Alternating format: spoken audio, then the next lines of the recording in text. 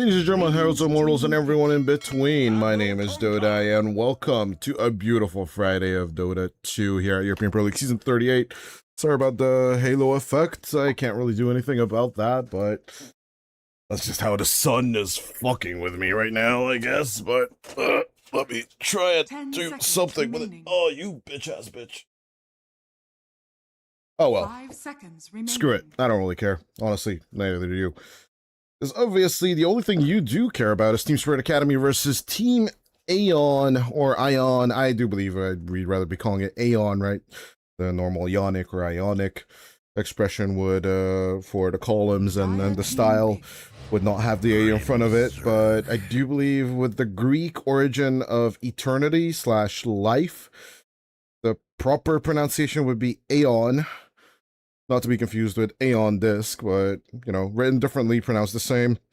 At the very same time, they are looking to end life more than preserve it, as they will pick up the Lycan against the Bane, a classic counter, but the Bane plus Grimstroke doesn't really offer much just yet. Double X marks the spot so far for Team Spirit Academy, double Fiend's Grip, if the possibility arises, as currently I think a Doom threat is imminent on the Team Aeon's side of things, as, yeah, Exodus Vampire's new little adventure coming through on this one, as he does pick up Retsu into his carry roster.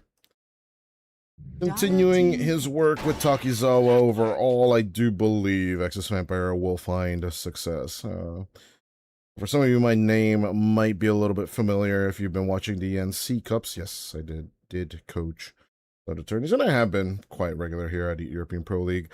But yeah, since that adventure did not work out for me, unlike some of our casters, I don't know, Toltrus or someone, I've never heard that name before. Yeah, shout out to Pakistan, shout out to Yawar and the boys actually making it through in the region. We weren't so lucky. Honestly though, like, what the hell am I supposed to do against Viha? And of course, the whole Advenom / Brame or Brahme lineup. Overall, not a weird thing of Aeon and the Greek expression. But yeah, back to the action, of course. 10 seconds remaining. Team Aeon coming through with this lineup with the more youngster plays. Of course, Exodus Vampire has a lot to prove, as you know, like his other Kazakh fellow countrymen are doing a little bit better than he is, and you know, signifying Watson and Milady actually going to EWC. He is still on the working arc of his rosters and building up those rosters, so hopefully he will find his stride soon enough with actually pretty high-ranked players on his roster. So overall, 10 seconds as long as you find that synergy in your lineup and the play, execution could be there, as they do steal the Ember Spirit for themselves at pick 17. On pick 18, right, the end of the second stage picks, the Necrophos rears its ugly head. Surprisingly enough, on pick 17, we don't get to see the Doom as to be expected. You know, a bit of a counter pick overall. Team Spirit Academy stick with double Reaper Scythe and double X Mark the Spot, and double Fiend's Grip, along with double Phantom's Embrace coming out in combination with the Soulbind. But of course, as a lot of people will say, or like us casters like hyping up those double spells coming out from the Soulbind and its casting, a lot of players will say it the otherwise. The biggest aspect or biggest commodity the Grimstroke has in its toolkit is going to be your Inkswell. Sorry about that. As along with that, Inkswell comes in a lot of movement speed, and of course an AoE stun, which makes the hero extremely viable. Greatly to be combined with the axe. I do love what Takizawa is banning over here, which does still beg the question: what will Team Spirit Academy have once we are done with the bans? And are they actually looking for an offlaner, or is it possibly a carry that can basically destroy the Lycan? Radiant team pick. Something along the lines of the Luna or the TB come to mind immediately. But since there are no consuming heroes anymore, TSA, you gotta find something really good for Kaseki. As the Shadow Fiend 10 is banned, seconds the Drow remaining. Ranger, not going to be addressed by either side, could still be a good hero 5 against the seconds Clockwork lineup. remaining. I would not be leaning towards his Templar Assassin anymore. And of course, his Sven just does not come into question with Wind Ranger Clockwork. Potentially Wind Ranger Lycan being on his lane. Those just don't sound appealing to me personally.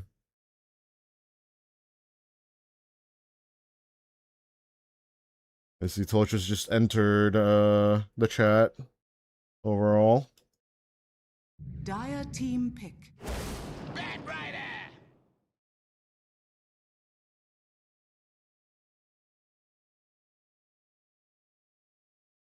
Yeah, out comes the Bat Rider, another hero that has potentially good spells in the double. On the other hand, 10 seconds remaining. 5 seconds remaining. yeah, with a minute and a half left for Takizawa to decide this very last pick. Keeper of the Light, absolutely addressed in the first phase. So the Necrophos for the long term. I think putting the Lycan is an option into the carry position. Tiny comes to mind immediately. Although I do have to check Retsu's hero pool. He's been playing these Ursas, Tinies. A little bit less so Sven, PL. They Choose pick your up the hero. Hoodwink. That kind of puts him into the Wind Ranger carry territory, doesn't it?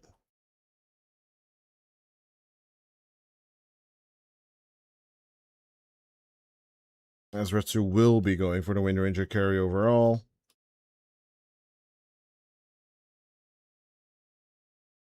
But the boys actually having pretty similar ages.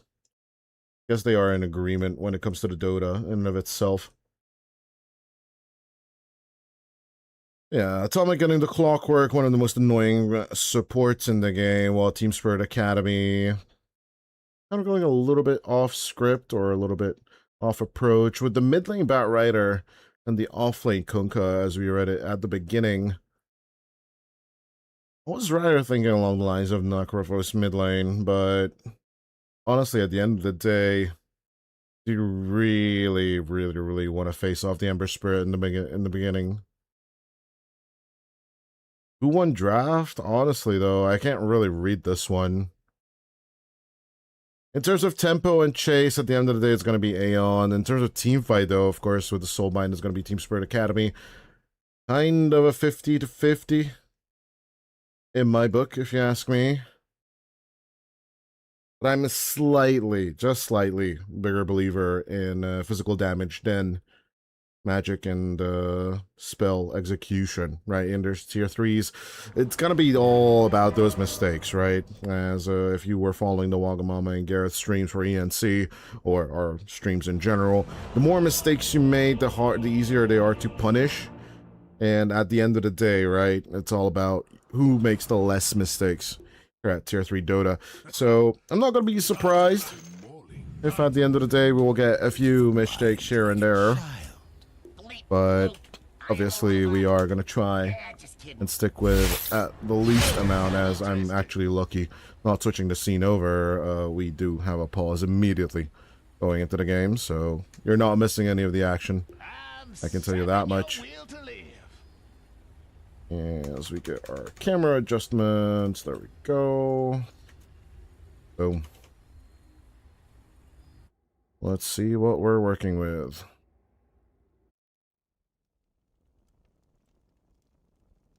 Yeah, no, in terms of tempo, I'm fairly certain Aeon should have this in the bag. So far in their tournament performance, they've been having pretty decent success, right? Aeon has won against Namika Gaming, one of the favorites of their groups. Did lose against RE Arise, otherwise known as, I believe, Cheeky Bamboni, until in the recent history.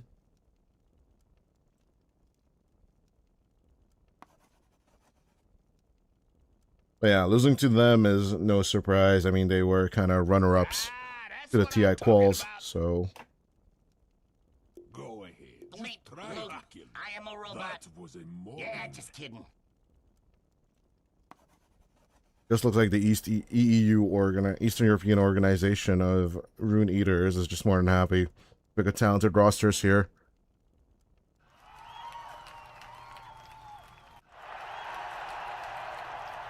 Of course, even the Navi Junior roster finding its way back to European Pro League.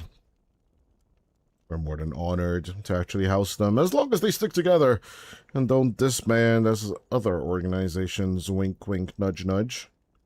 But yeah, I'm more than happy that PuckChamp was willing to give the Ukrainian lineup of Only Tal, Haru, Korgash, and of course Gothic and Hyuga a nice little chance of redemption.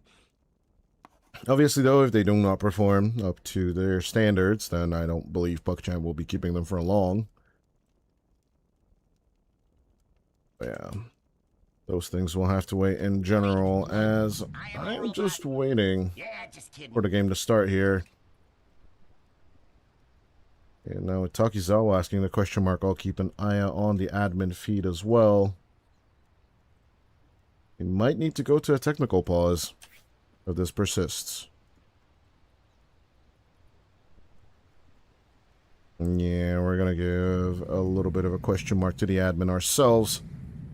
And as soon as they give us the green light, we'll be off for a little bit until the game starts.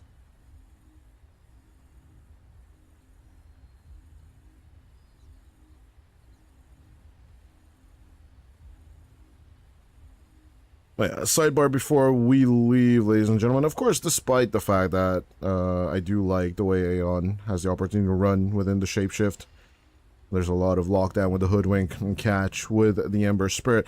It has to be kept in mind. The Bane's Fiend's Grip, and of course the Grimstroke Ink, as well as we previously mentioned, will be massively smoke breaking and of course teamfight breaking tools that they will more than likely use to their mass advantage. And of course, if they get to that tempo on the Spirit Academy side, where they could just move into Batrider whenever they want, gonna be a whole different ordeal. Well, got the green light for a break. We're going to move into a technical pause, as we're just not getting the answer as to why Team Spirit Academy is just not ready to go. So, as the admin and the managers figured that out, we're going to go to a little bit of a break. BRB.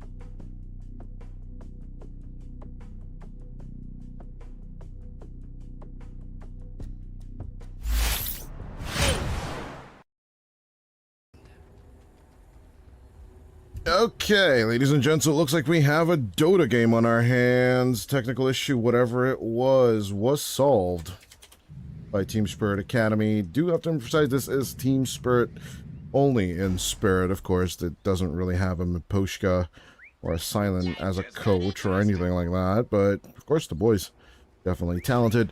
Do supply the upcoming stand-ins for the Team Spirit lineup if they are necessary in any shape or form. I do believe they're not going to be hauled over to tournaments and other stuff like that, but you know, they're still stepping up to the plate, still learning the ways, although they don't really do well in the TI quals, they don't really do well in the NC quals. Overall, team's been a little bit flopping to break it into the tier 1 circuits overall. Yeah, it's still good to see, even in EPL victories and losses. Teams that have not made it through, players that have not made it through, will eventually get to that level where they have the opportunity to just compete at TI. So did Satanic after he has played this 322 or 420 or 6969 tournament, whatever you want to call it. What you're here for is just some raw, rag, destructive Dota. And Takizawa and Atomic are more than ready to deliver on that, evening up those rune numbers. I see that Retsu was not available. Just keep staring at the Kunka and keep drilling. Sea Captain.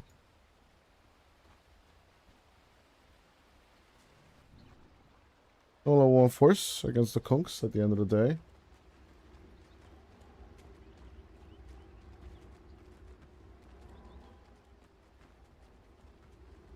Yeah, as we get into the laning stage, let's get ready to rumble, ladies and gentlemen, as we kick off the Friday day of European Pro League.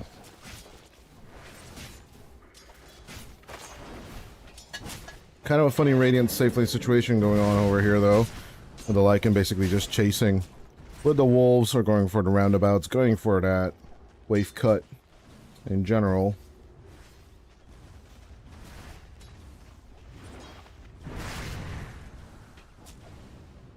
Phase 7 of the group stage. Starts off with a little bit of a Lycan strategy. On the mid lane, though, 86. I'm going to try an 86. Hold off overall. Head up to Bistro Hubby, of course. For the 86 Mahi Mahi. I say Bistro Hubby, but it's actually Bistro Huddy. After the creator's son. Didn't get to know it. And the fact that, yeah, the creator of the show did marry someone, I believe, from the restaurant they used to work at together when they were in their 20s. Then retired to an improv troupe or something like, along those lines, and has been giving us the weird shorts with Brad and Nicole and Aaron.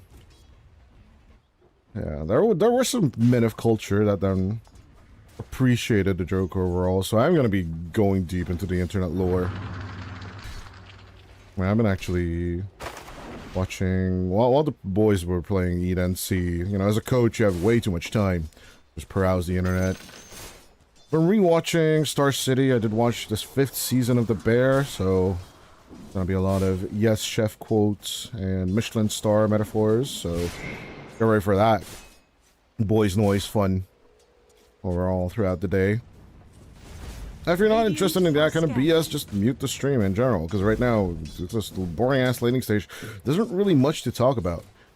For the Admiral, of course, you have the Admiral's Run, so the Kunka is just not going to be a kill potential as Vevo will get finally be bursted.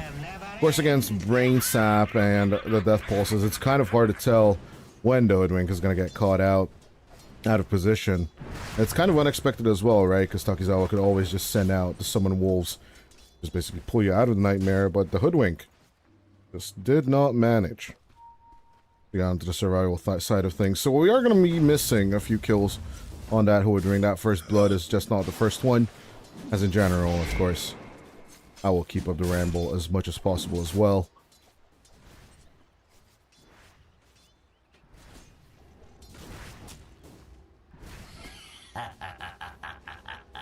But a lot of things to talk about, dear chat, and this is not a draft that I'm unfamiliar with, of course.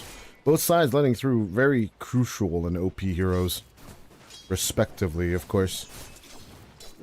Already 1k net worth lead so far, though. TSA ever inching forward. Secured themselves a good and solid early game. The minute 4 rune contest ain't really coming through just yet. Levo is strafing a little bit towards the mid lane, but I don't know if he's going to be committing just yet. While Adar and Atomic are fighting for their lives, Retsu doesn't really have the mana to help out with a power shot. Isn't even necessary at all, as Atomic will not get caught by the Torrent either. It will even up the board for the side of Aeon. Not fully level it out, it's just, you know, helping a little. As Vevo, and of course Cold Off, we'll be securing some of those runes, including the bounty for the Hoodwink side of things.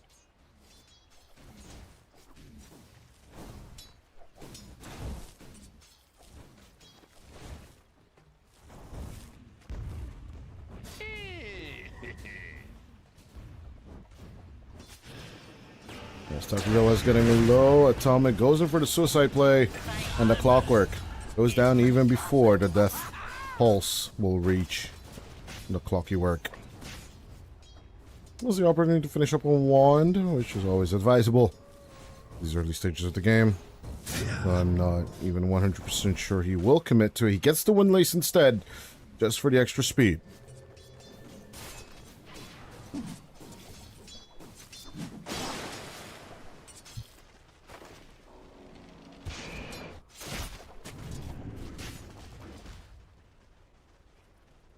Takizawa well on his way for that Helm of the Dominator. As is the huge expectation for summoners these days. Plus Centaur War Runner, plus Axe from time to time. Or just some lanes that just need to be dominated a bit harder. 540. Or a little bit of congregation coming out onto the mid lane. People just standing about and just watching while the cores just work.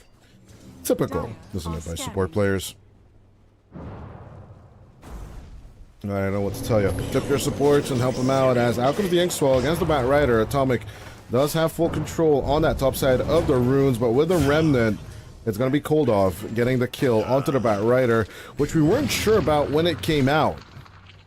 We were kind of confused as, is it going to be the offlane Bat Rider with the Grimstroke? Evidently not. It is the Kunkka on the offlane, which Team Spirit Academy feel comfy about, but should they, is rather the question, as, of course, even with the Torrent, no one can protect you from Cold Off. And, of course, Atomic. Small stack in the hard side of things in the triangle will be taken care of as Atomic even tips Idar. The bad execution, his reward will be found along with everything else, as Kate just tries to go on forward. They have a successful X-Mark to spot as they grab the Ember once more. Vevo will be giving over the Nightmare. SK will immediately click into it. A little bit of a mistake, but they will still manage to get the grab on the two supports. As Atomic will go down along with Vevo. Could be control for TSA. As the TSA does tend to control you. I'm telling you, those ones are all about finding that control. And speaking of control, pest control onto Vevo, as they will take care of the Hoodwink.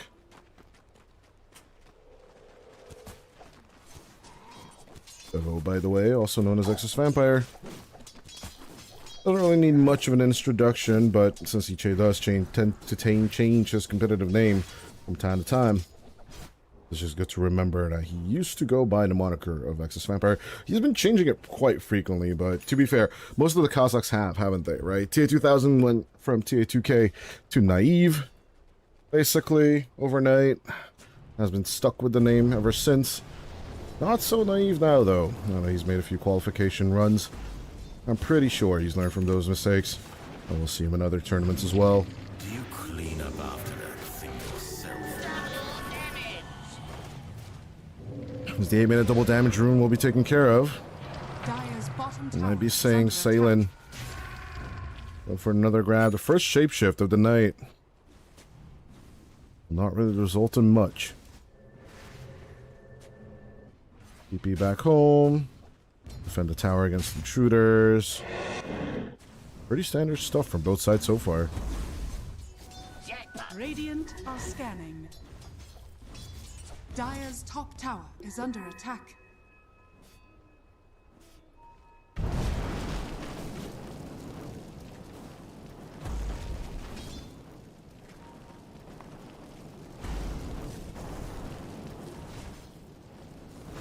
Nine minutes into play, though. 4 kills on the Team Spirit Academy side, 3 on the Aeon side.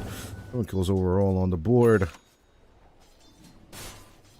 First 10 kills and the first tier 1 tower still up for grabs. As I'm pretty sure some of you are just eagerly watching those stats. Very hard to calculate in Dota in general. Like, even if you have pushing heroes, it doesn't really mean you are going to be pushing in general. I learned that the hard way from these current ENC qualifiers as well. Approaching towers is just not the usual MO for some teams. What can you do? Let's go with the Shackle. Good to catch. The Team Spirit Academy boys Retsu showing his experience, but it's going to be a kill on the mid lane on Idar instead, as the bottom action will just cease to exist. Hard to say if it ever began at all.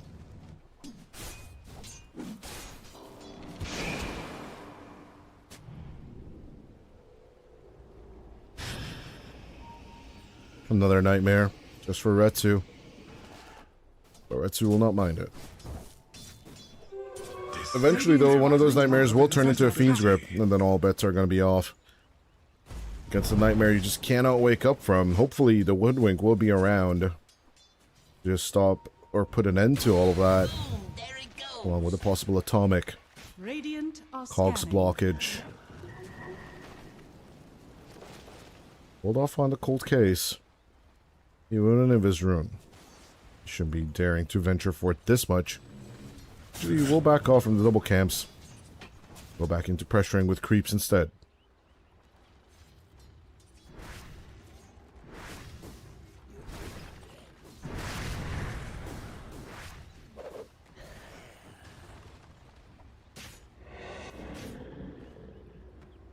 Back to name tags, though, of course. A lot of teams have been thinking about it as more of an homage to people they enjoy, you know? Some people will change theirs pretty frequently. Although that does tend to cause some problems for some Wikipedia editors at the same time. Just add to their confusion. Why the hell not, right? At the end of the day, it doesn't really matter to me. Whatever name you use. Dire are As long as it's on the one on the screen, I'll be casting what is truly on the screen.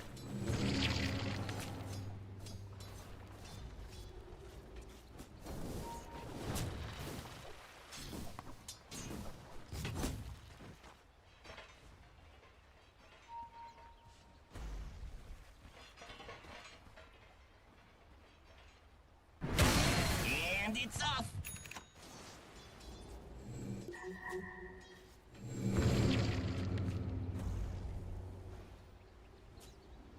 First 10 minutes of the game going by with little to no action. Already have 0.75 kills per minute right now on the average. When actually 0.66 kills on the board now that I think about it in terms of the math.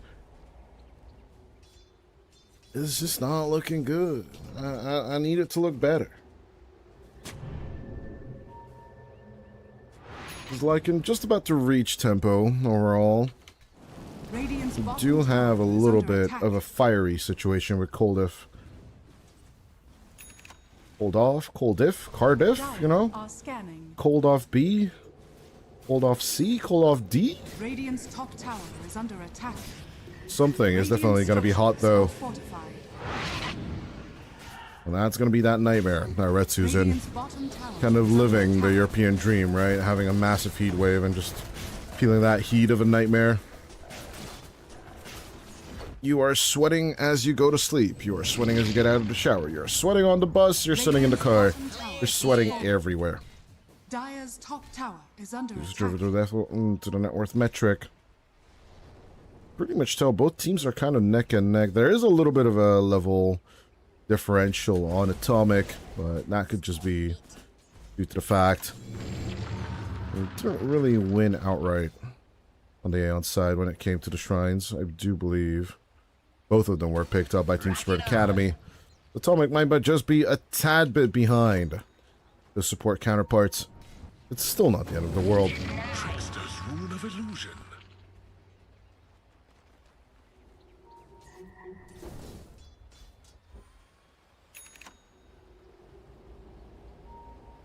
Do it with flair. Let's go with another lasso. This time, could it be enough to kill off Retsu? With the X mark and the Fiend's Grip, though, that is a massive yes. With great Radiant success. structures are fortified. Could it mean that they on side could be moving into the mid lane to keep up this pressure? Or are they just going to have to chicken out a little more? You can see 86 just reeling people in with a flaming lasso. And that just followed up by good plays. Dire's top tower is under attack.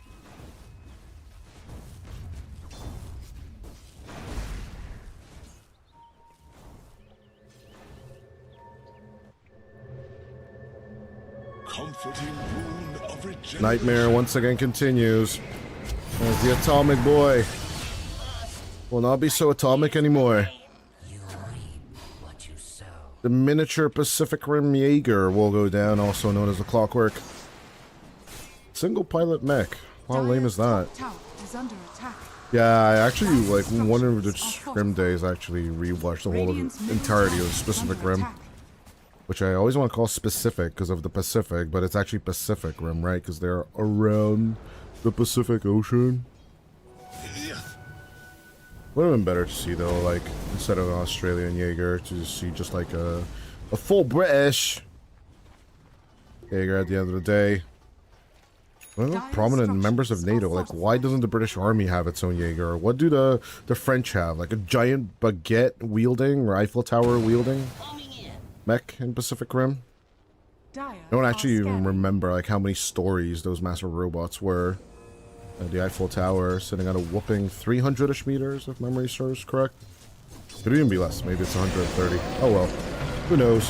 One thing's for certain, though. Texas Vampire, his death is quite certain. As with the Haste Rune, good with a Soulbind, a little bit of a reach around, tied to the Black Dragon of Hell, silenced up and pulled back. The Ember Spirit is virtually useless here, but they do find a block off. On to good old K. The Kunkka will be first, just as Tide, Hunter, and his epic voice line. That's to call it out. Women and children and Kunkka first. Well, maybe they're the first ones to die in this scenario. Besides the morbidity, though, we do have a little bit of a standoff situation on the mid lane. With so many heroes standing on the bound on TSA, they should use this timing and good position, right? They do have all the vision in the world. Back to define where Cold Off and Takizawa are. I think Takizawa walked into it. Not 100% sure. The Atomic, not blonde, actually looking through that vision and finding it eventually.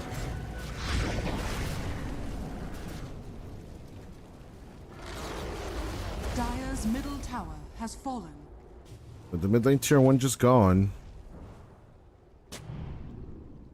What was the bottom one? Tower is under attack. On the allied side. Oh, it was the mid lane. For me. Or Kasevi. Kaseki. Actually execute this attack. All sorts of wrong.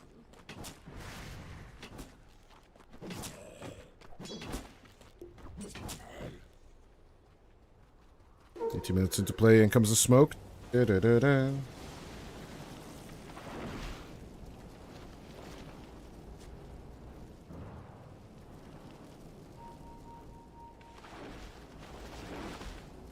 Dire's middle tower is under attack. Radiant are scanning. Atomic. Not much of a catch. It will be called off for the Searing Chase. Kaseki does fall massively onto the low HP category. That one vessel, figuring half the HP pool off the Necrophos. As with the lasso grab, they will find Nexus Vampire and scythe the living crap out of him. Second Reaper play. Coming out from Necrophos, ladies and Radiant's gentlemen. bottom tower is under attack.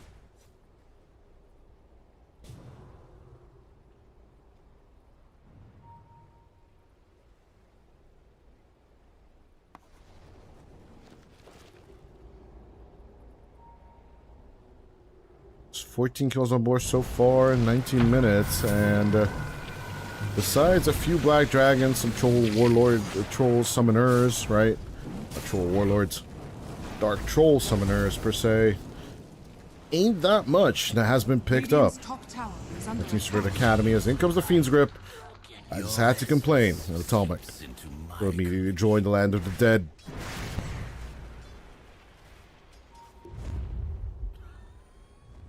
The smoke up. They are looking to continue the pressure. Seeing as there's only Radiant 30 seconds are of nighttime scanning. left, they're more than happy. But chasing around the ever so elusive Wolverine. Wolverine clawed lichen, I guess? Maybe? It's kind of hard to say, right? Well, even with the double blades, he does kind of look like Wolverine, though, doesn't he?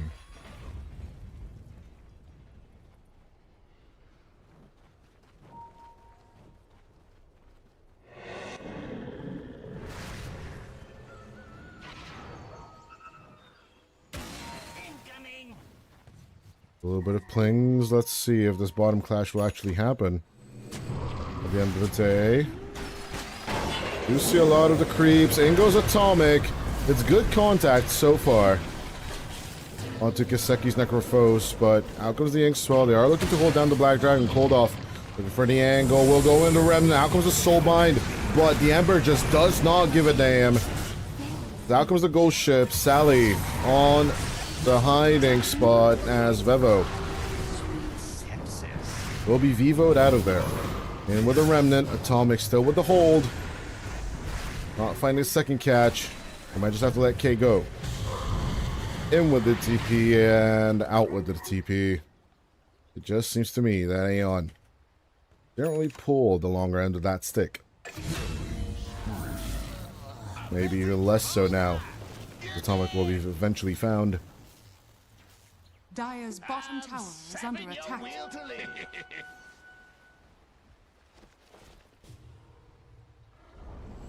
Dire's bottom tower has fallen. The bottom pressure. I can definitely tell there was someone else whose defenses Dire's middle just tower not is raised under properly. attack. As if they could stop me.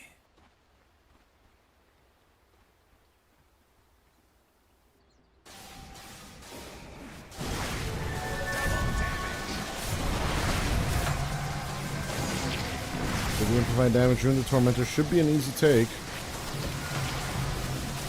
Team Spirit Academy will finally just muster up a little bit of an advantage, with Gaben favoring them 75% overall in this 3K net worth lead. I would say that's a tad bit high. In my opinion, it's more around the 55-45% win range, win probability range, but for sure, Team Spirit Academy are ahead, undoubtedly. The first 23 minutes of the game. Good lasso out onto Ritsu, followed up by the Fiend's Grip. There's just no saving in this redhead. Radiant's middle tower is under attack. Radiant structures are fortified.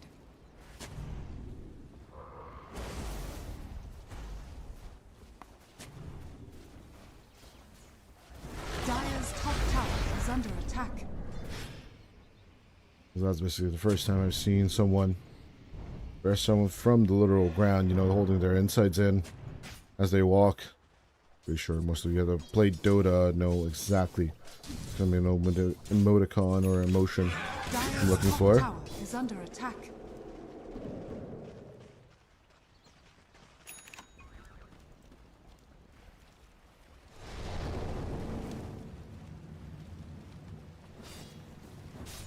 Radiant's top tower is under attack.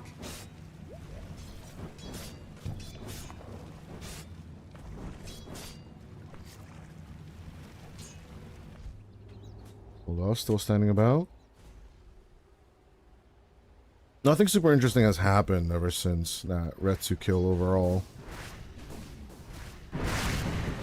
Both teams are just in mass farming mode. Kiseki and their very best to get to the heart, and more likely subsequently Radiant to the are Aghanim's scattered. Spirit, Aghanim's Blessing later on, later down the line.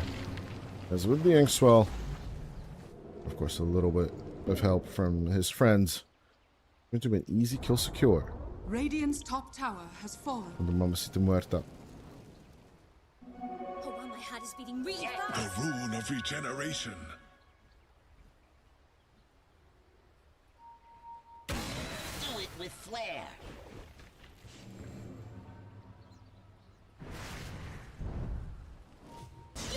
A little bit of a hold.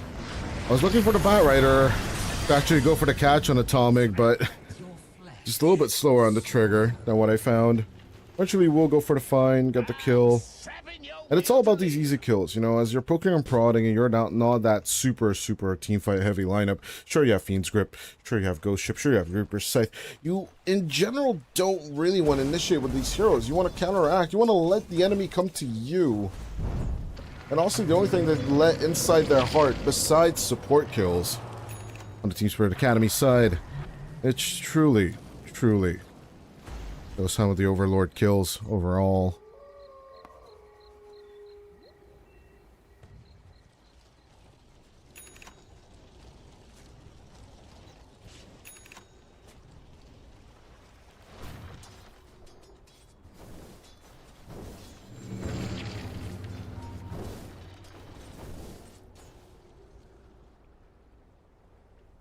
Spirit Academy now. Still up by about mystical 3,000 gold, but I don't really believe this 75% is accurate at all as you go into night number 3 of the game.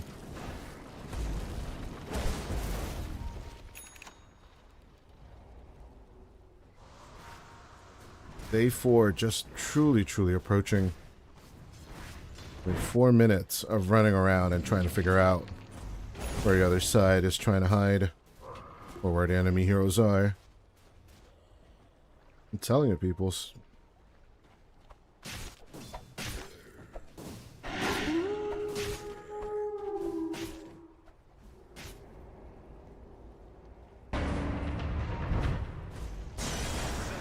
Another lasso target. We are just following Team Spirit Academy with these pickoffs. As soon as there's smoke sprayed, they immediately just go for the jump. 86 is not going to hesitate at these kills, so it's just going to be tougher and tougher for us to keep up with the camera. Unless he actually times those jumps whenever have the camera on his poor Bat Rider. Radiant are scanning.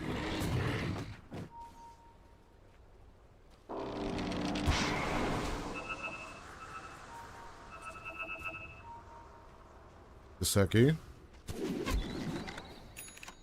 On the blank change. Radiant's Let's see if bottom Retsu tower is under attack. can get away from all this. Dire's middle tower is under attack.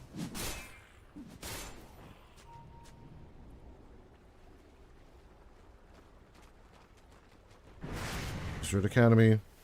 Question still arises though, how the hell are you gonna go high ground with this lineup? Dire's top tower is under attack. Sure, itemization is pretty much perfect, but my number one concern, and one of the reasons why I was going for Team Aeon, right?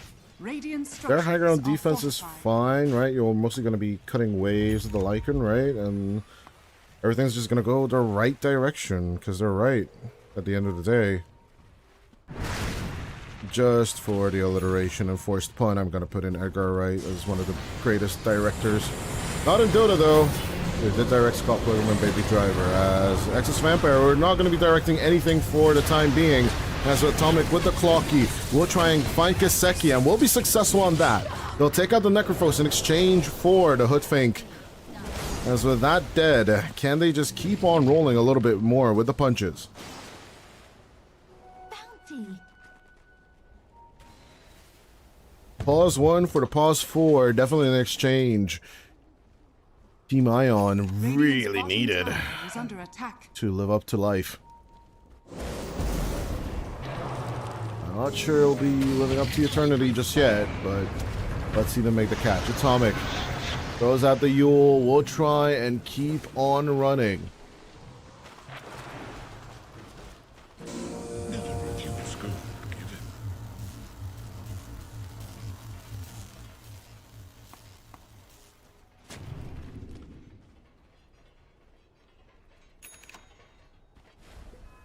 Druid Academy, desperate to hold on to their lead, will stick on their own side of the map.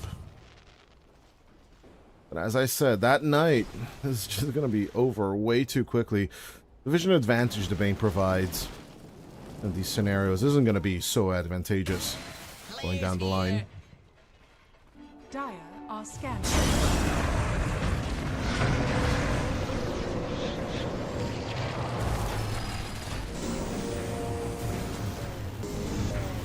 As Atomic, easy catch onto the Clockwork. It's still going to be a kill for 86 as the Nightmare. A bit of a save for him, but as soon as they find out that there's cliff vision on that TP outpost, play. They go for the Soul Bind, and they will try and leash down Takizawa. His BKB expiring. The Lycan could be in trouble. SK goes in for the pullback. Good with the Reaper Sight. Kaseki securing that one kill. Still, no find on the Bat Rider as there's going to be the TP event attempt coming out from the Ember Spirit. Mayon not really finding the hold just yet on Team Spirit Academy.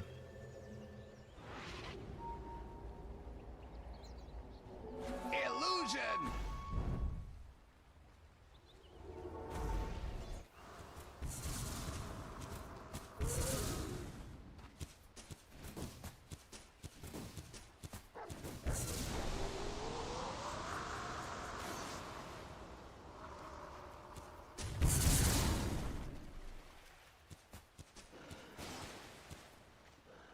Let's on the Rising Farm. We'll try and go for a Lincoln Sphere to protect themselves against the Bat Rider, Fiend's Grip, Reaper Scythe, and all that jazz.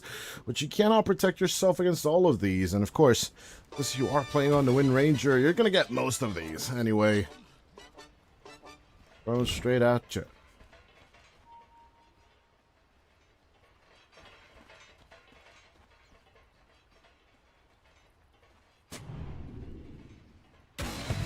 Yeah, so Zakizawa has the Radiant are BKB scanning. already. We're only going to be waiting for cold offs to get here, but... Oh, wait, no, that one's done too. Triple BKBs set up on the Ion side of things. Question is, can they finally find a hold on Team Spirit Academy, or are they just going to let these pickoffs happen in general? With the Death Seeker and a little bit of control on the Wolves. Dire's At middle least tower the is support under attack. kills in general, but let's see it. Baylin, good with the grab, sending in the Croaker too. Out comes the Nightmare. They'll just go in for their grab. The no-lift fire, baby, almost killing off Saitlin. Takizawa not gonna risk his hide for this Dire's meager top tower is under Bane attack. kill, despite Lycan being a big counter. To the Bane counter in general. Dire's structures are fortified.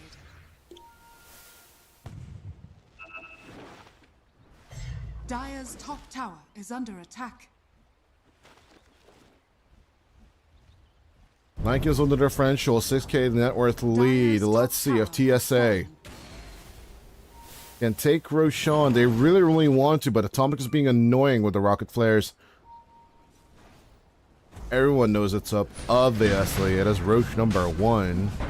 Why didn't even need to send rocket flares inside? Well, that's a pretty easy explanation, right?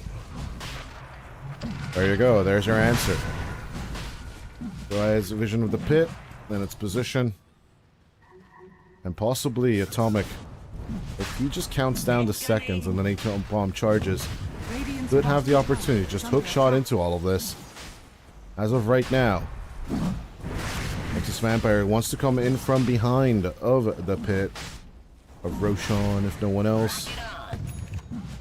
And as we enter day 4 of combat, let's see if that glorious combat will truly save them.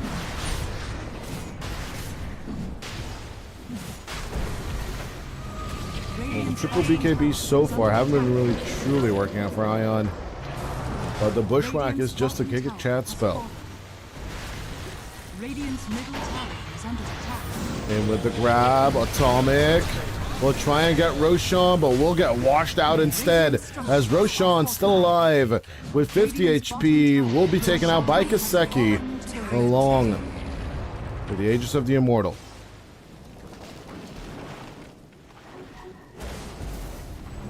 Solid attempt from Atomic. We can't really fault him for that one. At the end of the day, though, he's still going to be going down like a little pile of bricks. Lincoln Logs. Let's go with Lincoln Logs, all right? For your Radiant's middle 2 tower American is viewers that under are attack. watching this stream for sure.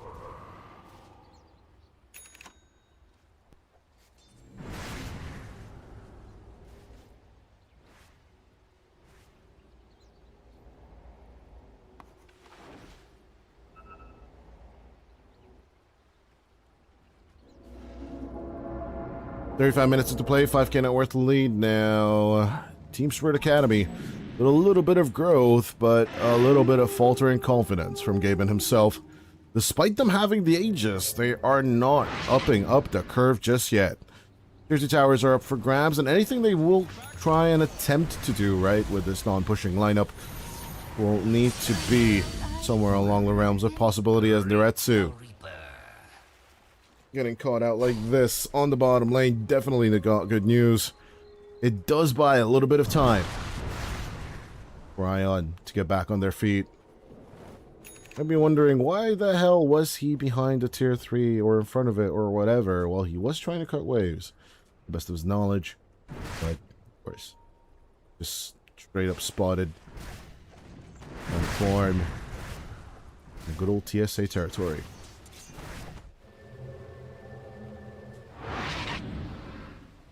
Radiant are scanning.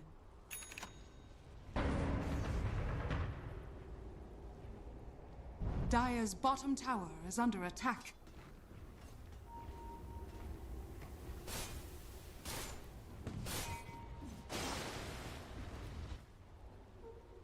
Dire's structures are fortified. Our net worth increase. Dire's middle tower is under attack. Our net worth differential increasing rapidly now, and so is Gaben's confidence in the Team Spirit Academy lineup. But they can actually finish this. So I am a little bit questioning as to, oh, now I got her. You're gonna go to the high ground. Dire's middle tower has fallen. Never mind. Who do you Dark Portrait, though? Is it the Lycan, your number 1 target? Dire's middle tower Send is up under on attack. top of that tier 3 tower? Is that even balanced? Is that even wise?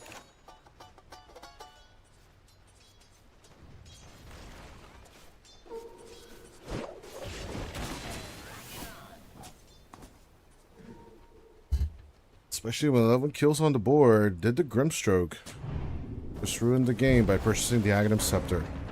It does seem like the next best evolution on your Pokemon, otherwise known as your Dota hero. I'm just not really feeling it from 86. I'm just not really feeling it, period. I'll be extremely surprised if we see Nisha play the Batrider on the mid lane at Dire's all. bottom tower is under 86 attack. is making it feel like a little bit of magic. Going out farm cold off, the Ember Spray has never truly recovered. The vessel he built isn't really leading up to kills either. Just more my games, people say. An afternoon restorative. Dire's bottom tower is under attack.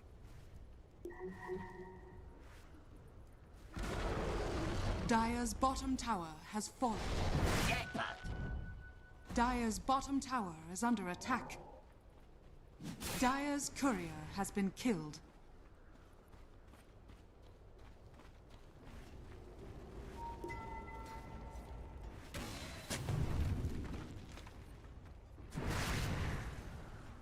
Dire's middle tower is under attack.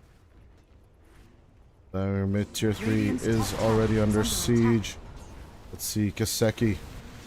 Over 40 seconds remaining on that Aegis. He'll be right-click damaging with the Necrophos. This will take an age and a half. This is like demolishing a building with a single hammer. You heard that right. Not a sledgehammer, just a little handheld one.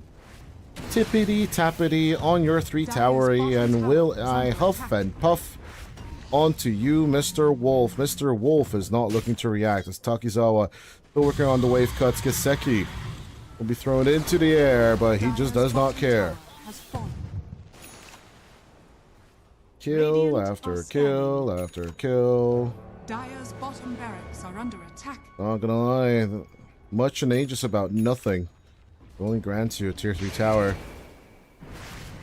Let's see if Ion can actually. Dire's bottom Rayon barracks can are actually under attack. make any impact on this. Right? Good with a double lasso. I don't know how he broke that Boots of Baron with, but Mario Lincoln's Sphere with, but more than likely it was with the Force Staff as Nexus Vampire.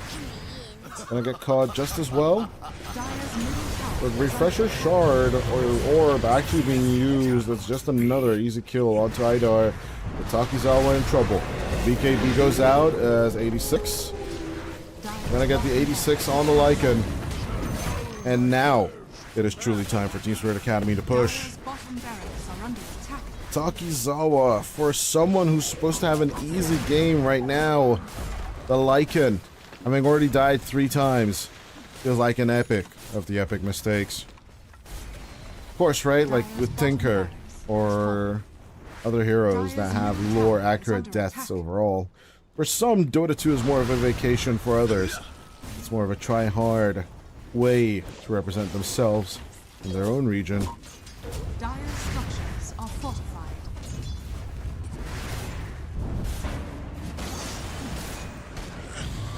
Team Spirit Academy moving on forward. Shiva's Guard just to grant the new little one. In this case, the Hoodwink. Tier 3's down. Wondering what this Cuddle's doing though. Not really adding to the cause much. Dire's middle barracks are under attack. I guess I immediately when I Dire's turn middle on. barracks has fallen. Dire's middle barracks has fallen.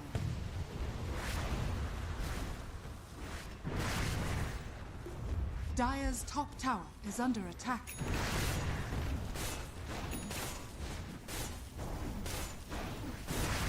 This is tier 3 tower. It's been being beaten the past 30 seconds at this point. I don't think it's ever gonna Radiant's end. top tower is under attack. Dire's top tower has fallen. Dire's top barracks are They're under just attack. continuing to the ends of the earth. As finally we do hear a lasso, but where is it? Good with a fine, Soulbind on to 2. Idar nullified and destroyed as Retsu goes in for the back line. Good with a double side, double buyback immediately from Takizawa and Atomic. Shapeshift committed already for the previous fight as with the Lincolns. Good with the break. K will not find the X-Mark to spot on the Wind Ranger. The Wind Runner is just not gonna die. Where'd you go?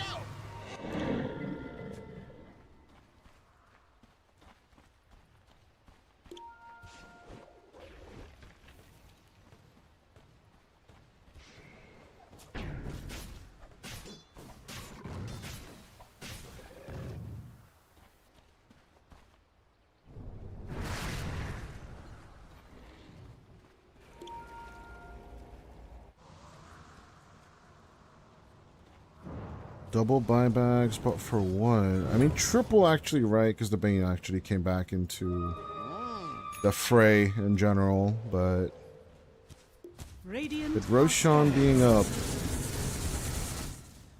the next battle, the next encounter, to actually decide which team have a better chance at ripping the other one a new one.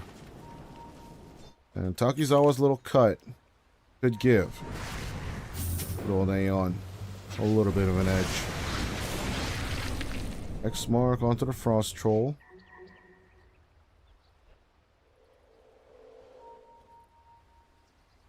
I don't even know where he farmed them out because they're just evidently not going to be available.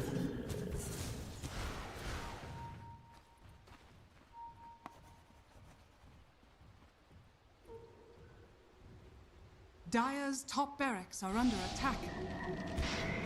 Starting to think that one Lincolns in general is just not going to be enough for the Ion team lineup, as they are losing the buildings nice and slowly, right?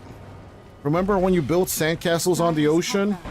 Well, Kiseki is basically the ocean, and the Dire base is the sandcastle you built. As the hook shot will be messed up, but it will get him to Kiseki. A little bit of cog blocking action coming through onto 86 and K, but they are just absolutely fine.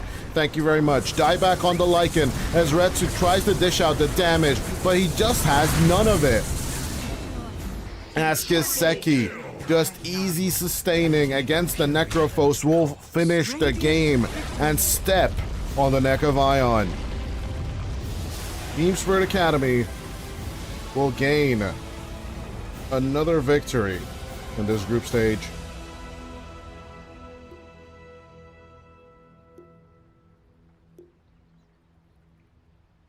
Yeah, one thing I'll give to Team Spirit Academy, right, at the end of the day, they did beat RE or Rise. And overall, they've been struggling in Season 39 as well, right? If we are calculating it all together, this is their 5th game victory throughout the season in basically their 4th match overall. You'd be expecting a little bit more, but obviously even just those solidarity points in the series they lost, they can just be high value when it comes down to elimination at the end of the day. If they get another 2-0 this time on Aeon, against Aeon, that would be something to watch. As Team Spirit Academy, I've been struggling in the past, but this time around, just one death across the board on all 3 of their cores is beyond impressive, especially with the Lycan draft on the other side. Add insult to injury, the bushwhack, and other stuff. Although, of course, with a tree-cutting ability in and of itself, 86, do not be super worried when it comes down to this. But yeah, not the outcome I would have expected myself. But Kiseki just out-healing everyone out of his mind and basically collecting 10 Reaper Scythe charges just to actually sustain himself. That in and of itself is a great testament to Team Spirit Academy and their capabilities. But Game 1 is now history. Let's see what the present's going to be in just about 5 minutes' time when the break is going to be over. Team Spirit Academy takes the lead, a beautiful 1-0.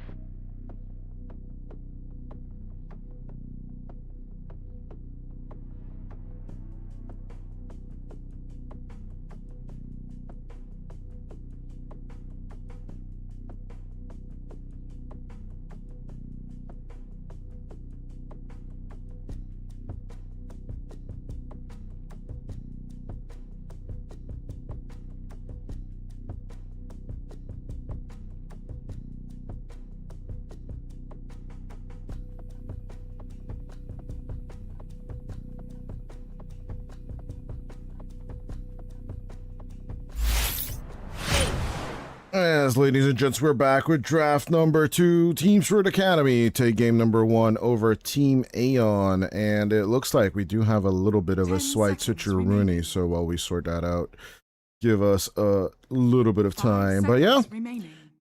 Team Spirit Academy just absolutely going for it with a very, very pick-off oriented draft, right? At the end of the day, it doesn't seem right that you can actually do about 11,000 building damage with a Necrophos of all things. But, you know, at the end of the day, if they're not going to come, I'm just going to be hitting buildings, right?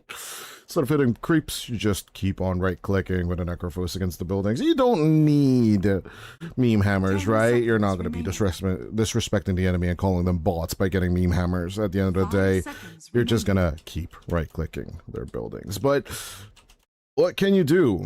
At the end of the day, if the enemy is just a massive unit of healing, lockdown, and other spells, and you just don't have the damage to actually step up to the plate, you're going to find yourself in a situation such as Team Aeon did. But they're going to be sticking with their guns. They're going to keep up that meta pick as they pick up the Shadow Fiend along with a Clockwork and a Rubik to steal that beautiful Fiend's Grip with a little bit of amplification. But there is your answer. Immediately out comes the Brewmaster plus the Witch Doctor.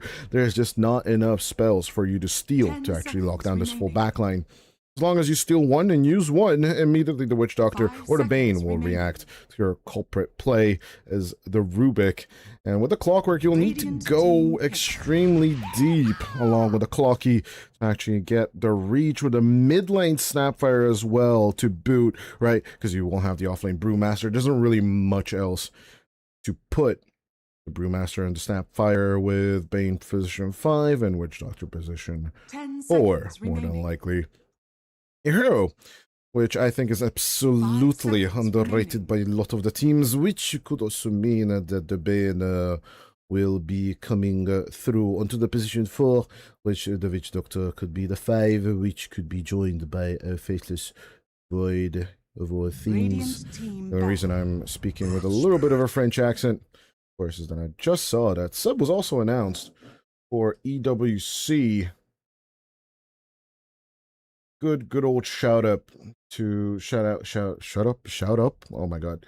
Shout out to the EWC talent 10 lineups. seconds remaining. A lot of my friends are on there, so really Five excited team for all my colleagues doing EWC, and I will be Radiant watching team EWC. I hope we're going to be on hiatus once EWC starts. I do believe we need to work 3 days into the group stages of the tournament, so that's going to be a little bit of a grind. But after that, it's just going to be cold beverages and just watching 10 all of that seconds great remaining. Dota just before TI, which is going to be the main 5 goal seconds remaining. of the tournament of the year, right? TI is always the big celebration tourney we all watch, which hopefully is not going to have any kind of tournaments or any kind of EPL under it. We always ask management not to have one, but then of course managers from teams do always want to please their investors and please the sponsors that some of the teams have,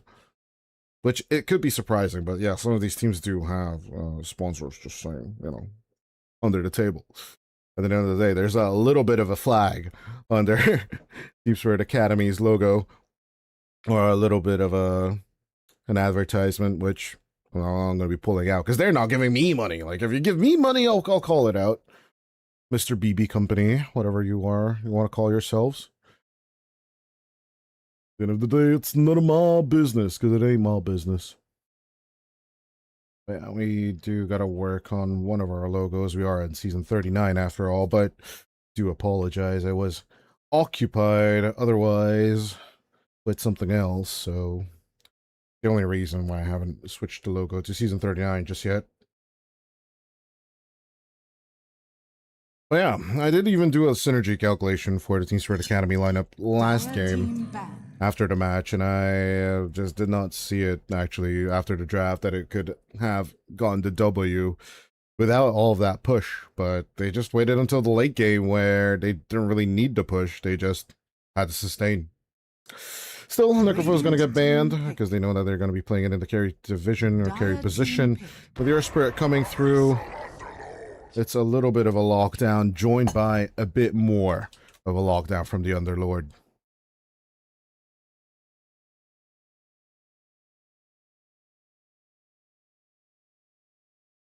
Okay, save a 10 copy. seconds remaining.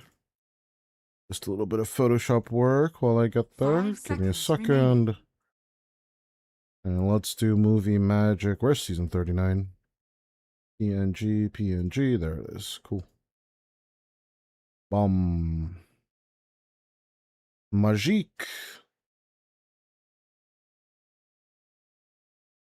Season 38 turns into season 39. Did you believe this is Champs?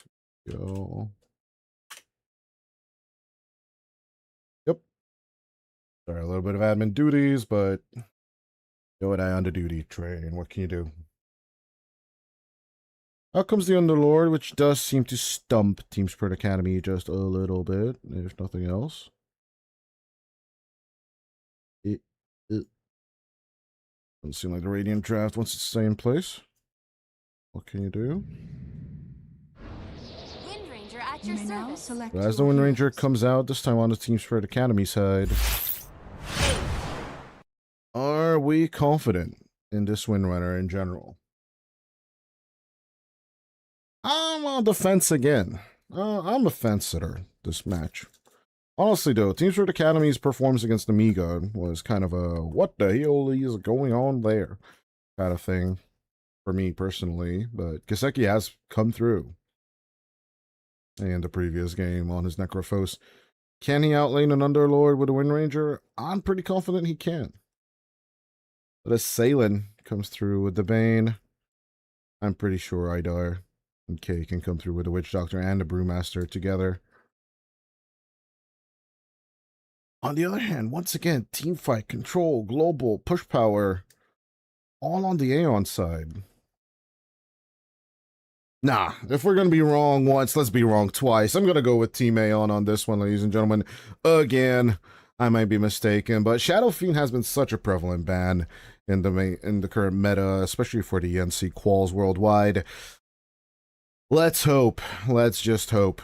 I'm gonna be on the right here. If not, though, massive W for Team Spirit Academy. And if you are wrong, you learn. Are we looking at a meta shift where the Monster Hunter costumed lady is just way too strong? Or is the Fiend from the Shadows just way too weak? Find out now next week on Dragon Ball Z. Maybe when the game starts.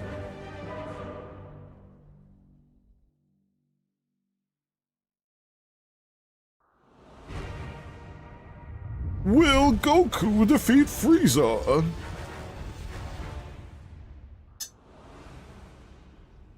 Does anyone remember those childhood memories, right?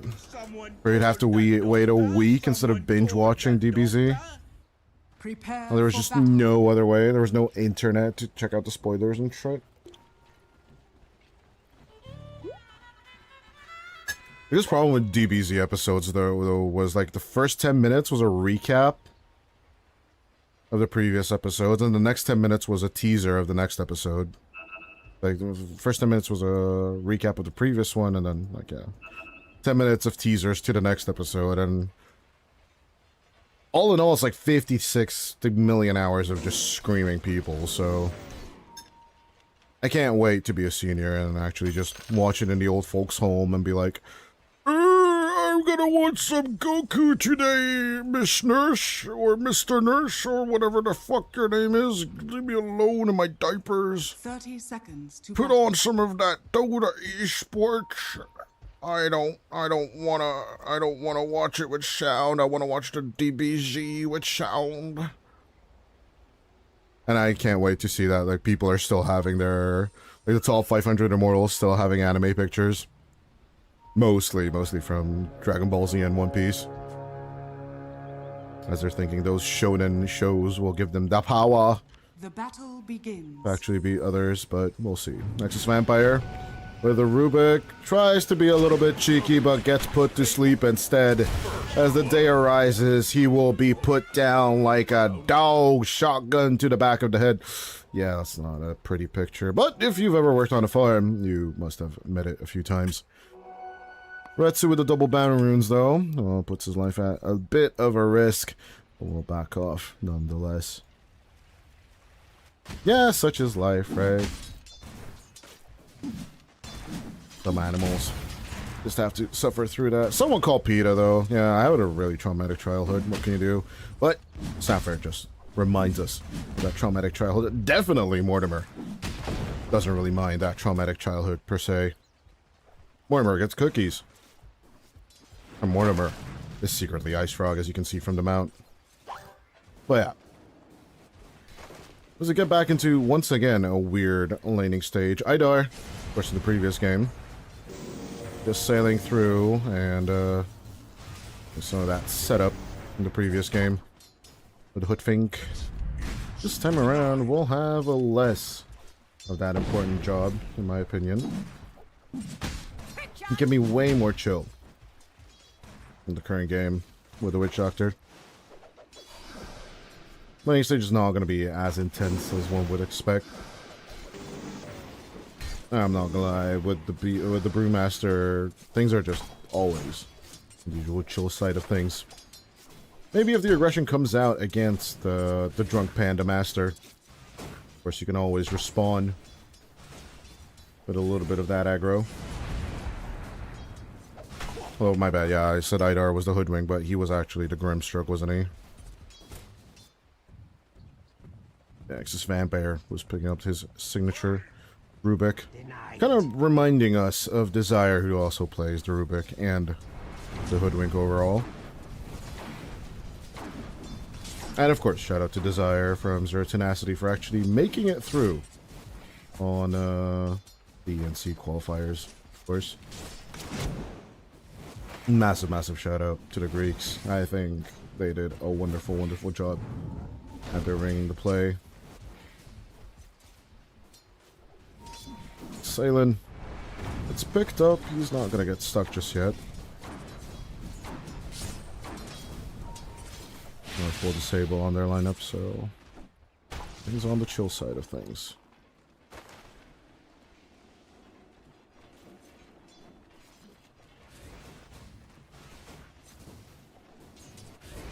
Yeah, once again, 1-0 for Team Spirit Academy. I do have their logo on the wrong side, though, so we're going to be correcting that in just a short second. Give us a minute to adjust. TGL level of production, ladies and gentlemen. Although I don't believe I get half as much money as they do, but what can you do? Life isn't about money. Life is about great games to cast. And having a roof over your head. And your cat's belly being full. I usually get paid in cat food, is all I'm saying. But you get used to the taste after a while. Takizawa and Nexus Vampire. Still keeping under pressure up here as Kaseki and Salen. Looking for that opportunity to actually get on top of the Rubik, but they're doing a very, very good coordination. If you look at it, Nexus Vampire, unless he has reach to the Bane or to basically just sabotage Kaseki from getting the last hits, they are keeping up a position where Takizawa is just basically positioned in between Salen and Nexus Vampire. As soon as he gets into that kill position, one more right click is all they need to actually get the Underlord, but good with the Fairy Fire, or was it maybe the Healing Lotus? I do forget which one was in his inventory. I wasn't looking because I don't pay attention. The Underlord does manage to survive.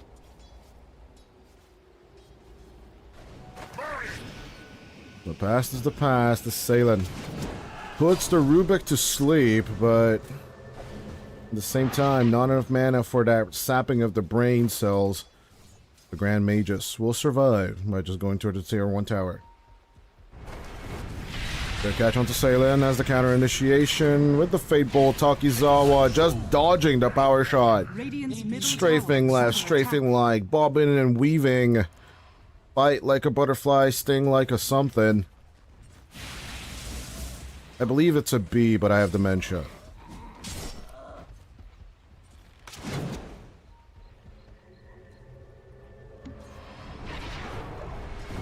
Takizawa, Firestorm, aggressive onto the lane. Out comes the sleep, but there's no mana for the power. No shot, as it will be a bit of telekinesis power. Even with the Jedi Mind Tricks, it does not lead up to the defense of the Dark Lord, Underlord.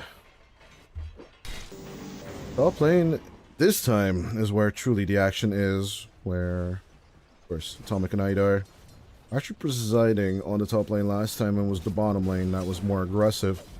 It just seems like these two lineups, safe lane and off lane respectively, are just not looking to have a peaceful time overall. What can you do? Even though peace is an option, people are just not willing to live with it. Idar. Radiant are scanning. 86. Minute 6 rune aggression as Atomic tries to block it. We'll pick it up before Idar can deny it. Hold off. Not happy either way.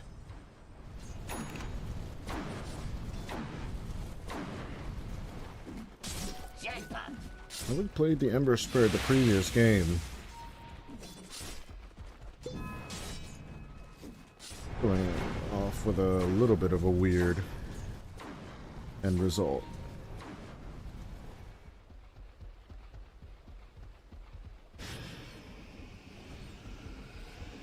Put to sleep by the sweet, sweet words of Bane. Nexus Vampire and Takizawa once again try and break Batman's backbreaker hero, also known as the Bane. Or does Bane count as a villain? I guess he turns positively heroish later on down the line as Atomic tries to contend the Shrine of Wisdom, but gets lovely, lovely kisses from Mortimer instead. On the other side of the map, also Takizawa will go down. 2 kills plus the Shrine of Wisdom for Team Spirit Academy. Once again, a wondrous start for Miposhka's Academy team. Maybe him returning as coach, and he started working with the Academy boys, right?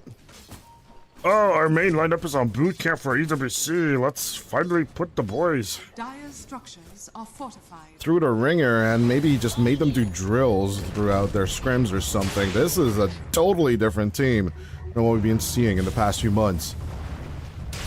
A cold off begs to differ. Goju managing to grip, gets the pull off onto 86, and despite the magnetize ticking off to less than 90 HP, it'll be easy Dire's survival middle for the tower is grandma. under attack.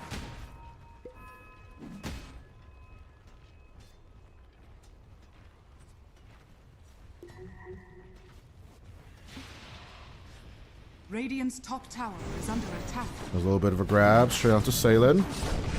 No, Roshan deny for you. They try to say on Access Vampire, but Roshan says otherwise. My kill, Dire's bitches! bottom tower is The under easiest attack. smackdown of Roshan ever.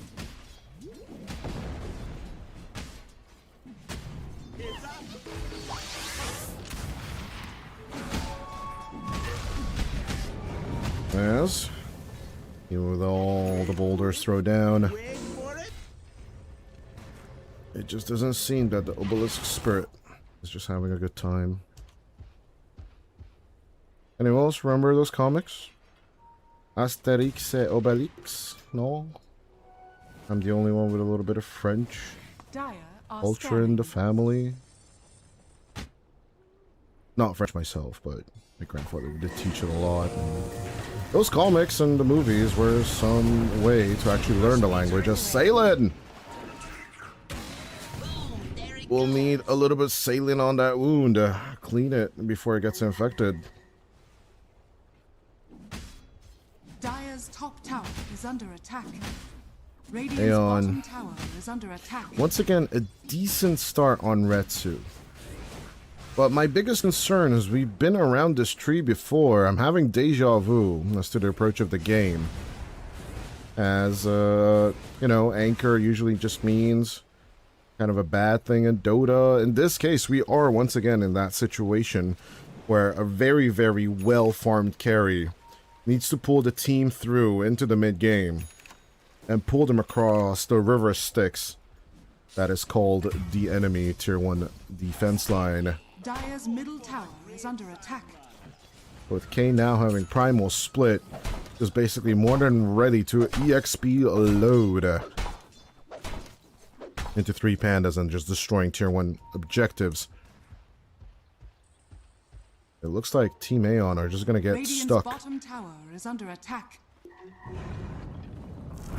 in a point and a hard place. Requiem of the Soul straight onto the panda. As Retsu does have his priorities straight, we'll get the right clicks off on to the Witch and the Doctor. Atomic coming in from behind with the cog block. Can he help out his carry? The answer is a big fat N and an O as the Grandma reigns in with Ice Frog from behind. The panda rejoins itself, but Kiseki is coming in from the outskirts. The Wind Ranger is here as the 3 cores join up to be a little Voltron robot of damage. Radiant's bottom tower is under 11 attack. minutes in, we have 10 kills on the board, and Team Spirit Academy are giving us really good food of content. Radiant structures are fortified. Boys, if you love action, Team Spirit Academy are making sure you're gonna eat good tonight.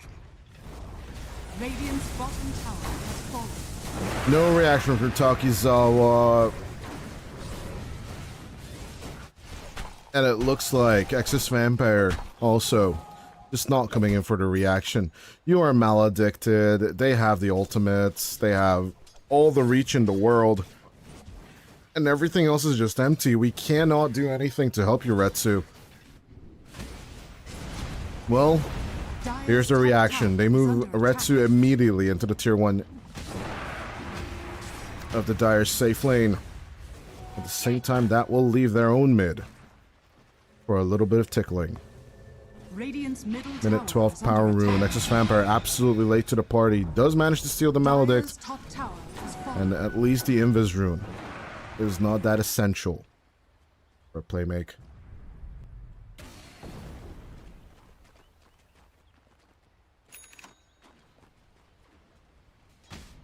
Wind Ranger scaling, not kicking in just yet. Mere 1,500 gold-ish behind the SF. But that tempo will pick up very fast as soon as that Maelstrom is done. Or emphasis on should. It should build up very fast Is under as attack. that Maelstrom is done. Don't worry, Mortimer. I'm still here. Okay, gunning for the Aghanim Scepter. It's been a while since I saw this here, I'm not gonna lie. The extra level into the Primal Split Radiant while you are reach scanning. it to level 4. Right, we'll definitely move things along here. Drinks are on you.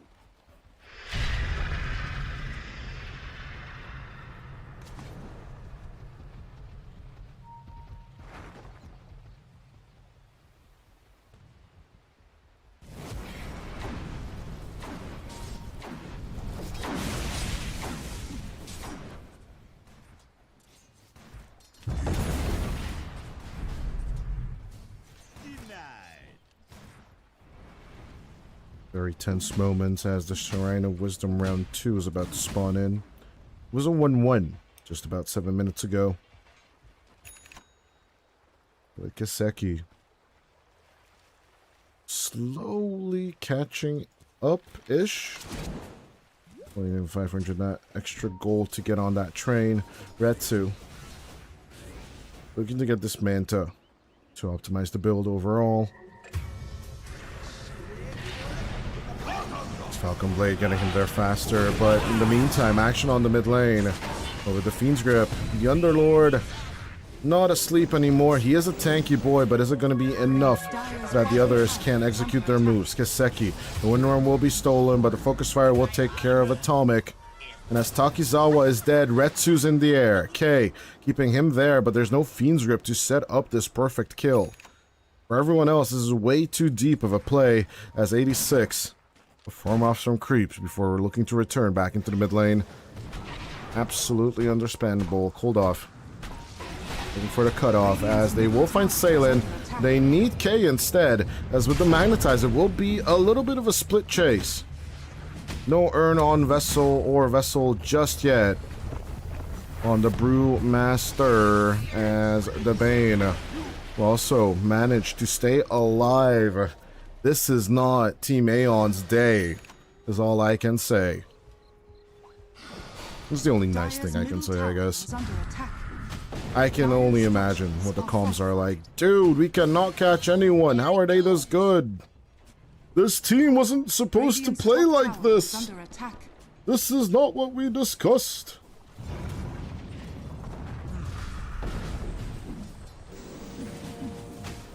But yeah, they're still struggle buggling to catch up to the middle of the pack, which is Team Spirit Academy. So overall, this net worth value does add up. As long as Retsu does not join the fight, or he's the first one to get jumped Dire on are the Team Aeon scanning. side of things, they cannot fight into the overwhelming force of TSA. As long as they bring the numbers, as long as they stick around their lanes, as long as they stack up their camps, give all the XP in the farm to 86, things should be alright. Idar. A little bit of dewarding, but Excess Vampire kind of having enough of all this shit. We'll move into the mid lane. Will it be enough for anything? Well, according to this, it's going to be a big fat freaking no.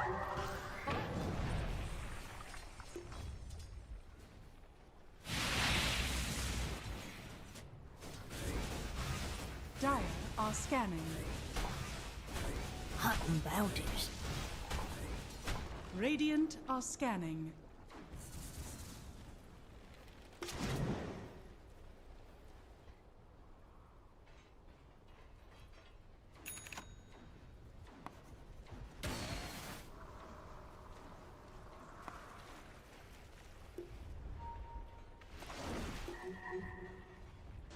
Dire's middle tower is under attack.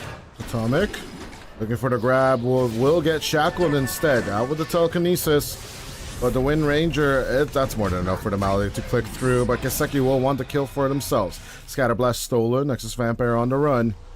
There's nowhere to run, my friend. And with the cookie, little shredder, vision provided by Idar, as he goes in for the Scatterblast onto 3. The Rubik will get caught on a tree. And once again, the Maledict. It's just there. Secure the kills. At the end of the day, Fiend's Grip out onto Cold off, but despite the cold, Is under attack. your Spirit will manage to get the hell off of this. Holy mother of slows.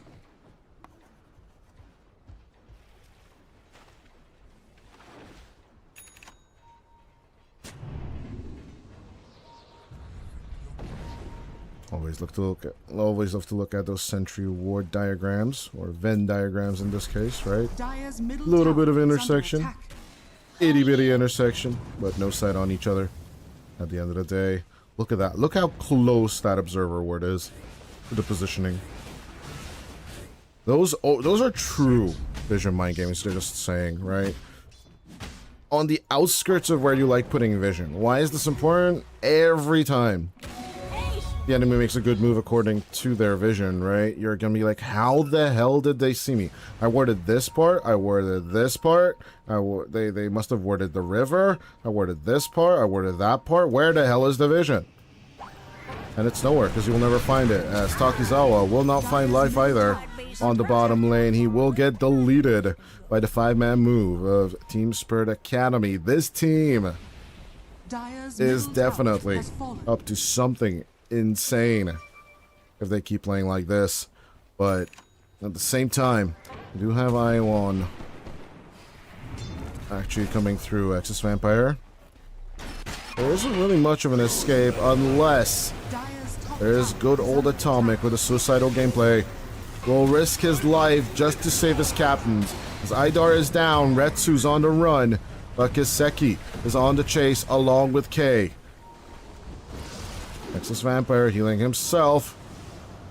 Every man for himself, as they say, as K throws down the SF onto the ground. No, Requiem of the Souls for you, as Retsu gets executed. So will be the shame for the Rubik, but as Koldoff comes in, he will get 2 kills onto 86 and Kiseki. The Boss 1-2 are dead, as Salen and of course the good old K Brewmaster are on the run. 3 for the price of 2, but that is an expensive exchange. Well, it took maybe 4 because they did kill the Witch Doctor as well.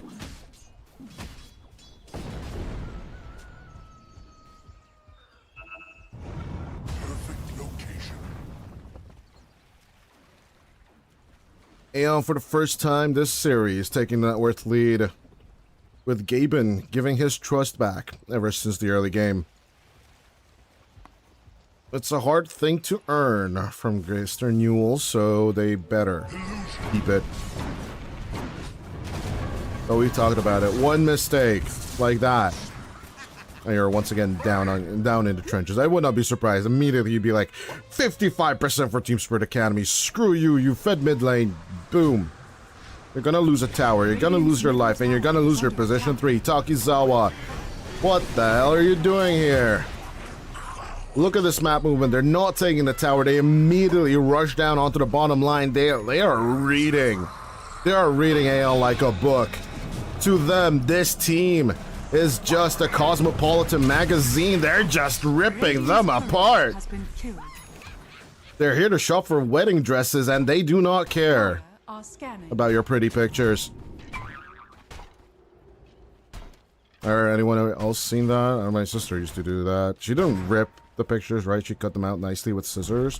But when we went bridal shopping, actually there were nice ladies with a lot of taste, right? Is what I'm trying to say, but they literally had the pages ripped out from the magazines instead. As what the hell is Atomic doing? Gets blown up once more. No Tormentor for you. Nice attempt though. At the same time, I was like really truly shocked. Like, you frickin' barbarians, what do you mean you ripped out the pages? Well, I was just browsing the magazine and I ripped out the ones that I like. Rip out the pages of the magazine? Jesus. Were you born on a farm? Radiant's middle tower is Which under is attack. fine, you know, if you're born on a farm, but like, be civilized. Like, cut out the pages with scissors. Like, holy shit. Maybe, I just have way too many pet peeves, right? That's why I'm playing Dota. Game is not pretty, I'm not playing the game. Game is not balanced, I'm not playing the game. If Loda complains about balance, I'm definitely not playing the game.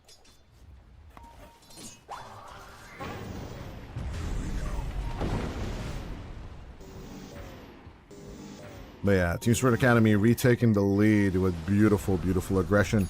Immediately, Gaben changing his mind back. Radiant's He gave the Aeon boys one chance, and his Exus Vampire just gets ripped to smithereens behind his own tier 1 towers. Team Spirit Academy don't care.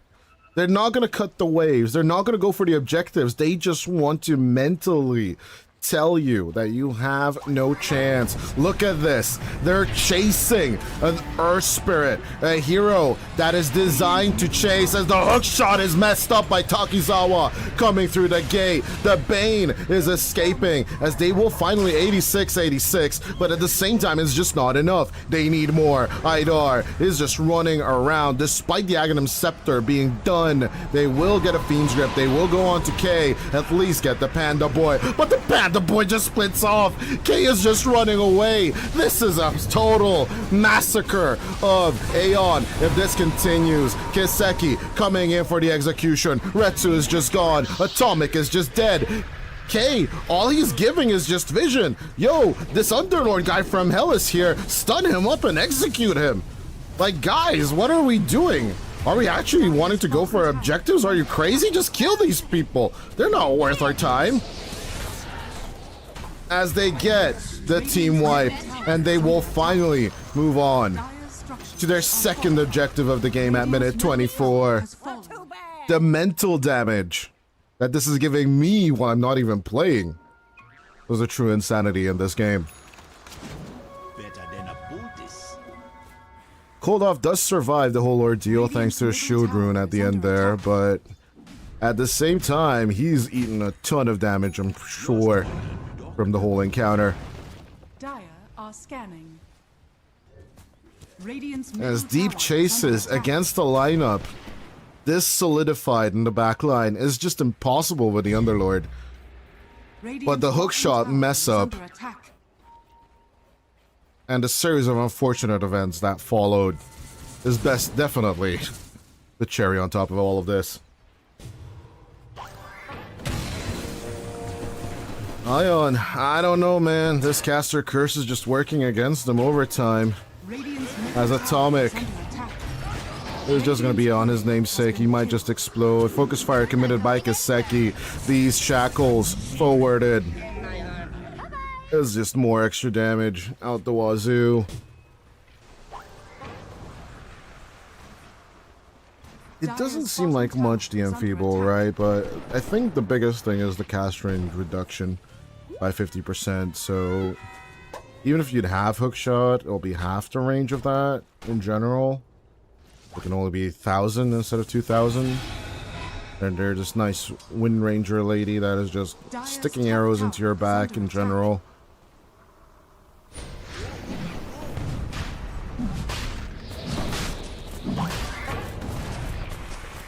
Dire's top tower is under attack.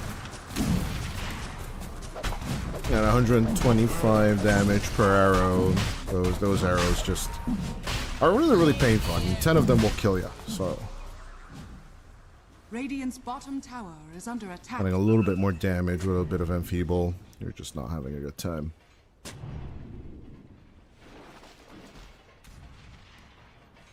Roshan has fallen to the Dire. Dire's top tower is under attack. Radiant's Actually, bottom let's see who tower has is Terror under of attack. Niktasha on them. Takizawa has 3, dude. 15% damage increase. Oh my lord. There's 5% on the Rubik from the disables. Radiant's That's debuff structures increase, are not damage fortified. increase, right? Radiant So are scanning. there's 2 on the Rubik, 1 on Retsu. But like, the only one that is not haunted Radiant's by bottom nightmares, tower right, is Cold under Off. attack.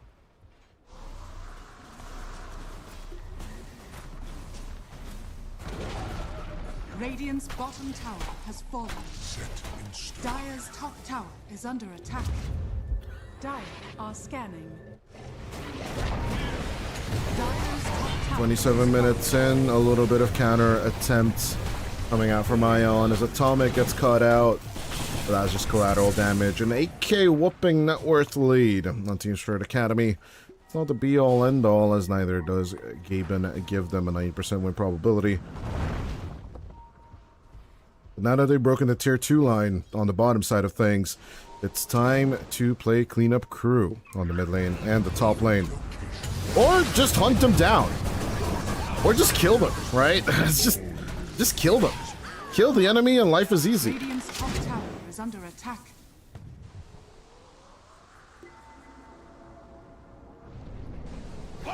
Nexus Vampire doing his very best to just cut things off. And a bit of time. Nothing else. Pick it up, Mortimer. Dire's bottom tower is under attack. And it's an easy little shredder kill onto Atomic once more. Radiant's top tower Not that important. Collateral damage as we've mentioned it before. Minute 28. Even more essential. He's gonna that Shrine of Wisdom. Radiant's top Retsu tower should have had a smooth sailing time. He does have the Manta. He is on the Pike train. He will be looking to skip it. To try and get a Monkey King Boar to kill off the Wind Ranger faster, but Dire's bottom tower is under he doesn't have the BKB. I mean, he does have the BKB now. Radiant's top Once again, tower has fallen. up and alive. He's not looking to defend just yet. It is an Aegis Wind Ranger, though, so kind of understandable that he's a little bit, whatchamacallit, hesitant about getting kills as K. Good catch from Atomic for taking out the Snapfire's courier, but you should have left, buddy. I mean, he did go left, right? He should have gone right. He stayed behind Radiant's top tower the tier is 3 under tower attack. and still K, which is easily Radiant's murder him. structures are fortified. As 86. Oh, gonna get right like that easy as the last tier 1 tower of the game will fall on the bottom side of the Dire off lane.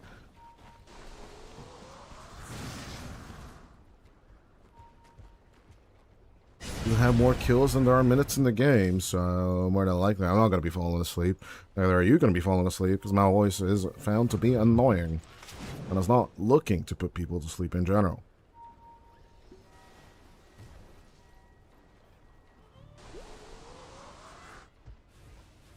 To be fair, I have been told that my Hungarian vocals does put a few people to sleep, so one of the reasons I switched to English is that I'm extremely annoying in English. Under attack. I've been told that casters do gotta be annoying, such as Kiseki with a focus fire on the tier 2 tower on the mid lane. Radiant's middle tower has fallen. Where have the outskirt objectives gone? Where are your tier 2 and tier 1 towers? They are just like the economy in 2008. They're just gone. Stan Marsh, you put $100 in our bank and it's gone. You see this tier 3 tower on the top lane? It's gone. Radiant's top tower. Kiseki. Just reacquiring the Radiant base just like the bank where you acquired every one of your assets in The Big Short. Income to Kisses is a little bit more of a welcome gift. More like an eviction notice to the Radiant side. Team Spirit Academy are gonna plant their seed and flag and everything over here. Radiant's top barracks are under attack. Radiant's top barracks has fallen. Dire's structures are fortified. Sure, those break the Aegis. At the end of the day, with a Requiem of the Souls, the fear will catch, but the roll will the BKB. The pits are just armpits. They are just stinky. They're not doing the work. K. A little bit of a cyclone, a little bit of a throw out, but even with the Death Ward, Restolen, Retsu will just dick out of here as 86 will 86. The SF, 70 seconds. 77 seconds without your carry. What you gonna do, Aeon? Your name might be life and eternity, but death is the true thing forever. Team Spirit Academy are gonna execute your mid laner as well. And you might be throwing on buybacks. You might be throwing bodies at the problem. But the problem is, there's no solution to your problem. I mean, there is one. It's called GG, and you just type it in the all chat, and you are donezo. Because currently, the way Team Spirit Academy are approaching high ground is beyond me. Sure, sacrifice the Wind Ranger, put him into a vulnerable position, and then sacrifice everything else, but... you know what I'm saying? Primal Split, purge off the assailants. I'm just impressed.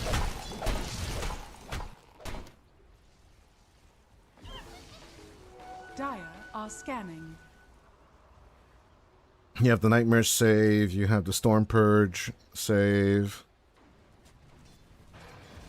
Or Dispel, or whatever the hell you want to call it, right? Hard to check with Brewmaster. You can only check the spells once they're in Primal Split, so... it doesn't really help to truly see what does what. Goes to the Brewlings. Change my mind, but Brewmaster in the hero page should have its Brewlings right next to it. Just like Warlock has its Golem next to it. And then you could basically just have skins on the Brewlings themselves. Radiant are scanning. That's all I'm saying.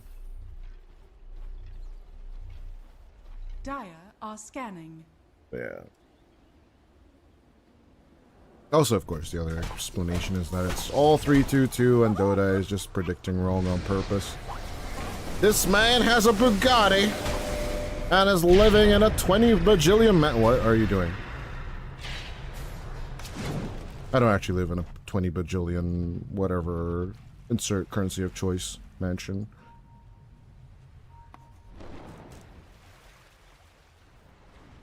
I'm a poor soul. Send donations because I'm not going to TI anyway, so it is what it is.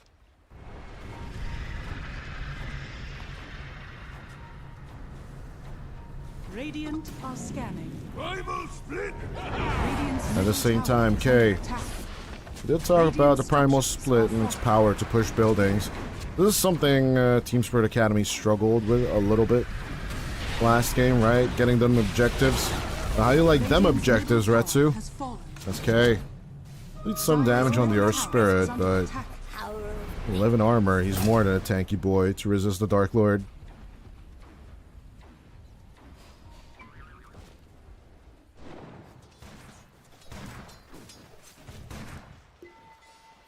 With the MKB done and moving over to the Hurricane Pike, will Retsu have enough damage to stay on top?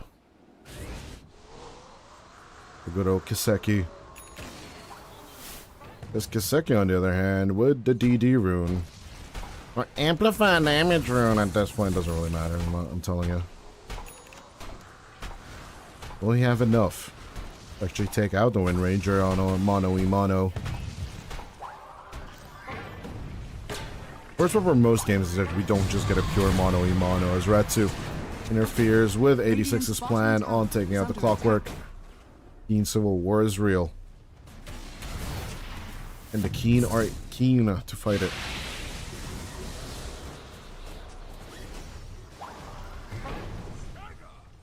As the bottom lane is still fair and square. They are poking and prodding on the Team Spirit Academy side. Exactly what they did in the previous game, I'm not gonna lie, but they don't seem in a hurry. That might just be a mere distraction, as that power shot was just a millisecond way too early.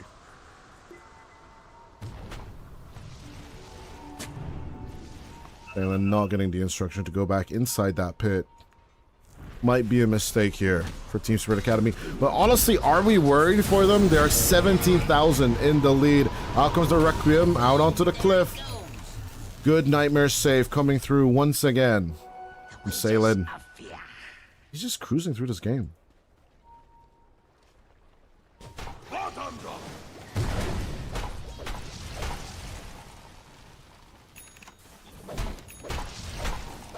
Team Ion we'll need to go back to the drawing board, because this just ain't it. As the Requiem is gone, it's just another insult to injury. That Kiseki will just easily finish off the Aegis carrying beast. Good old Dark Portal comes on through. Even with the Fiend's Gate, even with the hook shot, you get nothing. Good day, sir. Not even the banner will be stolen as everything. Aegis on Kiseki and banner on 86.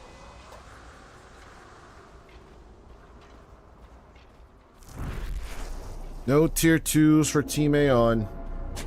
And it is truly, truly looking like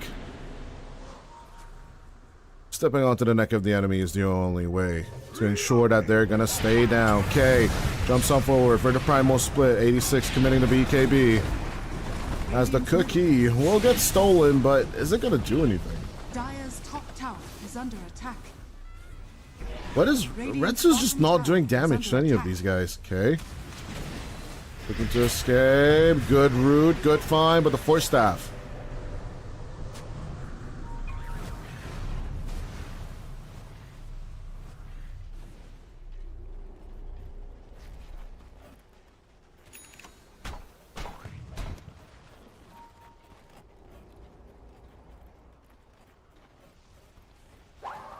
AC plus Ags on the Brewmaster. That's not a build you see every day. Adding to the fact that Brown Boots is basically in the backpack. But sure, you have Cinder Brew, so you can just go faster and slower, right?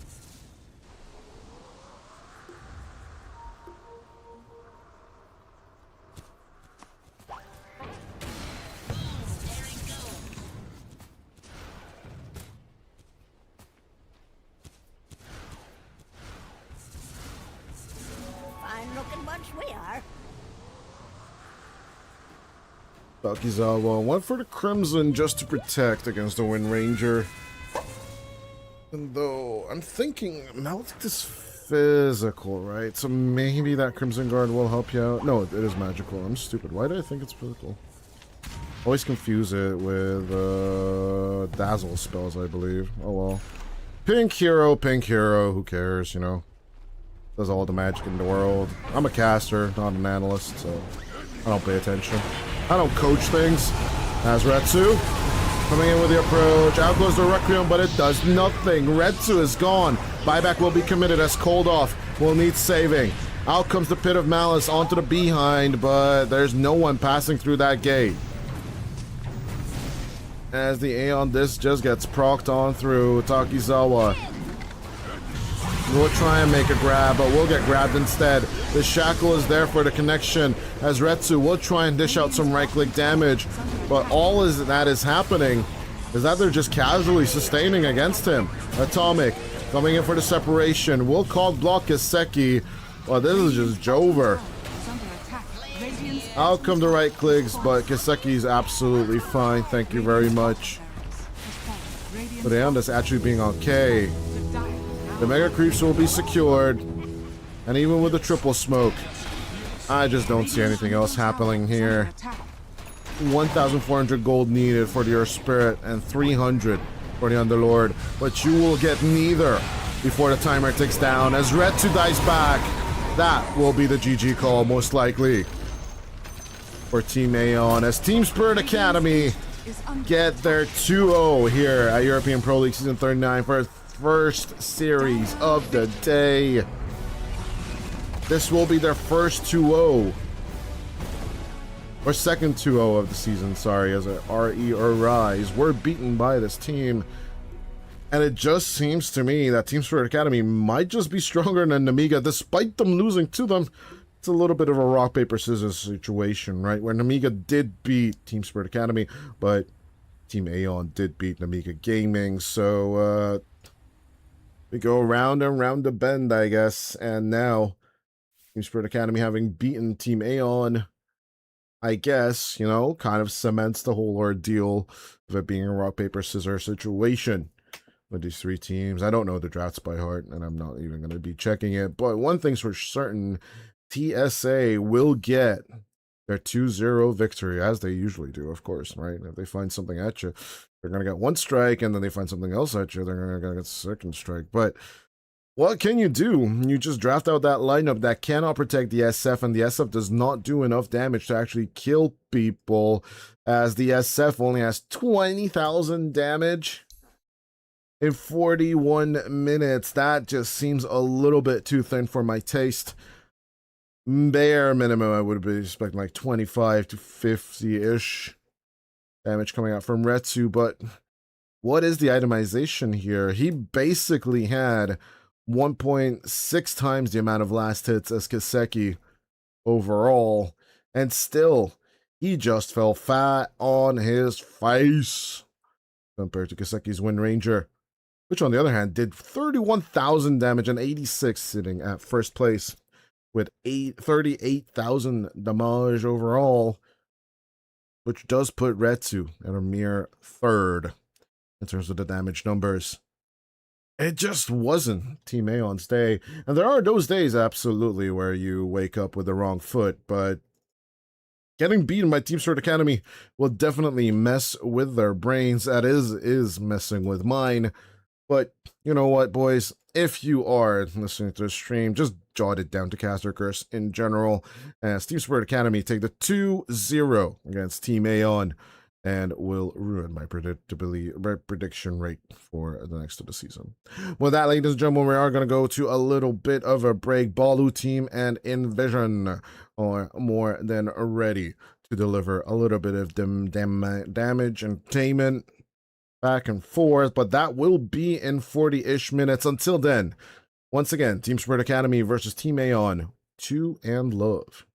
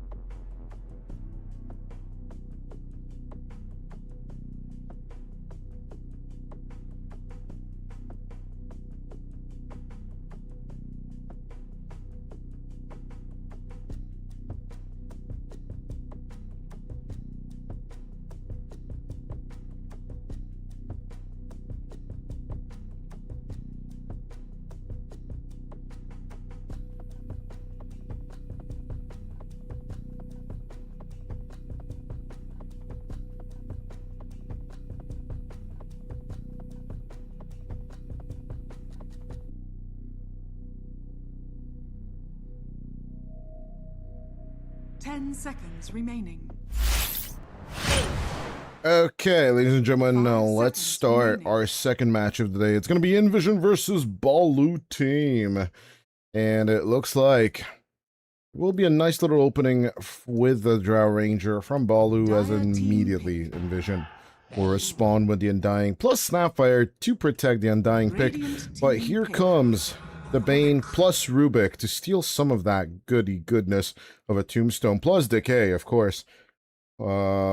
Should definitely help the good old ex-Grivnia or Hrivnia or whatever you want to call it team. Of course, Envision, seconds or Invasion, remaining. Envision the invasion, and the invaders must die at the end of the 5 day. seconds remaining. As Freed Ascals and the boys in white, blue, and red should definitely come and deliver some Dota goodness. Although the more younger of the squads, the less experienced of the squads, I would say. I'm pretty much sure.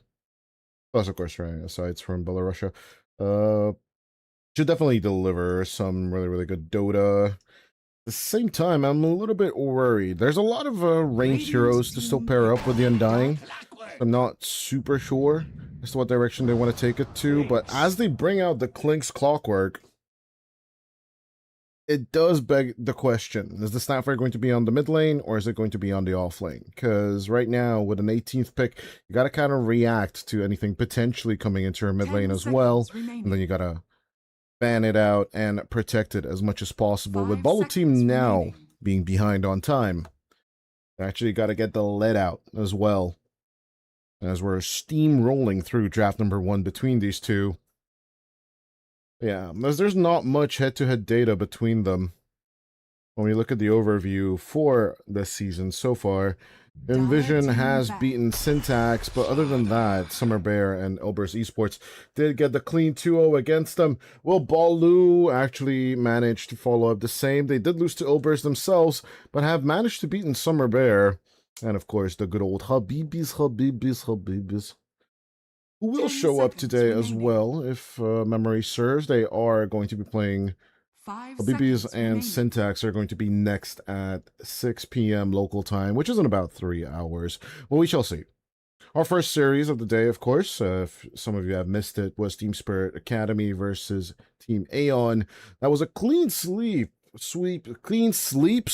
right? Because of the Bane for the Team Spirit Academy lineup.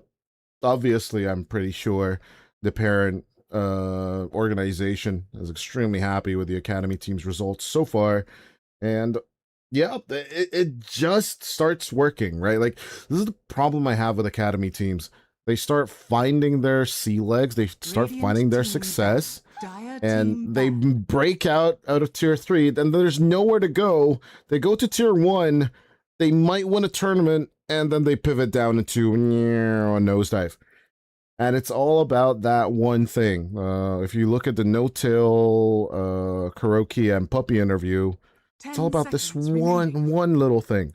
Adaptability. You 5 adapt seconds to the crap. You adapt to the Radiant crap team out back. of this Dota thing. And honestly, it just starts making sense. You just constantly let your brain adapt to the meta, adapt to the itemization, adapt to what comes next, right? Like, if you take a time machine and 10 from seconds Dota remaining. 1 you go into the current methods of Dota, your brain would explode. 5 But if you seconds can keep remaining. up with this meta, right, you keep rolling with it, you can get there, right? So it's not enough to just make it, not enough to find this perfect meta where you can get those top ranks. Radiant Keeping team those top ranks is what it's all about.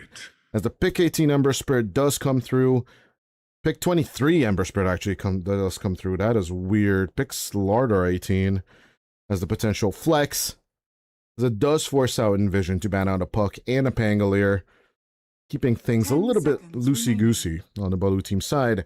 But eventually, they will shut 5 it down. The seconds Rubik remaining. Slardar offlane, not super duper to my liking. I would have preferred some kind of thing like a Centaur to round things out against the Klinks, but they obviously believe in the Slardar actually revealing the Bone Archer and then just go for the hunt.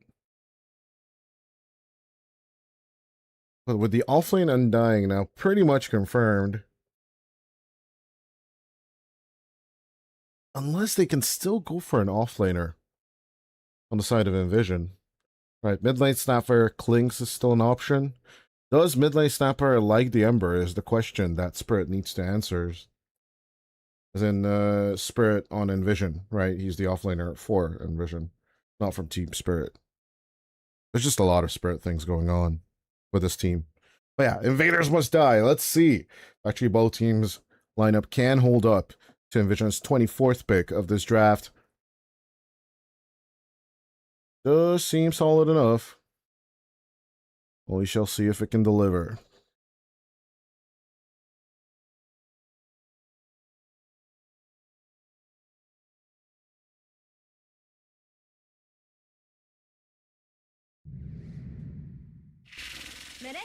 You may now select your heroes.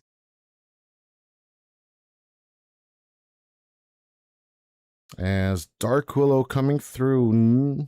Pretty nice counter to the Slardar overall, but otherwise, questioning choice just a little bit. Pixie is really, really good in terms of the sustain, in terms of the appearance act, but a lot of AoE to deal with overall. When it comes to the Slardar, that is, right? Everything else, kind of manageable. I don't remember if you get shot by multi-shot, though, from the Drow Ranger, so that's an interesting question. This is going to be a blunder or a success. Let's find out as we head into this game number 1 of our second series of the day. Ladies and gentlemen, I hope you're strapped in for some very fun Dota, Heralds and Immortals and everyone in between. I am super ready. I'm pumped for a Clinks versus Drow Ranger shoot-off. And I gotta say, I'm favoring Bolu team here just because of the fact of their previous results, and I don't know what Tombstone does here. Right, you're gonna pay the targets for the Clinks? Sure.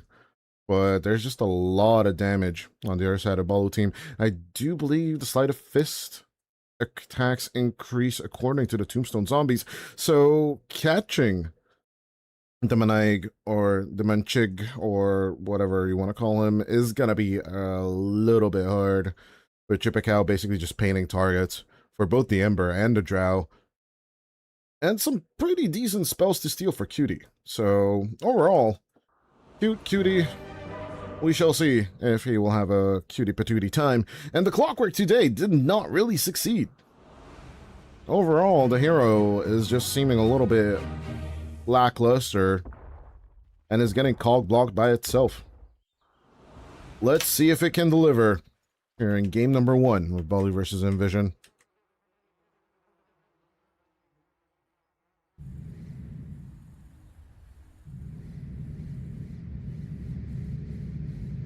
But, of course, gotta start off with a pause. It wouldn't be an EPL game if it weren't for a pause.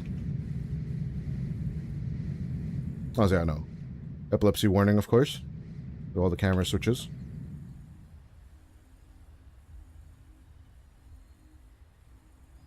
Who would win a Dota race? A little bunny costumed robot or an undying big-ass zombie with a green hand?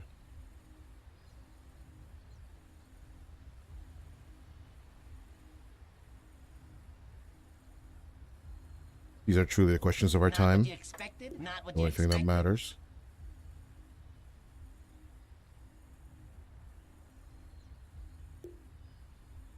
I'm not gonna lie. Overall,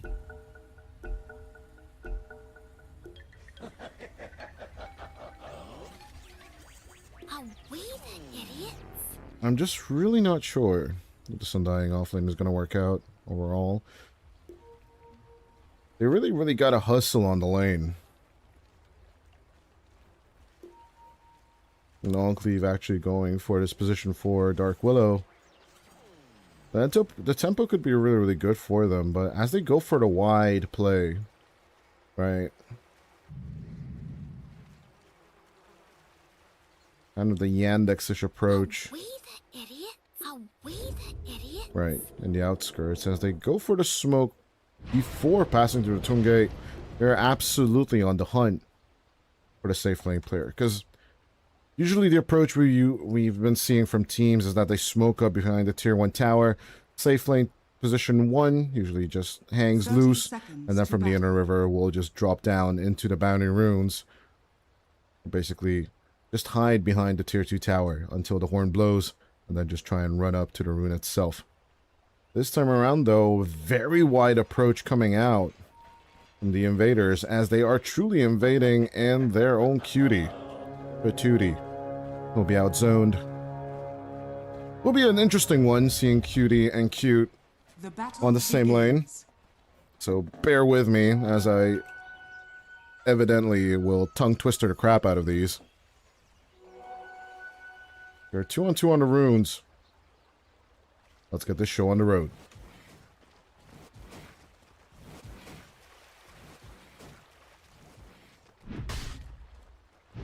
Will Clockwork be useless again? Will the Slardar find its targets? Will the Drowned Ranger just destroy every tombstone? Well, find out in the next few minutes with me, as I am exclusively grateful you guys are choosing to spend your Friday afternoon with us here at European Pro League Season 39. Kind of a nice and lovely day out. Just go to the beach, tip your toes in the water, and that is exactly what Zip Zaps Mortimer will do as he joins up with the cookie, but it is going to be up top where the immediate aggression will kick off. All that decay. That's Coyote. Isn't even going to get the first blood. He's going to be first blooded instead. Kamu, of course, with the brain sap, will eat the brains out from Mrs. Pixie. We did start off with the Bramble Mazes just to make the Drow Ranger's life a little bit more hellish. But at this point, am I going to be missing out on all the first bloods at the beginning of the series? Possibly. Ain't no promises. I ain't no prediction. I'm just a yapper. On the mid lane, zips up. All that aggression does have consequences as they're looking to do a repeat. Nightmare immediately coming out at level 2. Put an end to this decay nonsense. Let's save Coyote some HP and life. Enclave. Coming with the stack. Coyote does have multi-shot. Taking care of these last hits here. Shouldn't be an issue there. We're all.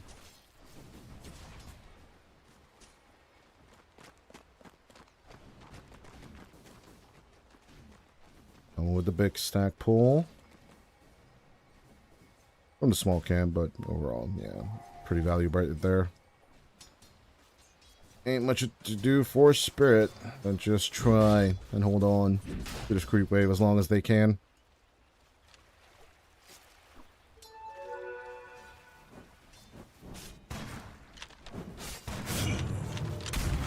Lemonade.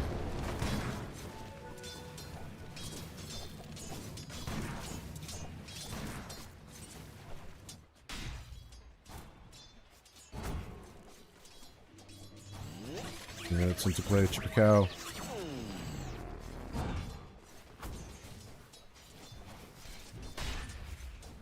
Going Cutie, still fighting over all them last hits, but pretty even Steven between the Slardar and the Clinks so far. A lot of people don't realize this, but like a casual 5 last hits on average per minute is all you're aiming for. No more, no less. As long as you can keep that average, you're more than fine. It's a very, very hard lane, and 5 less than that, basically per minute, is more than enough. If you're behind that by 5 compared to the minute counter, you're on the down low, as the Skeleton Archer, along with its little robot friend, is kind of dead.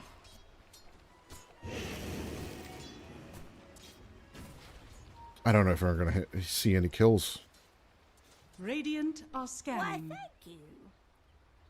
Blink and you miss it kind of deals all around. 4 minutes in. A little bit of contest for them water runes. Immediately with the grab onto Zip Zap. There is a cookie and shotgun to be had here. Meanwhile, Coyote need to fight back a little bit.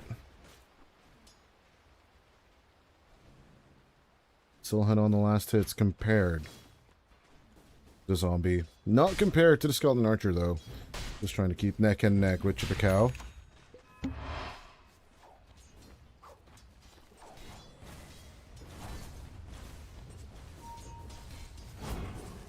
Of course, though, on the other hand, the last hit counter is a little bit skewed. You are trying to get the range last creeps as much as fast as possible. Getting into that little bit of groove. Getting these kills is also extremely essential. No tombstone leveled until level 4 so far for Spirit. Very aggressive in terms of the approaches.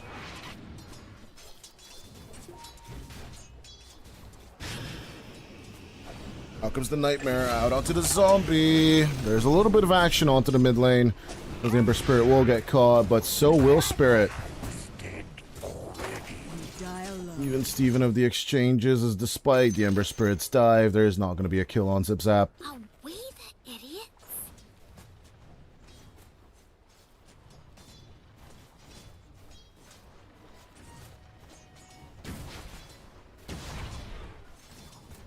As during our first night, the action ain't really looking to stop. Chipacao taking off the cog block. That's cute. Used to run away from Cutie. Told you there's going to be a Cutie Patootie lane as minute 6 Power Rune Struggle Buggle is on its way. It will be down on the bottom, and it will be an Amplified Damage Rune. Astrid with the steal will not let Demonike have it, as the Bane Nightmare Nighttime Ruler, the Sandman of Dota, will manage to make the escape as well.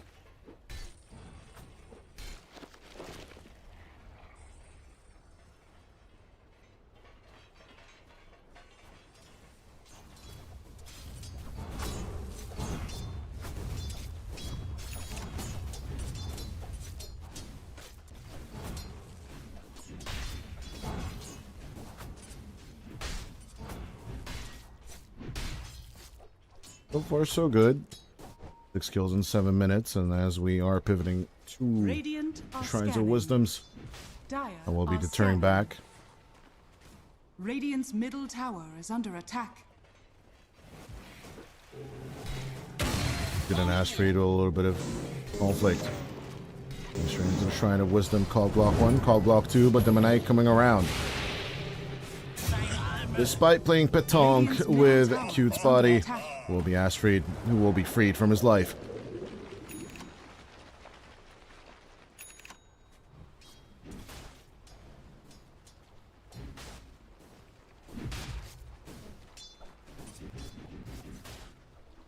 You can actually make the discussion if it's an open A or an open E, right?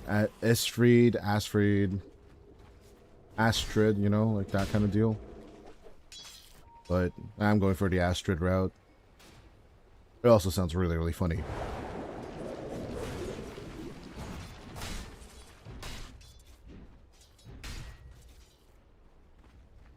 Yeah, so far so good. The Balu team is definitely delivering in terms of expectations. Interesting.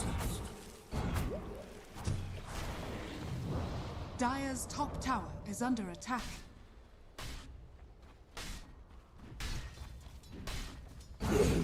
Not for you. As we do have a little bit of a kill action onto the mid lane. Our cameraman just cannot keep up with the action. It'll look cute. Of course, let's have it on Cleave. Dire's top tower Taking is out a under Kamu. attack. Those supports coming to help out Demonegg will just fall immediately. At the feet of the Envision line up.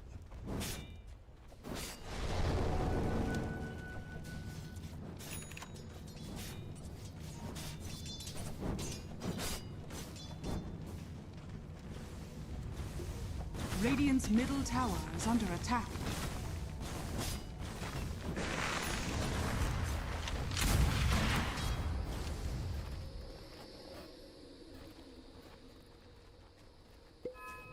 The Bow Team logo will make it over to the Dire side. We have some assets. What can you do? Our asses are freed. Our assets are freed. Never Now, 10 minutes refuse into play, it does seem like the invaders and visions are working out slightly better. Not perfectly enough, but slightly better. Still level 6 and no tombstone to be heard of. Spirit, really not wanting to go away that 125 gold to any kind of person that wants to approach this game. Is it a mistake or is it an advantage? We shall see later on down the line. So far, he is ahead of the Drowned Ranger in terms of the farm. And it's kind of true for the whole of the Envision team, except for Chippecow, who is number 1 on that network chart. And is looking at a possibility of an 11 to 12 minute blink dagger going to be thrown at the enemy on request. That blink reveal will definitely be joined up by a support or two. And as soon as Chippecow has the money for it, we'll immediately go for some kind of power action or deep dive move onto anyone he can find. Good target painting with the Slardar for the Ember Spirit, as we talked about it during the draft. So that does give a little bit of a window for Envision to actually start invading onto Balu if they want. Are fortified.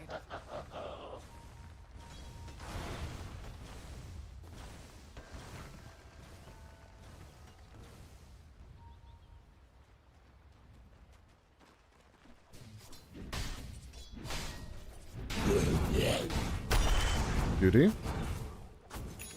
With the reveal, Chippecow with the Slithering Crush. To keep his distance with the Slardar. Let's keep that advantage as much as long as possible. Coyote. No hook shot available, so the aggressive approach. Kind of dull, if you ask me. At the end of the day, Nightmare. Straight onto the Undying, as in comes the Fiend's Grip as well. The Cogs. Gonna go through, but it will not hit a Kamu. Good eat coming out from Demonegg, as they will get the Fiend's Grip Zombie out of commission. Silver HP on Chippecow as they'll take out the Tombstone. And overall, this engagement should be Jover. Or will it? Spirit?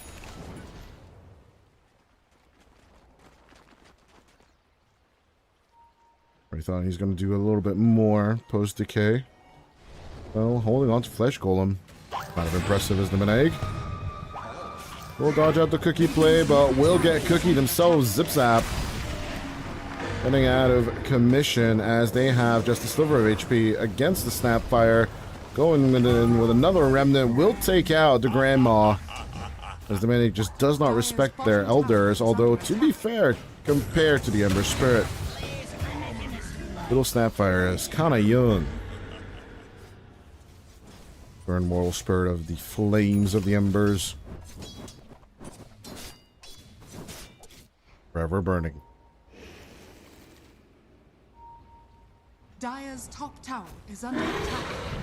Dire's structures are fortified. 94 at 13 minutes of play. Is under attack. A little bit of Cursed Crown action as in comes the Decay, and of course with the Soul Rip combo. Spirit has an easy time. Radiant are scanning. Get the right click, get the Decay, get the Soul Rip. It's just basically the best way of amplifying all that damage. Dire's top tower is under attack. Radiant's bottom tower is under attack.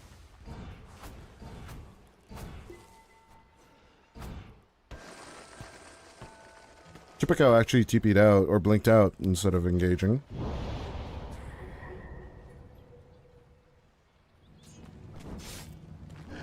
Demonegg farming in dangerous territory just to secure the vessel. And then one more little creep just to get it. He's feeling quite fine. Dire Quite alright. scanning. On this melee as of now.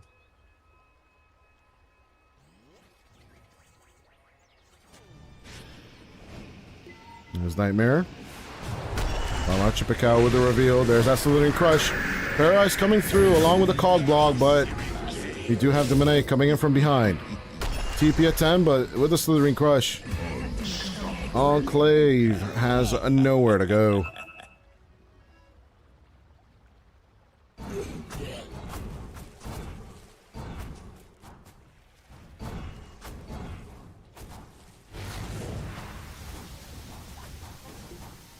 Radiant's bottom tower is under attack.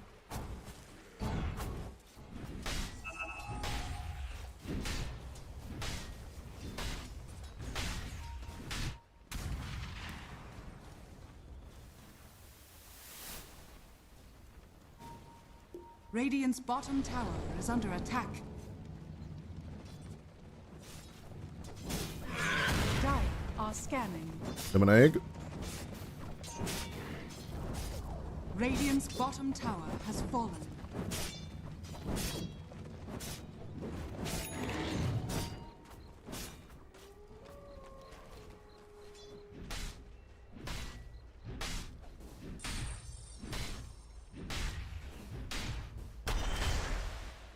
With pleasure.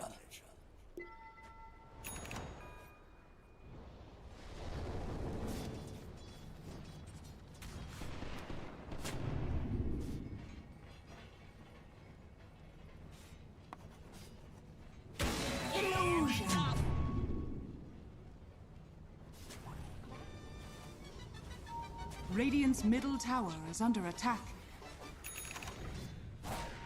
Astrid. Radiant's No approach, structures Enclave, are no fortified. approach.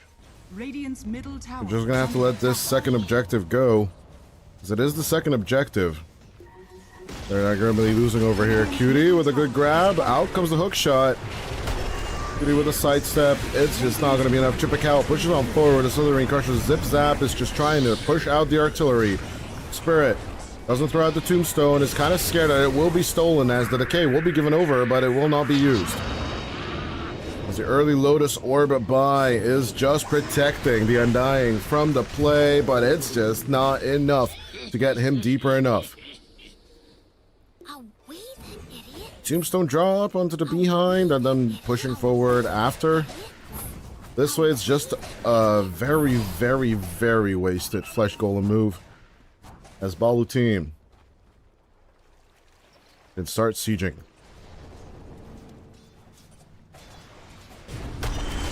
17 minutes in, Cutie will get grabbed. Astrid will try and save the Bone Archer, but it just ain't happening. Hogblock Bonanza straight out onto the Ember, but Binamaneg will just chase around the Rosie with a Spirit Vessel. Light of that Fiston. Just a little bit of a return for all that cog blocking.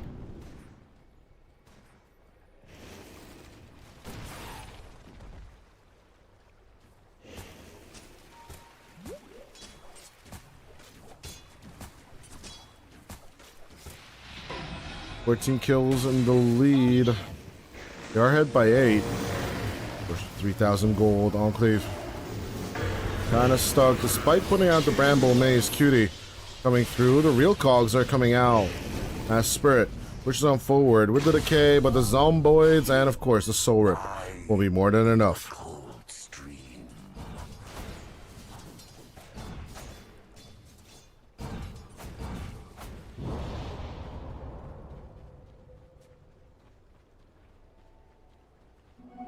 Haste!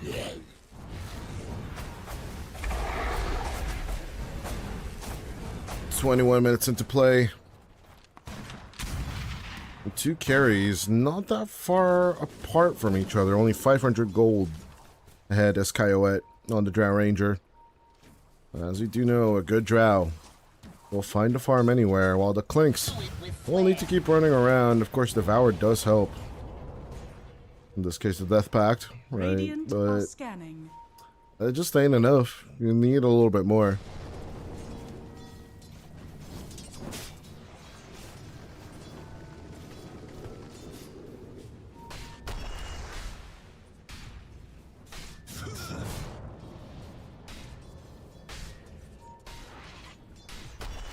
Coming with a little bit of passive push down the river. You see Chippicao actually spotting Cutie. Not really looking to act on the action just yet. Hook shot coming through with a little bit of ping pong action onto the Slardar. They will find Chippicao, but can they set up with the Meneg? And of course a Kamu on that Bane.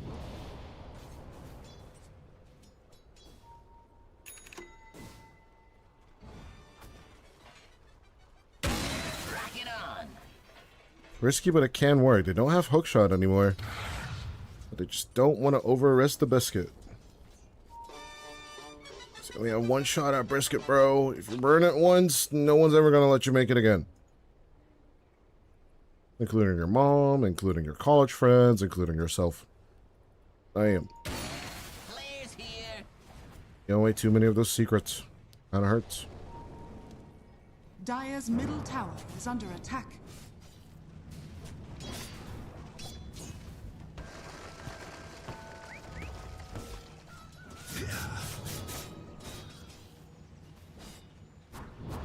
Once again, a retry. They do see the clinks, and with the reveal coming out from the Essence Distiller, they will look to distill the clockwork right now. But as soon as they lose a combo as well, Demonegg doesn't really have a choice to return the damage. Coyote trying to get the reach, but it will truly be cutie.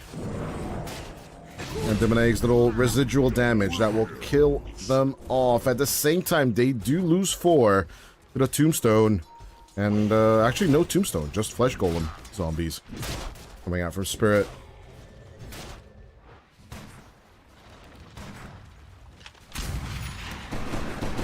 The flight just lit up, not in the favor of Balu. It will be the invaders that will gain the 1k net worth lead. Dire are scanning. Truly a testament of resilience at the end of the day. Will Balu continue to roll into these fights, or will they let Coyote put on some Prodigy and then just basically push on through with the namesake of the latest Prodigy album? I think that was their last one as well, right? 2000, I want to say 12 was Invaders Must Die. Might be wrong on that one though. Really do love that album, on the other hand.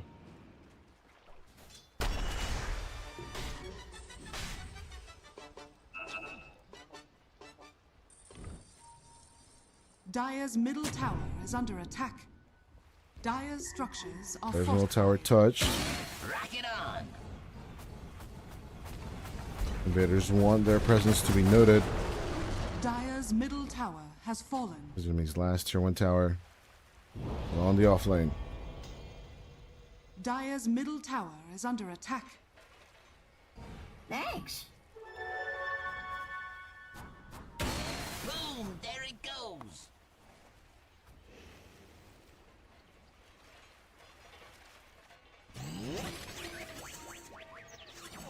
Deep boop armor robot indeed. As the invasion comes on through. But despite them actually reaching the Dire jungle, once again just find themselves protecting waves. Or cutie, most of the time. Resonator Clinks will basically just ipso facto destroy anything the ball team can come up with, so Radiant are scanning. might just be one of those cursed days when neither of my predictions are coming true. Dire's top tower is under attack.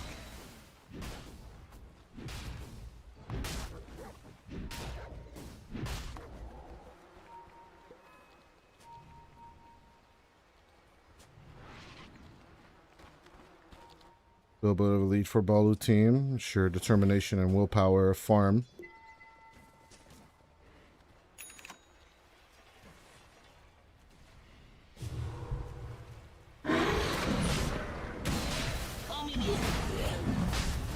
Spirit will try and take Roshan post minute 24. Absolutely projected. I'm not gonna doing it without the tombstone. It's gonna take a bit more time. Nice, turn chain, flame guarded. Moving straight into the thick of it, Demonegg wants it, and he wants it yesterday. Outcome to terrorize, they will just crush the Dark Willow with the multi-shot. Some of good old Spirit's efforts might just be given over. Roshan having a hard time hitting the tombstone, interestingly enough. Picao. But he was someone willing to commit to it.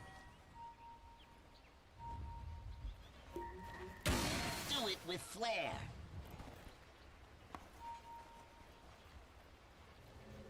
Double Radiant smoke are scanning. of this seat on either side. A soldier's fortune.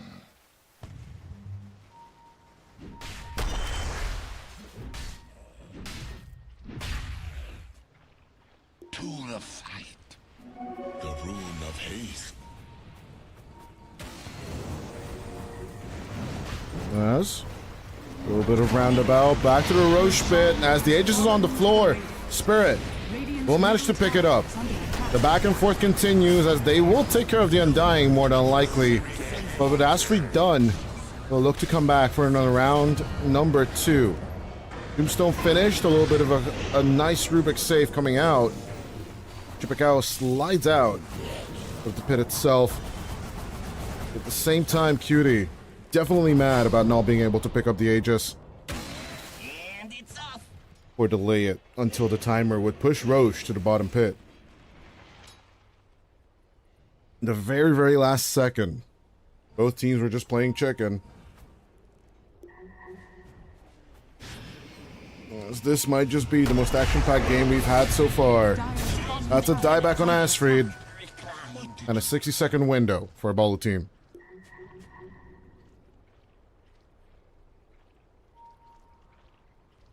Dire's bottom tower is under attack. Alfredo! Alfredo! Alfredo just looks better. Although my favorite shout-out of a name is always going to be Antonio Fagato. Antonio Favretto. Kudos to anyone who does figure out which commercials that is from.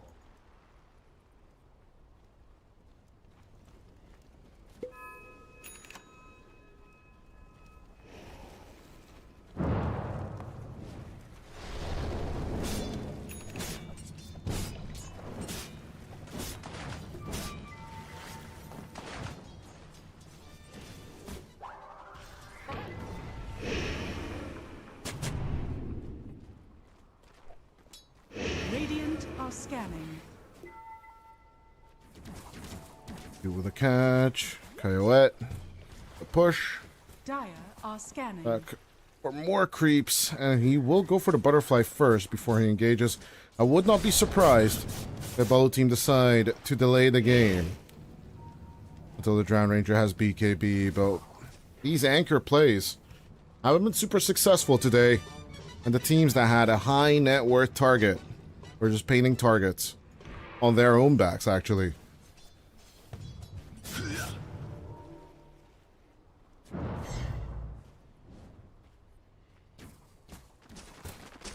What? Questionable success, high chance of death. I'm in. Trickster's rune of illusion. This Kaiwa and the rest of the team Demone just sliding out. As they usually do, slide out of your girlfriend's Radiant's DMs. bottom tower is under attack. I didn't say that one, that's just the law.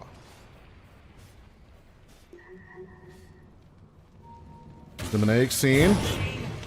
Will slide a fist onto 2, but at least the hook shot misses. And the Ember Spirit manages to escape.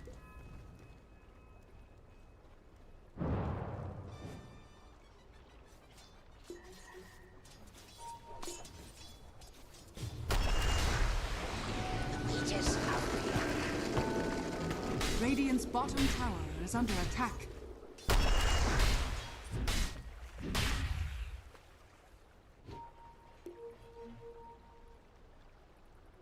Death tax.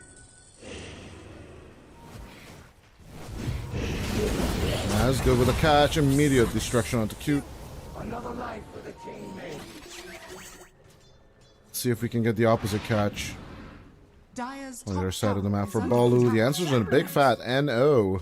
Dire's structures As are TP boot zip fortified. zap. Will immediately just reposition. We did talk about Radiant's middle tower the anchor is under just attack. not really having a Dire's good top time, tower is and with tier fortified. 2s just being pressured but not destroyed, can Bolo team even get there? I mean, surely they can get there. It's just going to be a little bit rougher.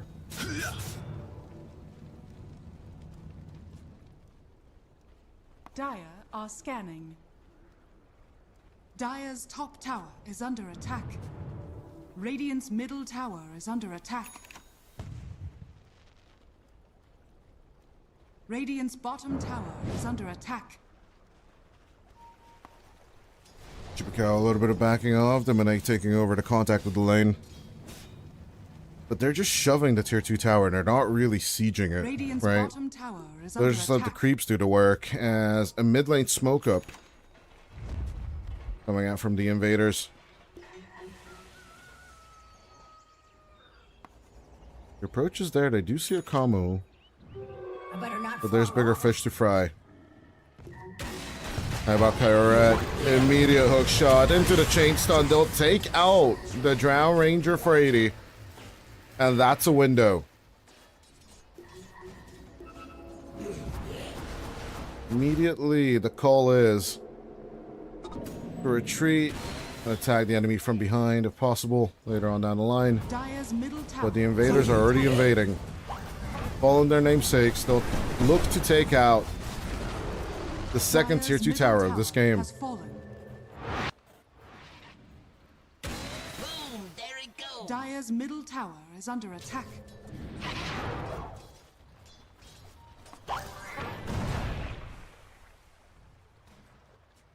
Dire's middle tower is under attack.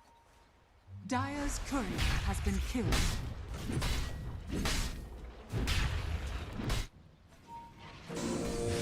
Astrid?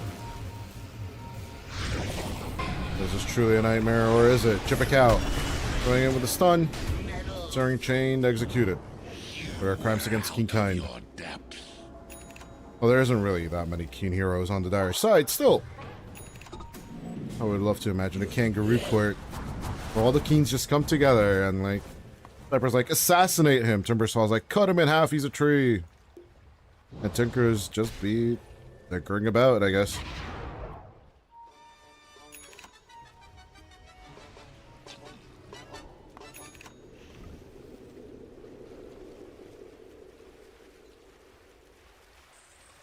Radiant are scanning. Radiant scan. Good catch onto Spirit. Lotus is working a little, but is it working enough?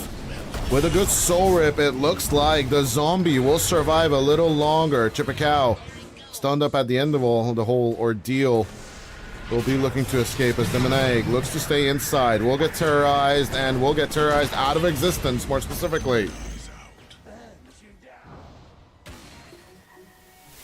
Balu team overextending, and it's costing them a lot.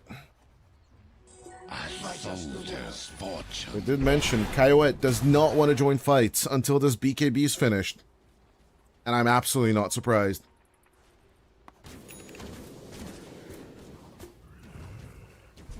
I would be scared number 2, Lissa, if I were this Drow Ranger as well, as the Clinks is proving to be the tempo player of the game. Beauty not having to need an Orchid or any kind of this strategy. Dire's bottom tower Coyote is is under following attack. through. New Tech Clinks isn't really new tech, he is just traditionally following a right-click damage kind of deal as a Kamu. Radiant's courier has been He's killed. just gonna lose another life. Cutie's Courier overextending on the bottom lane. This is just par for the course at this point. Dire's bottom tower is under attack.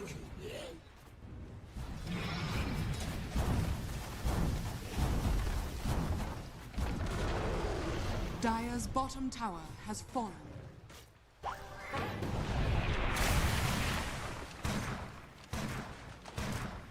$16-20. We already have the invaders in the net worth lead, and as they are looking to pick up Tormentor number 2, the map is especially favoring the Radiant lineup right now. Roshan on the top side of the map, I don't think should be massively contested. And it is truly in the best interest of Balu team to actually delay this a little bit longer. But they will try with the Crows of Haze and Coyote's right-clicking abilities. Well, that's attack speed if I've ever seen it. As Roshan roars, out come the Cogs, Coyote is just going to camp out. on the Aegis just in case.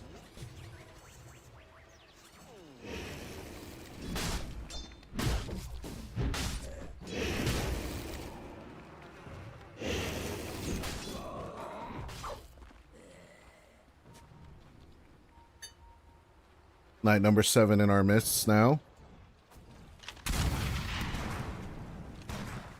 Actually, sorry, it's knight number 4. What am I talking about? Day-night cycle switch number 7, I guess. Radiant are scanning.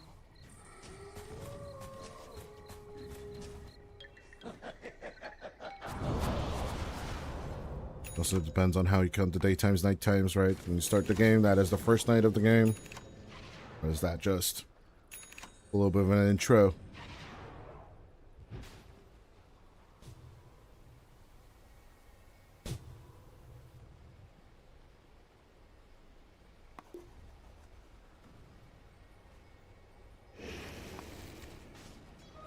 A tool to teach. The Arcane Curse and the Smoke at hand. Arcane Rune and the Smoke at hand. Of course. Almost 4-minute Aegis. Is it truly go time for Balu?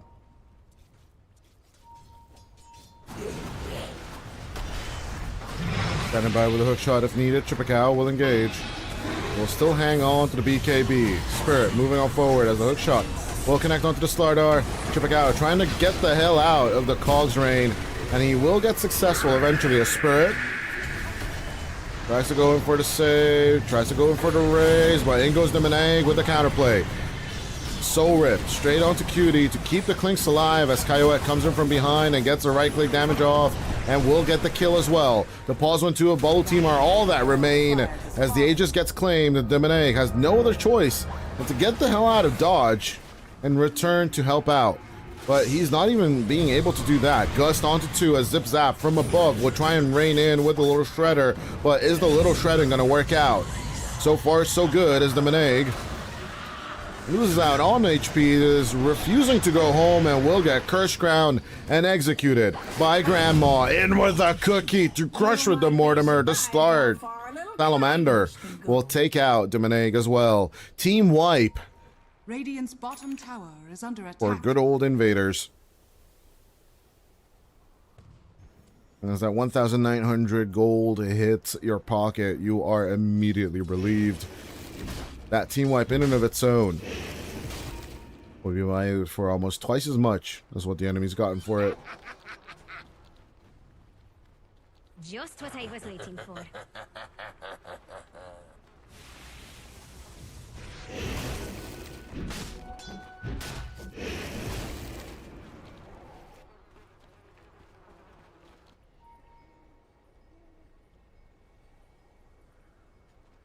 There's Catalyst on a cleave as well.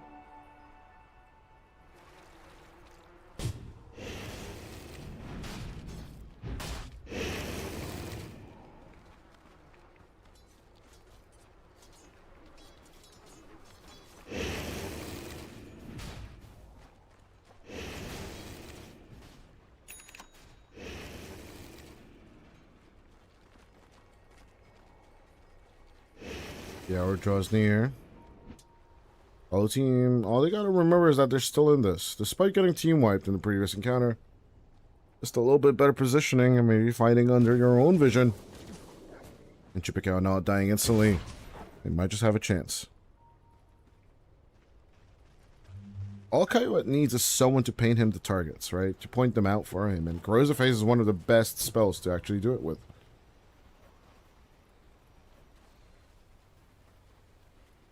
Only 2 more levels, and then we can have Corrosive Haze being undispellable. That will basically be the map hack against the Clinks for in the long run. Until then, though, Spirit proving to be a free target if they need it. That's Chipacao. Looking around, it is nighttime. They will eventually find the Undying. But keeping up with the Zombie Lord is kind of tough.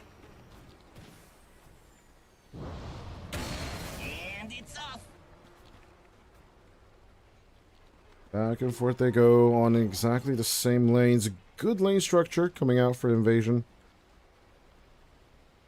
As they are just storming the beachhead, they need to keep on shoving it down the throat of the Balu team.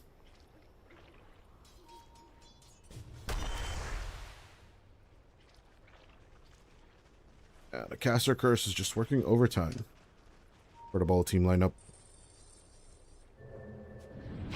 Haste.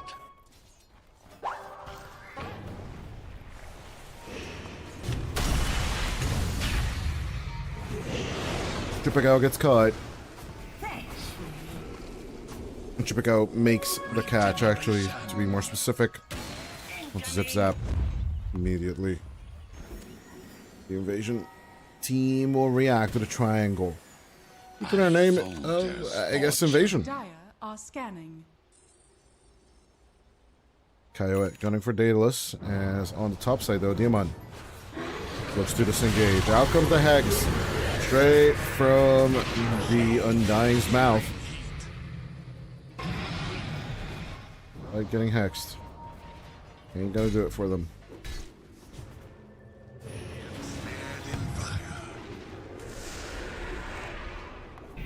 God, I love money.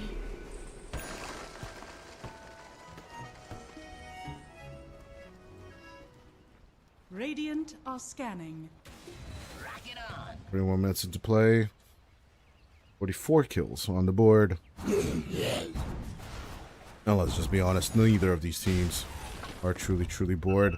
With a 10k net worth lead though, Gaben hardly Dire are granting scanning. any favorability towards either side. We are getting into 50-50 territory. Chippekow with a good find. They will find the clockwork and will multi-shot the crap out of him. 2 arrows is all we need. Chippekow moving forward with Slithering Crush. We'll get hexed, but we'll back off in time with the on this propped.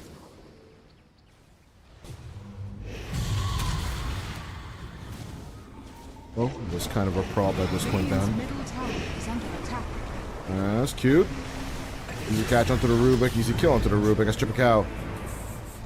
They will try and keep their distance as much as possible from the Snapfire as Radiant's bottom tower is under Gold Spirit. They try and push on forward from the front. And last week goes from the wrap round. It's just not really working out as with the double cookies on level 27 Zip Zap. Oh, I'll make sure you get what's coming. Did go for the Fire Snap cookies, not the little shredder targets.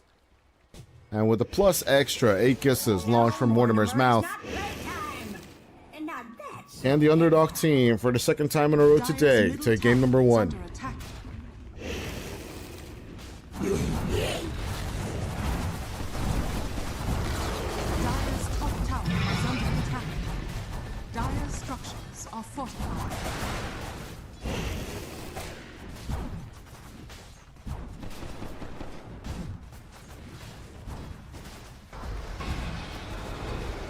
Dire's top tower has fallen.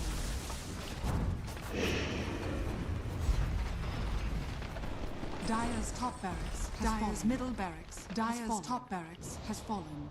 All of Dire's buildings in general are just getting destroyed. Dire's bottom tower is under attack. Dire's structures are fortified. At the same time, out come the kisses. Chippekow on the run. But as the Stardars, Aeon this procs, he might just be in safety. But is he? Truly not. As Spirit and Enclave push on through, the Fiend's Grip, Undying, is just absolutely fine. In goes Zip Zap with them kisses, even with the BKB, 1 core HP ain't gonna be enough. As Cutie and Spirit splitting up just to make the catch onto the Ember Spirit, but as Enclave does not make the catch, Zip Zap will TP's out with the BKB, does not care at all. Just as well. As Dimine just died back for all of this. Who's here? Overall, the satisfaction is not on Balu team's side, as they will lose buildings for this whole ordeal. On top of the net worth they just gained.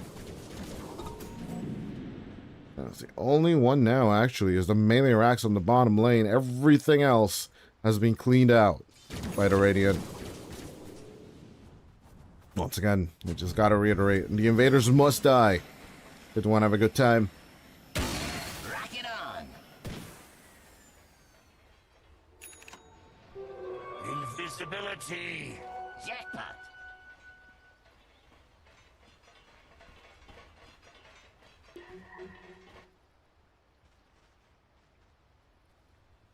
There it goes.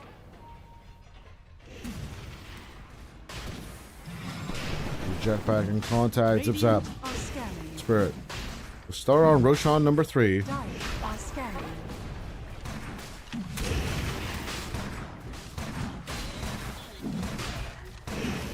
Yeah, double super creeps invasion. Does not escape. Pretty sure the minds of the players, as it is 45 seconds in. Zip Zap stays inside the pit. They will give immortality to Spirit. Despite having the Ceaseless Dirge, they are looking to front line.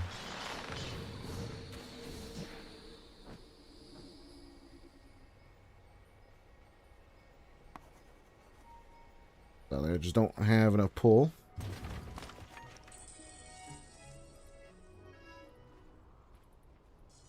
But this game number 1 going really, really fine for the Invasion's force. Despite them not even having Underlord. What can you do?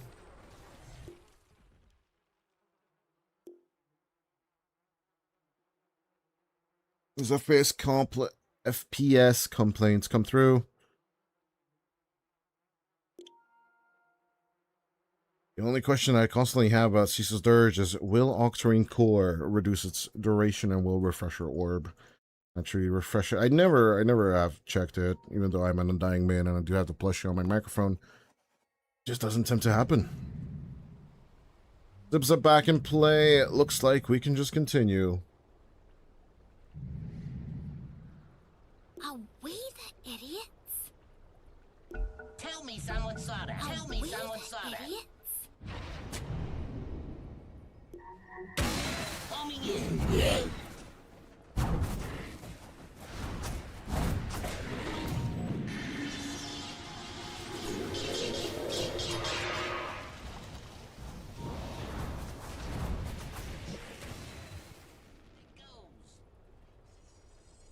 As the invasion slowly but surely continues. It's a slow one. Look to get back on that high horse. Duty shows, so will Zip Zap with a TP all onto a Kamu, or not.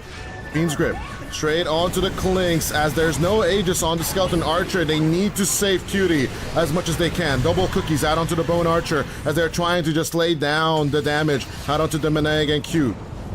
Cutie will get Cute, but Cutie will get caught by Demoneg, and no one is remaining to be Cute, as they will get Kyoet as well.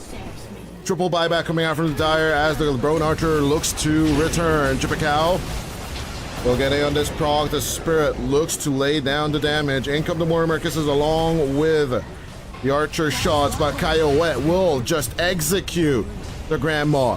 Cutie, not found, no vision, no resources. The Clinks will show up, but that's a dieback on the Clinks. Rush B, rush mid, rush something. They need to defend the base. Is under attack. 47 minutes in. Let's recap the fight. 3 buybacks coming out from the Dire, but a dieback on the Clinks overall is the main focus over here. With the Clockwork ending up on the fight, that is overall a 7,000 to 8,000 gold turn coming out for the Dire play. Question is, though, will it be enough? Crossing the river, pushing down a tier 2. It has been done before, I'm not gonna lie. Are you fast enough? Clock is ticking. 70 seconds left on it. And the next army is on its way. Kyoet, aided by Cute, will do its best to take out the first tier 2. Second tier 2, actually. The ball team lineup. Spirit. Establishing the beachhead on the Radiant Triangle. This is their center of operations. Looking to tear down the last tier 1 tower of the game. Chippikaw will succeed as through That backdoor protection, Kiowa isn't really hurting that much, but the right click in general, it's kind of bonkers on the drow. Radiant's bottom tower is under attack.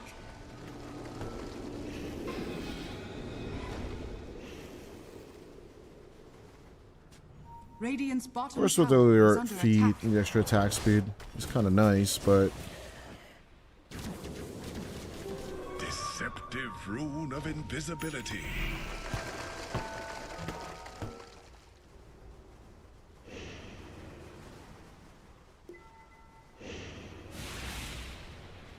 as the net worth please immediately decreases Radiant are scanning.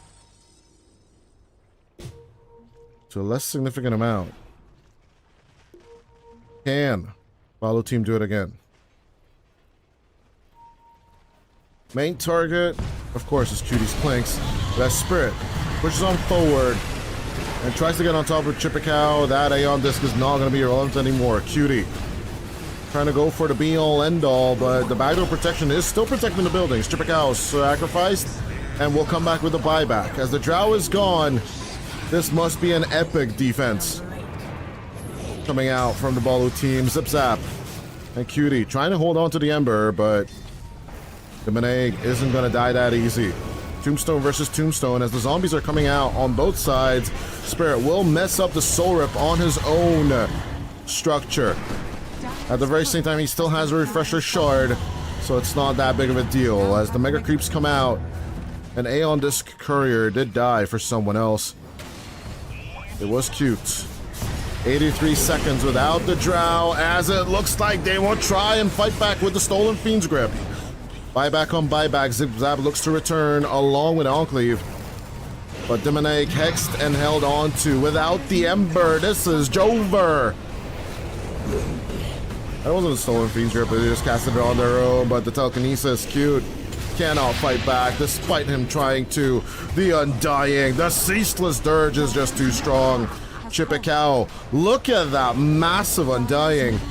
Still having 40 strength stolen from him, but he has 24 of his own. We'll just return back to fight this. Chippikow going down like this. We'll type out the GG before death. And Cutie will finish it off with a triple kill. The Bone Archer, despite a little bit of a blunder at the end there, Invasion will be successful with the invasion.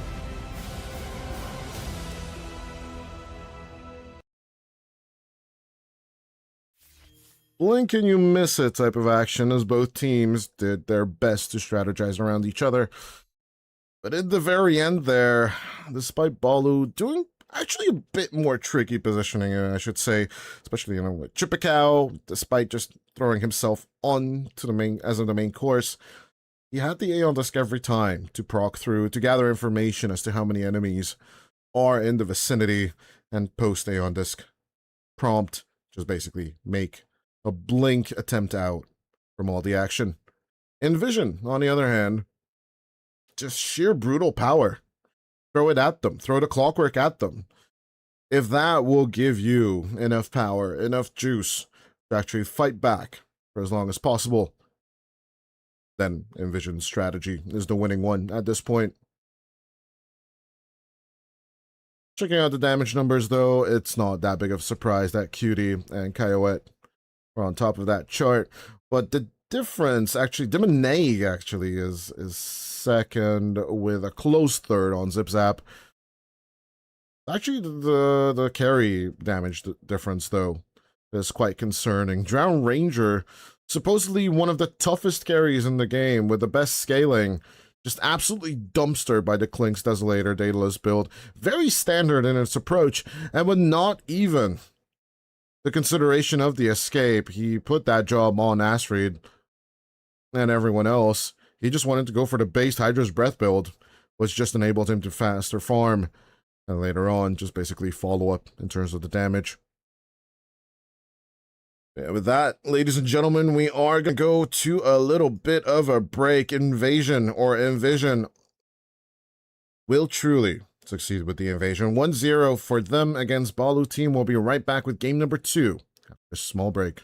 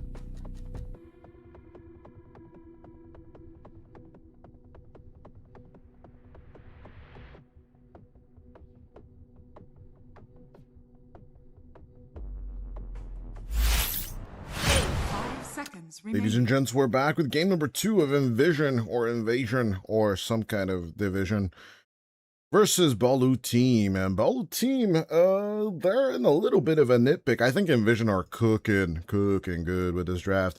They're going to pick up the Techies and the Rubik, and of course, they're undying on Secret or Spirit. With the Invasion and the Division and the Invision, that was really good, actually, in game number 1. So I'm not going to lie. Of course, my name is Dota. Welcome to European Pro League, Season 39.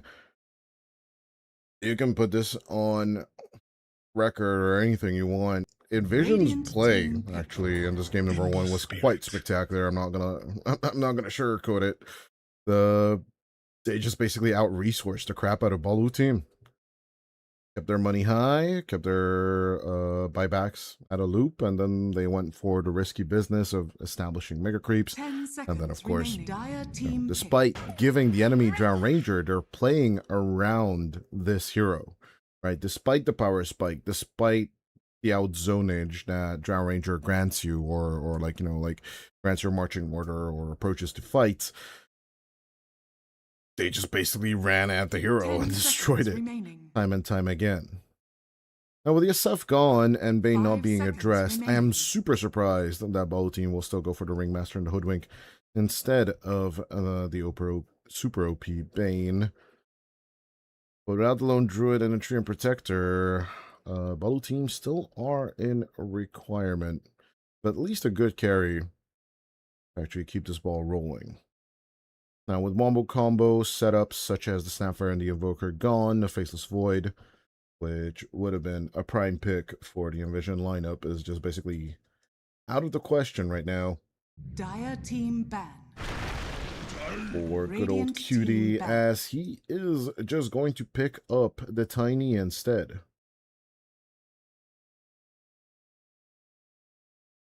Been having a very high stat on the Clinks overall. They're not going to be going back for it.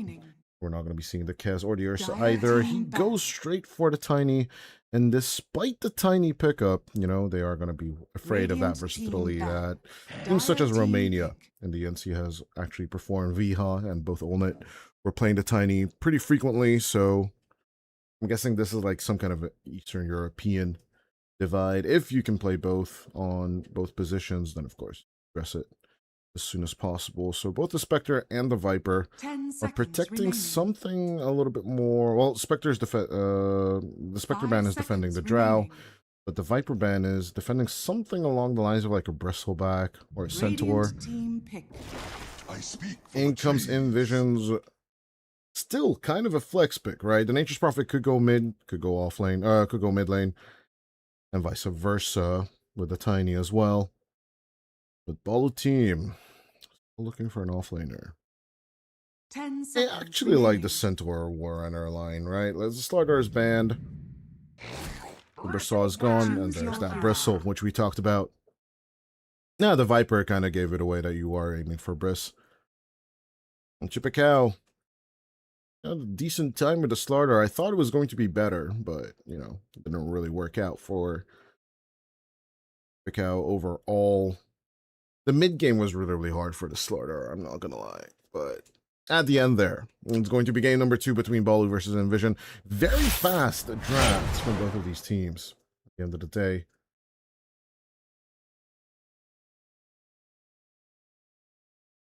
They are not messing about. And Invision, speaking of just fast drafts in general, it's a really nice tempo game with the Tiny and the Nature's Prophet.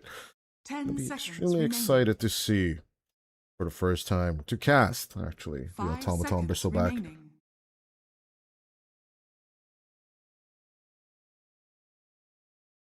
Did see a few axes on the Gunner stream from time to time, but overall, I'm going to see if, I'm just curious in general, are we going to see game number 3 at all today, right? 'Cause in the end, it's more of a balancing act on the side of Balu Team. If you overextend the way they did in the previous game, where Domineg actually had to deliver most of the damage, and Coyote couldn't really join up with the Drow every time. Hitting decent tempos, but bad timings, it just should not happen. Getting like this great position, good itemizations, but then literally physically in a bad position. Where Spirit, and of course, Zip Zap just runs at you. It's a tricky, tricky play, and right now it looks like they're going to be laning the Tiny against Chippeko's Bristleback. The question remains. Well, actually, Balu team managed to deliver in general, right? I don't know, man. This is a rough one. No matter how I look at it.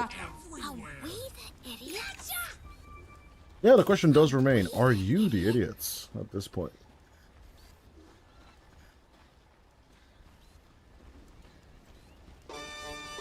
Maybe we're all idiots, right? We're just watching Dota on a Friday afternoon instead of actually going to the beach or hanging out with our friends. Do call your moms, right? From time to time. They're worried about you. Jorge, what are you watching? The little figurines on the screen again?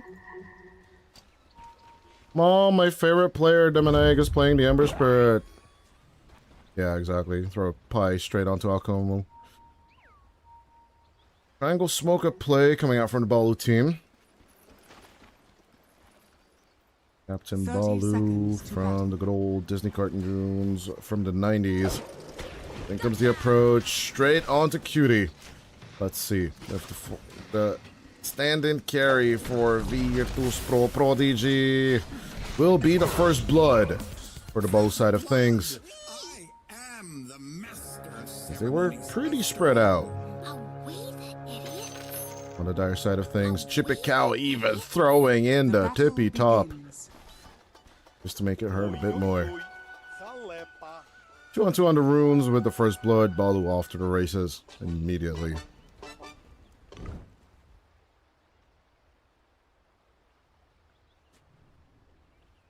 As you know, even though this slight advantage is slight, you know, we'll still have a bit more of a pressure. So once again, I'm tempted to say that the Balu team is strong, but since they have Nature's Prophet and Tiny, I personally believe in this strategy pretty hard. So I'm going to go Invasion this time. And maybe I'm just caster cursed. Guys, it's worked out 3 times so far. So if you do believe in speculations that, you know, I'm doing this on purpose or anything like that, do bet, right, on the Balu team, of course. Do gamble responsibly if you are that inclined or inclined to do so. At the very same time, don't take my word to the bank in any shape or form, as Enclave will actually go down. But this time I am going Invasion. Despite the 2-0 for Balu, I'm going to go up to the Varus side. Spirit immediately shows that this Undying is just brutal. Maybe this is the way I'm going to get into Divine and / Immortal. I'm just going to be keep spamming this Undying all day, every day, everywhere, all the time. No apologies, just Undying spamming on the offlane. What's going to stop me? Ain't no hero that can, honestly. Although I do not like this Tombstone, no Tombstone level 2 kind of... Maybe, just maybe. It was just not really Spirit's style of just leveling up that Tombstone in general. Personal preferences, we're all different.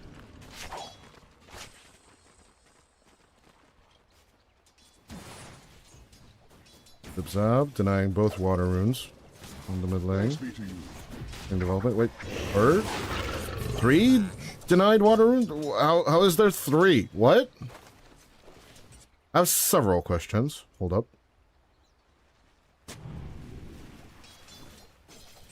Someone clip that? How did you deny 3 of them?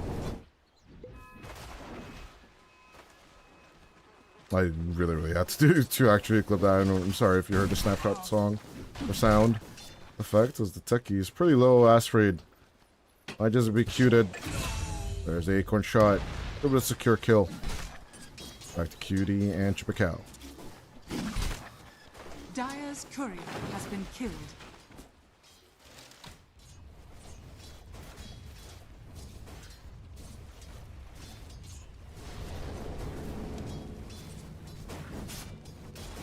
Despite the Ringmaster's saves coming through, I don't know. Escape Act into Avalanche, into Blast Off, and the Sprout goodies. Doesn't seem like enough. Actually save against the Cutie. And Zip Zap lineup.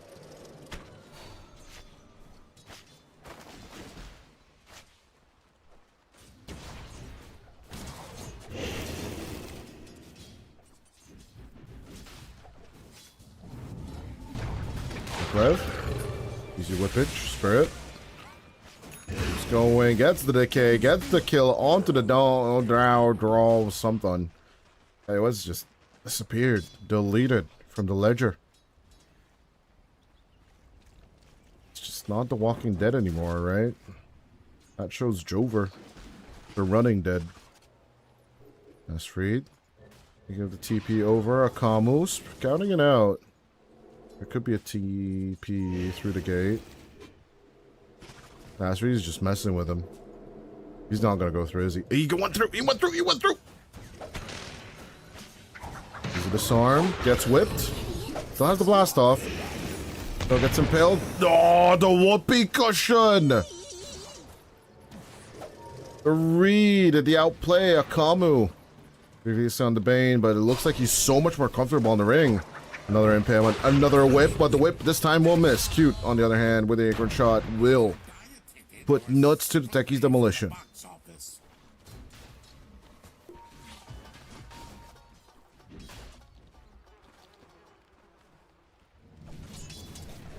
Four to 2 so far. This Balu team are fighting for at least that victory point. Well, at least we're testing the caster curse. It is pretty strong tonight. Dire's top tower is under attack.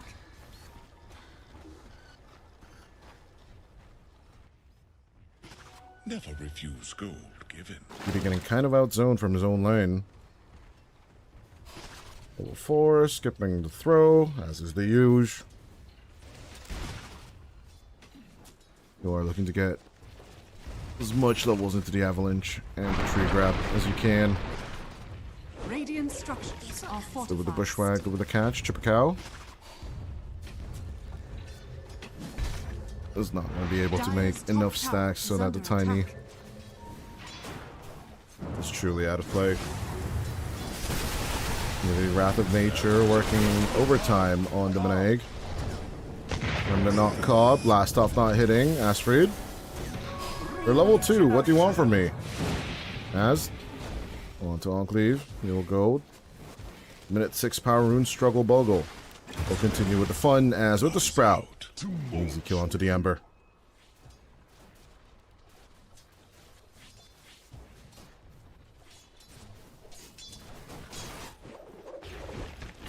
Yeah, Spirit.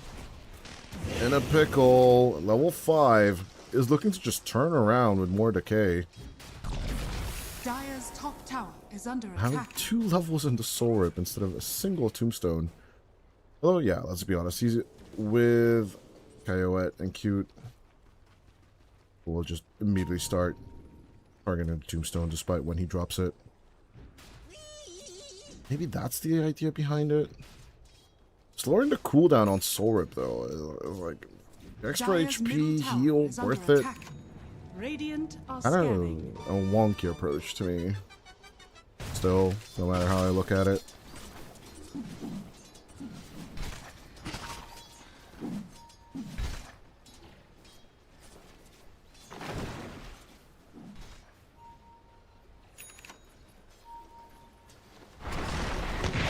Radiant's bottom Same time, blast off onto Chipacao, Astrid. With the bushwhack, even better with the kill.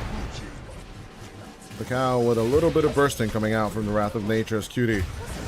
Be a little bit weak to the play, but immediate raise onto Demonegg. No sleight of fist onto the tiny Demonegg. Radiant's middle Still looking to fight back, but the Avalanche locks him in place. One last sleight of fist before death. As the Remnant just gets destroyed. Both Chippekow and Demoneg get a little bit of a taste from Envision. They are the invaders. They do not want you to invade.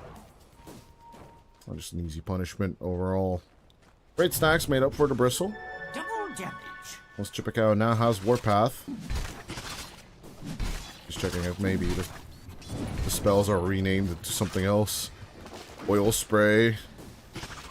Razorback, and I don't know. Hog Path instead of Warpath, I don't know. Bot Path, right? Automaton Path? What would be funnier? But yeah, no, you're not really Dire's making a new top hero. tower is under attack.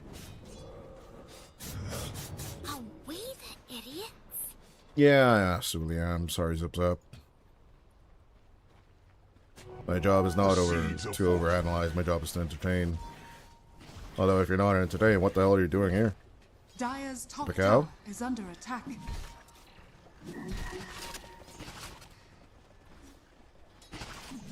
1-1-1 so far on the Bristle, and is going immediately for the wraps. Basically, the rush item of Bristles everywhere across the planet. With the Soul Ring and with the Flesh Golem, still no Tombstone. Immediate dive onto Kyoet, paying off super heavily with the PT.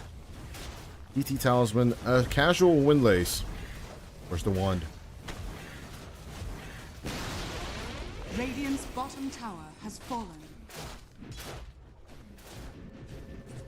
Undying just built different. What can you do?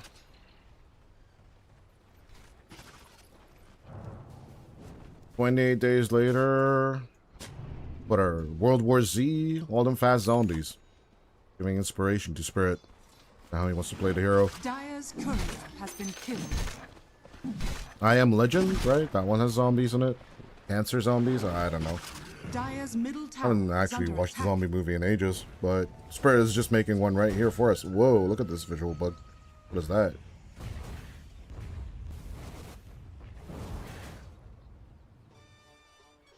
Guessing some kind of vessel death remnant. It was just inkling through our screens, or Dota is suddenly turning into Death Stranding or something.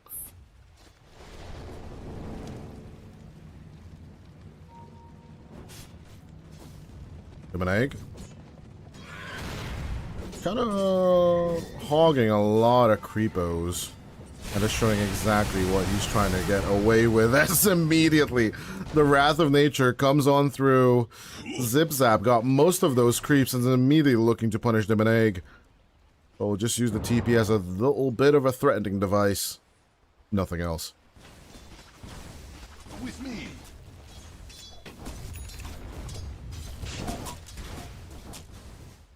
No surprises here. Chippekow on top of the network chart.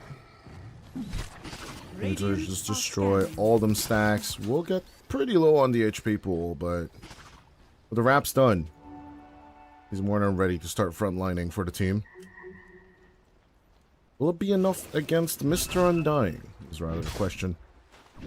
Going for the Echo Saber build instead. Okay, I thought this was going to be a Blade Mail Blink approach this time around.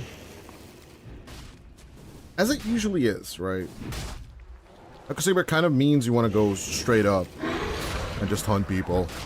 Just for funsies. But escape from the fear. Into the direction he's happy with as well. As a Kamu immediately found the Funhouse Mirror, does nothing. As Zip Zap taking the opportunity that he did spot out the Drowned Ranger, drops the vessel. That it will immediately destroy half HP of the Drowned Ranger itself. Coyote just not, it's just not Coyote's day tonight. Things are on the rough enough. There's the Beneg. Rune of invisibility. The Invis Rune will hide him. Zip Zap will give him another day to live.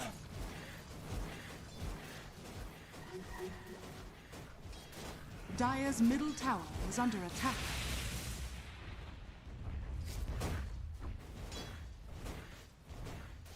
One KMR lead still for Balu, though. Never refuse gold. Now Chipikao is ready to show what he's got.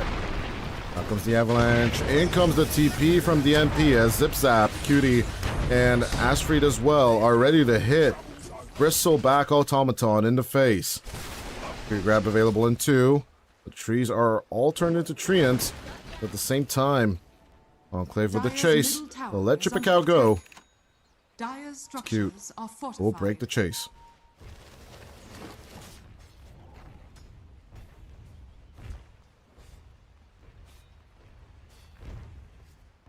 I am snared in fire. Slide of fist action, Demon Egg. Dire's middle Well, tower full out is of under use Sprout, he attack. can always just use his Remnant. Both sides are in agreement here. You're a tree hugger. Indicating that they did have some vision or information. What's going on here? Radiant are scanning. Interesting wart spot. More of a defense mechanism than anything else. Does give us a little bit of opportunity. Check these out. I did just overload this though, so I don't know. Weirdness. And then we get losses? What the hell? Dire Enclave? are scanning. A little bit of a rune deny. We are at 14 minutes in. The shrines aren't super addressed by the two teams, but let's see the Nature's Prophet. Going down, onto the bottom. Astrid will go for the blast off. There's no escape for the Drow. Bombs everywhere. And Zip Zap with the BM pause. Oh, packet loss. Sure, yeah, I have packet loss too, but sure. BM pause, BM pause, BM pause, BM pause, BM pause. Flip it, ship it, put it on Reddit. Nah, you can have a little bit of fun with the game from time to time. Are we the idiots? Damn. Damn, even the tippage. Chipikao even throws it in on his own teammate. Damn. They're mean to Cutie. He just came to stand in for the team and they're just shitting on him. What does the world come to? You do a favor for someone and immediately they just crap all over you? Damn, I'd GG right here, right now. Take Askless with you. Dire's I ain't top standing tower in is ever under again. attack. Yatch.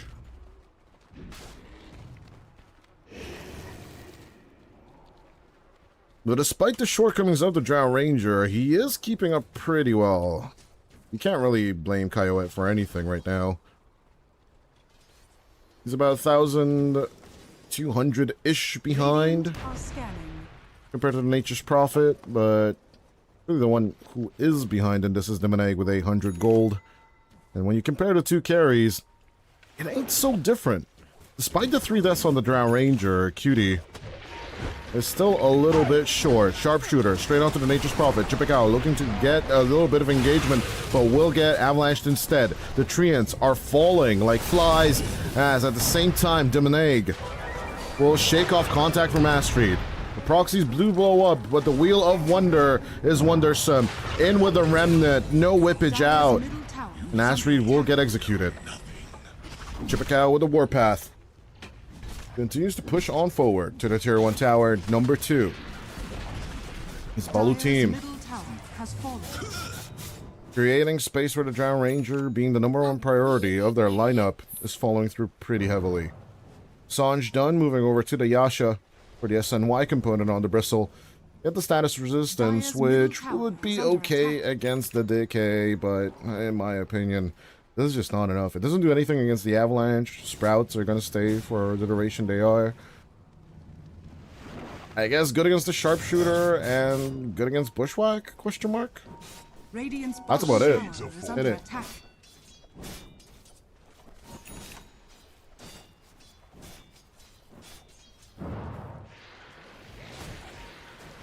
Radiant's bottom tower is under attack.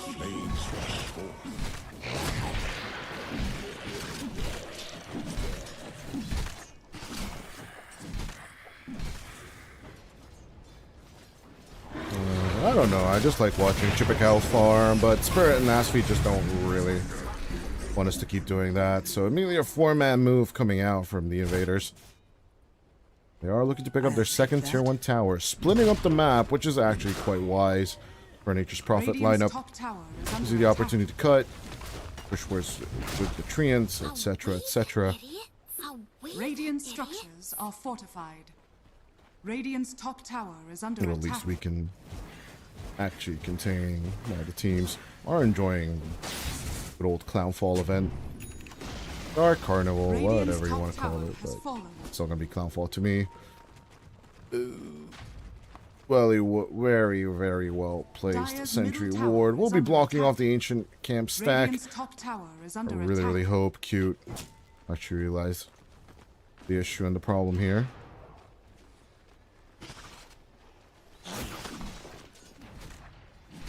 But between a rock and a hard place, though. Invasion is starting to kick through. Shadowblade done. Moving over to more than likely the Silver Edge, and then immediately the Harpoon itself. As with the Wheel of Wonder, Spirit. Soul Rips himself tries to save what cannot be saved with the Avalanche no catch onto the Meneg through the Ceaseless Dirge. We'll get our zombie back in no time.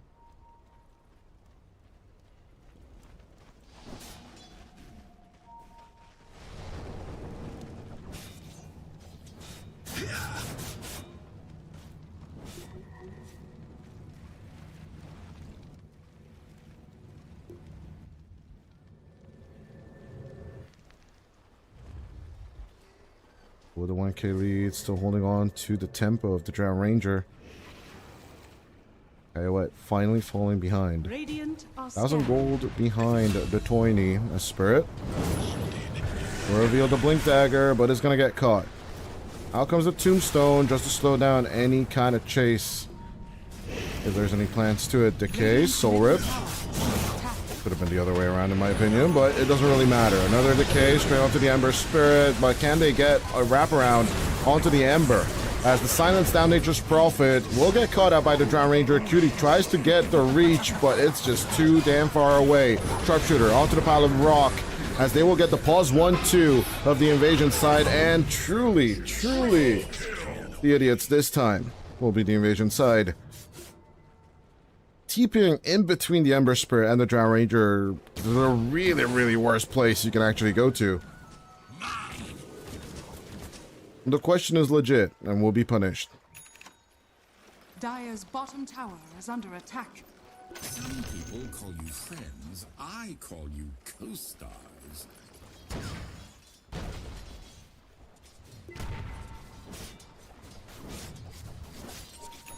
Are we the idiots?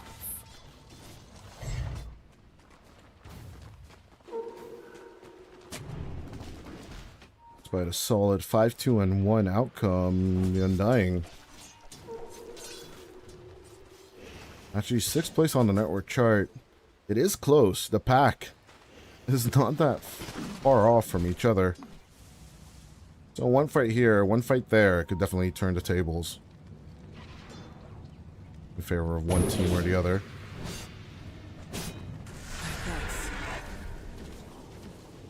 Yeah, with a multi-shot. We need to clean up some of the camps. They're not going to be managing to catch Cutie just yet. Gentleman Arts missed. Essence Distiller. In with the play, in with the slow, Asfree going for the catch onto the Hoodwink. Will get that kill, but the Escape Act looking to save the Meneg will be successful as Chippecow comes from the right side and gets the position and the approach. Spirit still hanging out. Will try and sit the Drow as he did in the beginning of this game as the fight just continues around the Tombstone, which is just perfect for the zombie. Spirit looking for other sources of the decay, has the Soul Rip very last minute, but it's just not going to be enough. Mr. Warpath looking to destroy everything you love and enjoy about the zombie.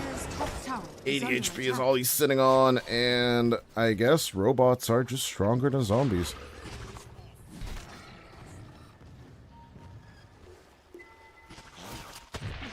As Gaben, massively believing in the Radiant, straight from the get-go, I'm going to be going against my predictions. I'm honest, I'm just cursed today. What can you do? And Zip Zap is feeling it as well. Alu got boosted by the caster curse. Despite the great tempo lineup coming out from Nature's Prophet, did build the vessel in this game. Even though it's more of a support item on Nature's Prophet, it just works really, it should just work really well against the Bristleback. And of course, everyone else. Maybe, just maybe, an Orchid will be the #1 priority choice, and then someone else could build the Urn and the Distiller. Yeah, it doesn't really seem like they are opting in for it.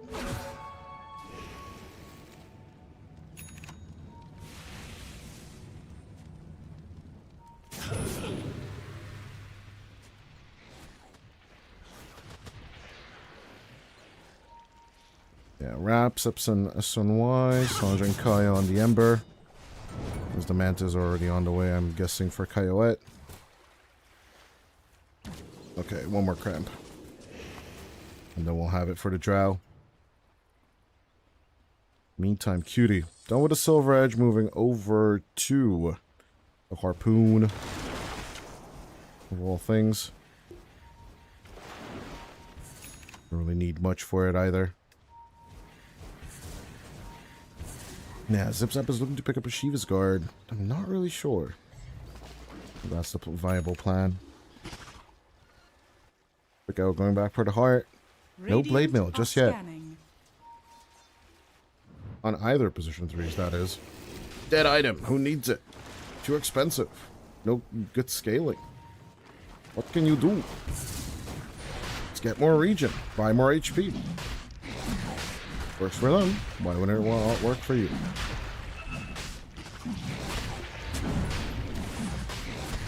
Armor reduction with all its goodness.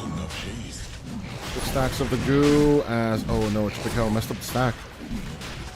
Gonna be a little bit slower than you'd like, and still they still have those 30 seconds, which they really will be needing. Your shine has fallen to the radiant. He just goes to Chipicao. Full charge, but no Essence to store charge. Gal will need to wait to heal back up proper.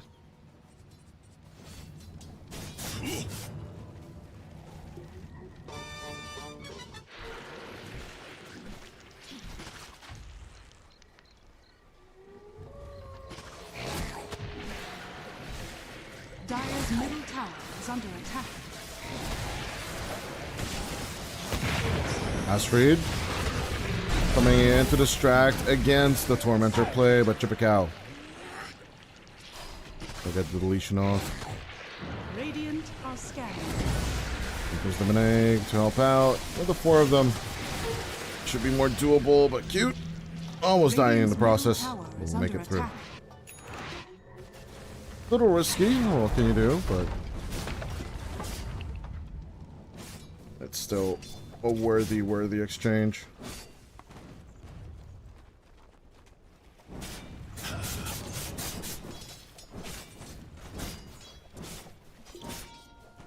That should help. Freaking it with lead for Baloo. Looks like Caster Curse is working. It's working!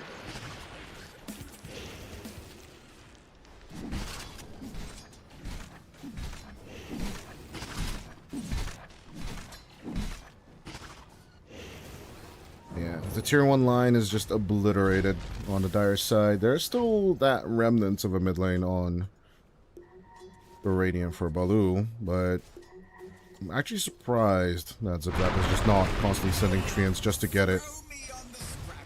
They pinged it, they found it, they killed it. As is the way of the tiny. Even though the awkwardness of just not building a Blink Dagger, with the Silver Edge you are more than viable to approach. Once Chipicao, they will go.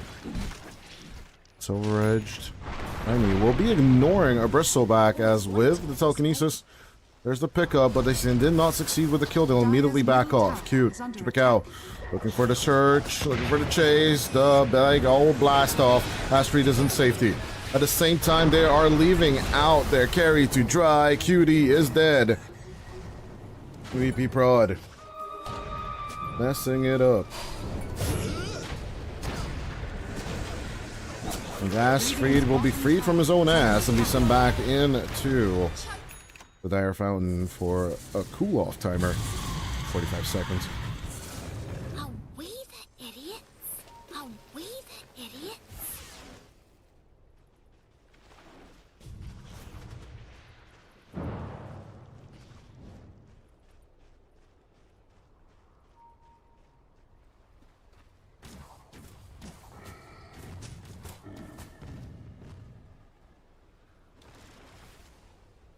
Dire's bottom tower is under attack. Spirit.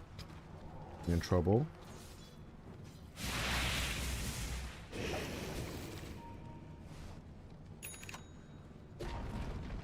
Dire's bottom tower has fallen. Zombies fine. Looking to cut off waves alone, though. Lemonade. Comes in with a catch. Spirit. Baiting out as many people as possible. Will be doing the Nightfall move.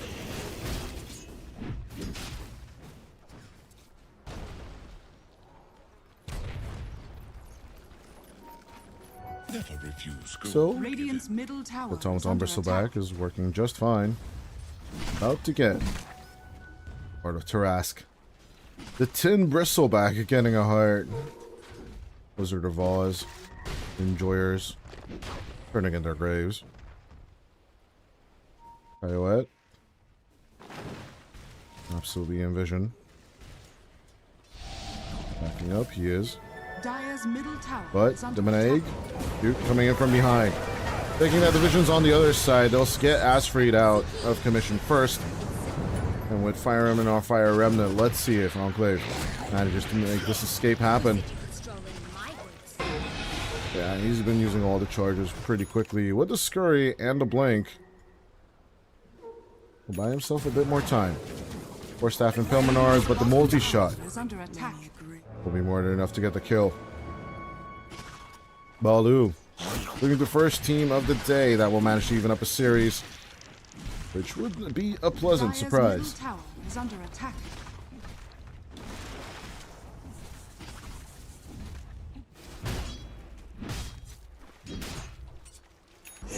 Again, with Kaiowat not having a BKB, this would be a perfect Blade Mail game. And with Zip Zap just constantly just right-clicking people down. I think for Chipikao, it's just a matter of space. He just does not have it, period.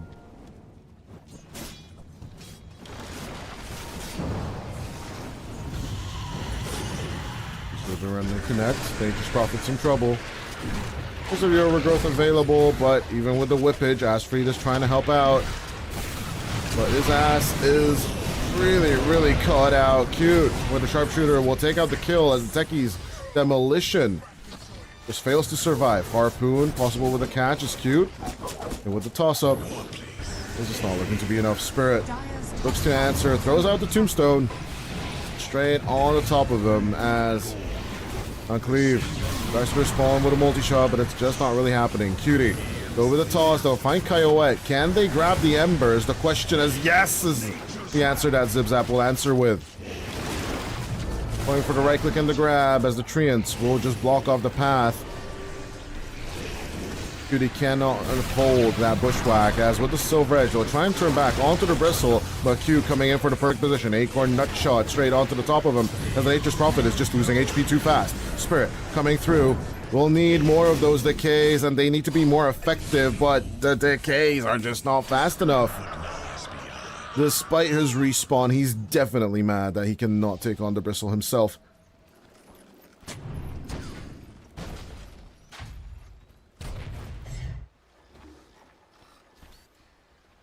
This consecrated Raps. It's just working overtime here. My buddies. Get a charge every 4 seconds. Provided you don't get hurt. But it just gives you such good leeway into the fight. Also jives really, really well with the Bristle. Radiant's middle tower is under attack. Radiant's middle tower has fallen. I said dance.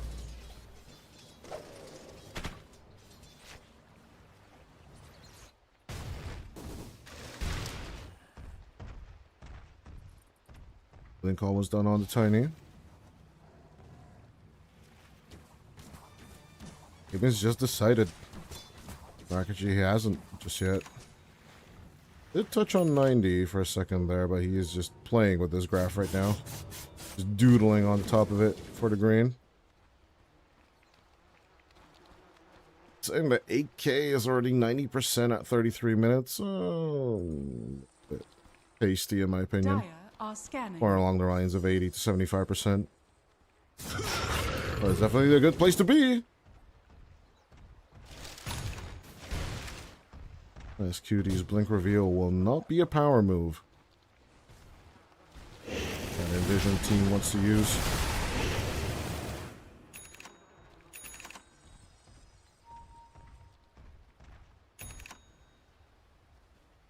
Minute 34. Radiant are scanning. The solid 46 kills on the board. Chippecow will rush in to the pit. Minute and a half until Roshan wants to move. Smoke of the seat immediately popped. At a dire lineup. Roshan the open, Remnant at the ready. Lemonade, looking for the break. Forget the ass feed first. Cutie with the wraparound. Maybe they get the wide catch onto the Drow Ranger, but the Drow Ranger has the Silver Edge too. Spirit pushes on forward with the Wheel of Wonder just turning on about. Throws out the Tombstone, but immediately as his BKB expires, he's just gone. Demone straight on to the next support. He goes as Astrid tries to get some information for Cutie to jump in. But even then, Cutie is just not finding any single kill. Baloo. The Drow Ranger turret strategy this time is working about. 30 seconds until Roshan moves. But with him only having a sliver of HP, Kyoet will finally get to pick up an Aegis at minute 35.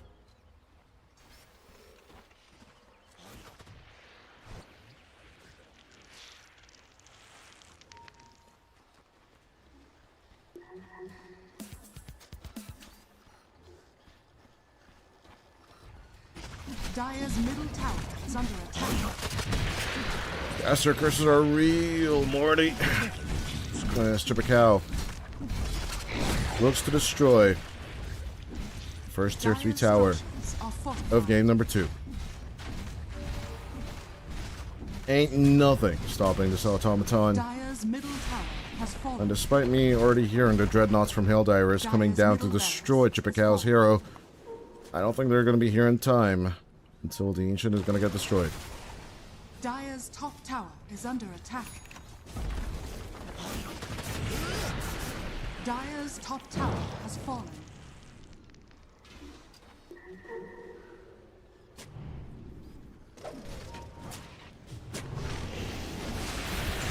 Over the grab, Chippecow, a little bit of an overextension, but the BKB, the escape back will keep him safe. Tier 3 number 1, and it's range racks. Already open on the mid lane as Zip Zap. Either looking to get the stronger Treants or just get that teleportation cooldown removed.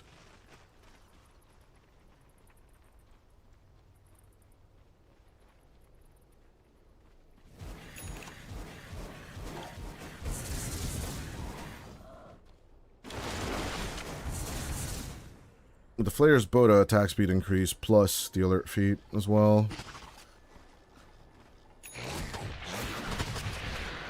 These choices are looking more solid and solid by the minute. Spirit.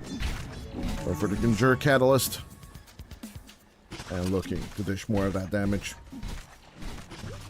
That's for me.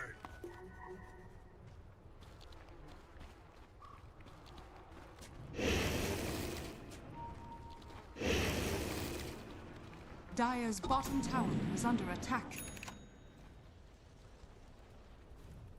Gang. Lemonade, come on yet. What? Neutral creep, okay, sure.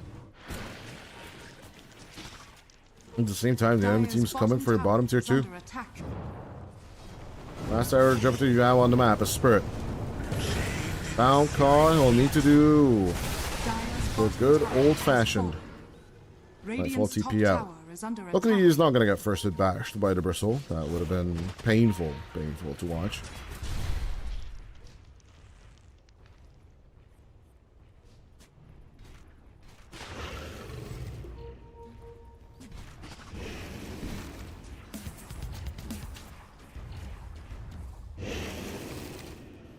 .38 minutes in.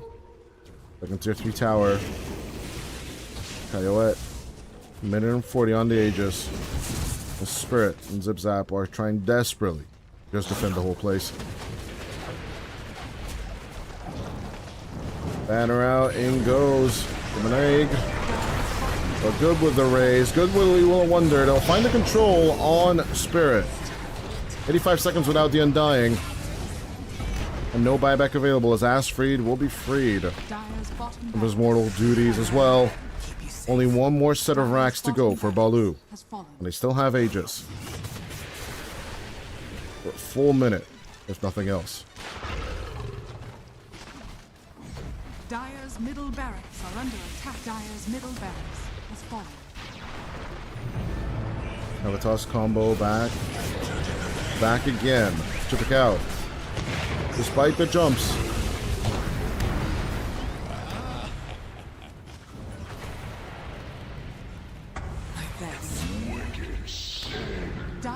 I just don't really know what to comment on that, honestly. As the GG right there, I do believe Baloo team will just even Steven this. Zip Zap's Nature's Prophet, just not really looking to return back home.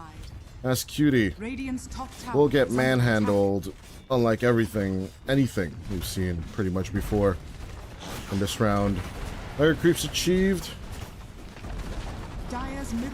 And even though they're just stubborn enough not to call it, Envision already know that they just did not have enough to deal with this bristleback. Maybe a Conda on top of everything. They call GG. The Spirit will still try and desperately run out and save the Ancient a little bit longer.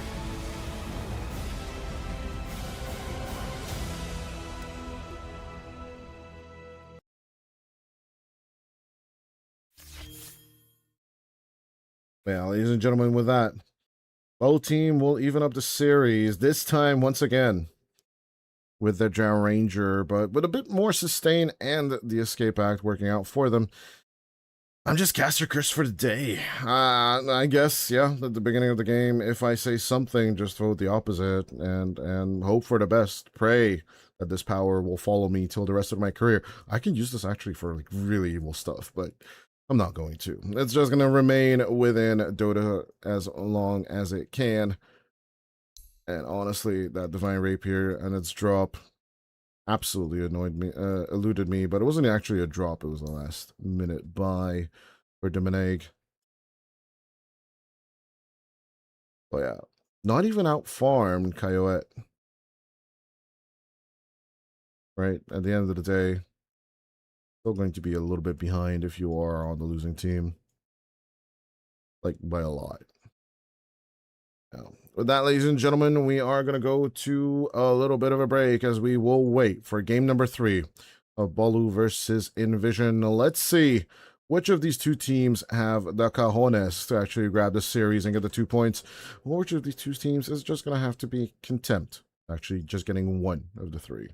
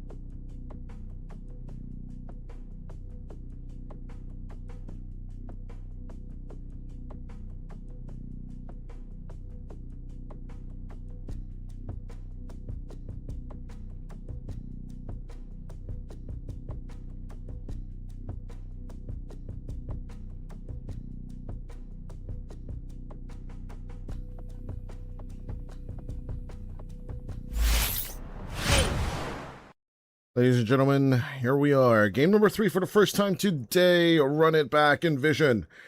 We'll be giving Spirit the Undying for the 3rd time in a row, as Balu team will not deter from what ain't broken, why fix it? They are going to just get the bristleback all to themselves. Is it truly a counter? I don't think it's a counter. It's just tanky one way, and then the other one's tankier the other way. And it didn't work out last time. They're going to bust out the Bane once more. Ringmaster similarly on a weird passage, and of course, with the Lone Druid still left inside the pool, Envision will do the Navi Junior thing and grab it. 10 Throughout seconds qualifiers, remaining. throughout matches in general, this is basically like the first time 5 seconds we've been remaining. seeing the Lone Druid most of the time. Entangled Claws, Savage Roar. Most of the heroes' toolkits is just about cutting and playing and ruffling up some feathers. Now, of course, you can just keep your position 3 a little bit more safe, and we shall see what the 18th pick overall for Envision is. But they do need a little bit of teamfighting elementation to make life just a tad bit easier.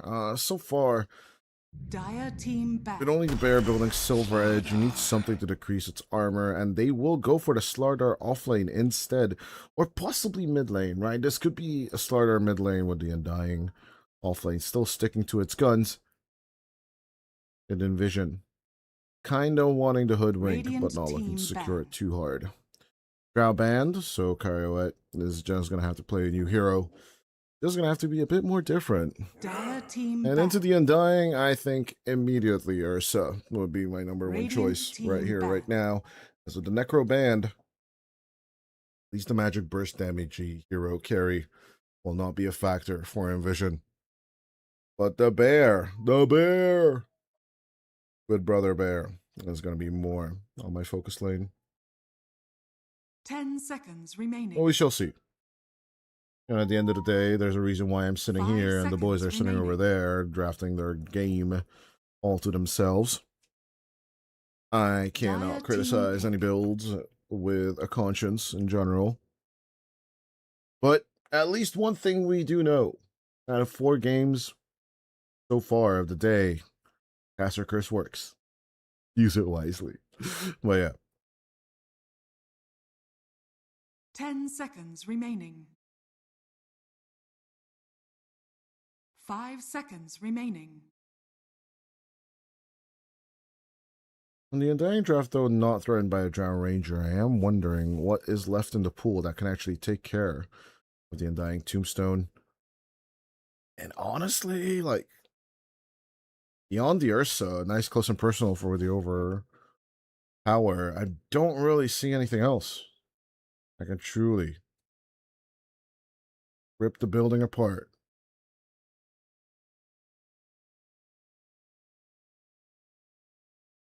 Ten seconds left on the timer. It's time to make a decision, Envision. Radiant team pick.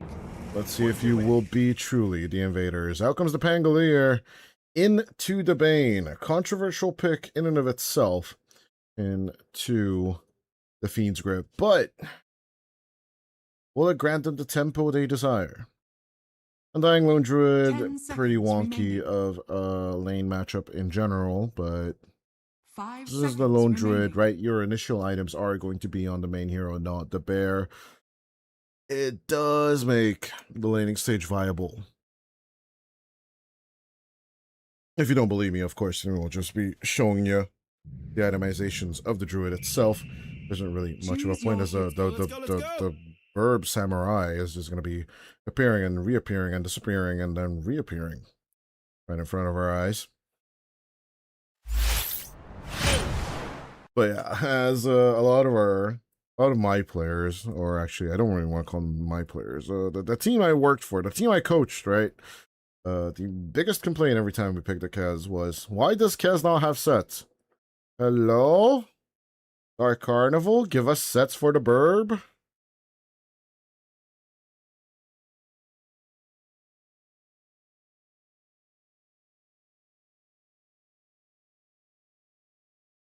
Well, it should be an interesting approach to game number 3.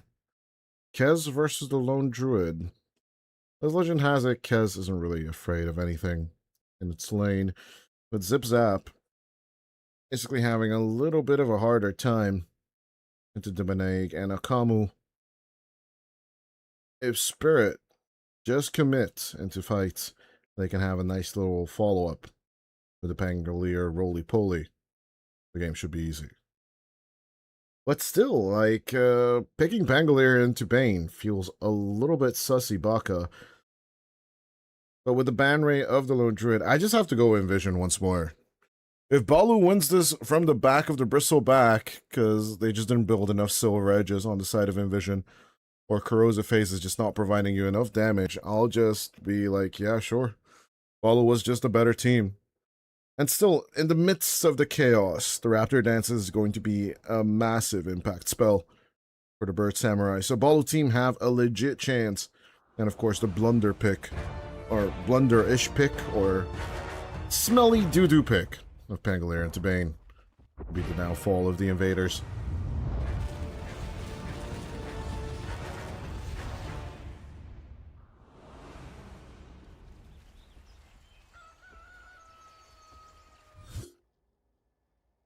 I hate life. No hells, no heavens. Only this. I find myself strangely drawn to this odd configuration of activity. I definitely just keep spamming no brains. That is by far the funniest voice line on the hero in and of itself. Still weird that we cannot spam voice lines, right? As casters. You have the wheel right here, but you just cannot use it in any form.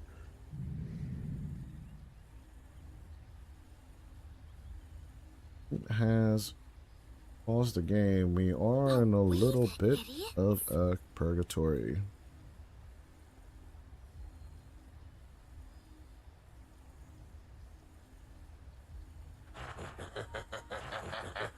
Let's see if what the smart people think about these two drafts.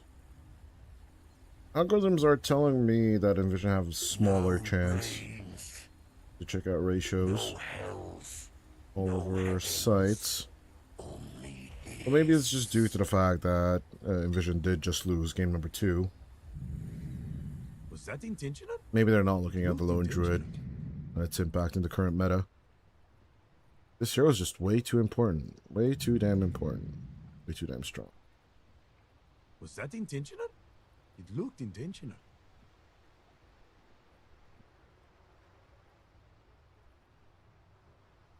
Still, with the bear just not having any kind of items, still feels a little bit wonky.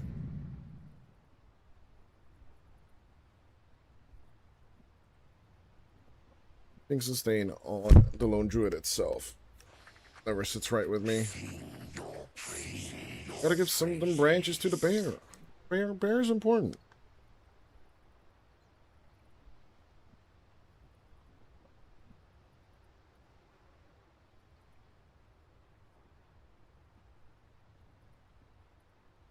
The maggots clean the maggots. Bears just love sticks. Give them sticks. Give them ironwood sticks. Was that smart? One of the ugliest items on Slardar, but what can you do? I like ugly items.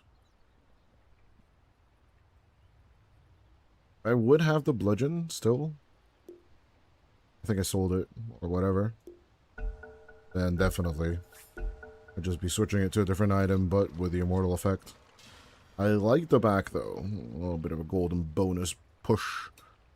A boost. Or do the Guardian Sprint. It's really, really funny.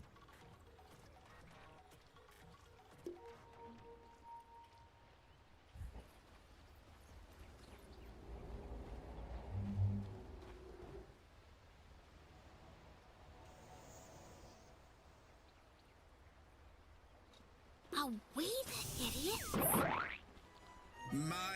A little bit of pie throws between the teammates. Having a bit of fun. Let's see. Immediate smoke break, maybe behind the tier 1 tower. Demone going in for the approach.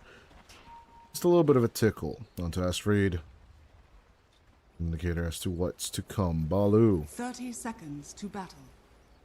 With the successful smoke breaks, Ayoette immediately reads the moves. Exactly where to go, as this time it will be the Envision side that will opt in for the pause.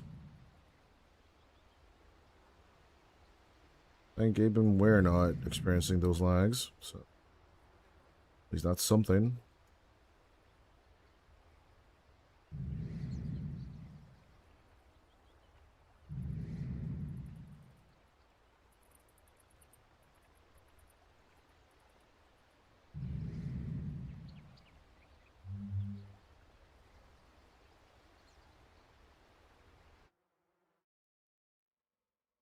I'm just gonna be looking at the bear, I guess, until the lag issue solves itself. No hells. No hells. No heavens. God declare, if we do see disconnections from one side or the other, we are more than ready for a technical pause here at production. We do apologize. This is just a thing. Of course, for all you tinfoil hat enjoyers out there, this is when they're gonna bet on each other and then try and throw the game. Hiya! Just throw a bone for all of y'all Barba enjoyers or whatever you call themselves.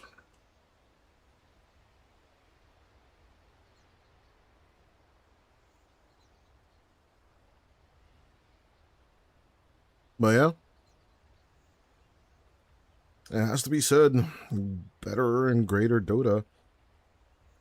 Reason why we have tiers is going to be played in just a few days in Paris, the French city.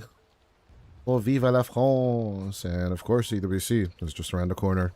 So our former EPL colleagues are going to be casting that on site. And shout out to Permasneeze and Mike, of course.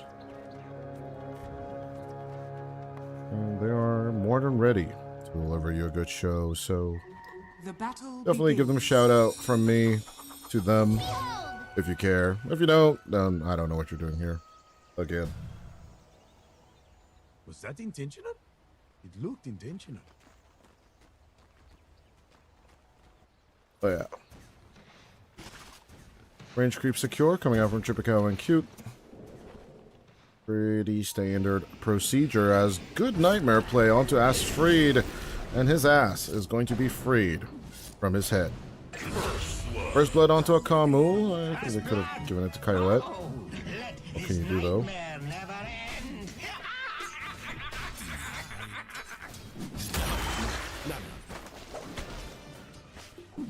Radiant's Rhythm courier Spirit. has been killed. Not sure if the plan was a tri-lane Radiant's courier has been killed. on the side of Spirit, and of course, Maybe when you're older. the Enclave's ringmaster, but Cutie. And does hurt it. Go for the wave skip as fast as possible. Yeah, not looking to deny, although I do believe he should have had the stats for it. Asfried. Early levels with the Undying, and someone who makes the matchup, are pretty comfy. But definitely, if they want to have synergy with the Lone Druid, they'll need to level up Tombstone instead of the Soul Rip.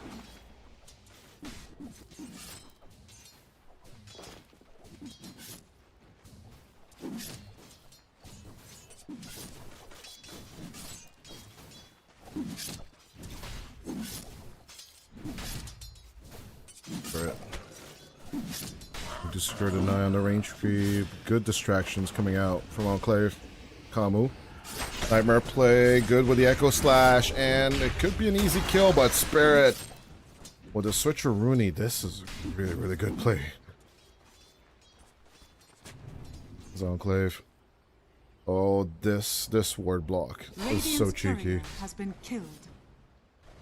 I'm finally finding it. He'll be annoyed at himself. Radiant's middle tower is under attack. Go grab Okamu. There's the Echo Slash once again. The windup is just not going to be enough, and Kyoette. I'll get one more slash for the kill. Dire's courier has been killed. Yeah, early levels, even if you switch disciplines, those are gonna be on cooldown.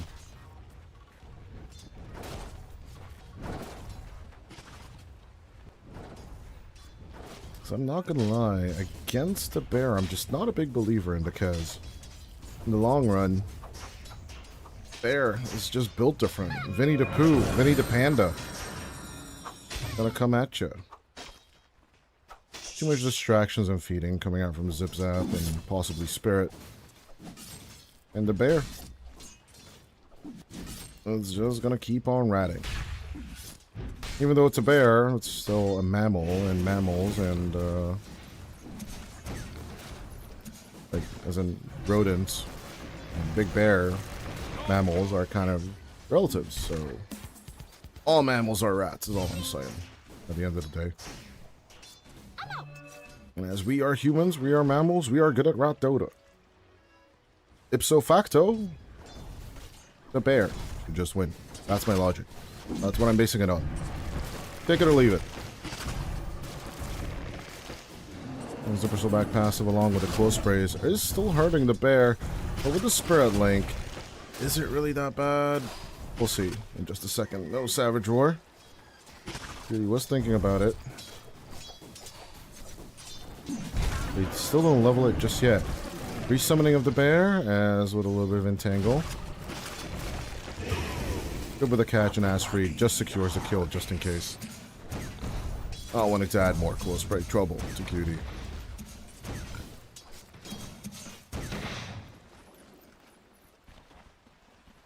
Cutie and Cute against each other for the third time in this series. Saying Cute so many times just makes me want to ooh and just cringe out of existence. Out comes the tombstone, Astrid, with the rotation down onto the bottom lane. Kyret can't really do much but ignore the tombstone itself. Could be an easier deny. Could not leave that be. Spirit could deny it himself if need be as well. Let's feed. Long in this courier. Replay. They get on top of the Kets. That is still definitely the plan, as with the decay. 650. A prize. Nice feed. Could just leave. Was planning to, but as soon as he saw Cute, he'll try and go for the escape. Kaboom! Immediately. Onto in the Undying. The kill is given over to the Bird Samurai this time around. Cutie. Definitely feeling that he's in trouble as look at all them cool sprays just texture bugging on the bear.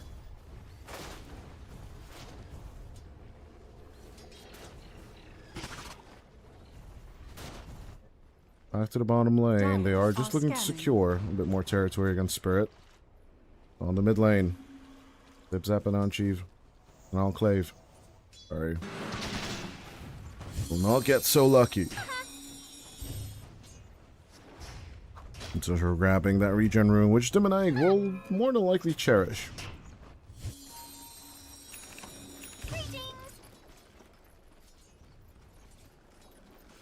Chipicao off to a wonderful start as Zip Zap with the Pangolier suffering pretty much on that mid lane.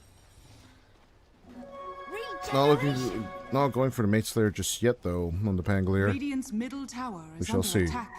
How much damage can Demonic actually do? Dire are scanning. Well, for his teammates to actually help him out with this Dream Coil catch. But Zip Zap will not revel with Rolling Thunder. Don't please disturb that much. Chipicao. Out goes the blast off onto Astrid. They will go for the Tombstone.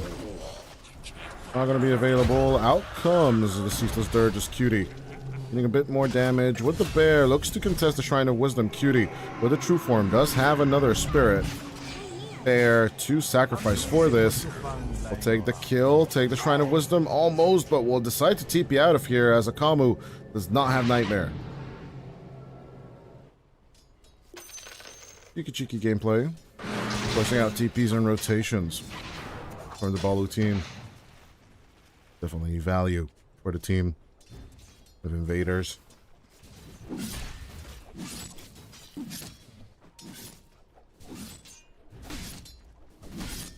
Okay,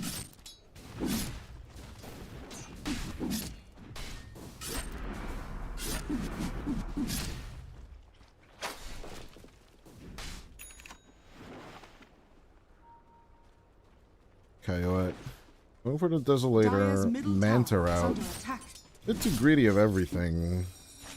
Satanic also mentioned this just now on social media everywhere, basically, if you're interested in Dota in general. There's the Desolator Ags route. If the enemy has a bit of a silence, right? They go for the Manta route. Going for both. It just seems too greedy.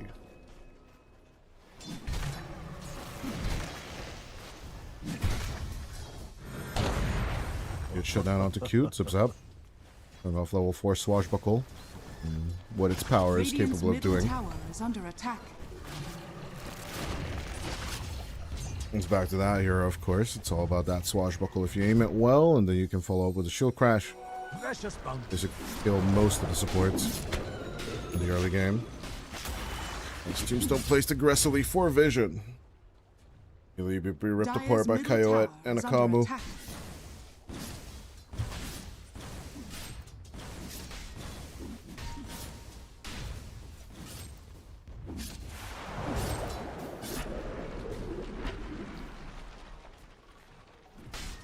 Not disturbed by current developments to two teams. We'll just be chilling. It's like a Swiss mutual agreement that they'll only get 1 kill per minute. Which makes my job as a caster just way more easier. Apparently half the audience doesn't even speak English anyway, so I could even just start speaking Hungarian at this point.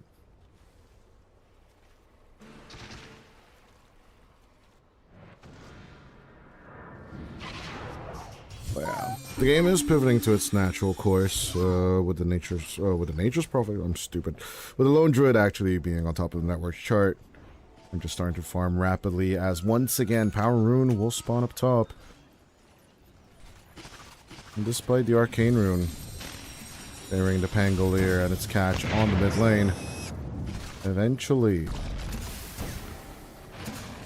will be another important rune for Demon. Just use casually in the tier 1 building on the mid lane.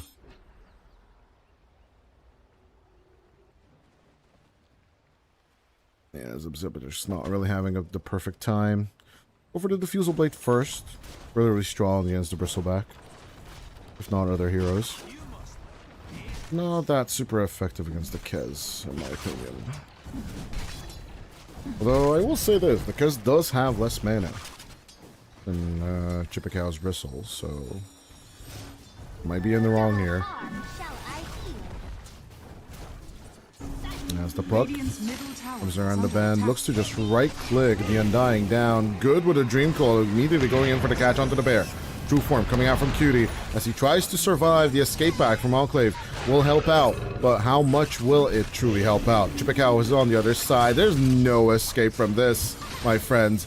And as the Panda Pooh Bear will fall, it's just a massacre coming out from the Balu team. Asfreed will be freed from life as with the Pangolier coming through, they are going to survive with the Fiend's Rip committed. It might have been committed on to someone else. I was actually paying attention. Who was the first Fiend's Rip target, right? Was it actually the Lone Druid? No, you got Dream Coiled. Yada yada yada. Tower is under attack. Might have been Ringmaster at the end of the day, right? You just look to secure kills. Your first ultimate. No matter the cost. Beauty. Let's just forget the whole encounter. We'll immediately return up to the safe lane. And of course, with little Chipikau and the rest of the team just losing out on income. I'll be backing off.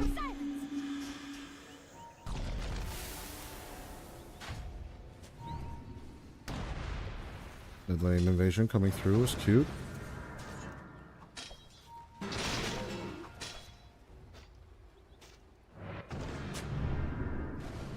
Perfect find of the Observer Ward, Akamu. Amazing what you found lying around.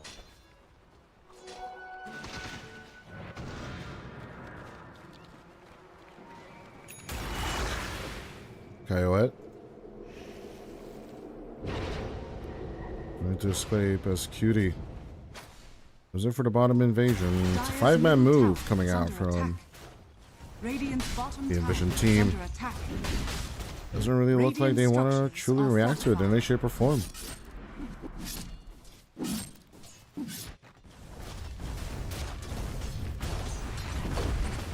With the counter pressure back onto the mid lane where Cutie just an easy kill. The Maneg. With a catch with the Maneg.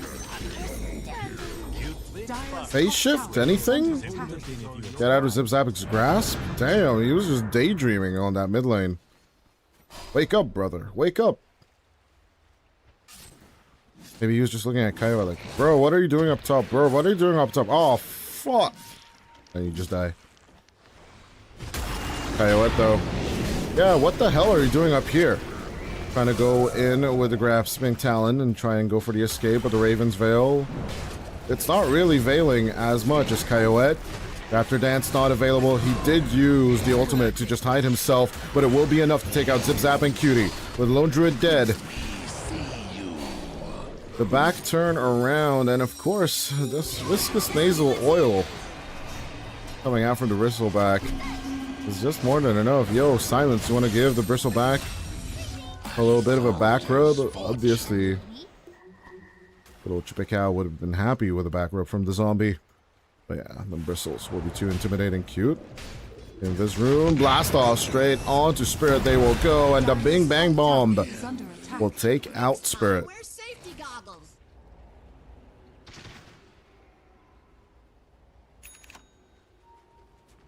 11-9 at 15 minutes in. There's we have 20 kills on the board. Follow team. Just want to make the caster curse work out. It's just a rule of the day. I don't know. I'm sorry. I'm not a big believer in the bristle. I'm not a big believer in the Kez. But damn, they're strong heroes when you combine the two together. Like the horrible Apple and Pen song. I don't know why I just brought that up. I didn't even ever listen to that song, but holy hell.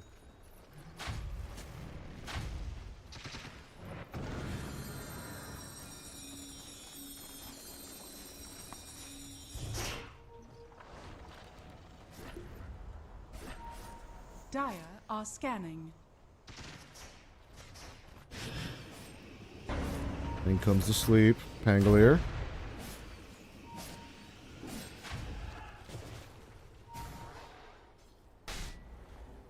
Looking for Sanctuary behind the tier 2. Dire's structures are fortified. Yeah, a little bit of territorial denomination over here for Zip-Zap. The rest of the team as... Yep, those proxy mines aren't doing much. Tier 2 defended. Could be looking at a deny situation over here, although 10 more HP would be required as... Yeah, the second throw will catch for the haste rune. It's controlled. Massive chaos, though, on the Radiant side of the river. As out comes the Tombstone. The Maneg will still drop the Dream Coil perfectly. As feet going down, as Coyote just echo slashing and dicing. Spirit next. Zip-Zap in trouble. Does not have a roly-poly to get out of here as with a Soul Rip. As feet will try and save. The Shield Crash on a few will be a little bit of a help. But it's just kill after kill after kill once again for Baloo. The chase, especially with this bristle, is just working out perfectly. Enclave might survive. They don't really care about this.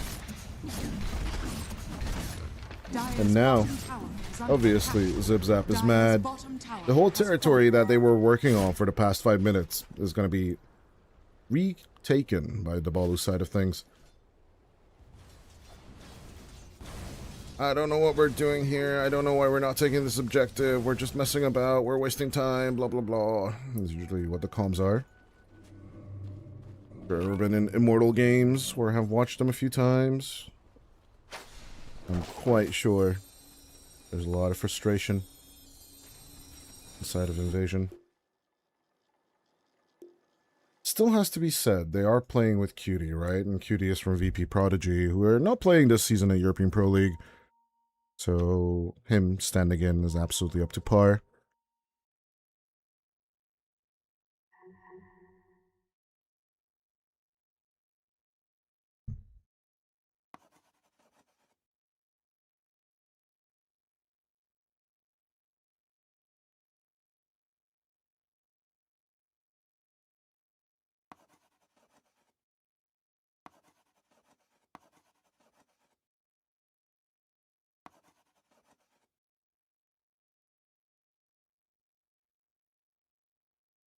$18 minutes into the play, though. We do have 25 kills on the board. This Balu team with 2 successful chases. Secure 3+ kills in both encounters. There are more kills in both encounters. I'm not gonna lie, this Chippecale Bristleback is just impressing me.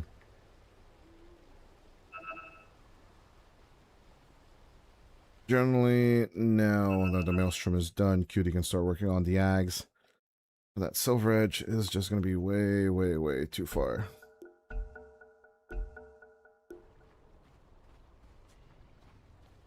Dire are scanning.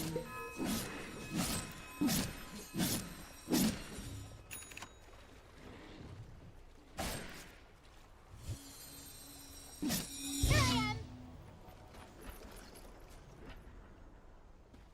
Silence!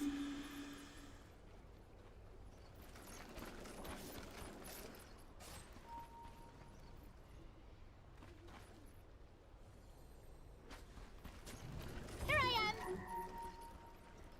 Yeah, more than curious to see Balu pulling off the Enigma Galaxy, giving the enemy the Lone Druid and actually winning against it. In that matchup, though, Sumail was playing a Magnus, and Davai was playing an Underlord. It was more of a different approach there. But the position 5 clockworking it and phoenixing it all the way through. Now we had everything going for them to actually win draft number 2, but obviously a little bit of synergy and strategy. Enigma did pull off the 2-0 W in that situation. Now Balu closing in on territories and just locking in. Cutie is in trouble. Oh yeah, once again reiterating that they are literally playing with a stand-in on the side of Envision. Let's see. With a massive blast off into play, the Funhouse Mirror. It's a mere distraction, but the 2 supports, Akamwa and Q, just die. Yalan locks in with a Dream Claw, but will only catch out the Stardar. Is that going to be enough? As the Burp Samurai is in trouble, they are roly-polying around that Dream Claw. They'll finally lose Spirit, but the roly-poly works out. Chippecale 1v4, but it is a Bristleback.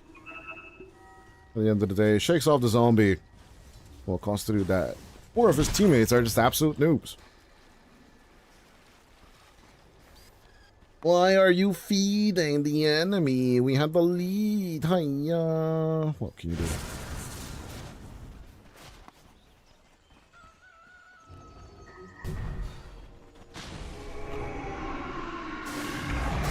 Vision Invasion is going to be successful, and the first Tormentor will be going to the dire side as well.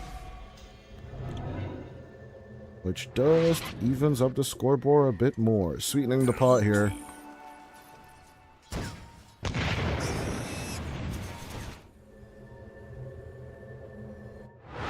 As I suspected, we are approaching Parasma timings as well. Enclave. Whoopee Cushion, along with the Tame the Beast. Keep a bit of a distance with the escape back though. Enclave. Just keeps Chippecale in position. Astrid will show his ass too, and with the Tombstone save, will grant himself a little bit of a sanctuary in the Tier 2 tower. With Cutie just about to finally reach that Aghanim Scepter timing, they can finally start separate farming. Or just basically AFK farming with the Lone Druid, and then just basically ratting with the bear.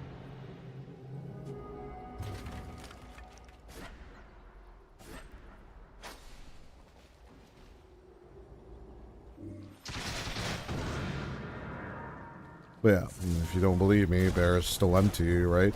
Obviously. Need that Aghanim Scepter, Radiant's and middle then tower is under attack. pass on the items to the bear. Has been the meta approach for quite a while now.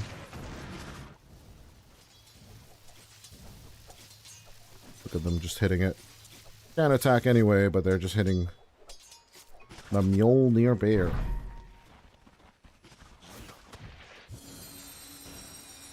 The only reason why I know that this is what they do is I've been seeing it hundreds and hundreds of times for the past few months.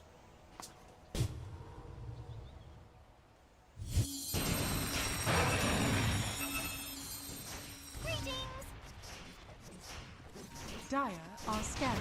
But yeah, the Parasma's on its way as Zip Zap. They just move on to Cute. Easy pickoffs onto the supports, but there's that Fiend's Grip. Immediate grab with a Dream Coil as Ass Feed will feed his ass. Immediately out comes the roly-poly. Fiend's Grip gone. Akamu is no longer useful for the rest of the team, but Cutie just comes in and gets the kill. The Aghanim Scepter Bear, now with Mjolnir, is looking to hunt someone's ass. As Amaru's gone, Cutie. I just lose Bear number 1 here. But there's that Savage Roar. Can they get the Kez? Yes, they can. Demonang also gone thanks to Spirit. Good grab out onto Chippecow, but they still don't have the Silverite, so ignoring the Bristleback. Just seems like the right call here.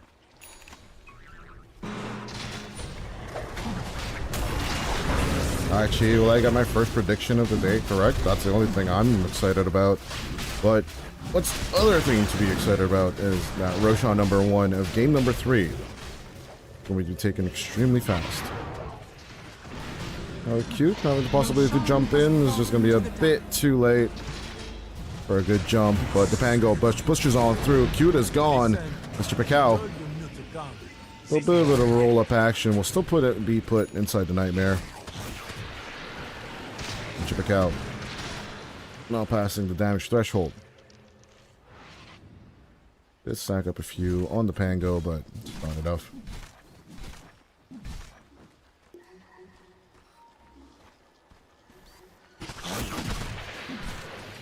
Dire's middle tower is under attack.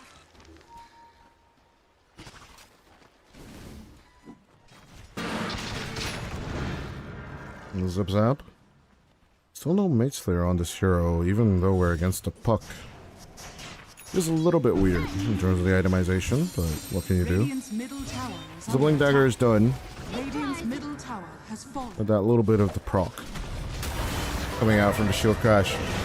It's going to be kind of massive. Hypnotize. The Bristle is still dishing back the damage as best as can. Amaru will get controlled.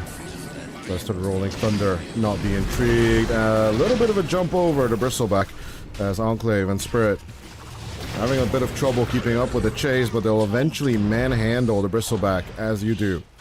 Beauty.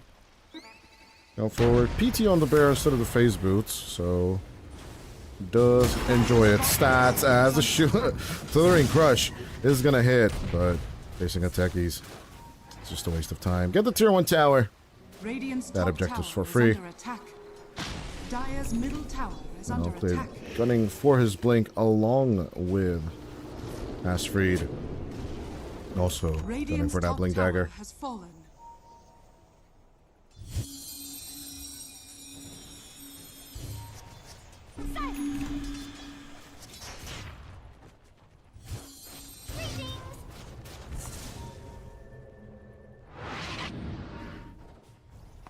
Well, yeah.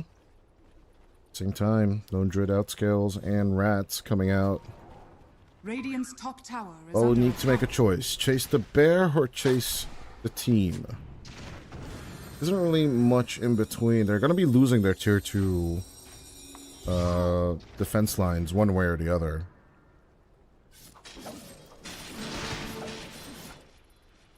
But all the Lone Druid needs to do is just farm in safe areas. The bear will ensure that the rat continues.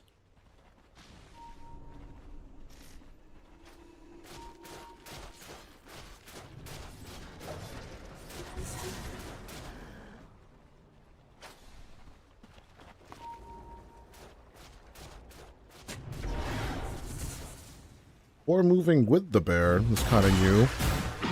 Kamu, good with the grab. The Bane is gone. Batman is avenged. Wait, that's the wrong franchise. Whatever.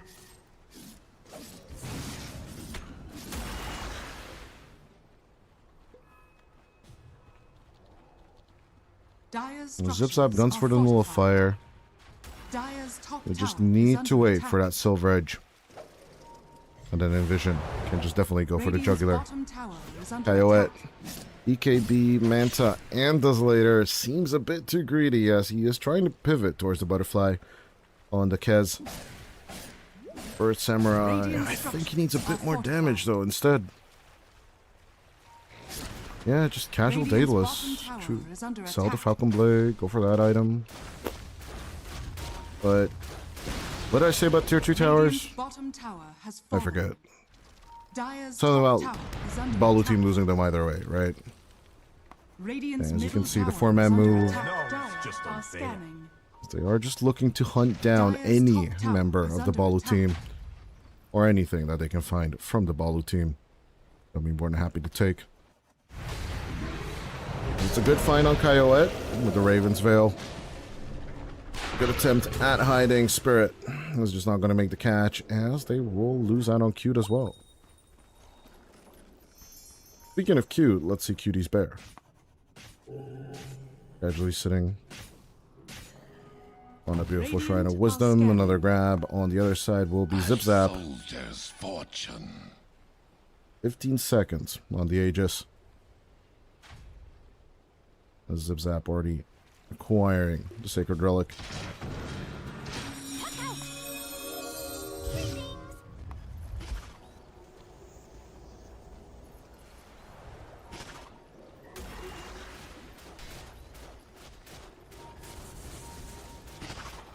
Balu. I don't know where they're trying to scale into the bear. They should just hunt the 4, and they finally will make the turn. Escape Act onto Zip Zap. Will buy him the time to get the roly-poly on, but Cutie is just already joining the fight. Straight onto the Bane they will go. The bear will be put to sleep, but Zip Zap will just rejoin and try and get on top of Amaru. Will be successful as Spirit takes out the other side of the backline. Chippecow, on the other hand, will try and retaliate.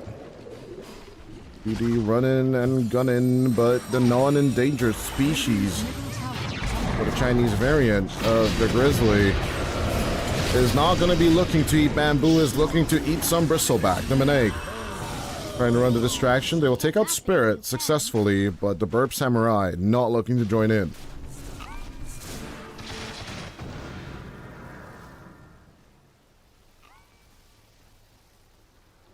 $3K not worth lead. It's still shaky, and Gaben graph is just more than correct. Not go over that 60-65% line. Dire's courier has been killed. Despite all that,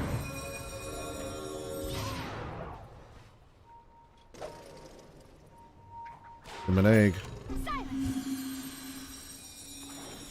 being a little sneaky about it. Oh, Uzuri orbs in the wrong direction. Oh, well, TP somewhere else. Middle tower is under attack. Slow down.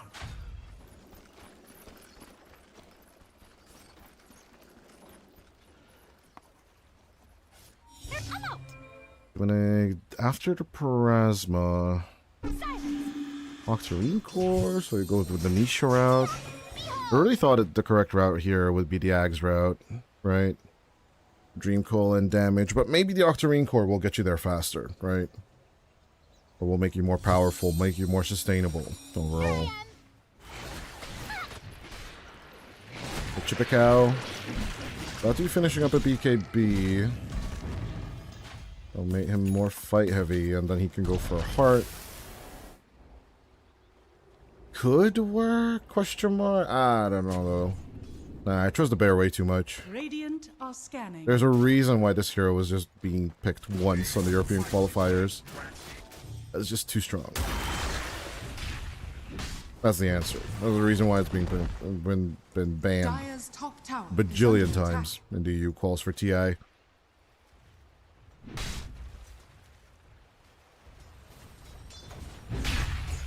are scanning.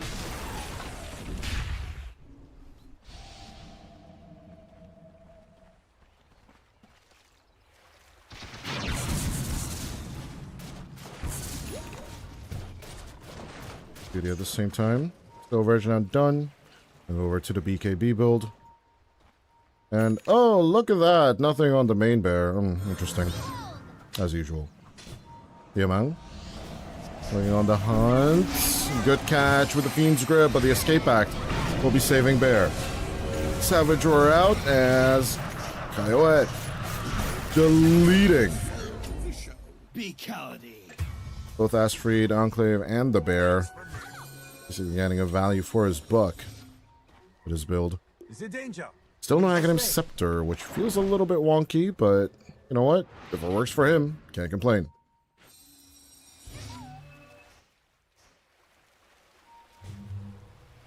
Snowball slowing down. We're about to be on even Steven grounds as the Menag. Gonna get bashed. The stun though! The Slithering Crush. It's gonna be a miss, Spirit. Gotta get out of here. Wish I had a Dream Coal, but he does not have it. As he does know that Zip Zap could just join in pretty easily. Out onto the puck. What an execution on Demoneg as Coyote will be found on the cliff, but Cutie's characters cannot reach. Zip Zap almost gets on top of that cliff. Will go up there with a swashbuckle. The 1v1 of the Sentry, of a Pangolier and a Bird. But Coyote gets out of there still with the Blink Dagger. It's going to be an execution. Cutie running back onto the fight. The Tombstone will be a mere distraction for the supports as they will put the bear to sleep. Blast off for Cutie, but good catch with the blink. In vision. Not in division. They are an absolute unit of cohesion now. As the VP Prodigy standing Cutie does have a Cutie Patootie bear. That will just constantly hunt you down.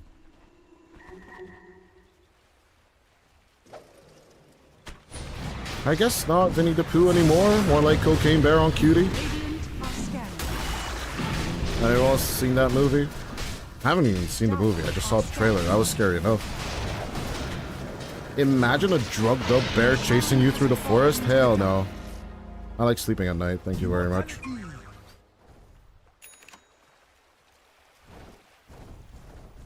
Yes, MKB immediately to counteract the butterfly potentially coming out. Or actually, already having come out. From the Bird Samurai. Yeah, Samurai Kez just not proving to be as effective as Samurai Jack in the anime. Now that would be a good skin. Samurai Jack's skin on Kez would be kind of cool. Well, I'm not gonna lie. Oh yeah, he's got kind of this weird armor, right? Got a katana, he's got Shadow Side. Yeah, no, like a Samurai Jack kind of white skin would be cool on the bird. As in the meantime, we do have a Fiend's Grip once again used on the bear. Amaru. Caught out immediately. As the Bane just goes down, nullified, good catch, straight onto the Bristlebag. The BKB will help though. Lotus Orb as well. Going to be solo targeted in one way or the other, but Cutie pivoting immediately. So the bird might just go for the bird. The techies will stay behind, but Coyote. The spider senses are tingling. Maybe in this case, it's going to be bird person senses are tingling. Radiant's middle tower is under attack.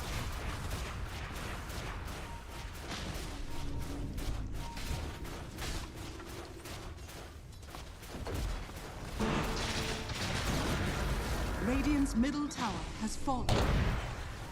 But now, with the bear just reaching peak and the whole team behind it, we'll just let the Nightmare run its course. There's no Fiend's Grip for 40. They're trying to push it away from the tower as best they can. Picao looking to keep up the stacks of the Viscous Nasal Goo. Does have the Hairball as well, but it's just Bear. Bear too strong.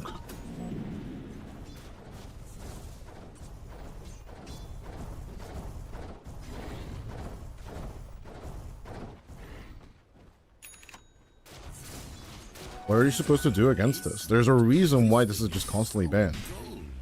Right? The reason why Enigma won is that they just never let it get out of hand this hard.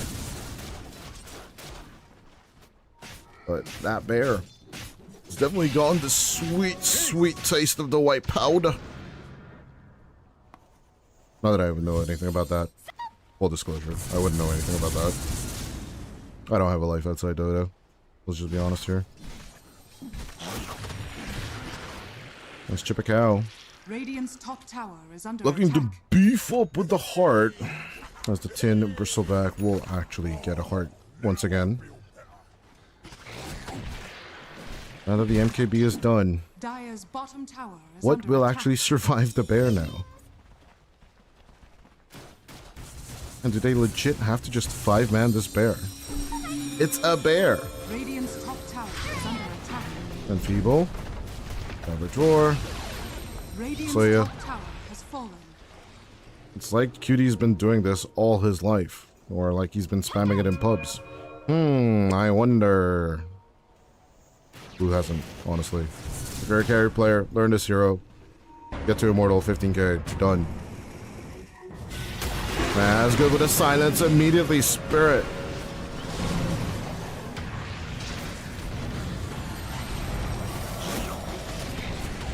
I am looking at who actually casted the whole thing, but Zip Zap just rolling to get out of the fight. They will lose bear number 1 for this. His Enclave is also gonna die. What is this high ground throw? Coming out from Envision. The Envision invasion actually not working out on the high ground this time. What can you do? Have I for invisit? Oh, it's quite nice actually. Oh, Asteroid actually has a phase, an orchid. Dire are scanning. I'm going for the counterintuitive build of phase boots plus drums, but right. Some heroes can still do the Spellbreaker cosplay if they want to.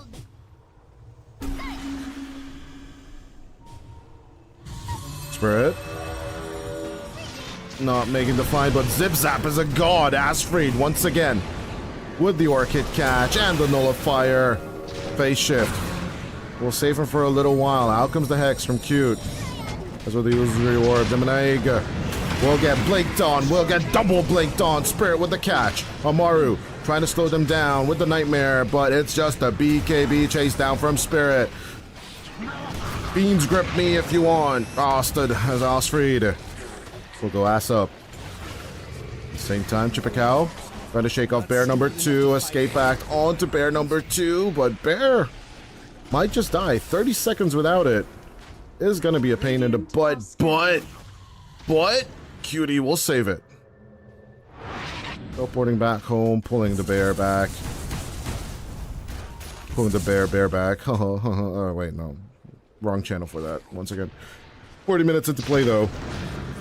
It's just a casual 10k lead on the Envision side, so hold your horses, dear audience. This is not over until that high ground is actually broken on the Radiant side. But where do we go from here on Team Balu? Aghanim Scepter on the techies is what I would be aiming for. Now he's going for a Force Staff because they need to save the puck somehow. It's nullifiers. Like, can you save the puck somehow? It's double nullifiers, bro. It's insane. You're not doing shit to save him on that. But yeah, like, put Minefield Sign under the Demonaig. That could be the solution here. Yeah, Cute definitely needs to pivot towards that Ags, in my opinion. Just don't have any of the wraps or any of the itemizations. I'm not going to save against this. Let's chip a cow, now that I think about it. I don't think he had wraps throughout this whole game, had he? Right? And now him going towards AC, well, we do need to think about the damage division being made by the bear. Armor is important, I guess, sure.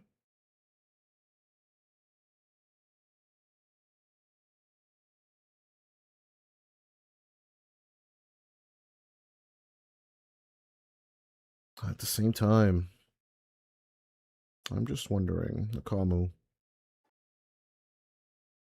Why am I thinking about Ags all the time? Maybe it's just too much in my pubs, right?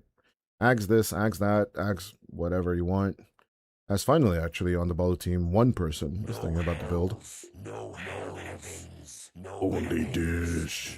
only this. Still, no brains is the best. It's the best taunt on the Undying. Or, of course, Gummy Vitamins. I don't even know what level 30 is on the hero. I guess I'll have to pub grind and reach it. Are we the idiots? Sing your praises. Sing your praises. Well, no. I don't really have any comments on the Envision side of items. Astrid gunning for that Lotus Orb. Adding insult to injury. Actually, both supports going for Blink Daggers. I'm kind of impressed at how well Envision is using the positionings.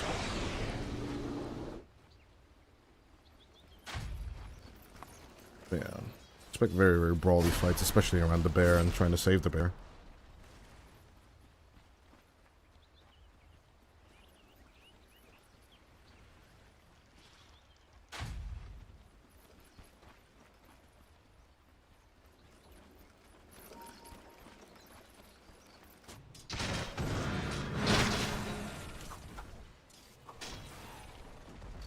Zip Zap.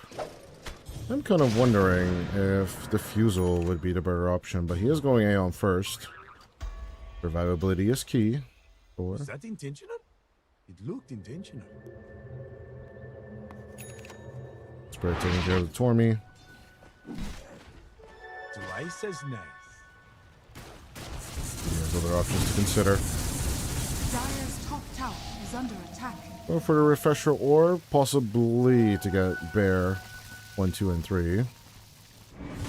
But 3 bears, surely you can kill the enemy, right? Surely you can. As Coyote, good grab, out onto Spirit, and getting Astrid out of commission. But with a Kamu dead for 46, will the Cocaine Bear actually get the Bird Samurai? Yes, it can.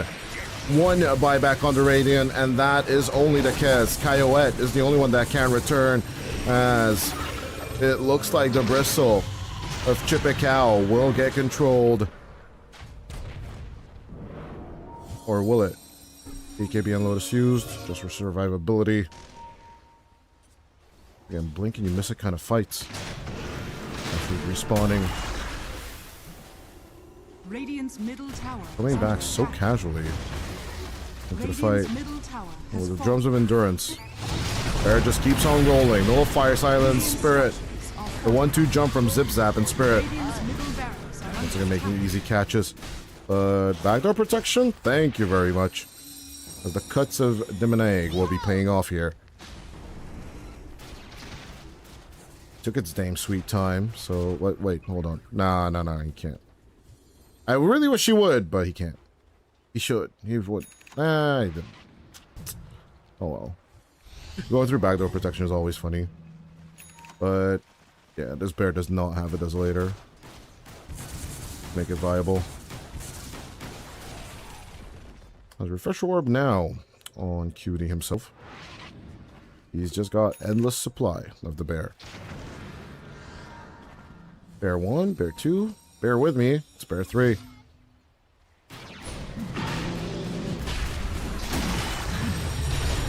As Roshan roars, Cutie will stay. The Kamu and Chippecow coming on over. A few cool sprays and of course the hairball. Cutie keeps distance. Are they actually going to give up Roshan number 4? It is Roshan number 4, is it? Isn't it? I don't know. Good question though. Zip Zap. Rolling into the play, minute 43. Nullified the Bristle back. They are going to go for the grab onto Spirit. Take out the starter, Cutie. Absolutely lost with the Panda. It's up for grabs and they will take care of it. Bear number 1 gone, bear number 2 on the way. Push for the rat. That is absolutely an option, Cutie. Good gun for it. While Balu, they see an opening. And they will try and seize the moment. 80 seconds without the starter. In terms of numbers, value, Coyote. And poor old Demonegg is still behind. Oh, no. Oh, no. Oh, tinfoil hat people, rejoice. Flip it and put it on Reddit. Although, as someone's been on the coaching side, yeah, you do get like massive frame drops at random idiotic moments, by the way. And it's usually due to the fact that the Steam overlay has a little bit of a stupidity. But for admin check and for webcam check, right, it always has this issue. So then you don't turn it off, then you drop 30 frames after a Roche fight, yada yada yada. The problems are just endless. It's Coyote. Tier 3 broken. But here comes Zip Zap.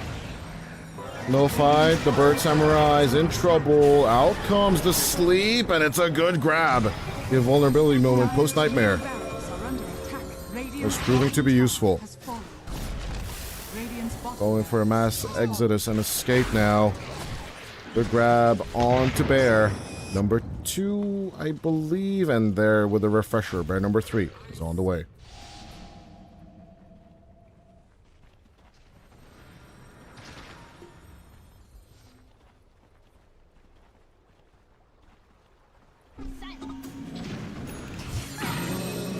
Mass read. Not even considering the Bloodthorn, but why should you? You are not a carry. Or Mariah or anyone else. Coyote. Dire's top tower is under attack.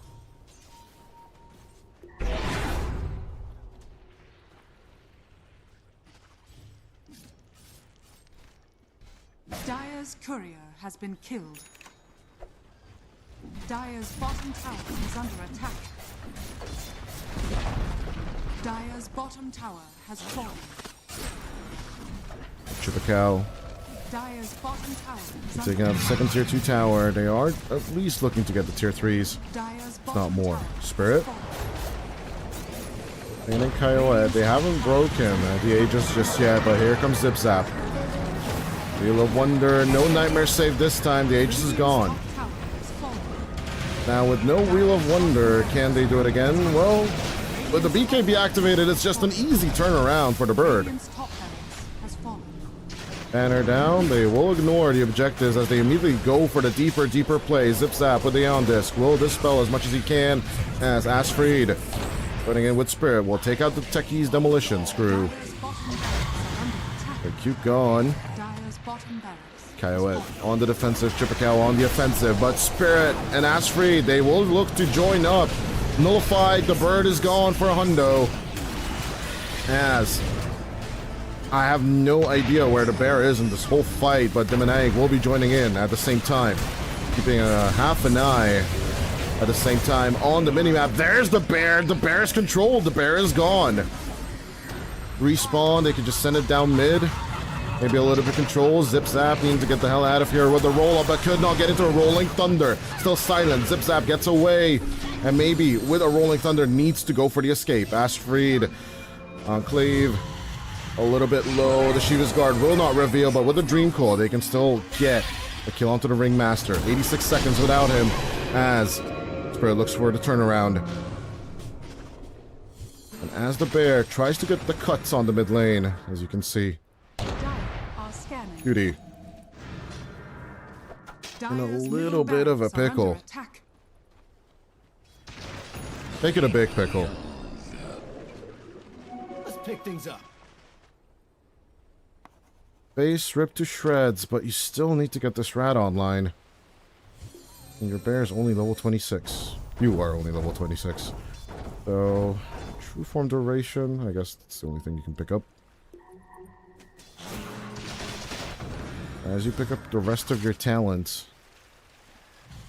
this 14k window means nothing. You're entering an extreme late game territory right now with the bear. The only thing going for Envision is that the fact that they got the buyback on the bird. Is that going to be enough? Bounty.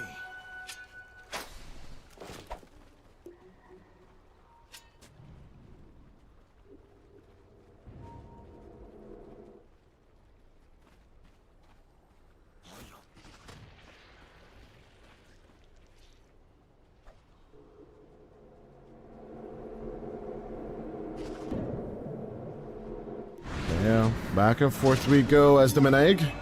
Jumping out comes the Ravens reveal. Zip Zap down and got caught. Akamu. But there's that Aeon this pop. That could be the save here. Spirit jumps into the middle, smack dab of them. But with the escape act, has a chance to actually escape. Back into the tombstone. They will throw As Feed, and As Freed will be freed from life. Zip Zap with the TP will make it out of there. As Cutie with a savage play will make the grab, get the bird.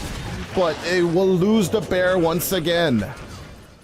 Does Cutie have more of these? Just respawned another batch.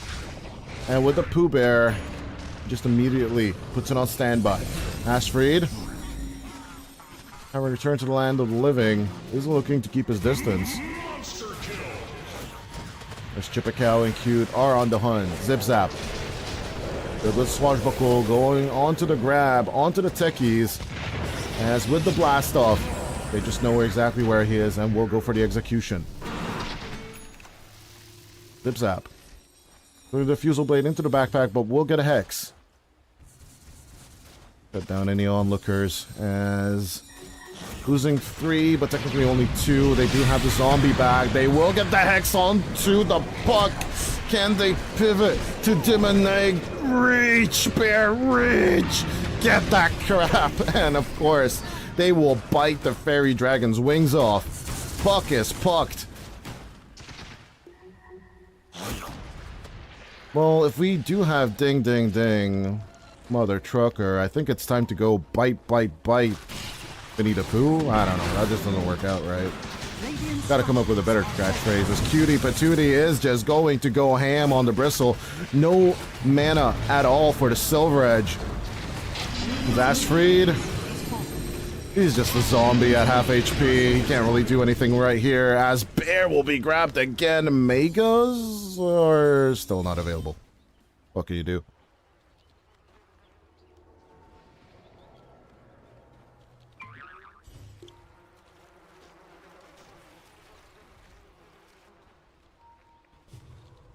Well, in this case, nobody wins. Except, of course, a little bit of a W for Baloo.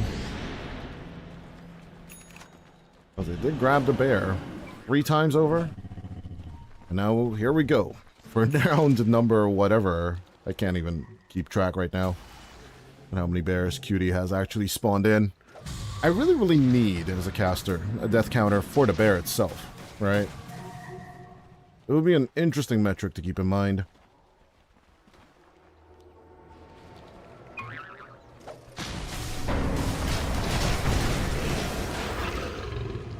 With Tormentor now just giving extra gold for the whole team. Ain't really much of a factor at this stage of the game. One last building separating Baloo from having to face off mega creeps. But actually the true interesting part is just how insane net worth values we have right now in this game. Spirit being super behind of the pack, basically about 4,000 to 5,000 gold behind the Puck. Keeping about 7,000 gold distance compared to the Kez. With Chippecow still leading on his own team. Are scanning.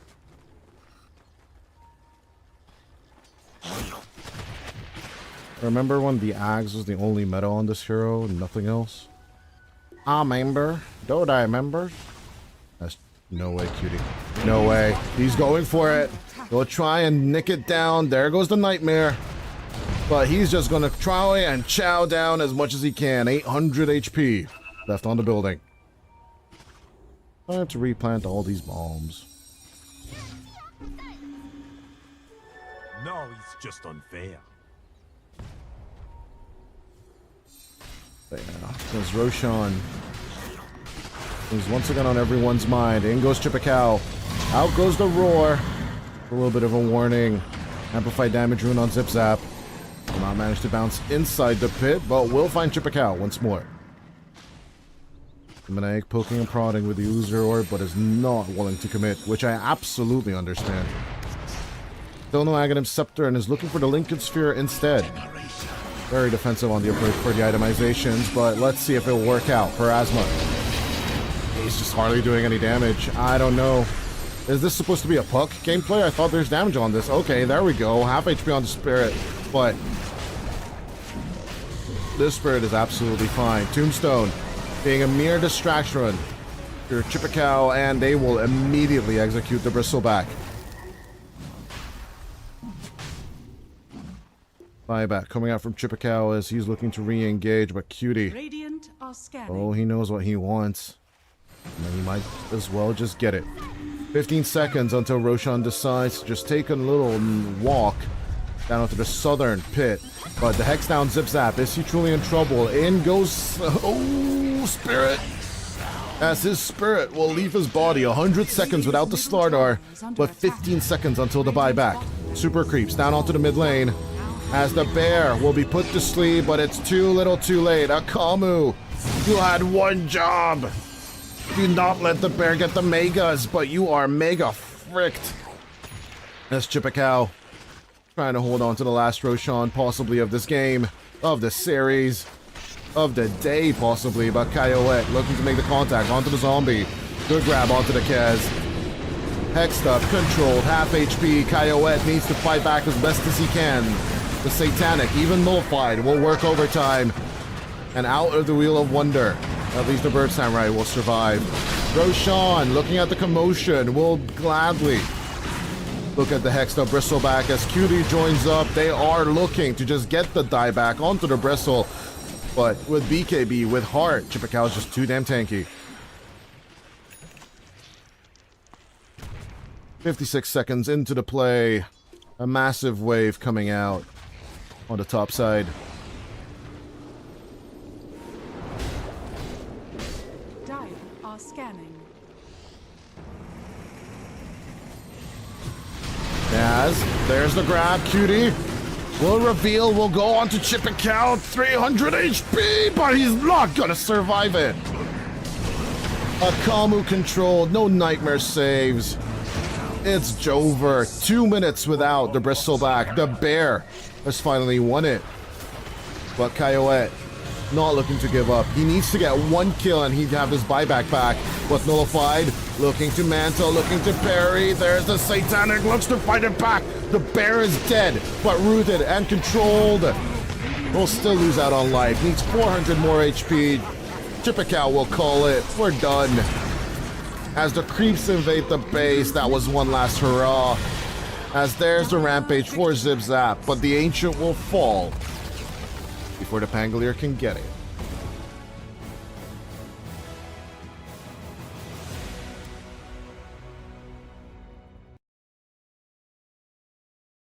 Well, my only regret, aside from actually getting my first prediction right for today, who can guess that I'm actually doing this professionally, is that we didn't get to tier 5 items, man. Enjoy Catalysts and Gray, but get me Baubles. Get me 250% Baubles. That's the dream, right? Every caster wants to cast like a 150-minute game overall. That's what we live for hydration breaks and pee breaks and all that stuff. But yeah, with that, we are massively behind schedule, ladies and gentlemen, so we're going to throw it immediately towards a break. You can look at the stats all you want. If you do, well, you make your own conclusions, but Envision actually pulled off the bear victory, as we expected, honestly. At the end of the day, Lone Druid is just too strong. Nerf that hero, please, before EWC or before TI at least. Thank you very much for that all. But with that, Envision 2-1 over Balu team, and we'll be right back with Team Syntax versus the Habibis, who have been, our poor boys, been waiting for an hour for their match to start. So we'll be right back with our next series after the break.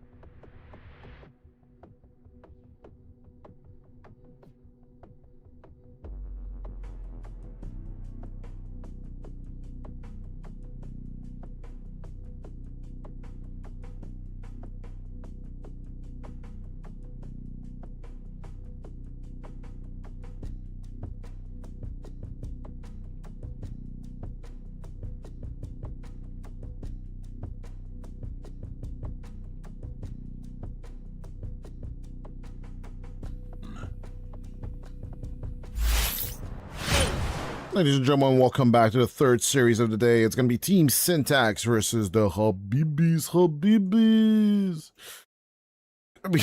Oh my god. There we go. Gonna be a fun one, of course. The previous series kind of took some of my voice away, but we are still here. We are grinding. Welcome to Tier 3 Dota. Well, what can you do? At the same time, right, these boys are looking to make a name for themselves. Well, with the Syntax boys, it's kind of not making a name for yourself, right? Mikey has been playing for Tier 1 teams, not on the frequency of Lorinov, but at the very same time, pretty high on that level, right? And, of course, Yeezy Stoic and Lenny have been pushing through from the region and been trying their very, very best to just actually push through into that Tier 1 level of qualifiers and everything else. But on the other hand, of course, Habibis, of course, Russell, Mog, and the others have been on the up and the rise, but kind of stuck in this 14-ish K MMR, if I remember correctly. So I did check out the players. Yeah, it's kind of like that stopping ground. Well, if we just take MMR into account, Team Syntax should crush Habibis overall. What about 1,000 to 1,500-ish MMR average differential between the two teams, with Lenny actually being the lowest MMR on the side of Syntax. At the same time, you know, MMR at the end of the day is just going to be a number if you can succeed a little bit harder than your enemies. But yeah, a nice little mixture coming together on the Team Habibi side of things. Overall, not much activity on either of them at the end of the day, right? Both teams have a lot to live up to, but in the last year, it was Stoic and Yeezy who've been playing the most in terms of professional play, that is. But yeah, the Turkish support duo have made this roster and have been looking to compete with them as much as possible. I do believe they played in the MENA qualifier for ENC, one of the reasons why I had to postpone some of our matches here at European Pro League Season 39. I'm going to be super honest with you, I did not follow the MENA qualifier of ENC that close, so I'm going to be checking out. Lebanon was one of the qualifying nations. 5 seconds remaining. And, yeah, Turkey did eliminate Georgia, but was then knocked down by Kyrgyzstan, so eventually, so close, yet so far. Kyrgyzstan couldn't really let Turkey through. Of course, Dream and Max did push for the maximum over there. Yeah, it's going to be interesting. Most of Zero Tenacity eventually going to be making it to the NC in separate journeys, right? LeBron is the content creator for the team, though. He's not going to be so lucky as Greece did manage to get that last spot in the EU. Yeah, it was an interesting tournament overall. But we are back in regular Tier 3 Dota, so that will mean Team Syntax are all business. And we shall see if the Habibis can keep up. Yeah, Mikey not super revealing his hero, but more than likely it's going to be the Snapfire overall. A little bit reminiscent of the Romanian approach, with the Snapfire and the Lion still being interchangeable on the mid lane when it comes to Viha, that is. But I'm not really sure Mikey would really want to play Lion position 2, that is. Although, you know, nothing is out of the realm of possibility at the end of the day. But I do know that he does prefer his Pangolier and his Puck, so the Snapfire has had 6 appearances so far with 3 wins and 3 losses. So it's not 100% guaranteed that it's going to be on the mid lane, but it's more than likely going to be that mid lane approach here for Syntax overall. With both teams being under 5 seconds of reserve time, this draft immediately becomes interesting. With the SF making it all the way to the last stage of bans. Am I seeing this correctly? Neither team banned out the Lone Druid, which is interesting enough. But that just means that maybe Lenny and Freaky Frizzes is just not playing the hero overall. 10 seconds remaining. Yeah, Freaky Frizzes mostly with the range agilities, as 5 is common. seconds remaining. There I do see 2 tinies being played. 1 win, 1 loss overall. Dire team back. And there's also Lenny with his Faceless Void, which he has busted out 3 times and has won with 2 times so far. Yeah, with the Slar being taken care of, protecting the Tidehunter as best they can. Up to Freaky. Well, he truly wants to play here. Good synergies with the Darkseer. Sven comes to mind immediately. The Tiny, though, does seem a little bit shaky into the Tidehunter, so... Templar Assassin, I kind of want to say, would be a viable option with the Techies. Like, Techies Demolitions in and of itself. 10 Good seconds vacuum remaining. setup for the Darkseer and in Sonic Wave and a follow-up 5 damage seconds source. remaining. Faceless Void, it's not a bad option for the Habibi side of things. Dire team pick. Let's see it. Mirana comes in as the extra help for the team fight. Extra help for the team fight? Mirana carry? Being picked up by Lenny? Weird, guy. But you know what? I'm not shying away from it. If Smail can play it in TI8, you can play it too. Choose your hero. Not a firm believer of it. As Outcome's the Alchemist as well. Habibi's draft does seem better, but I am going to go with my gut and say that Syntax should take this. Despite the Mirana carry choice, I'm just a firm believer that this should work out.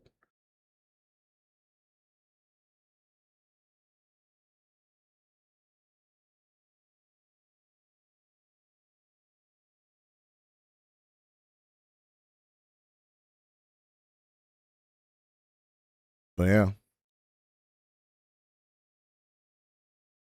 With Lenny coming in with the persona, I guess, with everyone else spamming personas in other heroes in general.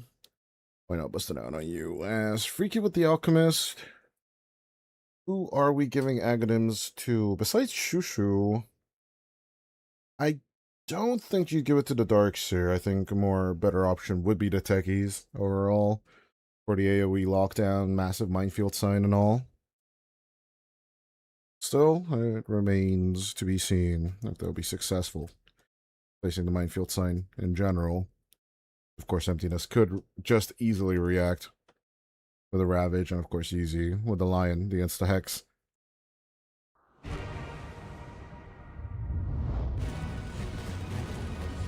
But yeah, after a nail-biter of a series between good old Bolu team and Envision, and that 2-1, we can just hope that Syntax is actually gonna deliver us of that good old Dota goodness.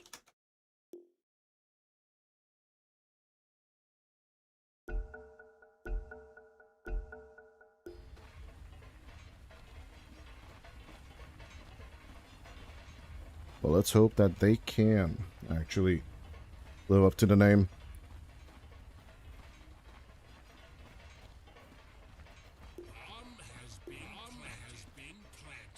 Feel the rage of a man. To hell with you. Yeah, both teams kind of pumped. A little bit of sportsmanship as well being thrown into it.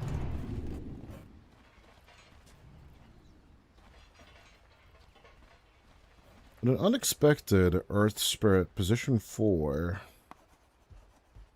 Kind of something some position 4 players have been talking about.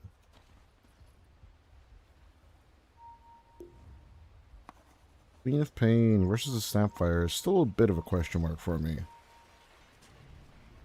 Yeah, Yin Yang Shift, I'm guessing, is what's going to be happening here. Basically meaning that both teams are just going in to invade the enemy's jungle, take care of the enemy's banner runes, and secure them all to themselves as Lenny. Still feels weird that he picked up Carry Mirana. I'm just not okay with this. It's just not jiving with me. The battle begins. But we'll see. Of course, the Celestial Quiver and its value, kind of undoubtable.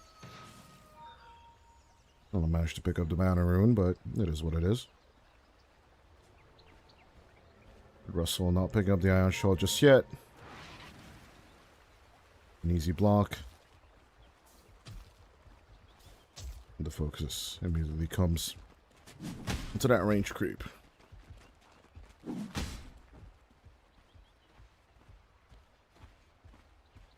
Get that gold, get that XP, get that value. Immediately off the lane.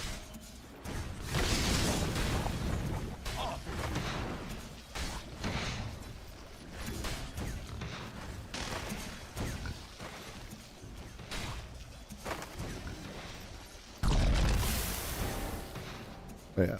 Iffiness aside, has been killed. we shall see.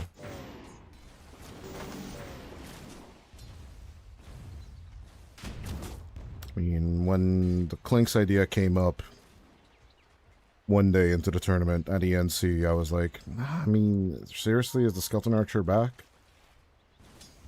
And with all ideas, like in Dota, don't knock it till you try it.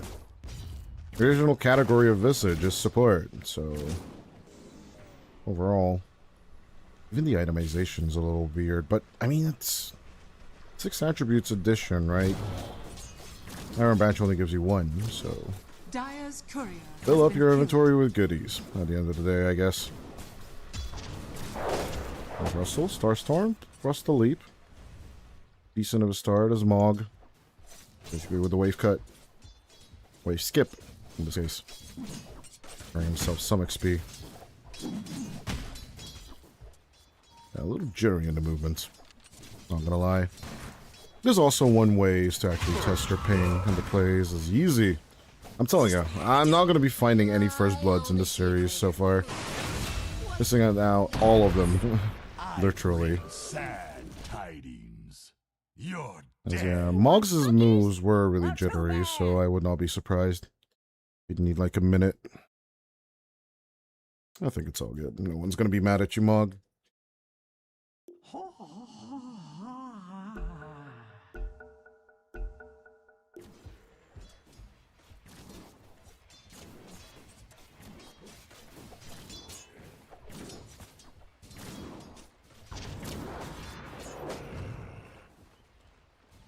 I'm still thinking about the fact as to how you can utilize the Sacred Arrow later on.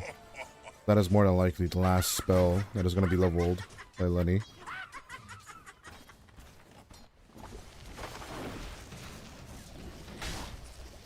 Team Surgery in general is a little bit iffy for me on the syntax side of things.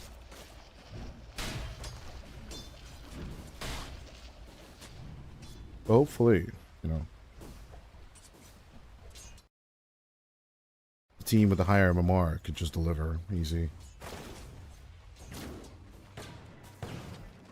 As I did state, there is a 1.5k average differential between the two teams in terms of MMR, so that might be a factor, or maybe then these words are just eternal.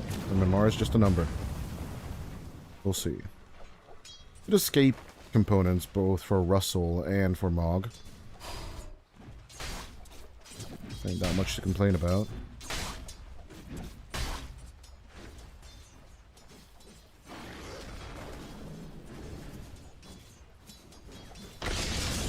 As the Snapfire does go down mid, shoo. Good thing about this matchup, we did say it's in a little bit of an iffy one as damn! All 3 lanes, just casualties all around, and it looks like it will be easy on emptiness. That might just grab out Freaky. The Anchor Smash is not long enough. And Easy's losing HP fast. We're forcing to keep a distance with the Anchor Smash. A few assets will be secured. The Tide on the run. Auto. Gonna get gushed, Anchor smashed, and killed. Maybe after the disarm ends. The MAD not enough to explode a Kraken. Who would have thought?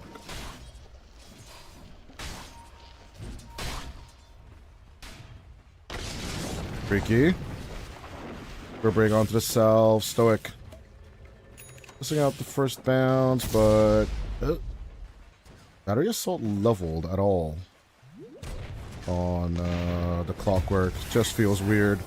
At level 3 as auto. We'll take care of Yeezy for the overextension.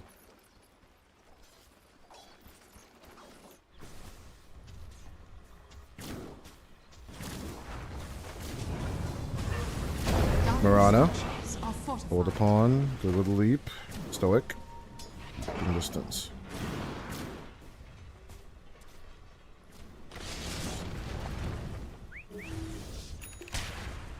Wasting spells on Russell and Mog, as we just established that they have good escape mechanisms, but... You do you, I guess. Emptiness. Going with the blast off, the Kraken Shell will clear. Light being disarmed. Venus goes back with a minimum HP into the acid spray. And is looking really suicidal. Auto is confused. So am I. Sticky bomb. Disarm. Anything you want, actually. Radiant structures are fortified. Easy catch onto the Tide, as with the Unstable Concoction. It's an easy grab onto the Tide Hunter. Conspiracy theorist boys? Are you in chat? You keep watching? You keep complaining? I don't know. Seems like a fishy situation to me, as Emptiness is just refusing to die, but... Are scanning. Maybe you can call this sucking up spells, wasting enemies' resources. Still not last hitting at the same time. Or you can see that Lenny actually leading with 8 last hits over the Alchemist. Will still get vacuumed. Mog will roll into the fight. And they might just get the double kill on the bottom lane. Eventually outlasting Stoic at the end of the day. Radiant's bottom tower is under attack. Little will get caught up top. Freaky. I'm having a hard time approaching the lane overall. Radiant are scanning. Which, color me, I'm not surprised. I'm just missing out the last hit. Mog. Pausing the game again. What kind of bug, Mog? Wants cookies? Well, too bad. Can't buy TP. Okay, interesting.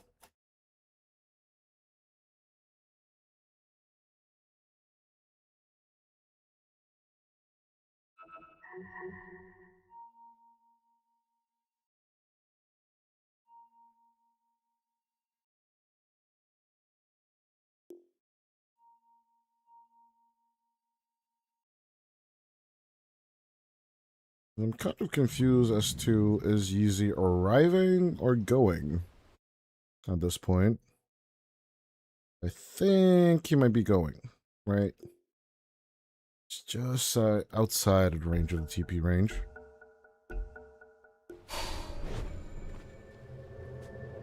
Dire's middle With tower Shushu on is the under chase, attack. trying to wisdom in the availability. Stoic. Go with the Cog Block and the Earth Spike. Actually decent combinations from the two supports. There's that Battery Assault. Where are you going, Shushu? You ain't going nowhere, Shushu. 2 seconds left. Good with the Hex. Emptiness onto the hold. Okay, signs of life from Syntax. We're back on track? Question mark? I guess so. Dire's middle tower is under attack.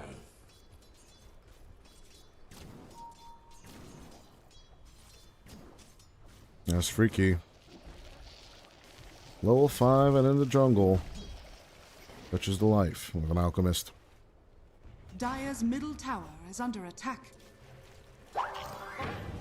That's what you're looking at worths, though.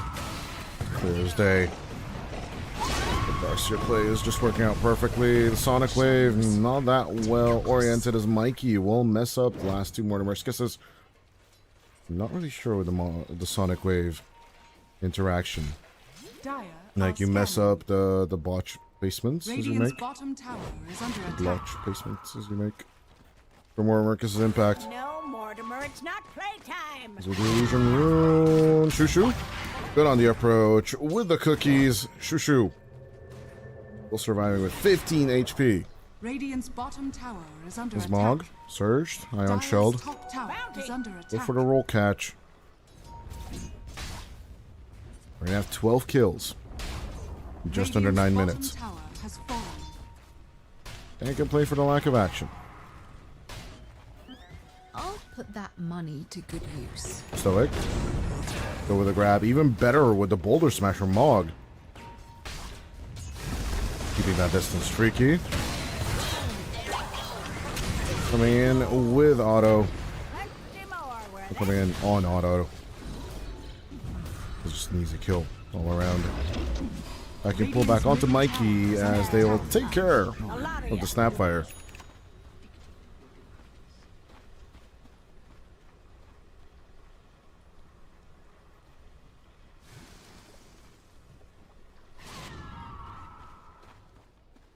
Six immediately as the sports.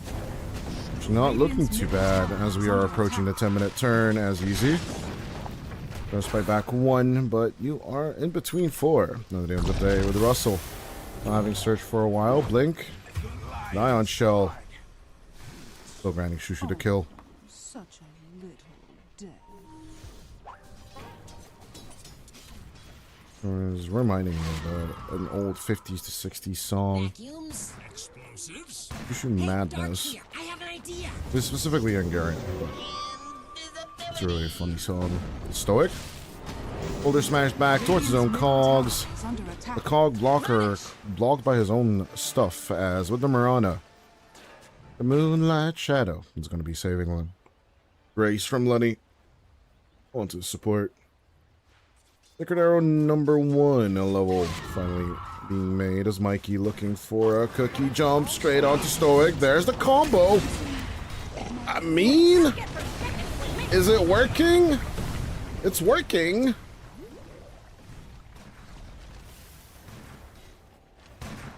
Was it dicey at the beginning? Sure. Was it bad? I'd even say it was bad, but is Lenny cooking them? Well, semi-rarely. With a Sacred Arrow onto the helm of the Dominator creep. Now, it would be super OP if Lenny's Mirana could actually take that out, and then Mirana would be like the helm of the Dominator creep counter in the game, but alas, it ain't so as Auto and Stoic exchange lies. The Sonic Wave. What's it gonna connect on to Mikey? Mikey. Rather would just reset. Don't waste more time. You don't have mana for anything. It's just. I wouldn't have even been surprised if he would have pressed Soul Ring just to die faster. But you're gonna be chased down. You're gonna blink on. You're gonna get on shelled one way or the other. Middle tower has fallen.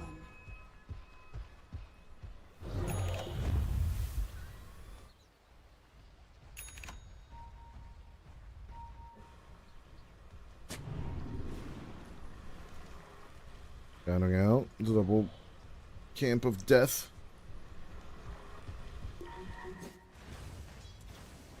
Habibis. I've already taken out 2 tier 1 towers. Unlike Team Syntax, who have actually just gotten the one.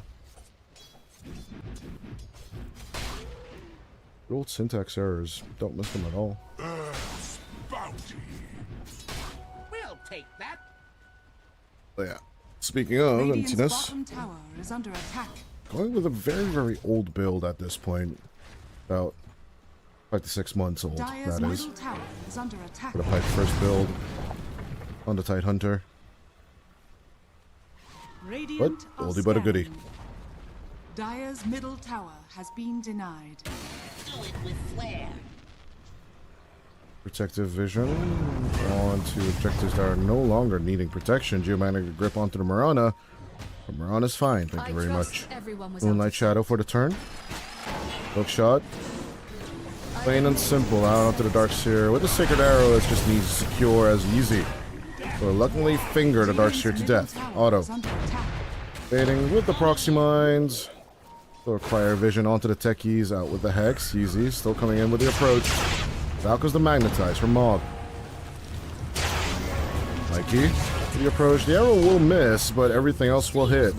Except for a Spike, where Mog. Going with the turn from your Spirit Ultimate. Riding the Vision onto the 2. Pause 1 and 2. On the side of Syntax. 1 by 1 they go for the grab. Stoic needs 20 more seconds for the hook shot. We don't think it's gonna happen. Lenny goes down. And the Sacred Arrow is just a total miss on the Queen of Pain.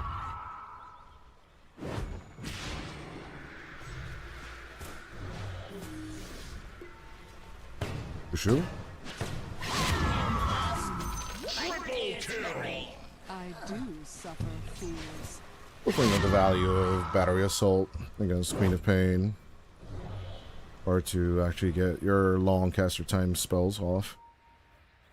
Once you're against the clock, but at the same time, just leveling it. I will give it to him. He only leveled 1 level into it, so it's not a total run. It just feels like a total run.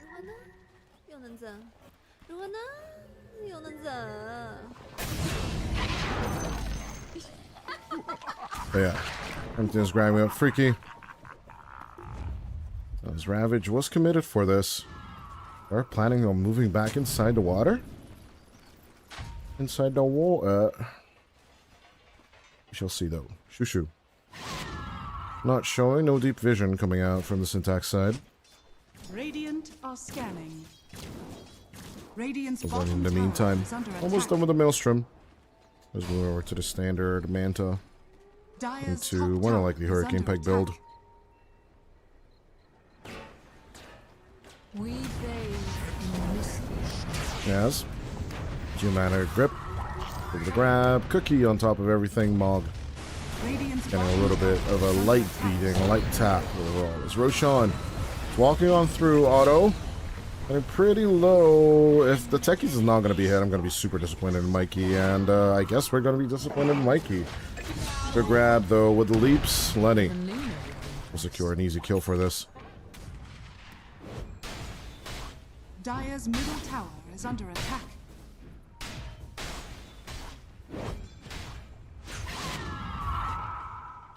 Back and forth continues. In the 16 minutes, we do have 28 solid kills all around. Lenny, the very last Dire's place middle of the tower network is chart. under attack. The 2 offlaners leading the charge. And the Alchemist. They're starting to actually finish off that Radiance struggle behind, but with Shushu backing off, Lenny should be an easy grab, and Auto will ensure that the kill actually happens. Stoic.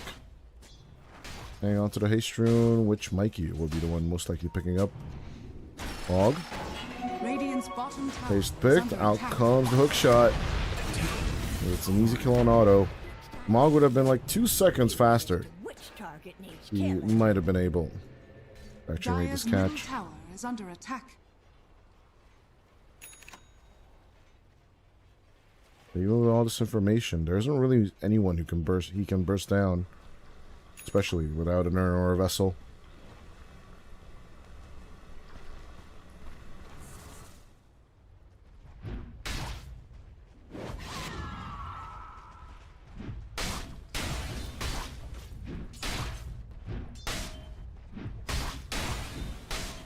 Dire are scanning.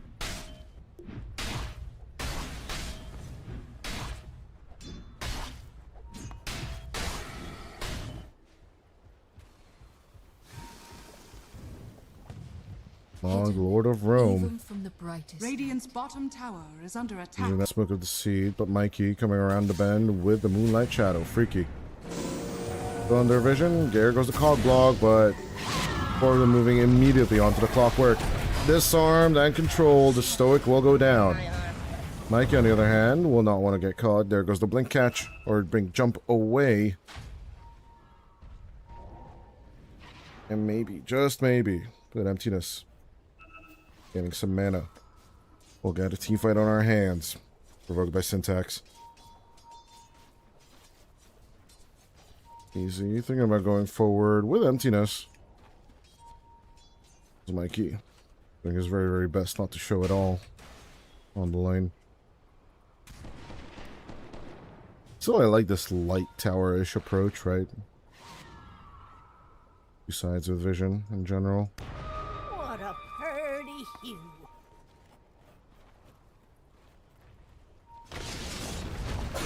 There's a catch with the finger, cookie, scatterblast, and with the Dire's gush. middle tower is It will be enough to take out the Quap. As Lenny, at the same time, will go down bottom. Let's see how much of a follow-up they can do. Now the Dom creep, along with auto. So along with auto, thank you. Tickies goes down. Darkseer escapes.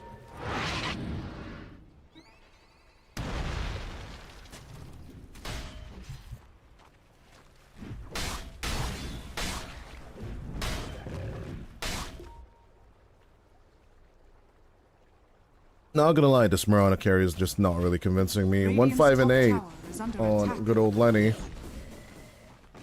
I see just representing Lenny more and more from the likes of men. We do know that he can play better. Third place in the ENC quals. Nothing short of being proud about. And now with the world watching, he's just crumbling. Dire are scanning.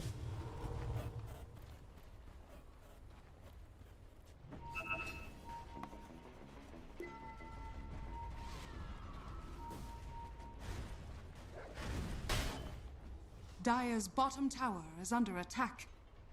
I surge. Stoic almost done with the Glimmer Cape as Mog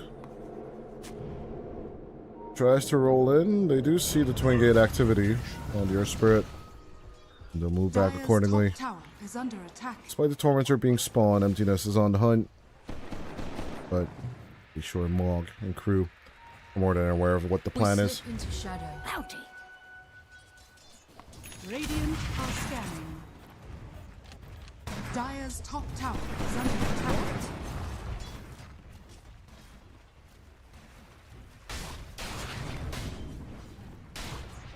When that Ravage is up, it doesn't really look like Habibis want to react to Syntax at all, but there goes the Gush freakiness. I mean, you should have been aware of what the hell is going on here. Their tier 2 is being pressured as Mog with a Boulder Smash. We'll try and shake off the outcook, but easy.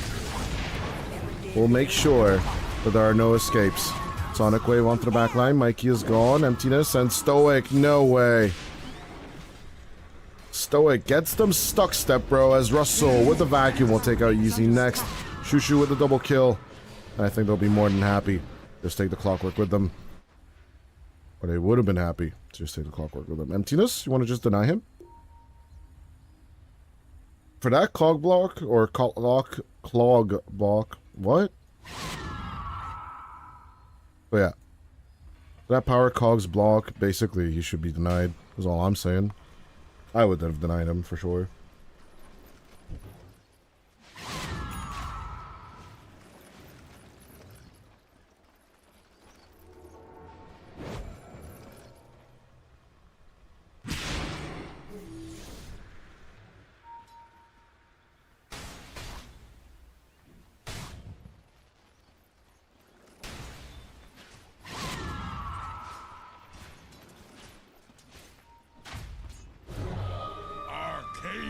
Mystery.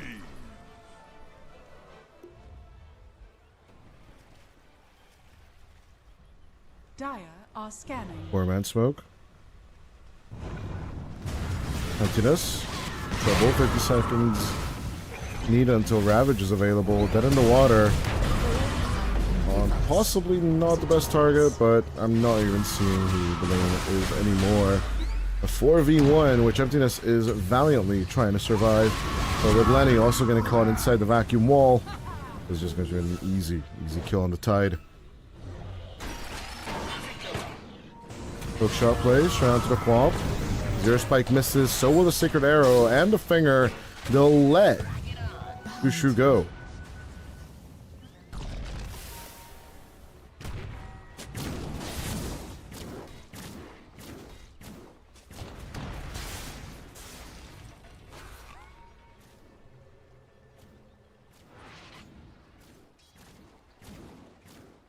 He's build.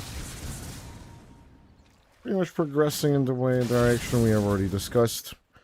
We focus on Mikey now that he's got the blink. BKB plus the boots of travel. We're also going to get up to as long as he gets this shenanigans out of the ground. Good BKB response. Immediately onto Free Key. It has already granted, FYI, one of his Aghanim Scepters. Well, let's see who the recipient was. Maybe right after this fight. Ravage play is Emptiness. Still going for the approach. No joy with the hook shot. First Aghanim's recipient is, surprise, surprise, the Queen of Pain. There isn't actually any more scheduled on today's plate.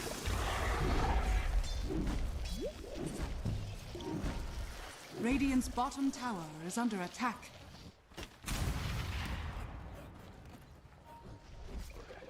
Yeah, Freaky having already given away attack. an Aghanim's Scepter blessing to move over to the BKB ASAP, and then more than likely Basher AC, going the traditional route of the build.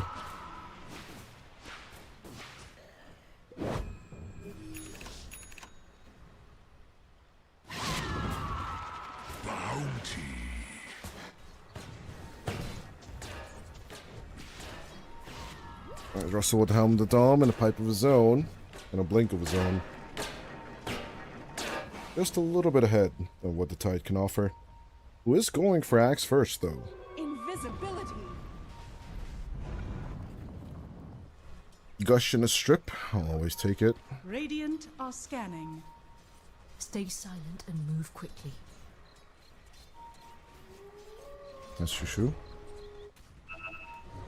We just went over with a little more something something from the garden, as for the Hex and the Hold is what usually best is. Out comes the Finger as well with the Ravage. It's a good connection onto the Dark Seer, but beyond Otto's death, they are losing the numbers pretty hard. Vacuum pullback straight on to it as Russell goes down. Could this be the team wipe we've been waiting for? Shushu. Gonna get it on top of its head, but the end there.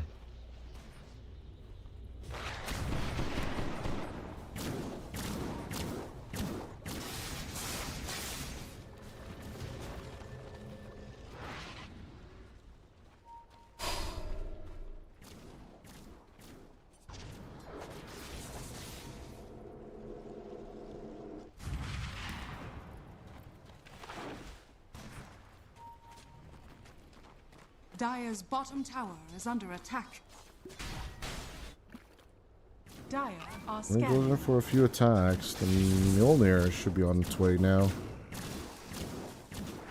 So he doesn't seem to want to finish. Get onto Hurricane Pike, I guess, or even just Dragonlance casually. Keep a distance.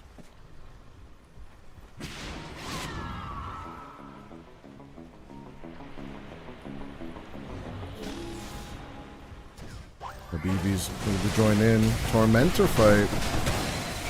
But they're still going to do it without Roshan for a minute. Rolling Boulder. Jump over easy. Seems easy enough. A Stoic. Get out of it pulled. A little bit controlled. Out comes that dust.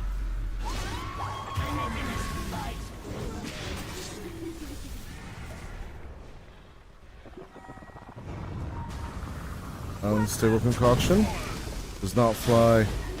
His emptiness. Still hanging out for 25 more seconds. Fight is becoming quite contagious and chaotic as 60 more seconds until the Ravage. The Habibis are pushing on through. They want to hold themselves for 30 more, but the congregation coming out from Syntax is just too much to handle. 3, 2, 1. Nah, just not having enough mana for this in total. It's kind of a tragedy in and of itself as Russell will get dunked on. Deep dive coming out from Habibis as it seemed like they just want to dive into the tier 1 tower and beyond the Shrine of Wisdom.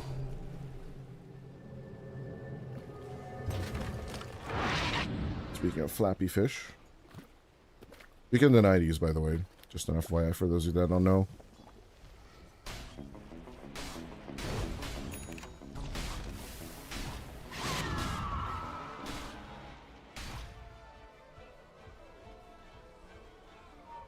Hunting bounties.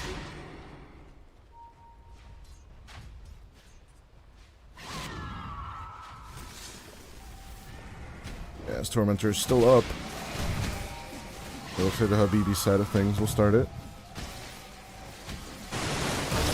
Emptiness going in with a Ravage. And the Anchor Smash. Throwing in another in there, just in case. Hook shot, join up onto the Alchemist. As Emptiness with the Kraken Swell, he could easily survive the whole ordeal. And a steal on the Tormentor will definitely be a small victory for Syntax to be joyful about. Shushu looking to punish the small victory. Ultimately, he will try and go. BKB early, shown up immediately from the Quap. It will just be an insta blink out into the pain. Shushu.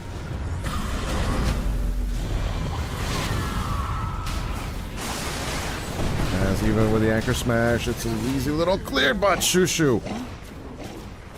That's a bit of an overextension, don't you think, on the Queen of Pain.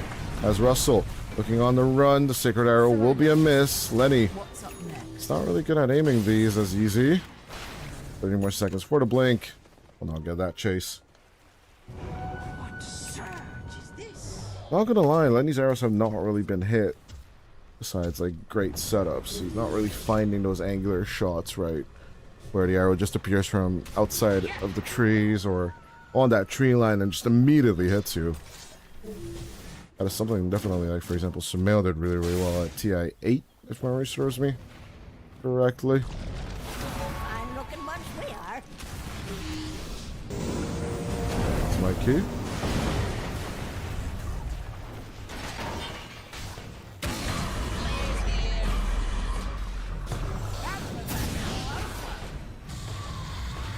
Possibly good catch onto your spirit. Good kill for Mikey. The action just does not stop. As Shushu doesn't return to the land of the living auto with a blast off. Tries to buy some time, but will buy himself a one-way ticket to the Dire Fountain instead. Syntax. It's like suddenly the morning coffee just gives you a second wave. Radiant are scanning. Okay, back to net worths. Finally, the action has subsided just a little bit. And as we can see, Mikey and Lenny are both in prime positions along with Erase right behind them as well. Emptiness and of course Freaky. And then last but not least Russell on the core list is coming on through. But the weirdness just does not end there. Shushu. But in the water on the Queen of Pain, he's just dragging the anchor with him as he just dispels the sonic wave straight into the clockwork. Dire's middle tower is under attack.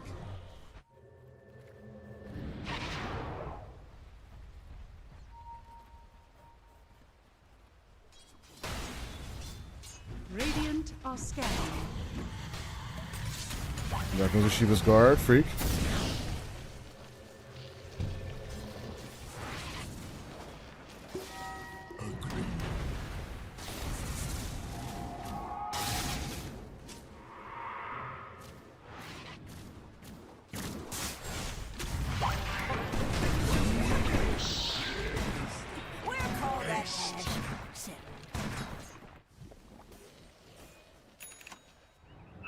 Russell's still laying on the bottom lane though.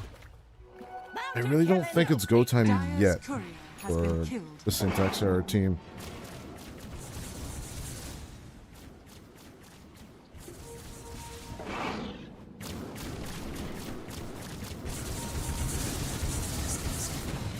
And leave no trace. 33 minutes into play. The hook shot is an absolute frickin' miss fiesta, but Mikey moves on forward despite the hurt locker surrounding him. No bombs will be stopping the Grandma from actually acquiring its target. And the Sacred Arrow will be max range and should make taking Rose just a tad bit easier. I thought I saw a Lucent Beam for a second there coming out. It was just our Stormer.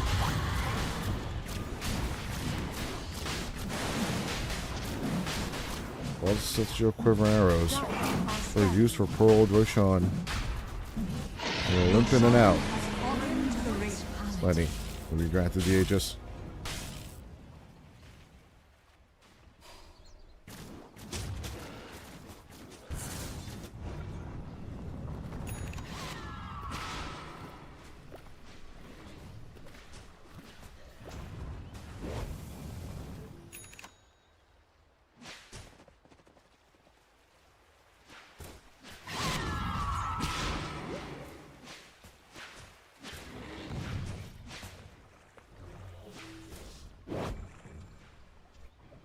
Yeah, the game has significantly died down the last 3 minutes or so. Not that many kills joining up on the board. Post Roshan. Just about distance keeping on the dire side.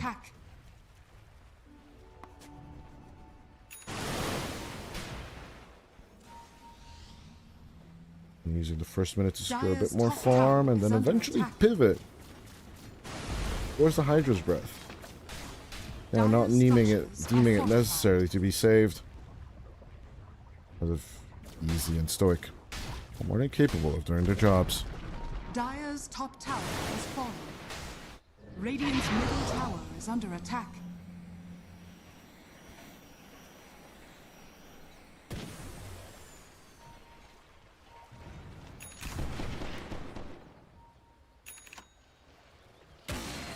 And it's off. Yeah, I'm struggling to find things to commentate on as a commentator. Potatoes. Boil them, mash them, stick them in a stew. Taters.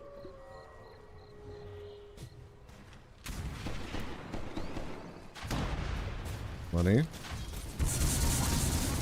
up front and center, there's that boulder smashed down to the Mirana, but he also has a great disengage mechanic, i.e. the wave. Dire's middle tower is under attack. And remain stationary as long. Get some of them attacks. Yeah, Lenny. Need to break up tier 2, number 2.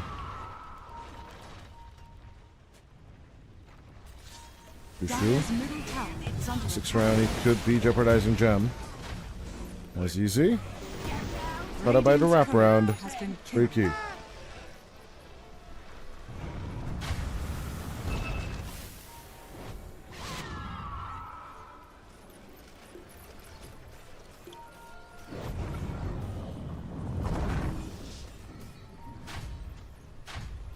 Here comes the invasion. Raise no hand in anger and your hearts. Come on. Zoom back in, please. Thank you.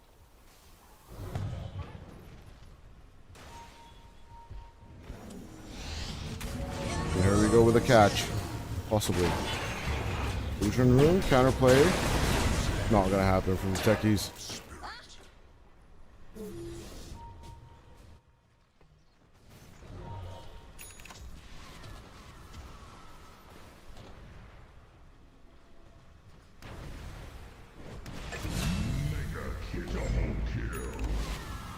Once again, was auto being ripped to shreds.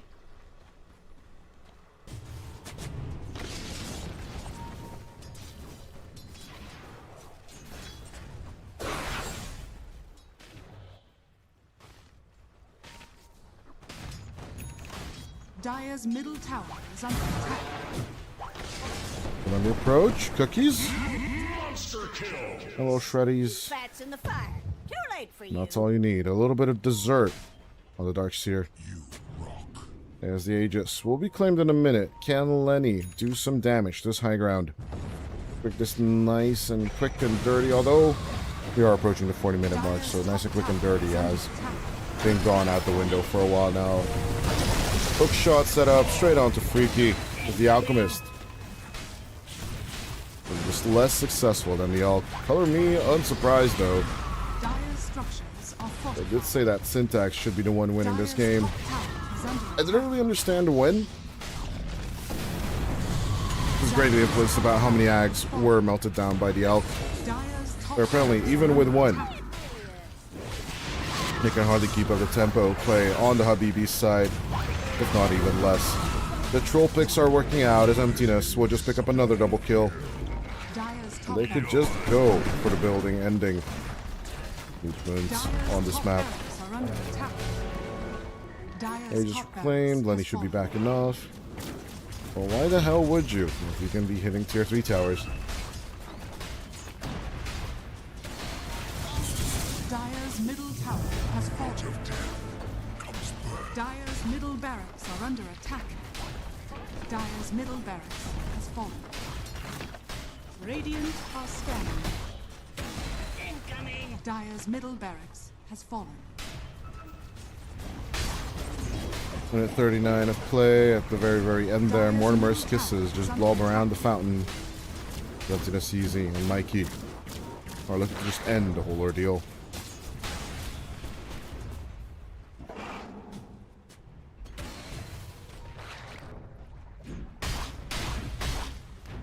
Dire are scanning.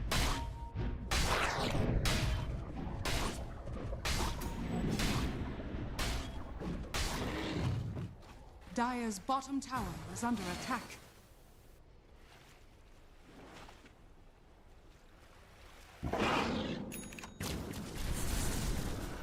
Dire are scanning. He's done it with more and more items, the more scarier the Mirana looks for me.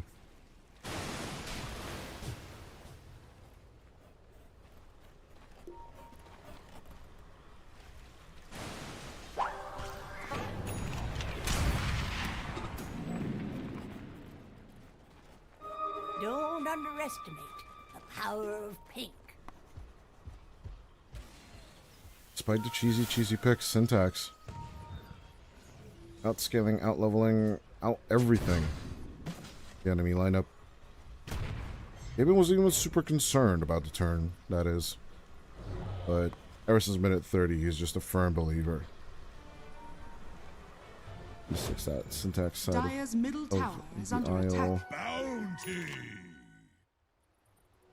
Jackpot. It's time!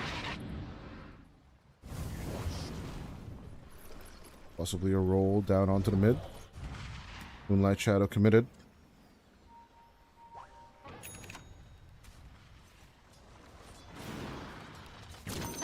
As if this is the new tech that Mirana carry is just a thing, I might not want to play that much Dota anymore. That's freaky.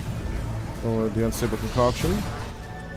Might just go down with the clock. Well, that power, it might just be the possibility as with another cookie that will be kept alive. But in comes a Ravage. In comes Ravage number 2. Shoot. Gonna be anchored to the ground as Freaky comes in from the other side. Sonic Wave out onto Yeezy, jump on forward.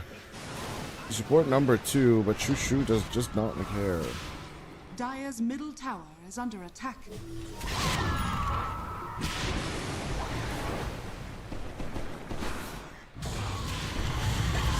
Nice. In with the vacuum, good with the catch, but Russell! They just cannot outlast them. With Freaky dead as well, this should be the GG. Dire's middle tower is under attack. They take one last fight on the outside, but honestly, they're just fighting into Ravage. It's just... It was Jovar 10 minutes ago, but I still appreciate the effort. With Syntax grabbing victory in game number 1 with a very fishy, iffy, uncertain start to game number 1.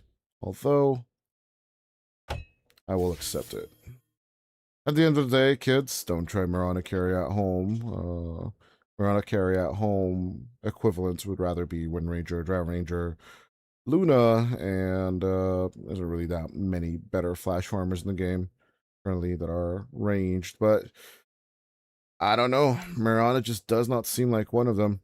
As we look at the damage outputs, it is absolutely Mikey that carried the game on his back. But I will give it to Lenny. He did do 5,000 more damage than Emptiness's Tidehunter. And if it would have boiled down to it, right, the Mirana can just be major carried. Countering butterflies with an MKB instead of the Falcon. Or, well, maybe even a double Dragon Lance would have been funny. Right? Hurricane Pike plus Dragon Dance.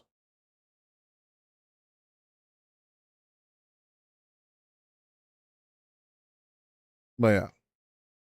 With that little bit of silence for game number 1, Syntax will take the first of the series, and we'll be right back with game number 2. Habibis. MMR might just be a number, but you gotta get your shit together. As, yeah, Syntax lead with 1-0.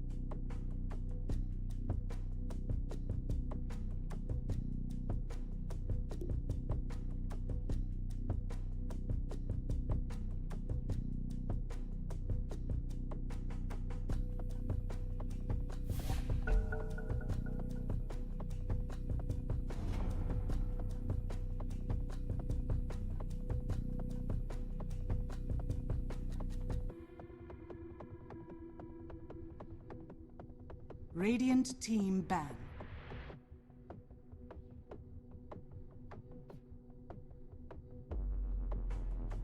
Ten seconds remaining. 5 seconds remaining. Radiant team ban.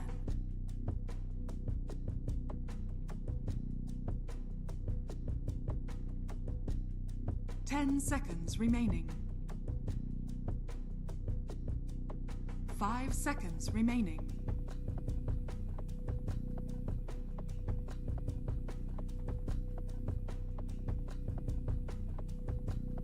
Dire team ban.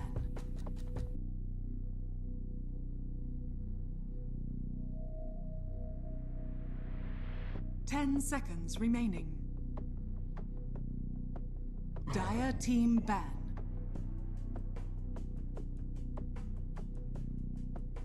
Radiant team ban.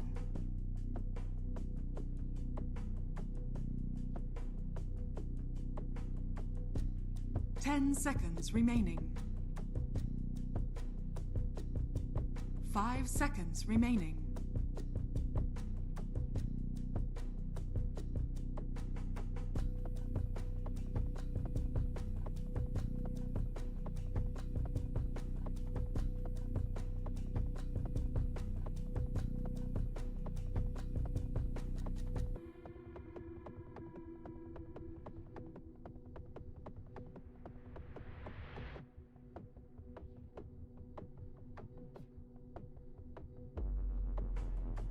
Dire team ban.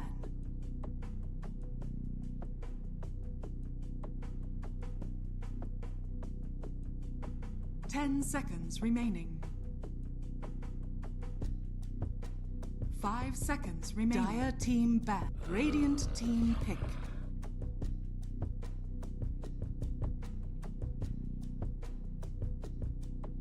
Dire team pick. Clockwork!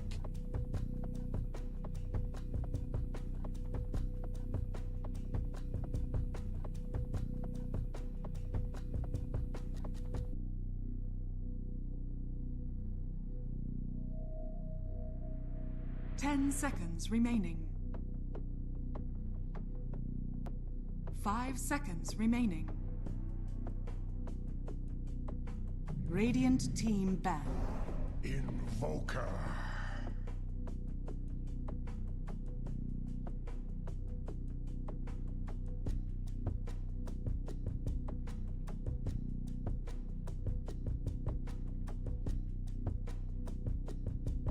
Ten seconds remaining.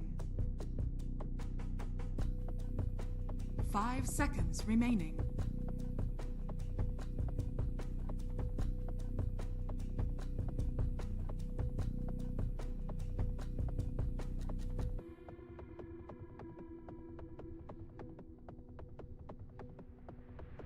Radiant team ban.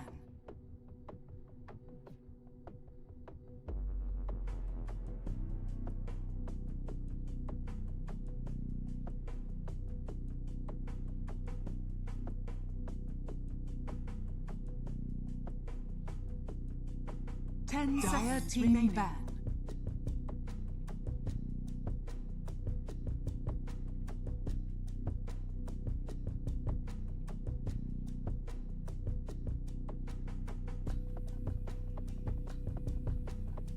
Dire team pick. Radiant team pick.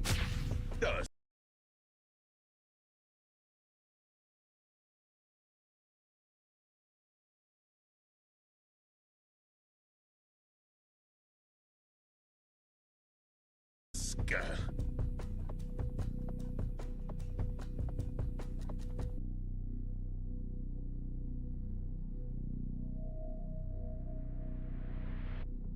10 seconds remaining. 5 seconds remaining.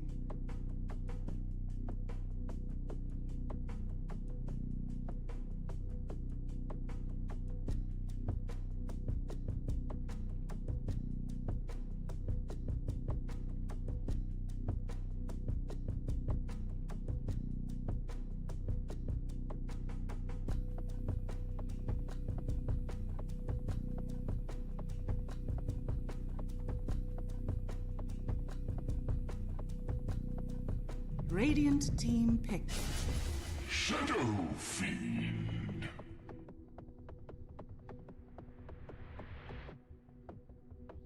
Dire team pick. Bad Rider.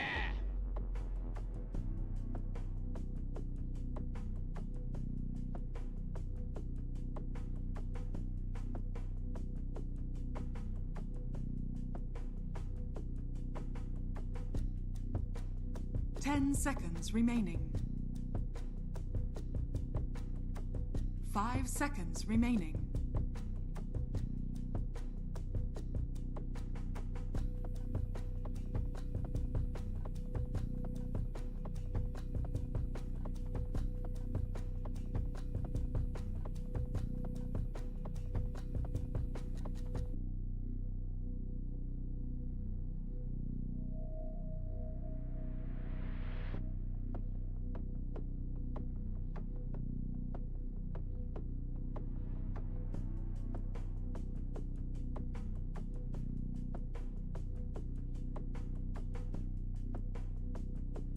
Dire team pick. I speak for the trees.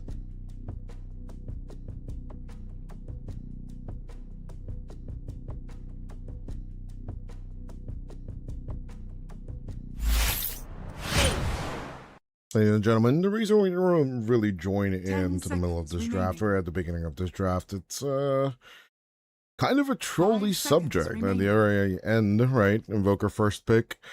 Kind of feels weird, but Habibis, they are drafting to the best of their knowledge, bringing out the Clockwork, bringing out the Shadow Fiend, and the sorry about that, and the Bat Rider for the security. My name is Dota, and of course, this is going to be our second game of match Radiant team number pick. 3 of the day. Axe.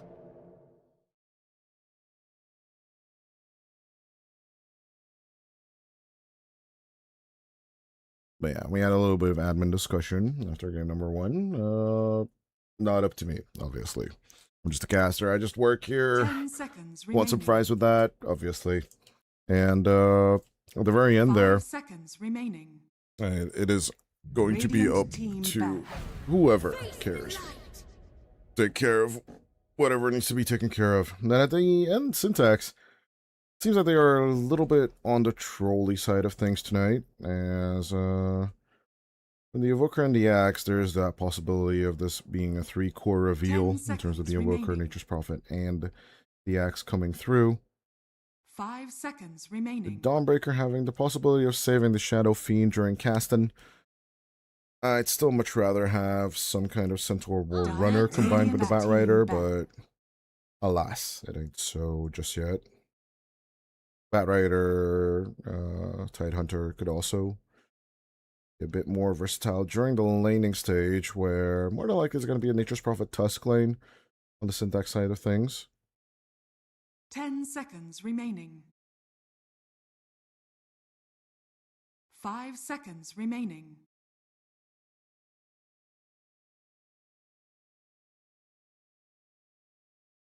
Yeah, as the Hoodwink and the Void Spirit get out of the banning stage, both teams this time have decent timers. With the possibility of putting Nature's Prophet in position 4, that begs the question what kind of carry you actually want against the Shadow Fiend, with Drow Ranger not being an option. I'm actually thinking Dawnbreaker countering heroes. Melees that just basically rip the Lightbringer to shreds. Dire team ban.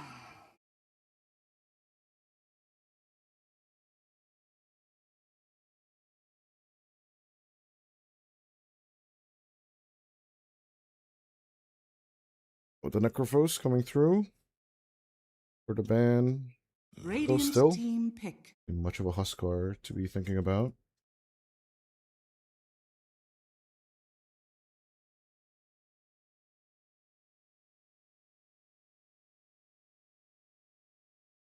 Let's see, with the Ember Band, there's still the Storm in terms of spirits. 10 seconds remaining. They'll play that into the Invoker or the Nature's Prophet doesn't sound super 5 ideal, seconds one way or remaining. the other.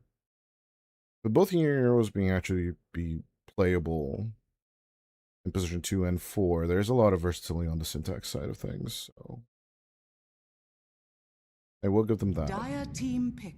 16 seconds left on the clock. They will go for the Viper, which would outlane both the Invoker and the Nature's Prophet in the end there. Which begs the question, what does Stoic want to finish off with? 10 seconds Not an remaining. ideal lane, if you ask me, for either Nature or the Invoker. 5 seconds remaining. I need that many heroes that can actually go toe-to-toe with the Viper itself. Sniper sounds fun, right? But keeping that distance, especially against heroes like the Clockwork and the Batrider, is just not okay. Beyond the lane, you are nothing. But Syntax, after that Mirana pick, could more than likely go for some kind of trolling at the very end there, after game number 1. So, who am I to say no? In the end, you know, in the name of fun, some people will commit very, very interesting draft choices, so to say. Or unusual, out-of-the-box thinking approaches. And yeah, no, 3 days ago I would not have put Clinks on the map. Now I am absolutely a believer that the hero has a place in the meta in and of itself, and once EWC comes around, I will be putting it into rotation of my calculations myself.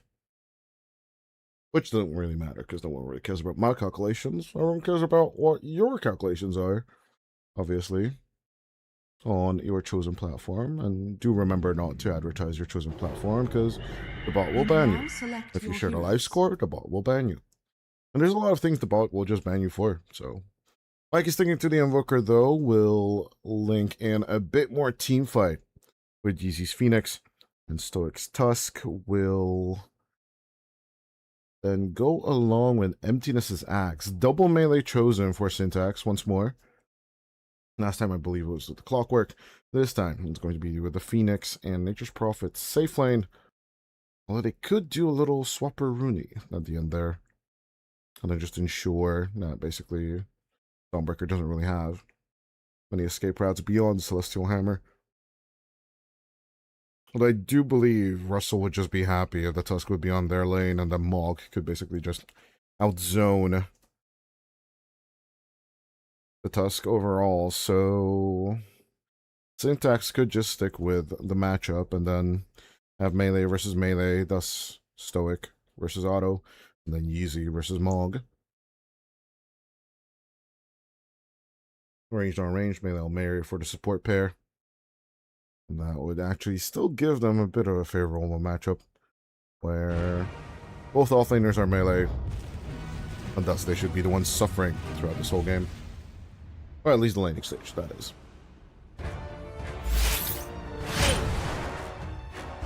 With that, ladies and gentlemen, let's get into our game number 2 of match number 3 of the night. It's going to be Habibis versus Syntax. And yeah, I think my surprise performance for the previous match was Shushu, as he tried his very, very best to just keep on sabotaging Syntax out of plays, out of positions, trying to get onto that backline as best he could. Now he just wants to be a spitting tower of toxicity, and with the Viper, you are more than welcome. Follow through with that dream. Can you not make yourself better? Despite the better draft once again on Habibis, I have to go with my gut and my knowledge. I do believe Syntax is just going to be easy carrying this game throughout. Despite the tempo dictated by the SF, I don't think Habibi, Syntax are scared at all about a 1-1, but I'm pretty sure they're confident in getting to 2-0.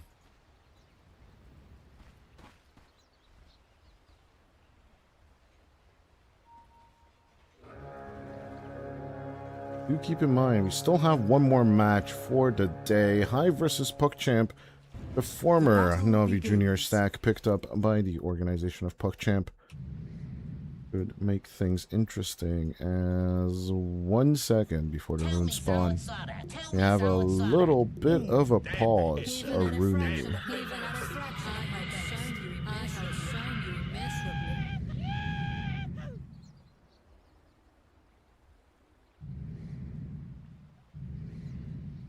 As time freezes, nothing in motion.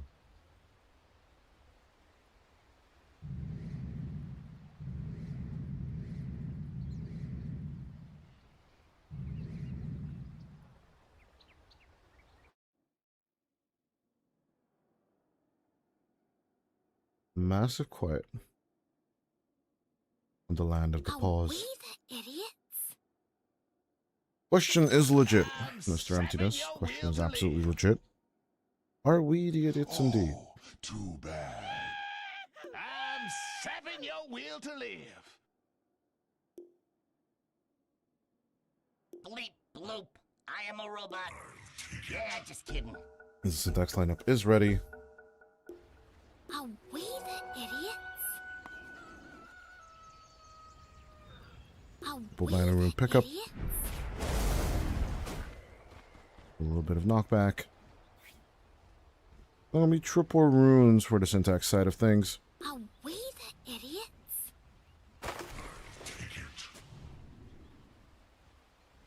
Is honestly, yeah.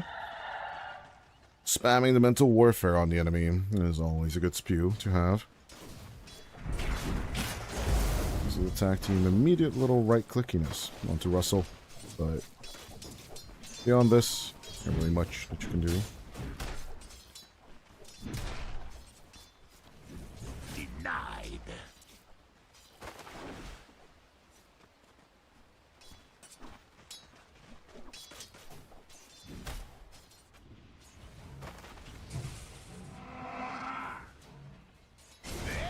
Oh, yeah. Well, I tried. Overall, we are going to stick with the melee versus range matchup in terms of the supports. Where Mog and Yeezy should have the advantage overall, despite also going for the Cogs play. Yeezy overall could dish more damage onto Auto in the long run.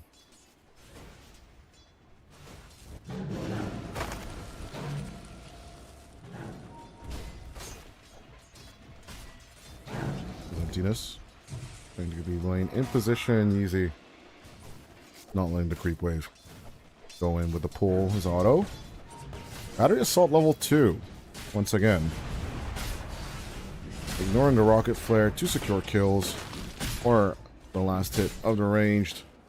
It seems like both of these teams are a little bit deranged as to how they want to approach the clockwork, but maybe it's just old school versus new school thinking. First blood from the Dying Light, Yeezy will secure that kill, as you do if you're a range support. 9 times out of 10, it's just an easy approach. As Mikey does down Shushu as well with a Sunstrike.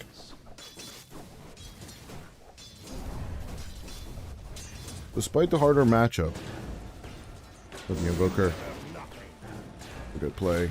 His auto. Fire Spirits slow down his attack speed, but at the very same time, as long as you hit one of the cogs, you'll burst some of the mana. Oh, the Phoenix. We'll just basically burn you a little bit stronger.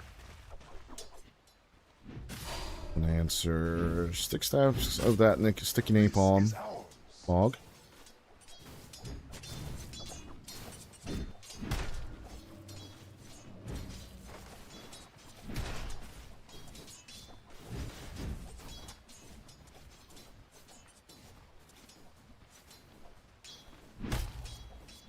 Maybe in the Middle East they're just approaching clockwork differently than what we do in Eastern Europe. That could be the answer there, but this time around, battery assault working out pretty well for the clockwork. As the Biohunger will execute the Tin Man. Freaky. Getting spinned on. Guess we'll need to keep the distance. Freaky just faking his spells as gets the Battle Hunger. We'll have 4 stick charges and we'll try and hit with the medium range, but it's just not long enough. Auto could have helped out with a little bit of rocket flare action. Now he will need to play with the cogs to make this work if he wants to. With Lenny repositioning just in case to get this secure kill onto Shushu. We might be getting the 2-0 technically on the lane.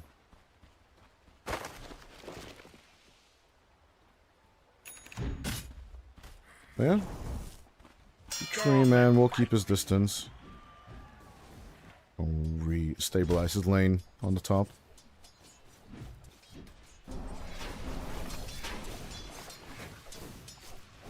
Kind of a risky approach that Syntax are going for.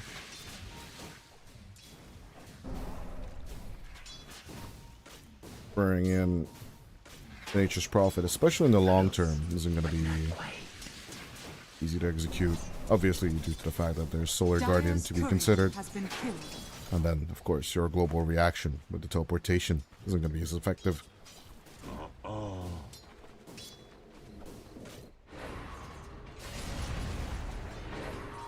Radiant are scanning. So far, so good on the Habibi side of things in terms of last hits. Auto takes a catch onto Stoic, but the Ice Shard is not perfect. Neither is the Cogs, let's just be honest here. This Auto is burning. Radiant's bottom tower is under With a attack. good old battle hunger, Freaky will get shut down by the Sunstrike, and it's a double kill for Lenny. He's just bruising on about. Looking April for the catch. Mog. Radiant's bottom Found, snowballed, and let's see how destroyed as Lenny. Walking through the fire. As a tree, fire is just not that great. I don't know. Pokemon kind of taught me that. Right? If you're playing the Bulbasaur thing, you shouldn't really fight into Charmander if you can avoid it. Dire's top tower is under attack. Well, it would be really, really fun if we had that rock, paper, scissors aspect in Dota. Already, though, magic damage is complicated enough, so it's not something a lot of people understand. The tri-damage type system in Dota overall is Auto will melt, and so will Mog. The fire is just burning too bright with the Phoenix as the two supports from the Syntax side is looking to clean things along. Shushu just being outclassed by Mikey, Yeezy, and of course Stoic. Sunstrike will miss, but Lenny will not. As Mikey's now on a killing spree. 303 on the Invoker at minute 7. And sure, Shushu did get the shield rune, but what good did it do him?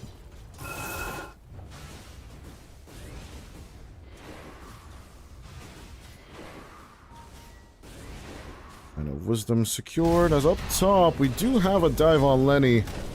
And as we previously mentioned, trees just burn really, really well. So 2 kills for Habibi now on the board. One of those on Russell and the other on Auto.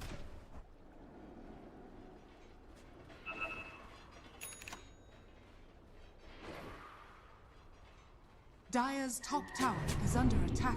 Dire Key frizzes. scanning. Not having the bestest of lanes overall, but color me unsurprised at the end there. Dire's top tower is under attack. It's easy. Right, the fire spurs. The battery assault is causing some problems for the Phoenix overall. But easy should be fine. More than fine, actually.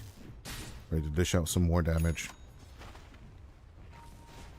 Mog and Russell Dire's top tower is under attack. keeping up the tower pressure as best they can.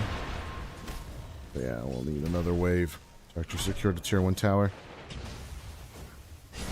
Dire's top tower Easy. is under attack. We finished so easily. Icarus die for the escape as emptiness. Top tower has fallen.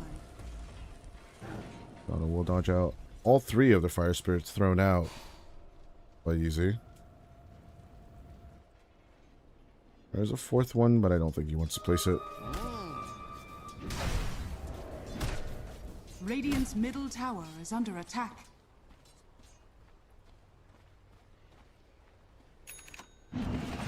Minute 9 of the play. We're going to have 12 kills on the board. Cannot complain for the lack of action, for sure. Yeah, Russell with the Solar Guardian more than ready for any kind of dive. As you can see immediately, as the Dawnbreaker has the availability of Solar Guardian, there's just immediate backing off from Syntax. Hogging some of that gold. But immediately aiming for that Blink Dagger, as you do on Bat Riders. No lasso just yet, Dire's 'cause there's middle no tower level is 6 under attack. in the mix. There's Lenny.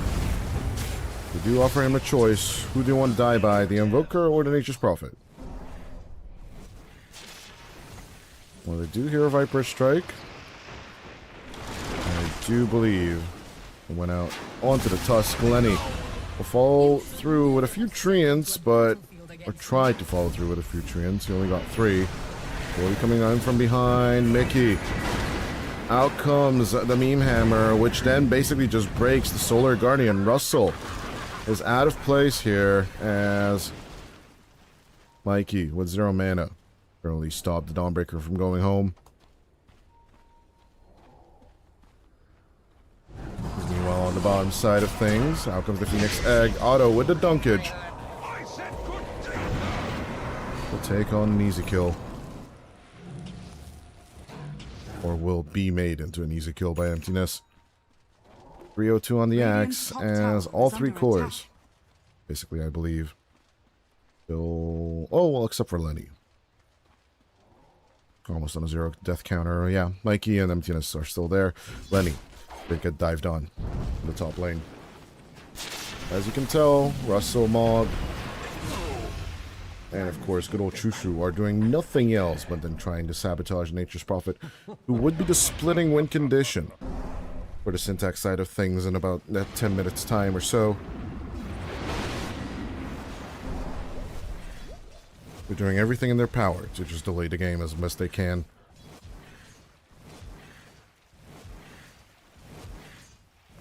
Radiant's bottom tower is under attack. Yeah, Mikey probably bringing out brown boots at this point. Yeah, a little bit of clarity. Bring clarity to the situation. Radiant's you get it, bottom tower has right? fallen. No? Okay, whatever. Radiant are scanning. Going for the snowball catch. Auto. Perfect Sunstrike. Good to secure the Clockwork as in comes the Icarus dive. Surprisingly enough, though, Easy does not get caught in it. Will be support on a support exchange as Easy goes for the Sunray. Good combination with that cold snap, but Mickey will get caught. Emptiness coming in with the Berserker's Call out onto Shushu, but in comes Freaky as well. Losing nothing but a Clockwork for all of this just goes to show you how seriously Syntax wants to fight. They felt extremely serious about the fact that they had all their kills. I thought that they would have the advantage, but the bigger they are, the bigger they fall here in Dota, also known as a comeback mechanic. Getting away from the enemy is kind of rough. It also makes for a lot of good television and Reddit posts about comebacks and throws, so at least the game is interesting. Unlike some MOBAs, if you know what I mean. If you know what I'm talking about. Emptiness, though. And closer to the Blade Mail, which I do believe is the good choice against Shadow Fiends overall. Blink for the aggression, but I don't think people can keep up with the axe just yet. Maybe with the Icarus Dive, you can get into better positions, but better safe than sorry. Dire are scanning.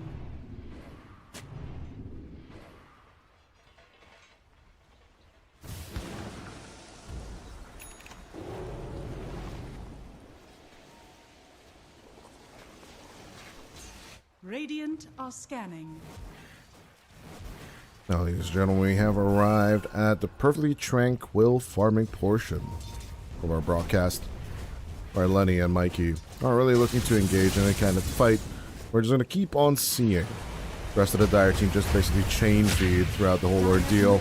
But with the Walrus Punch and a little bit of kick out, Easy doesn't really have much other than the Icarus Dive in 3 seconds. The Sunray, though, will be enough to burn out the Batterator from the sky. Axe fighting himself on the bottom outskirts river with Freaky, Shushu, and Otto. Which sounds like a very, very weird interaction. Emptiness met Otto and Freaky. That Freaky Otto with Yeezy. With a Freaky Shushu. Dire's bottom tower is under attack. Double damage.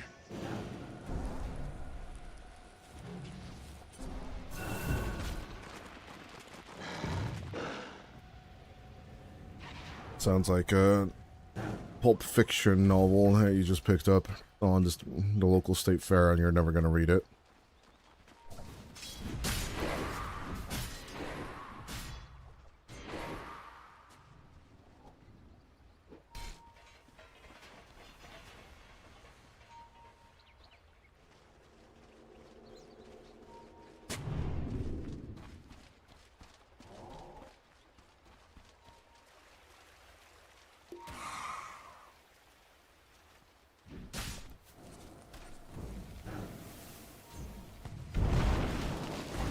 Bob. Please raise onto the Batrider. Mean Hammer not even necessary. Supernova needed, not needed. Good question though. Dawn lag, interesting. Yeah, Dawn is kind of a counter per se. The Phoenix, of course. Every time Supernova is dropped, it becomes daytime, and Russell will get a massive amount of vision. Amplified to himself.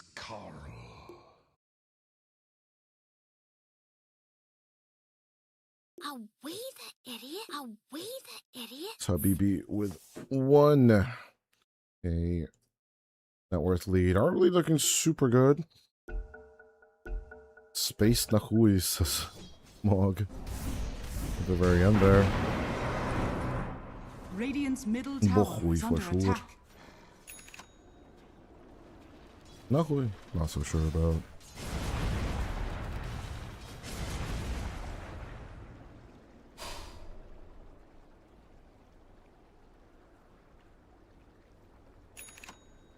Dota news dropping out tonight.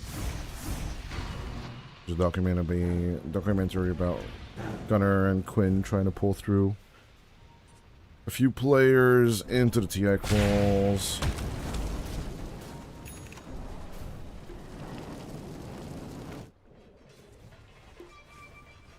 Also, some production information for WC has dropped.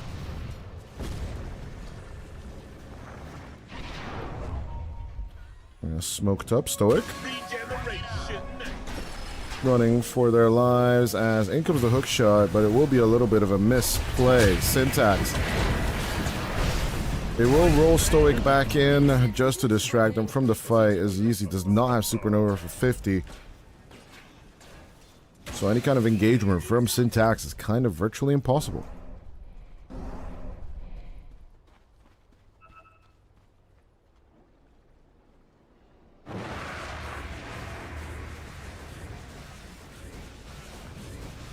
So with the 1K net worth lead though, Habibis are looking to try and climb back and even out this series.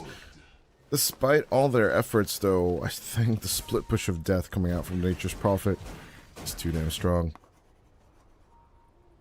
Mikey about to get his shard. He's just going to be passive farming for a long time. Is it a good Axe game? I don't know. Maybe with the Axe actually getting its blink, then they get the call. Then possibly it could be a good Axe game for the Invoker. Although I would not be surprised if Mikey just sticks with the right-click program. Tries to dish out as much damage as possible.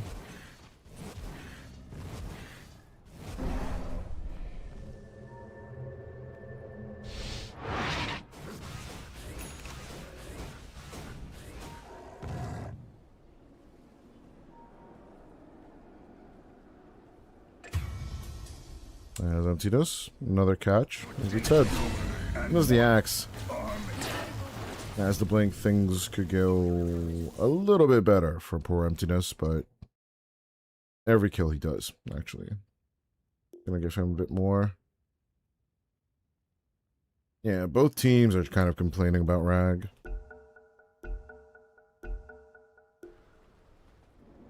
Which is not uncommon here in Dota 2 land. Got technical pauses on both sides. Big frame drops of big ulti spells. Especially if they change the daytime, nighttime. Middle tower is under attack.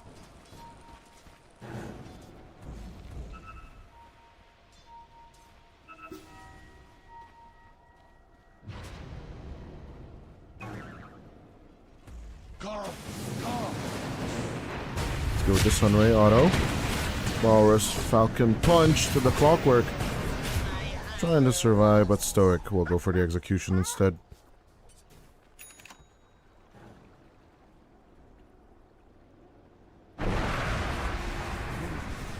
Syntax playing with her food a little bit longer, though, as Lenny.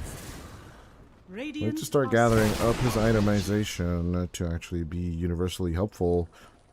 Well, Mikey does bring over a component. Armstone could just be a random element overall. He will go for the Lincolns at the end of the day. Did go for the Quas shard. More than likely, it's going to be used to just basically burn people.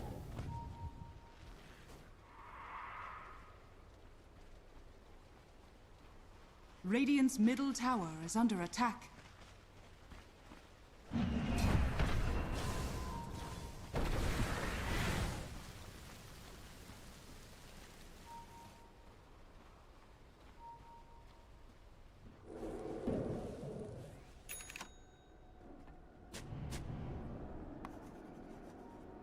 Freaky in the meantime.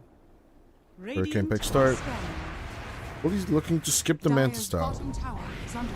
Not being able to purge off Cold Snap and other effects, though. Might be a pain in the butt, as Mog doesn't look for the grab, will get dunked on instead.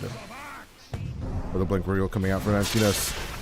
Rushu pushing himself forward, trying to go for the Viper Strike. Will be successful on that, as with another Toxin, Nantinas just looks to spin a little bit more like the ballerina that he is, but the Axe of Lodi will just be the lead-in instead. Mikey found at the edge of the dust cloud, as with the Sunray and a distracting Supernova, they will still get to crack the egg, as the Nova will be over. Lenny, good with a grab. Mikey will sacrifice himself for this kill, as Habibi get the team wipe. On to Syntax at minute 21. Radiant's middle tower has fallen. Yeah, 5-4, the exchange of 3. Doesn't seem like the most balanced way to play Dota, but as long as it works. Dire's top tower is under attack.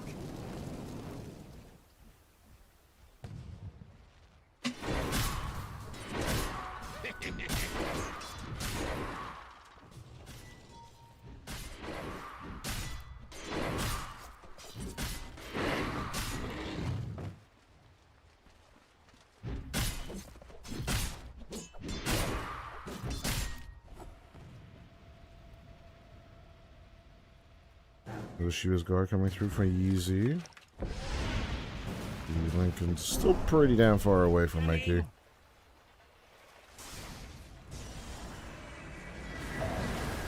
The little lasso catch, Stoic Guardian straight onto Yeezy. They will go as Stoic. The Walrus Punch trying to buy some time. Will be Shushu's Viper. This time that will be requesting the pause. Did I hear a squeak? Damn.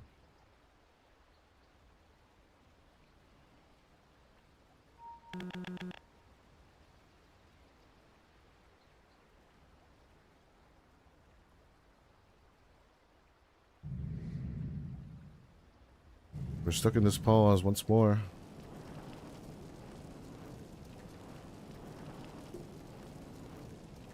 Hopefully the internet issues will be fixed soon.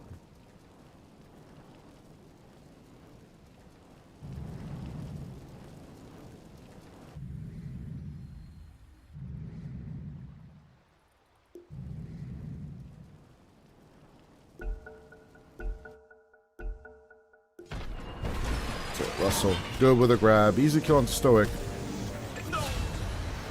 But it ain't worth just much just yet. Mikey, full slam deafening blast, straight onto the catch. Is Emptiness. With the Blade Mail secure, we'll get Russell down to 1/3 HP. Triple Battle Hunger spinning on the Dawn. As out comes the freshly made BKB to get these kills. Freaky looking to shut down Landing as fast as possible. Empty this. Loses HP as well.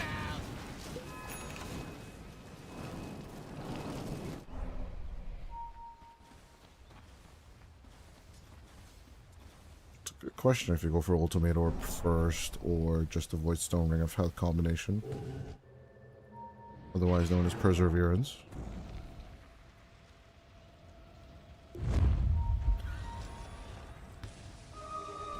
Dire's bottom tower is under attack.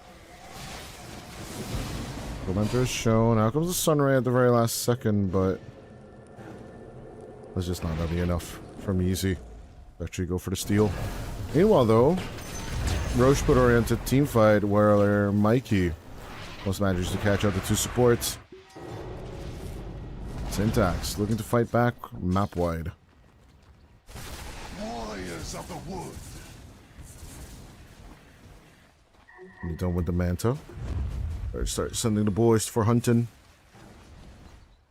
Ready to join with the TP in about 8 seconds. Mikey. Will be revealed, but as the tornado comes out, the Solar Guardian will be a save, and even so with the snowball. It'll be a kill on kill on kill action. Shushu getting lower and lower by the second. Mikey. Good reveal. Out onto the SF. Forces the BKB. Nice and slow with the approach. Top tower is under attack.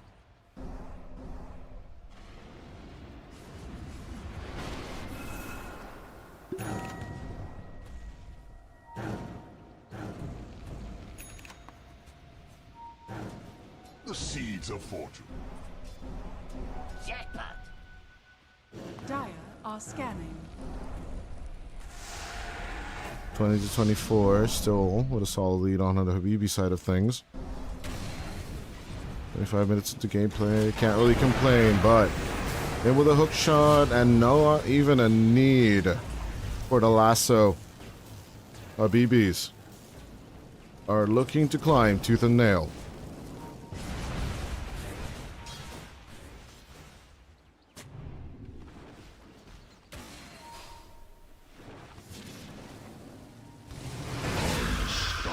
Good catch onto Easy. Just an easy shoo shutdown. Shutdown.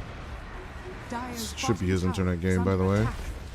Pretty sure no one will steal it. Dire's bottom tower has fallen.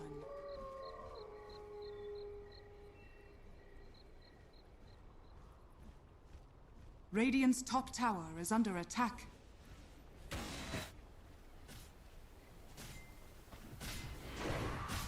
Radiant are scanning. Generation.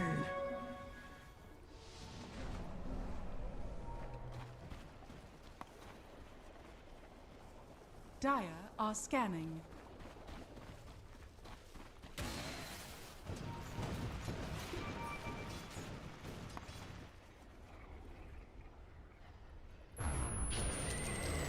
The soundtrack reveals Freaky doesn't really want to go inside, which I absolutely understand.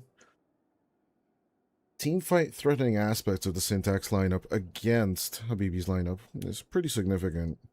Besides Solar Guardian, you don't really have much, and of course, with the egg ever looming over as a threat to yourself, just turn on it and kill it, right? That's the idea at the end of it, but it's up to Yeezy how effective that will be.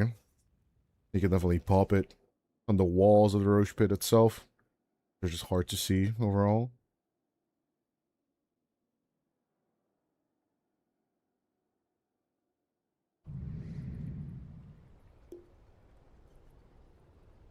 Yeah, as Mog reconnects, we shall see if the game continues with the Owl Rider on full play.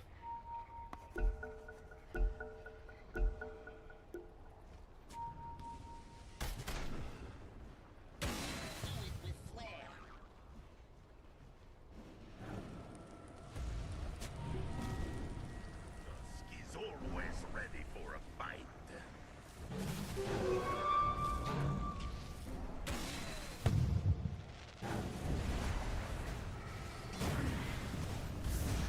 Roshan's still sticking around on the bottom side for the next 4 minutes, so... Trench warfare on the two sides of the river is to be expected. Good to be good.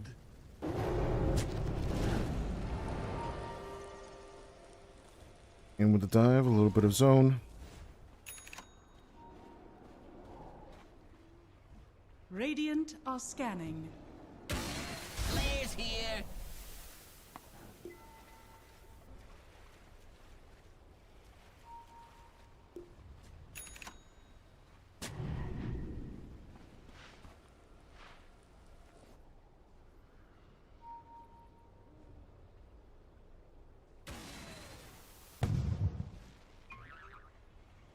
Finally, a river crossing coming out from Habibi. 1 minute later.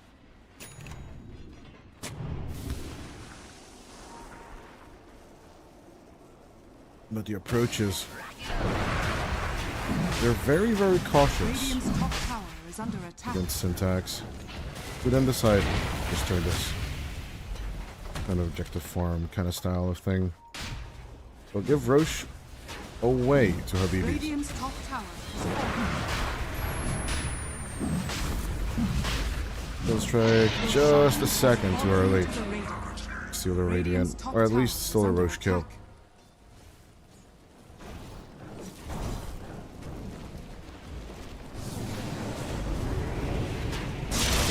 Mog actually surviving the Walrus Punch attempt as in comes the Tornado Raise. The Tusk tries to show and catch. With the Walrus Punch will get the kill, but will be costing his own life at the same time. And it's up.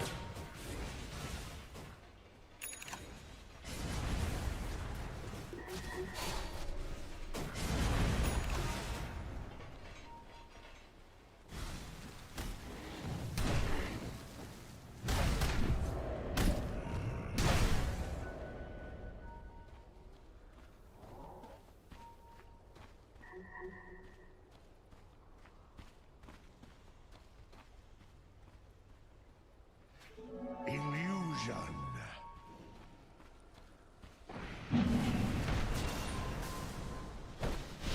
You hear the Viper strike?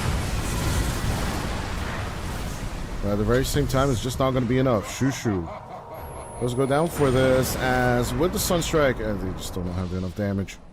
Radiant's bottom Shushu, tower who is did he under throw it attack. onto though? I don't know what the approach was here. Why did you go mid? Radiant's Very key, structures holding are on to the fortified. Aegis, but Radiant's middle tower is under attack. the mid lane tier 2 and the bottom tier 2 all under pressure now. I think it's just an easy move onto getting them all kill. Radiant's Onto the middle Bat tower Rider. is under attack.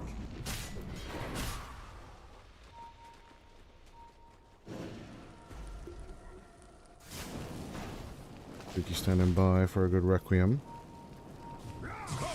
As there's the call. For the Shield's Guard as well. Emptiness. Trade onto the run as Lenny Under attack. just does not have another call just yet.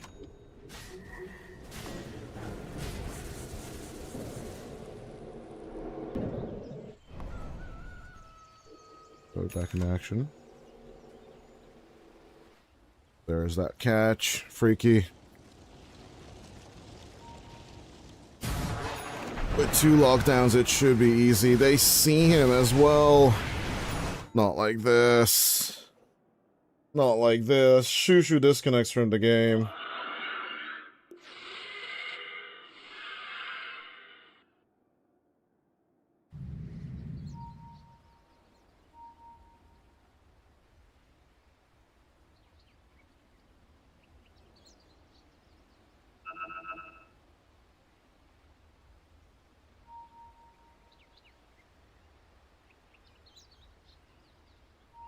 This looks bad.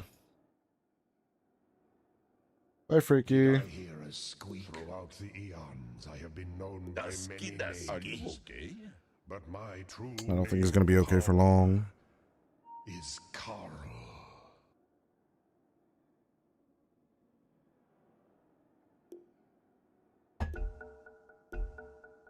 Russell calls for G. Now this seems like the Aegis catch. Disarmed and stunned. Gentleman is at the ready. Good call. Onto Shushu instead. But there's the suicidal play with Lenny getting caught on the backline of the enemy. They will manage to execute Freaky for this. Auto. Ball back for Nada.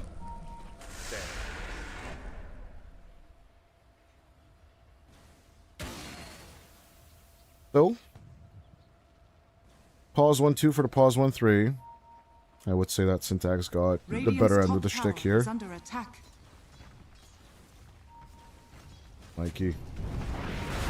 This continues. Keep stacking the W's for the team. Stoic with the Walrus Punch.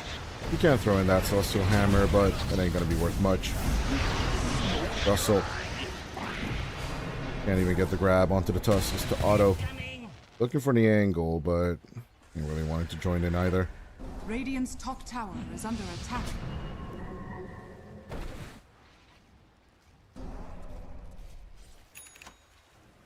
Double damage rune in the river.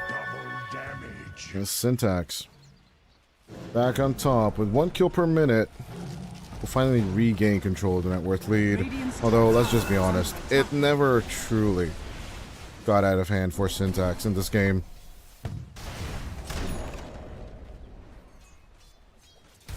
Radiant are scanning. Radiant's top tower has fallen. Dire are scanning. Mikey. And then for the blink immediately.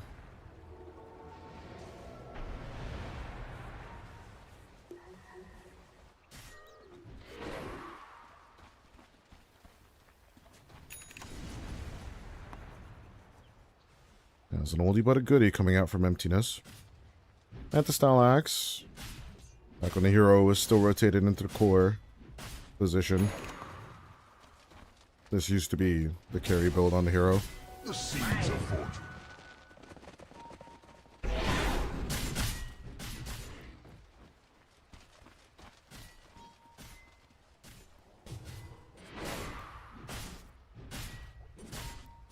Radiant's middle tower is under attack. Dire are scanning. Winter's taken, Mikey. 600 gold away. We're getting the item Cold Snap. EMP Tornado combo. As with the call, the Dawn. That's controlled. Russell is out for 90. Let's start looking at buybacks. As we do have the high ground approach coming out from Syntax for game number 2. As to be expected, the split push of death has proven to be way too effective as Lenny. Blanket Sphere broken. Out comes the Solar Guardian. Can they rip Nature's Prophet out of this sticky situation? The egg in trouble. It will be cracked as Russell with the buyback will find the connection onto Stoic. Lenny looks to break off as Mickey in trouble. Beautiful call coming out from Emptiness. But as they do lose the Invoker and the Axe, it's going to be a triple kill for Freaky. Despite the tier 3 tower still being acquired.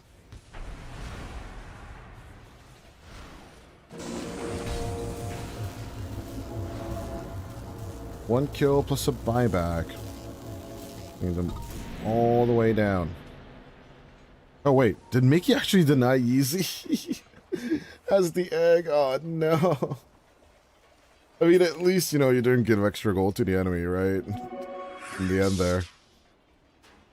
It's kind of funny, I'm not gonna lie. I do wonder what kind of status effect he still had on him in the egg that made him deniable. Maybe it could have been the Wiper Strike too, who knows? But the first tier 2 tower going in favor of Habibi at limit 35 will be falling to Freaky. And of course Shushu.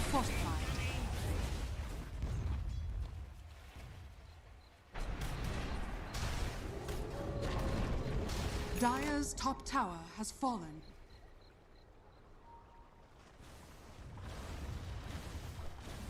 Radiant's bottom tower is under attack.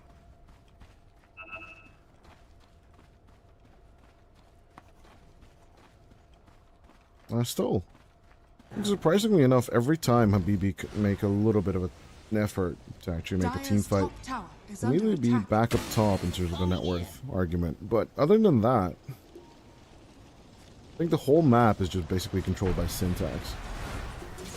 Every approach they make, they're just always going to find something. And now, they just immediately engage with the SF. Mikey in trouble, and will immediately melt. But Lenny, we're going to try and join in for fun, but this TP will be stopped by Yules and with the Requiem. It's just an easy feed on the Turks.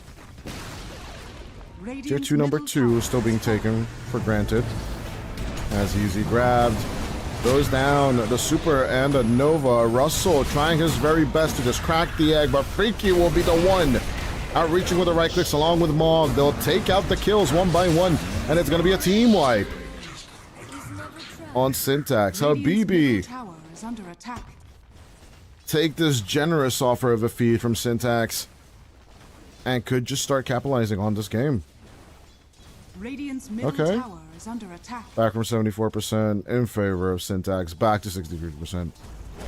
Actually, this is the biggest win probability favor that they've ever gotten from Gabe in this game so far. As even their peak was basically 8,000 net worth lead against Syntax, but it wasn't that favored.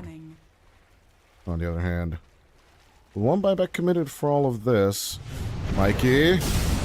There's no BKB this time on the SF, but with the Dawn and the SF trying to make the approach, Mikey will just be happy to take away the mana. Now Freaky has been trying to save for themselves.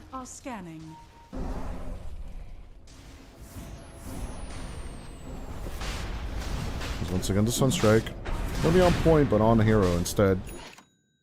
With Otto's Clockwork going in for the very last second pause once again. I don't know. I don't even want to know at this point. With the axe returning in 6 seconds, though. And Nature's Prophet coming in at 9. Easy not having a supernova for 40. TP bug, and they are ready. Auto.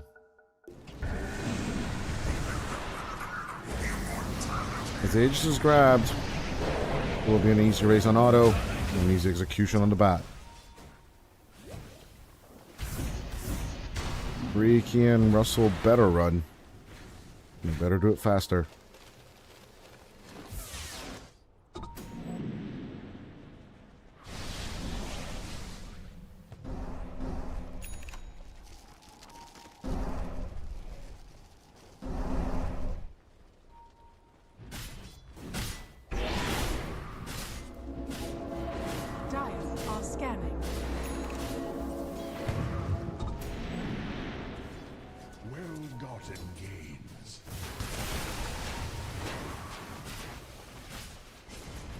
Immediately, though, the 5k net worth lead is reduced to 3.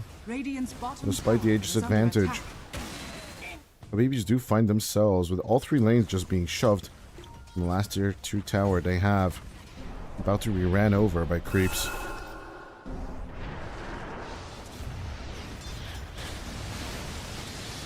Radiant's bottom tower is under attack.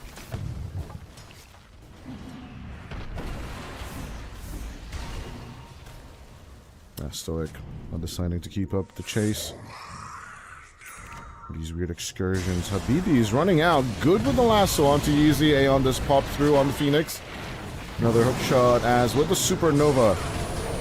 It's a good call going out onto Russell, but he's into the air. The axe doesn't really have many legs to stand on. Freaky on the other hand, thrown into the air. Lenny with a little bit of back and forth. Alacrity straight on to the Aegis Prophet. Here comes the Supernova, but the Aegis will be broken.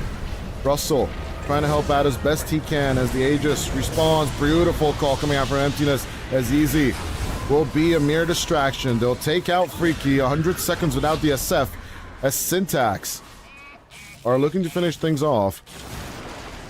Possibly They're on down the line. Mikey keeping his distance perfectly.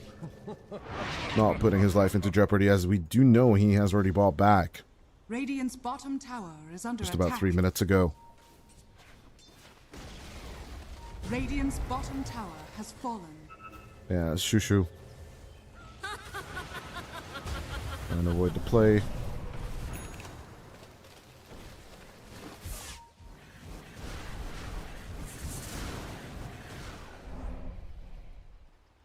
Need all the help he can get. Betwixt myself.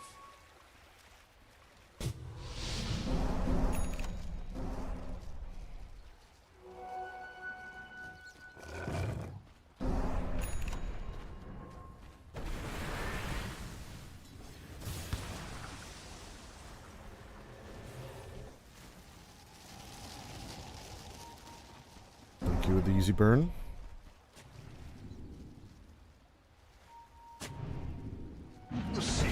Split push of death. At the end of the day, you can have the most late game carry ever, but if you just don't have the space to farm with it, it's just not gonna have a good time. Can Habibi delay the game is what I'm thinking of right now. Their high ground is not the worst that I've ever seen, right? You still have Viper, still have Dawn, but in the end, right? It's just all 3 lanes constantly pushing on you.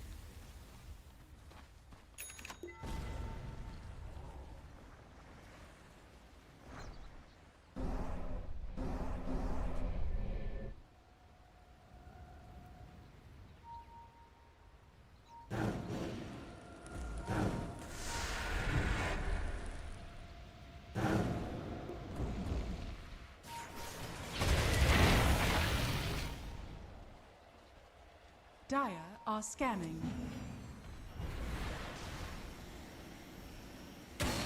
Coming in. Push smokes with the play, as there's no tier 3 on the top lane. Just passive pressure constantly coming out from Emptiness and his good old Manta style.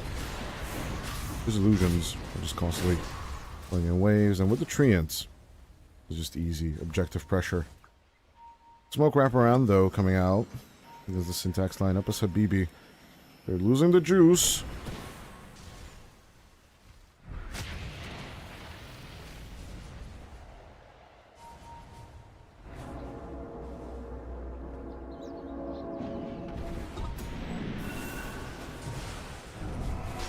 Nice Riki, emphasis on Emptiness.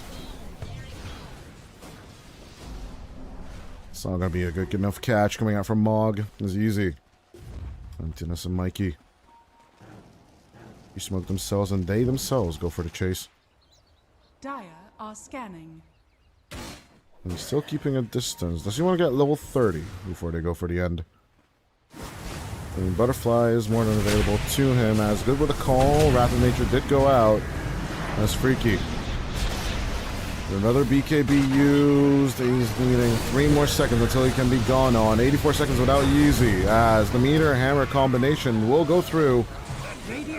Out onto Mikey. Lenny comes in, as with the call, they will secure Shushu, but the Viper will buy back. Lenny, it's now or never. He needs to fight into all of this, but 100 seconds without the Nature's Prophet makes all of this a sticky situation. Buyback and TP straight onto the enemy base. Well, with Russell going in there, doesn't really seem like the most advisable position. With Habibi, and one more chance. Actually opened this up. Broken. The Invoker will be controlled. He will try and buy time, but his buyback was on the verge of reactivating, so it's not that big of a loss. As we can tell, Dire just have way too many resources comparatively. And Mikey coming back into life.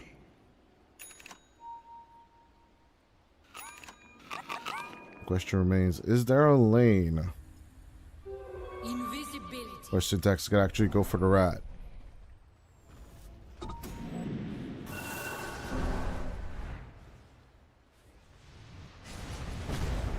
Radiant structures are fortified. Fort Dire's Spirits. middle tower is under attack. And reinforced banner creeps. Throwing them into the air is a nice gesture, but oh yeah, actually as they land, the banner doesn't protect them. Good to know, good to know. The fortification and everything else, freaky. Casually will take care of the mid lane tier 3.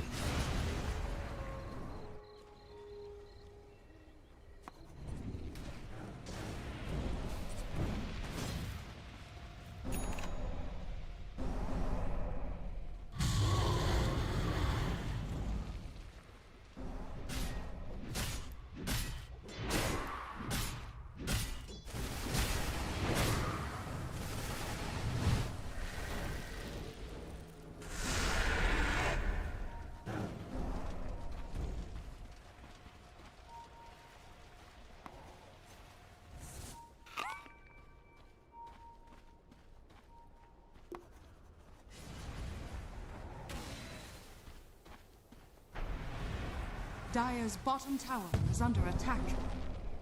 Good reveal onto Lenny. Dire's bottom tower has fallen. His last outer tower in the whole entire game has just fallen. Dire's Neither high bottom ground tower fully penetrated. We have lost a few tier 3s here and there. But Habibi about to pick up their second one. are scanning. Dire's bottom tower has fallen. So let's see the wraparound. Good approach onto the back. Shushu. They are trying to get the dieback onto the Viper, but Lenny, as he starts a right-clicking endeavor, Yeezy will need to be saved. They will need to drop the egg. They need to hold on to Freaky as much as they can. Stoic tries to lock down onto the Shadow Fiend. They get the kill, get the control. As Mog tries to escape, Otto and him are in the air, but the Clockwork just cannot strafe into the right direction. Once again, Stoic with a little bit of roll-up action. The Requiem, it will help, but it will not deter. Freaky at 1/3 HP. We'll get the Satanic back, but we'll need to heal yesterday. Lenny looking to hold on to Russell as much as he can, but the Dawnbreaker, they cannot shake onto Nature's Prophet. Mikey coming in from behind as the Tornado reaches to Yeezy, comes in with another Nova. And as Shushu and Freaky die, this should be the game. TP into the middle of it all. As that one die back, or actually make it 2 since the Viper is gone as well, is all Syntax need to finish this game. Radiant's top barracks are under attack. They are looking for the outpost control as Lenny wants to pressure out all 4 waves just in case anything happens to them. But there's still 3 buybacks to play with. And poor Habibis have nothing except for the auto buyback, but honestly, I don't know how much a Clockwork can do in this situation.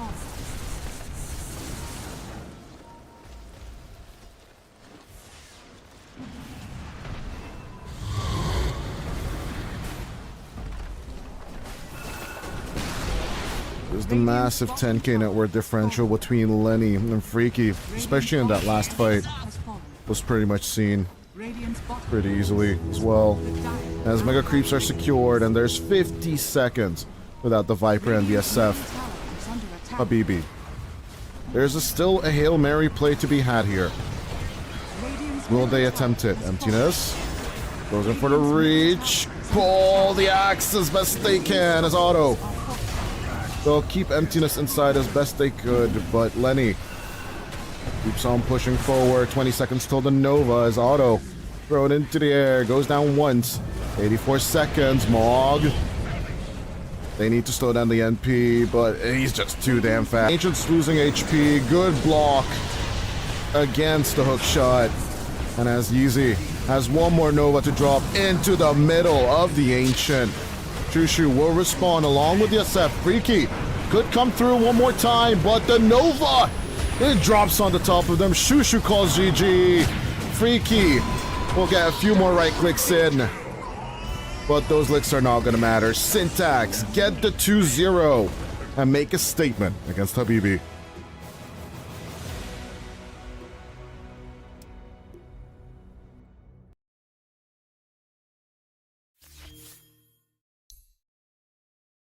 basically the split push that with the Nature's Prophet is never being taken truly into account, right? You can TP as soon as you get level 25 to an area, drop the treants, and just keep getting net worth over and over again. Let's just get net worth values. As soon as you get level 25, you just immediately skyrocket in net worth. No matter the buyback little dent over here, right? Just gonna keep getting money and money and money and money, and there's just no way of catching up with the Nature's Prophet. Sure, you can kill the treants, but at the very end, like, lane creeps are gonna be worth way more, especially with all the racks standing on one side or the other. Too bad for her BBs. This is gonna be a painful loss for them for sure. But in the end there, of course, if we go for the overall stage, for Syntax, this is their first win as Envision that actually beat them 2-0.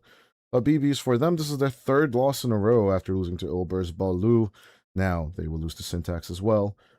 Their only success was against Summer Bear, but ever since then, things have been looking a little bit downhill. Hopefully they will come back a little bit better as the season develops, but since we are once again an hour behind schedule, I do have to reemphasize that we need to move on from these two teams. But yeah, one of the faster series overall, but thanks to a longer game too, we are still, in the same state where we started off in.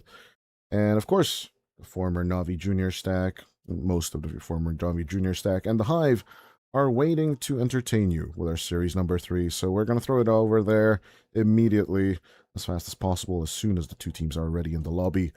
But until then, Syntax versus Abibis 2-0.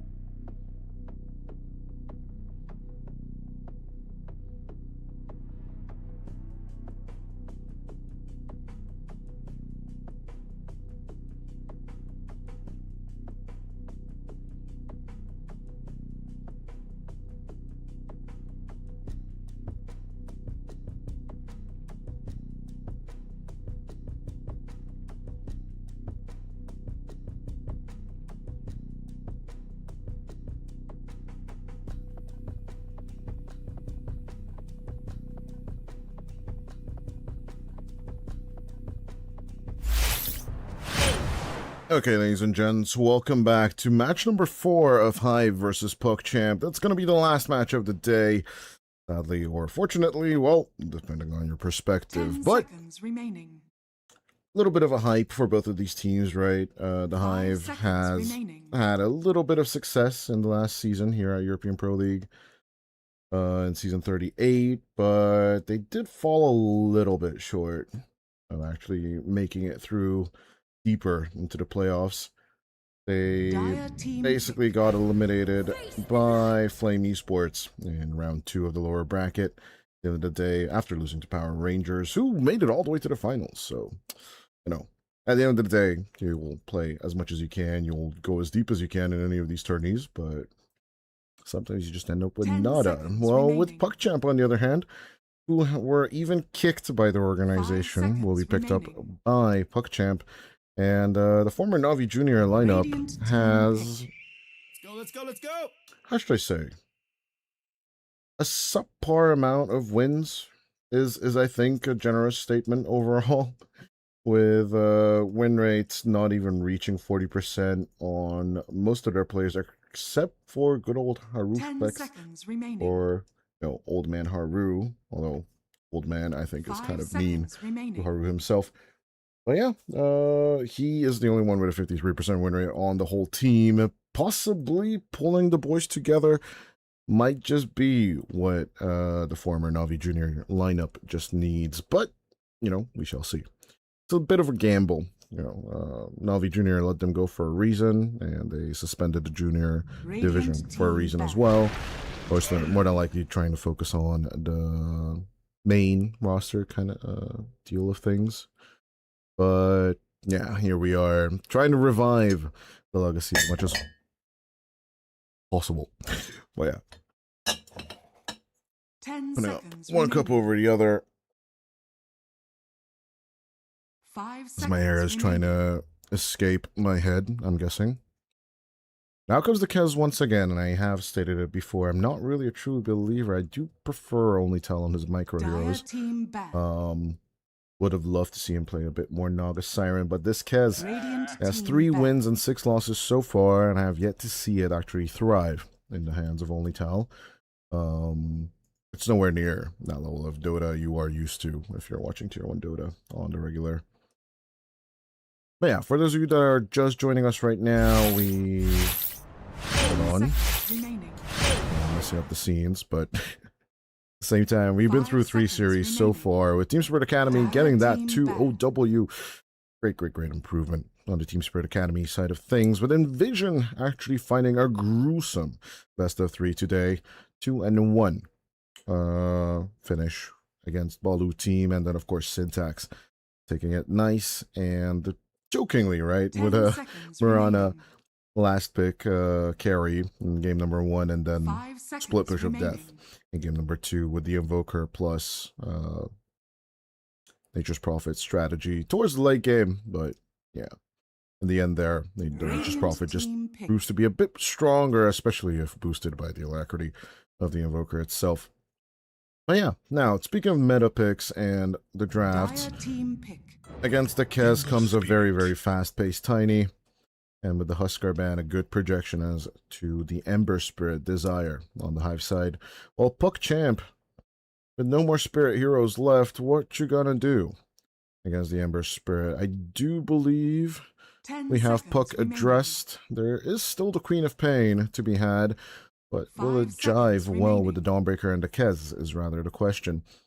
Currently, though, I am questioning its viability and survivability against the Ember Spirit in and of itself. Rooted down, you don't really have an option to blink out.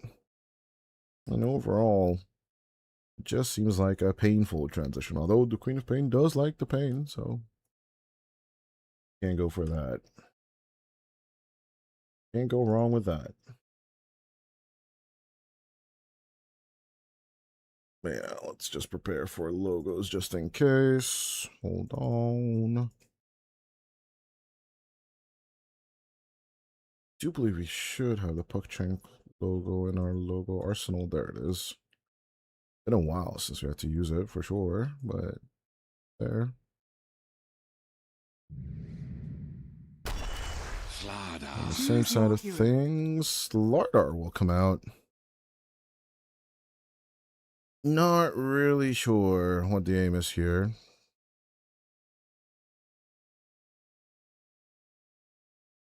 But, you know what? We'll accept it, no matter the consequences. Overall, I'm a little bit skeptical as to what PuckChamp can do here. I think the Hive should have an easy time with their draft, despite them picking a Jakiro, which isn't really part of the meta. The Liquid Fire and Liquid Frost should help you push in the lanes pretty quickly for Bune. And of course, Costa and Hotoke can reach the back lines pretty easily. Argot securing kills, and of course, Kurpatich, Kurpatabla, basically just making in catches with that ice path as well.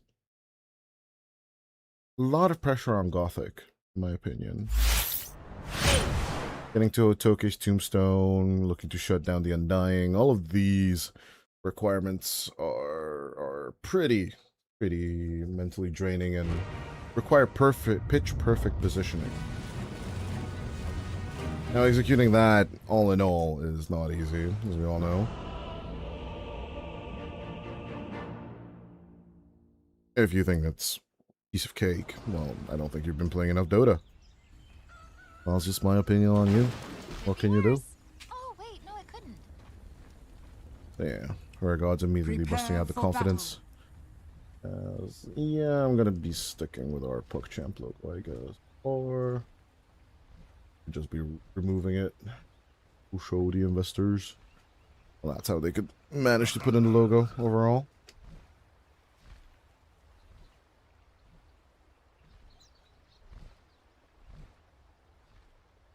Yeah. Not a straight up approach coming out from the average better team.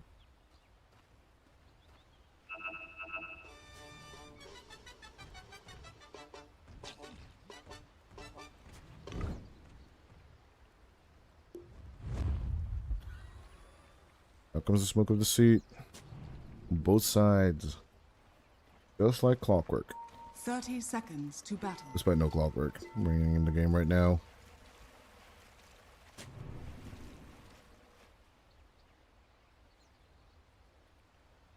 Both observer wards just being side by side. Always a fun thing to see, but then we're placed under the guise of smoke or the guise of night, so kind of hard to spot. In come the breaks, Hyuga. The battle begins. Could find on Hotoke, but of course. Position 3 Undying isn't going to be disturbed that much.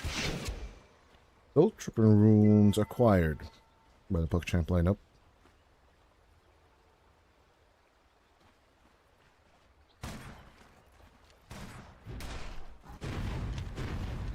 Golgash and Gothic.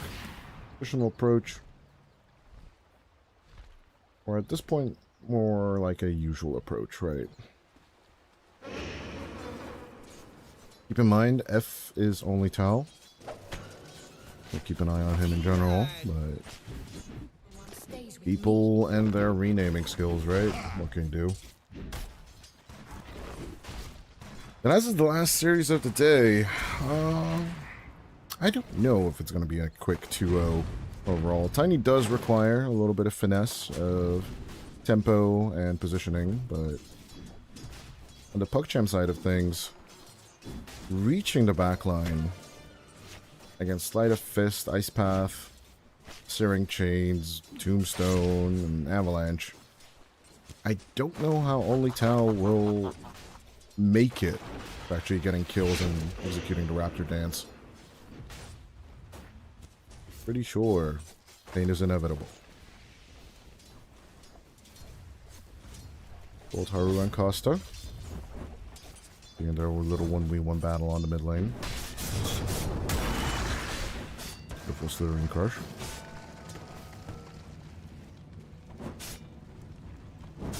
Us keeping up the aggression. Goes through with the flame guard. Will he get the deny? Nope. Haru. Better on the draw. Good timing on the last hits. In the mid lane, we do have Pretty tight chance. Let's see. The heroes meet again.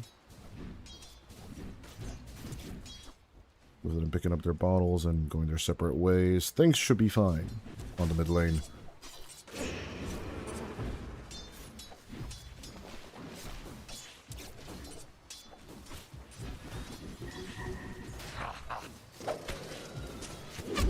Rare gods.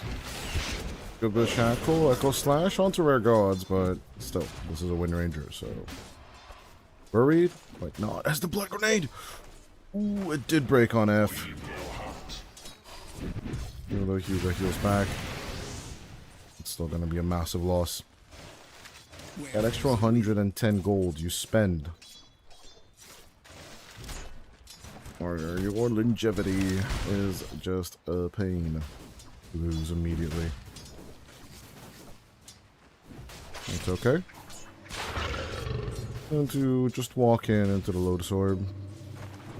Already disturbing himself, and he's not looking to commit onto Tombstone just yet. Or Soul Rip either. Look, he's extremely patient with the play here.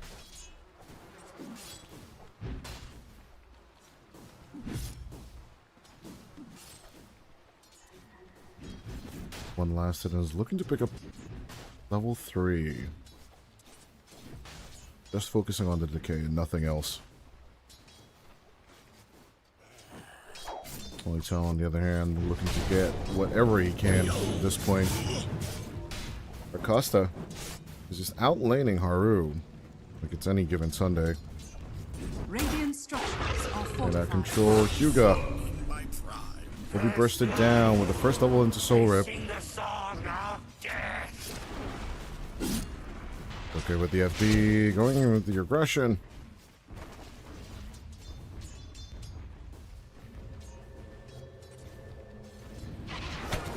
You're not going anywhere.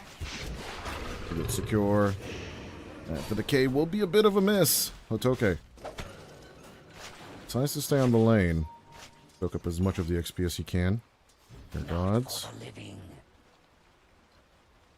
Need that extra 20.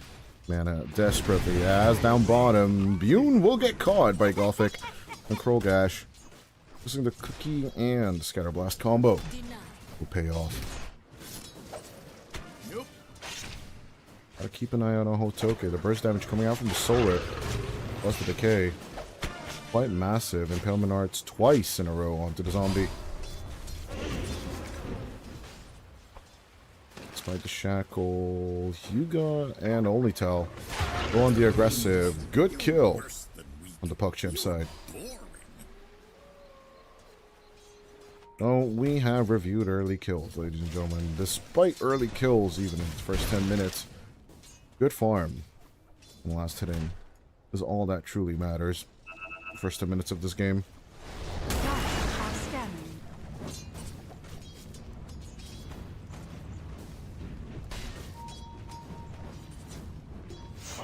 Thus you can see, right, there's 2 kills on one side, but even so, doesn't matter as much as Haru. A little bit zoned. Acosta coming from behind. 20 seconds until the first power rune spawns, as we just have a nice little assembly of heroes on both sides. Hyuga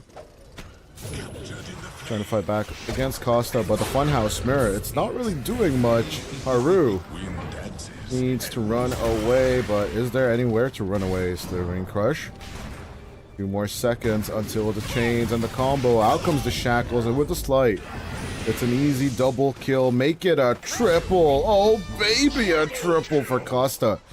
That's 6 minutes in, and even the rune will be found. A shield in the mid. Color me Pikachu face surprised, but honestly though, nah, the Hive has more seasoned veterans on it. While, of course, the former Navi Junior team could always come in with a few surprises. Triple decay though, will be a double instead. A little bit of Lotus catch, but cannot turn around for the extra right click. We got the kill. Thus, Surge will be looking to return. The Song of Death.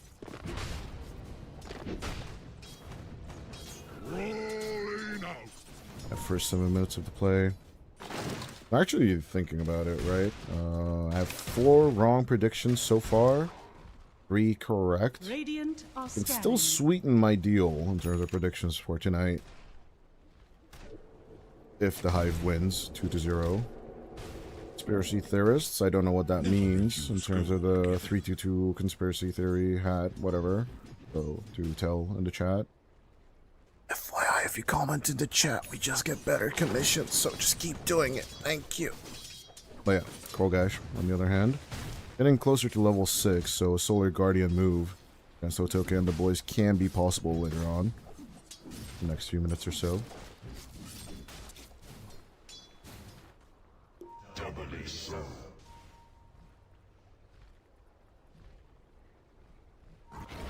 Radiant's bottom tower is under attack. Teach once again rotating into the mid lane. Costa. It's impossible to contest runes against the Ember Spirit. One of the reasons why the hero is massively favored is these easy secures, right? You do need a support here or there to keep an eye out on things, but otherwise, right? Kind of impossible to lane against the Ember correctly. Or sufficiently, right? I think some heroes can do it. Puck, Queen of Pain. Try and contest the runes and then dish back damage with the Shadow Strike and the Scream of Pain, but Dire are scanning. in general terms, the Ember Spirit will just constantly keep up pressure on you.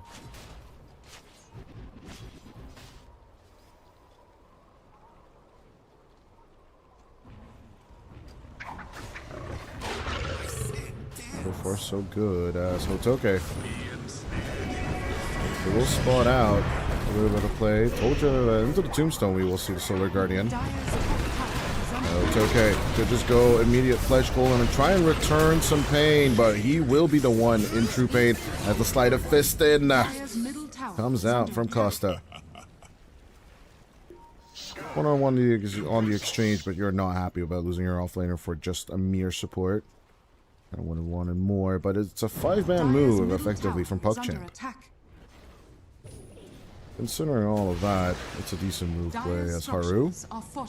He was a puddle, but you know what happens to puddles when they're lit on fire, right? They just evaporate.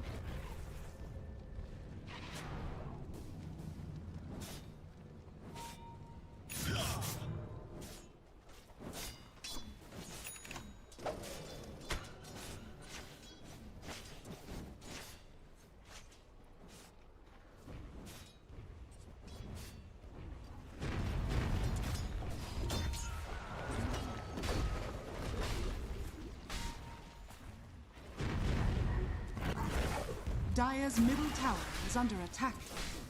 Radiant's bottom tower is under attack. Dire's middle tower has fallen.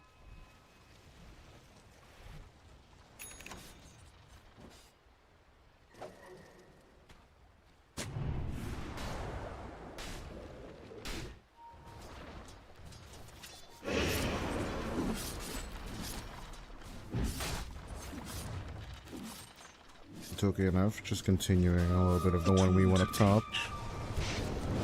Going in for the grab, easy kill off the Slardar. Burn, baby, burn. I love my fish fried. Oh yeah, as mentioned, early kills, sub 10 minutes. Not much of a hassle.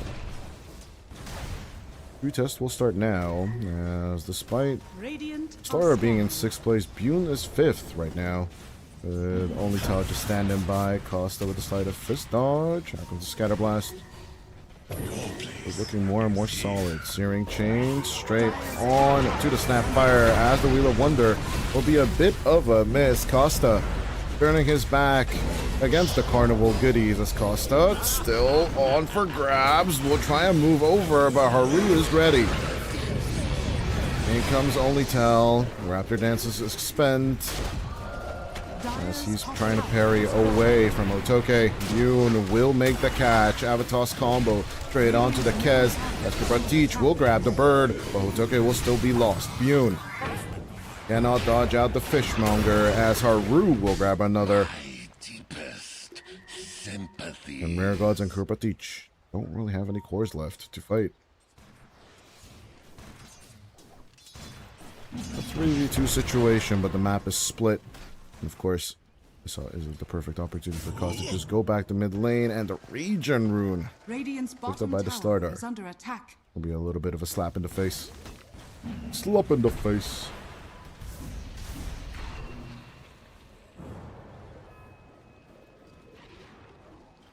Well, as you can tell, PuckChamp are still absolutely ready to brawl as much as they can. On the other hand, the Hive isn't really shying away from these fights. They have more than enough resources to throw into them.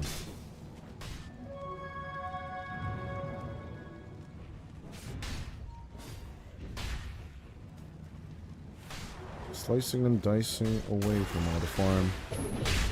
Burrow easy behind. My god's on standby just in case. Here we go. Wants a piece of this.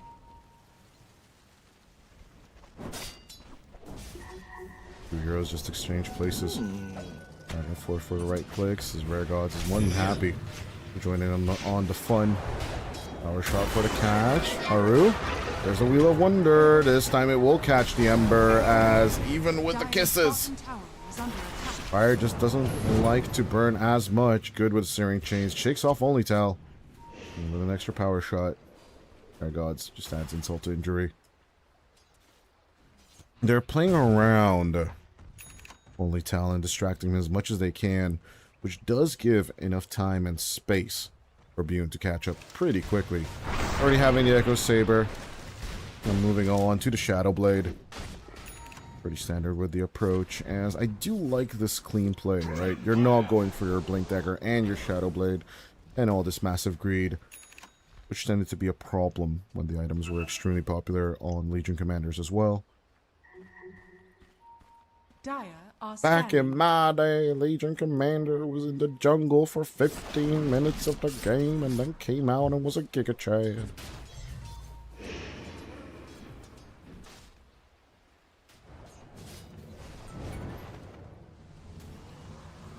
Yeah, Grandpa, go retire, stop casting in general, right? As Only Tal.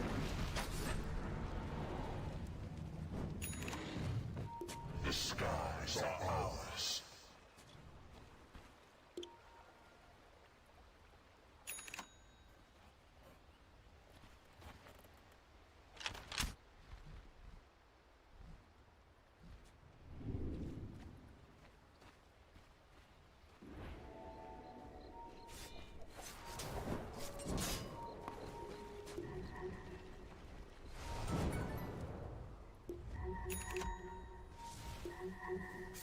Dire's bottom tower is under attack. No two ways about it. Was Only Tal went to Mate Slayer and is going for the Desolator plus Aghanim's BKB round. Seems a little bit greedy, and then reaching the build will be extremely long. Double damage The PuckChamp empowers me. lineup. Kind of questioning if he will actually reach BKB at this point. Radiant are scanning. Yeah, I guess he'll reach BKB, but will he reach BKB and Ags at the end of the game? Well, it all truly depends on the Hive. After this night, this is second night, right? Most people will start smoking up. Radiant's by bottom finding tower targets. is under attack. They did just reveal the Amplified Damage rune. On bottom, Hugo, an easy grab on the Ringmaster. Radiant's They do bottom lose the tower bottom has tier 1 fallen. tower for all of this. Might just be an easy catch, an easy chase onto the Bird Samurai, or just straight up triangle invasion. But Rogash and Gothic are trying to recover as fast as they can. Easy execution on Grandma's with the power shot. It's just another right click for Costa. And the Sleight of Fist, which effectively is an Echo Saber of its own.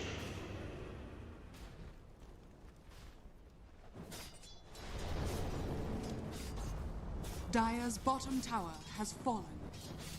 17 minutes of unalterated violence. Immediately The Monkey Brain is satisfied with the amount of kills we have. Dire's middle tower is under attack. And the action just does not stop. You grab on Haru, but of course, the illusion rune. Radiant's Disturbed. top tower is under attack. Sad that the bash thing doesn't work on your illusions, right? Really funny to see Bash of the Deep just basically effectively bashing anyone. Although there's the real starter, Ice Path coming through. The Solar Guardian lands on nothing, as neither does the Wheel of Wonder. Can only tell. Going to disengage. Hotoke throws in the Tombstone. A bit of a deterrent. PuckChamp backing off. That's Hotoke. Following the law of Lotus first and then going Blink. There's a little bit of a division as to which one is the more effective build order, but as far as I know, most people are thinking of the Blink first rather than anything else. But if there are heroes that will slide in, secure your kills and reach, such as the Tiny, such as the Ember Spirit, it's not super necessary to start off with the Blink itself, in my humble opinion. There, of course, the Lotus is just a better choice.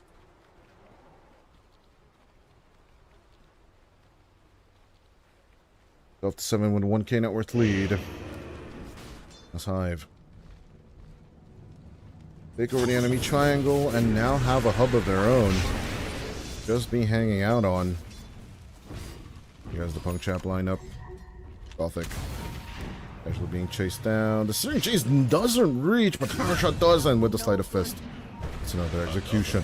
Haru looks to go in with the Blink. They'll get the Jakiro. It is Rare Gods. Gets hypnotized. It's another kill opportunity for Haru. And it's up for grabs. All yours.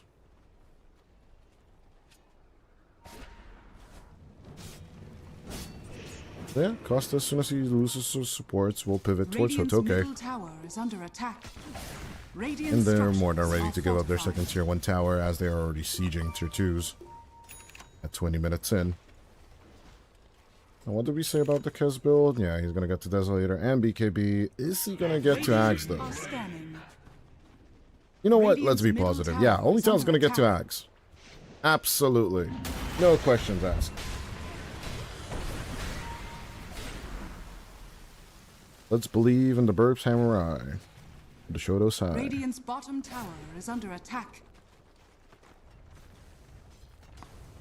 Yoon, done with the Shadow Blade, moves immediately towards the BKB. That does project to us, the audience. The good old Hive lineup does want to just keep on brawling. Dire are scanning. Where the hell's Roshan? Oh, there you are. Sure. PuckChamp pick up the Tormentor. Every coin helps. It does set themselves up for success against Roshan. Mormor's Kisses ready to blow. Gothic. Just needs to get it into the perfect position. Counter smoke coming out from the Radiant.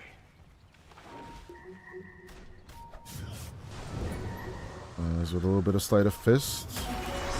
It's a good find coming out from Costa, but the Shiva's Guard immediately shown.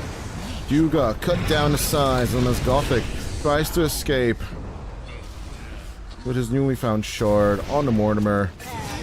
That power shot, Sleight of Fist combination is just too damn effective. Bune.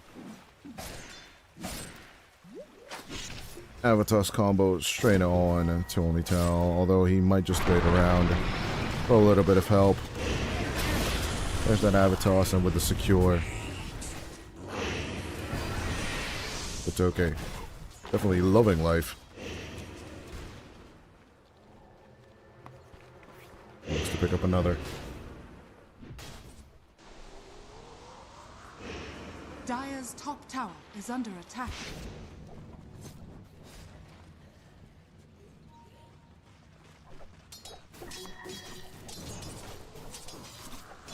We'll say this, it's still really good to see the Jakiro being played in any capacity in Dota. A lot of people just don't believe the hero has a place in any kind of higher tier play above, you know, their average middle ranks.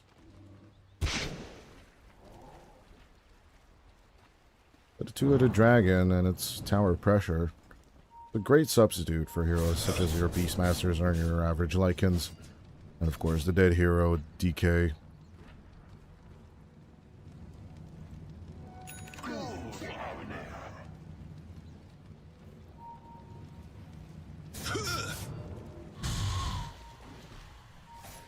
Dire's middle tower is under attack. Only tell though. And about 2,000 more gold. Actually make it to the BKB. Yeah, approximately.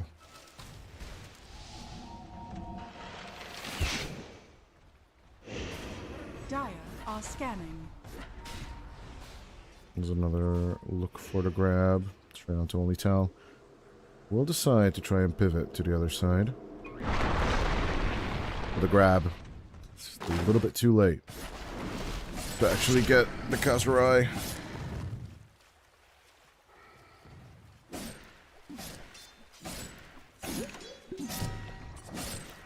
Well, 1,450 gold needed overall for the recipe at the end there. That's Roche number 1. It'll be picked up pretty quick.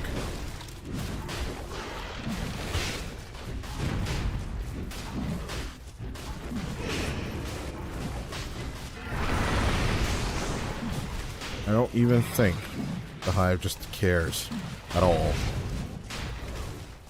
If PuckChamp are aware of Roshan being beaten down to a pulp or not. Just giving over to Bune. Back to normal we go. Yeah, and now that you have your BKB, now your Echo is done. I would personally finish off the Silver Edge, but if Bune wants to get that blink, once again, just go ham on the enemy. He's more than welcome to. I have fresh BKB, I have Aegis, I do what I want. Kind of mentality coming out from Bune. And who the hell can blame him?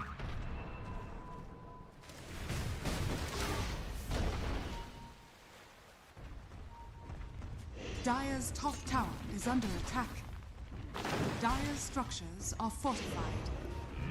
Alright, click wasted into the fortification. Is on the mid lane. We might just have a little bit of a mess. Busta.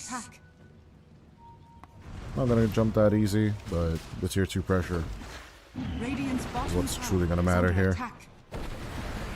Oh gosh. So starting closer to that BKB of his own.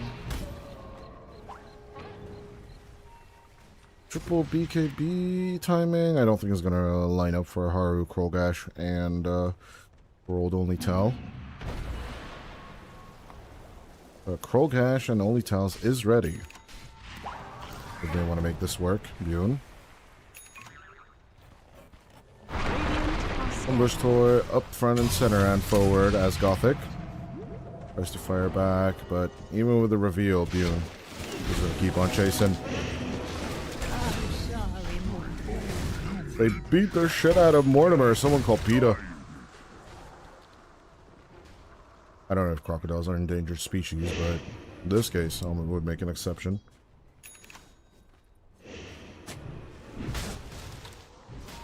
Speaking of big, green, and mean things, although it's okay. Go for the BKB of his own. You can even see Costa starting to build up. Or at least finish Sergeant Kaya.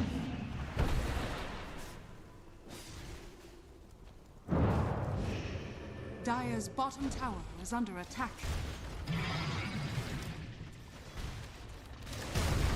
Yeah, the attack is significantly faster with the Solar Crest. Who knows it just as well. Dire's bottom tower has fallen. The second tier 2 tower was in favor of the Hive. Yeah, I did say, question mark, will he reach Aghanim Scepter? Where the game is finished, and so far so good on Onlytal. Some of the brawls did eventually work out for PuckChamp, so not all is lost just yet. Although Gaben is coming around our prediction. Dire's nice and slow. Are fortified. Dire's middle You jump onto Bune, but you still got Aegis for a minute and 45 seconds.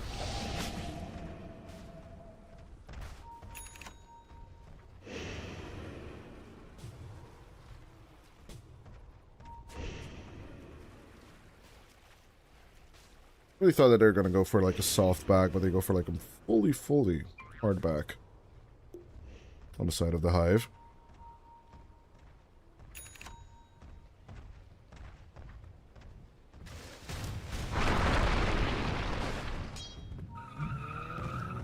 And as the Silver Edge is next, Bune.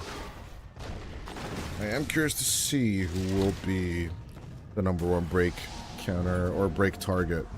I don't want suspects are the Dawn or maybe the Slardar, but reaching those might be a little bit, tad bit difficult at the end of the day. Double damage rune in the river, but it's totally ignored as Bune makes the jump onto Haru and the rest of the play. Double kill for Costa. And smack dab down the middle we can go. It will need a wave, but the double damage rune's still at their disposal.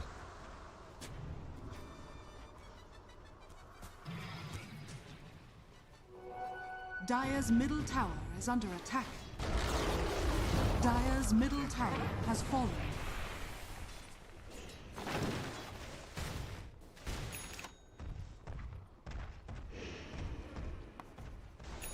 BKB on Hotoke. That's Costas. I don't even think it's in his mind.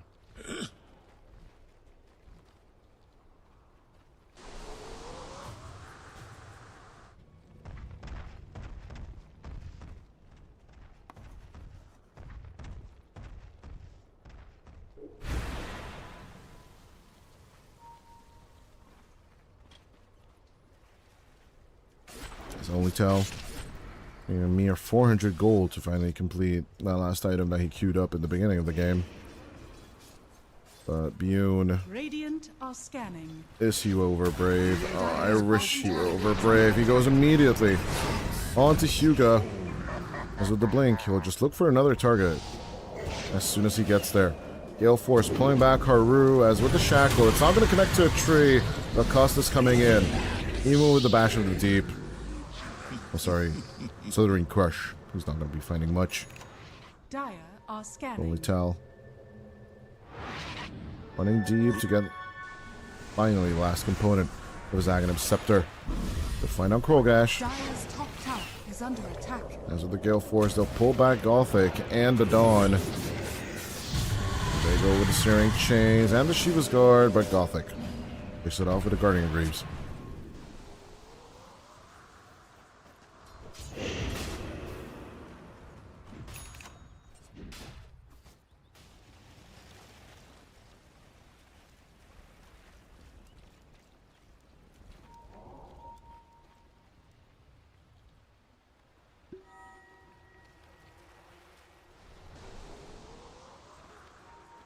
Behold, my Syrian Comes up top.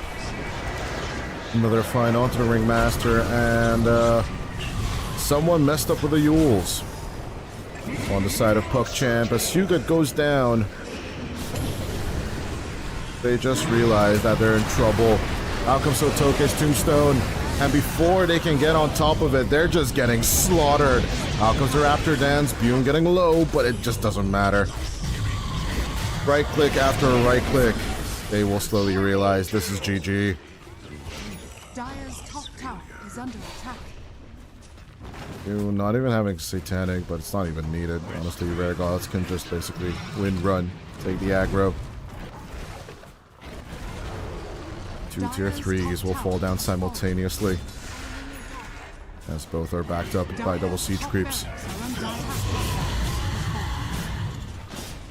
This is going to be the quickest cleanup of objectives you've been seeing in a while.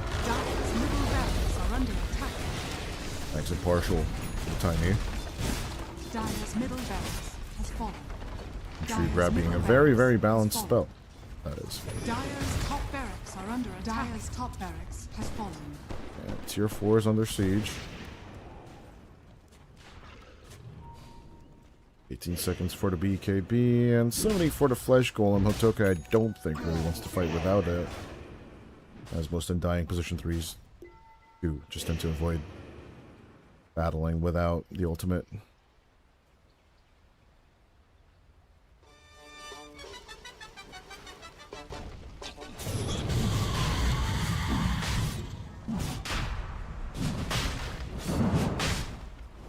Radiant are scanning. Out comes the roar. There's everything in the PuckChamp arsenal to fight back here, but will anything work? That's okay. An immediate turnaround. Down to the Slardar. Stuck inside the Solar Guardian Bune isn't a little bit of a pickle, but with a BKB, he isn't really minding the Mortimer Kisses that much. Otoke and Costa will take over the aggro and push on forward. Bune with the Avatos combo. Krogash calls the GG, as only tell. We'll throw out a BKB Raptor dance, but it's more like a Raptor, whatchamacallit, you know, petting? What do you do with horses, right? You just stroke their manes and whatever? That's what it felt like. Rather than literal Raptor dance or anything like that. But yeah, 31 to 10. Kind of the expected result at the end of the day. It happened a little bit slower than I expected, but still, PuckChamp. We gotta get to those tempos and those positions that are extremely complicated to execute with this lineup that I talked about at the beginning of the draft, or at the beginning of the game itself. Because, yeah, you do commit with the Slardar, but then you get shackled. You can commit with the Snapfire Cookie, you still get shackled. You can, get a Lotus Orb on someone, you're still gonna get shackled. They're not gonna care. So, overall, what the hell do you do against the Hive lineup? That's the neat part. You don't do shit. But yeah, like, even if you can make the reach, a hero such as the Viper or something else would have been more effective on poor old Haru. And yeah, this time around, he's going to be dragged down by the PuckChamp win rate, and we shall see what will happen in game number 2. Will they bounce back in any shape or form on the former Navi Junior squad, or will the massacre, led by Costa, continue? Find out after the break. As Hive take the lead, 1-0.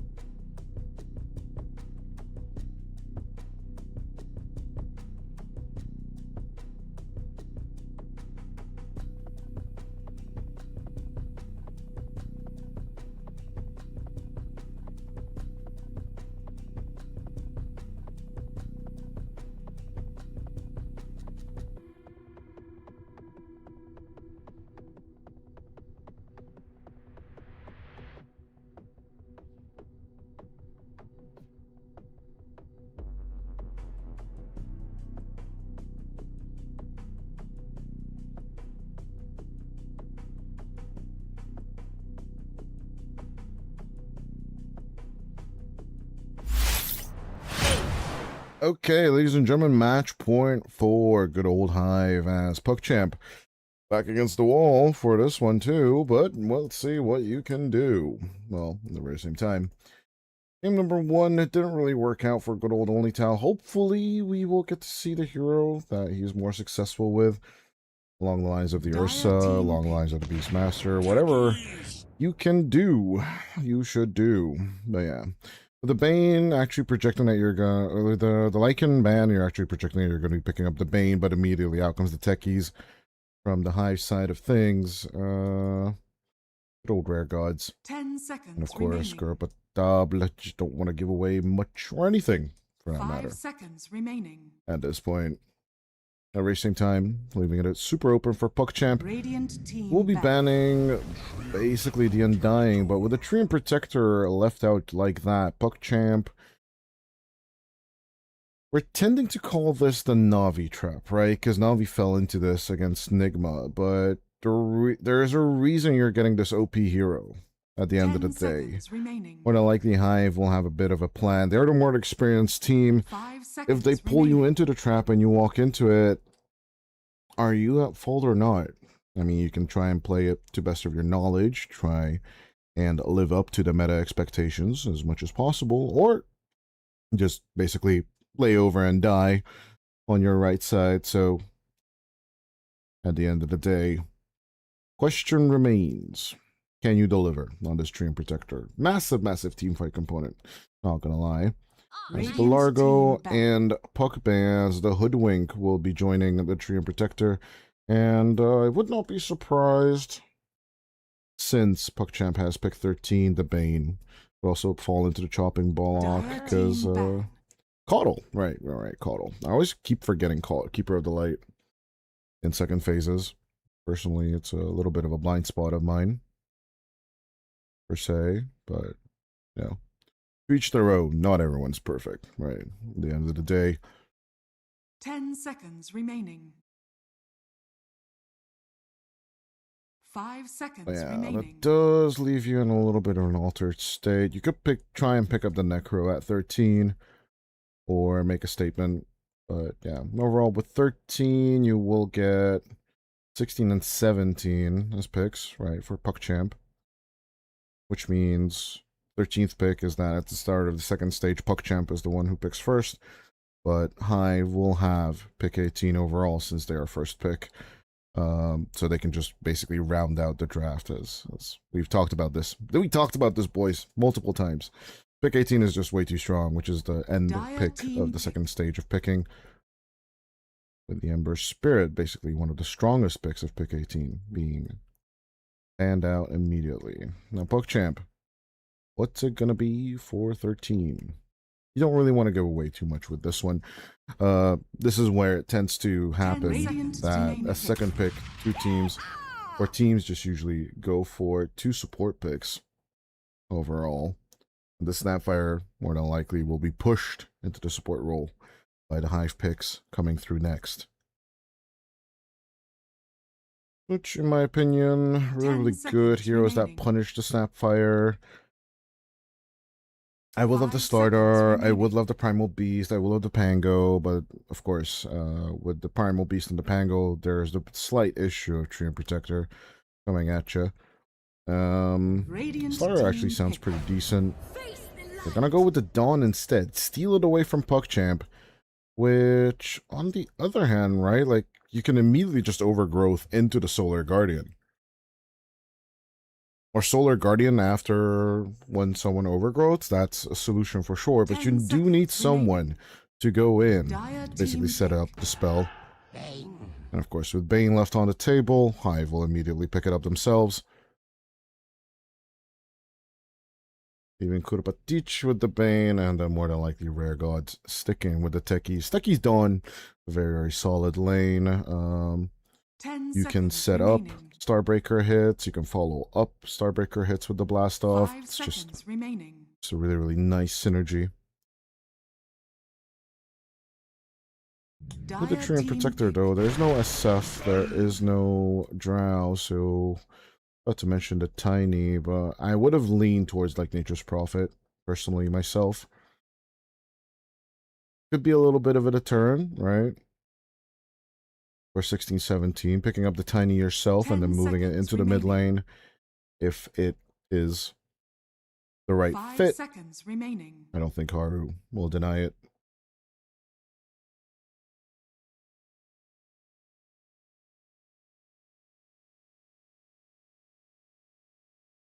Yeah, still checking out the draft lists. PuckChamp will actually pivot towards a Rubik, putting the snap for either in the off lane or the mid. Same with the tiny safe lane or the mid, but I'm rather leaning towards Snapfire mid lane and then some kind of position 3 hero 10 seconds that basically remaining. brings this whole thing together. Leaning towards Beastmaster personally for PuckChamp for pick 24, but we shall see what they try and go for.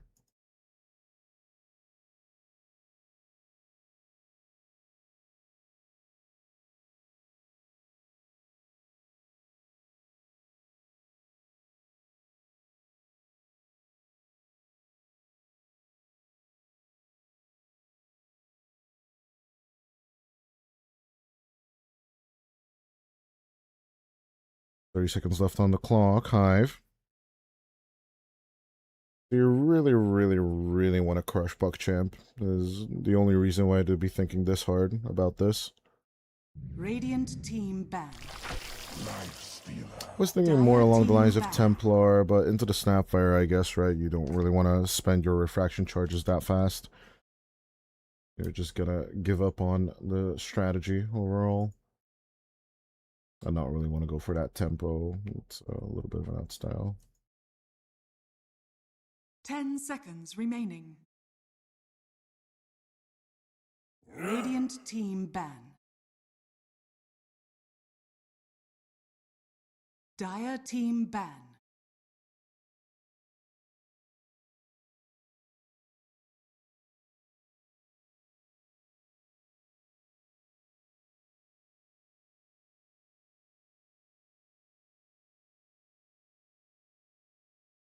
Yeah. 10 seconds Ember gone, remaining. Void gone. Radiant I'm guessing team Storm would be the follow-up. While Hive will, rightfully so, ban the Enigma and the Beast.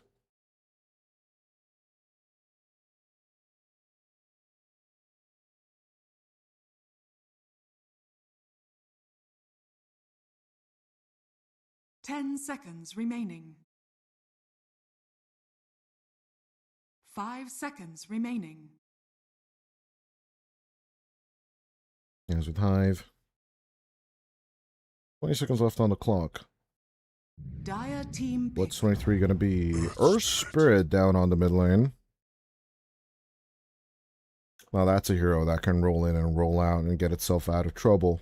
Unlike the Slardar, which feels more of like a full commit hero. Sort of like the Axe. Or Mars used to be, but Mars isn't really meta, is he?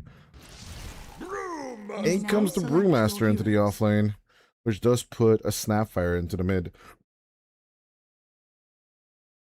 And Haru, once again, I'm not really sure about your matchup. Blink pickup is mandatory. Caustic could just go straight up Vessel and just keep running at you. Well, Krollgash does have the team fight and the objective pressure. There's a lot of good team fight on PuckChamp, but once again, experience just outweighs skill. And, or, you know, how should I say, not skill, just ease of execution. At the end of the day, I truly, truly, truly believe this is just going to be a beatdown for Hive. This is just going to get the clean 2-0 cleanup. But yeah, good luck to Gothic. Stealing the Fiend's Grip or even the Solar Guardian. These would be massive, massive spells for the PuckChamp lineup to make turnarounds. And of course, with the Overgrowth, you can just basically set up on multiple of these heroes. No matter if you have the Rage, no matter if you have your Blast-Offs and other capabilities.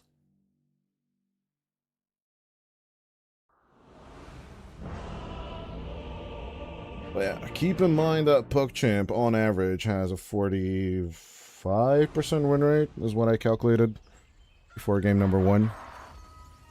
Like, besides Haru, everyone is below that 50% margin. And, Prepare for battle. you kind of want to get that 50% margin once you get to that EPL level of Dota.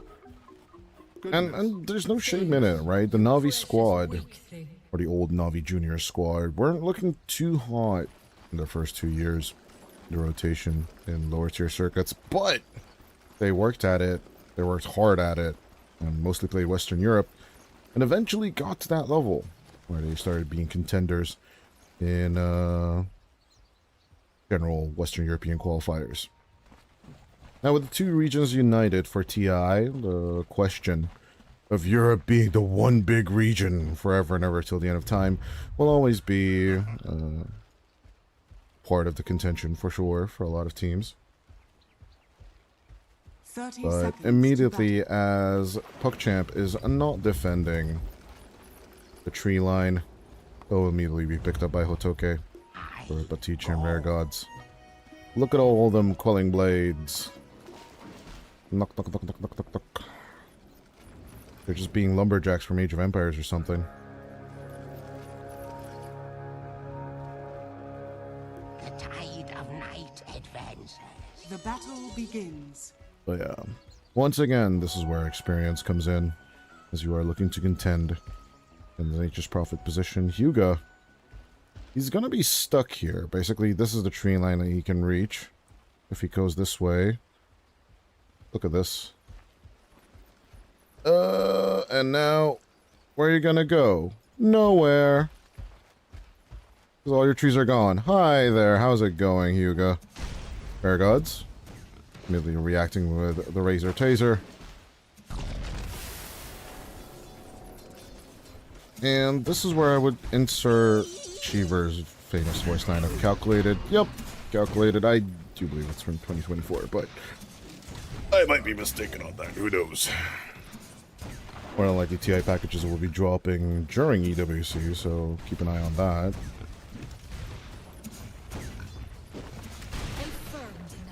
I'm not in it, I'm pretty sure, so... Look out for fallen rock. Although I should check my emails, who knows, you know. In the end, getting invited as a TI caster would be the honor of life, but... I might just be stuck in Tier 3 Dota till the day I die, well, who knows. At least there's still Dota to watch. Before there's EWC, so... Can't complain, right? Right? Good with the jump.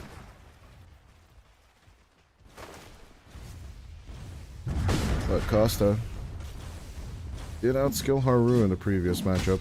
I'll be curious to see if he can execute it once again. Oof. Yeah, having to use this Geomagnetic grip to gain your last hits, I would absolutely not be confident with.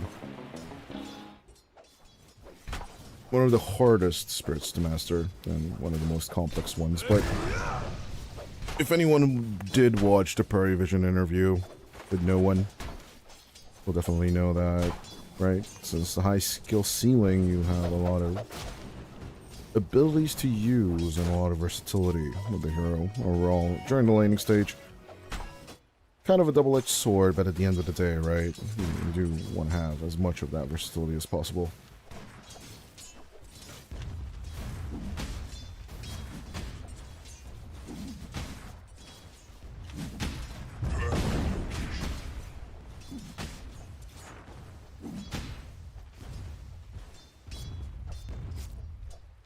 First 3 minutes going by extremely tense. Both teams struggling for a little bit of lane control, but in general, I must say, I think all 3 lanes are going pretty well for the Hive. The numbers are also backing up that feel. Yeah, Bune do manage to get lane control without basically sacrificing their position on the Radiant side of things. As we keep an eye on HPs, I'm pretty sure we'll slowly... Ooh, nice catch. Start seeing a little bit of push out coming from the Radiant.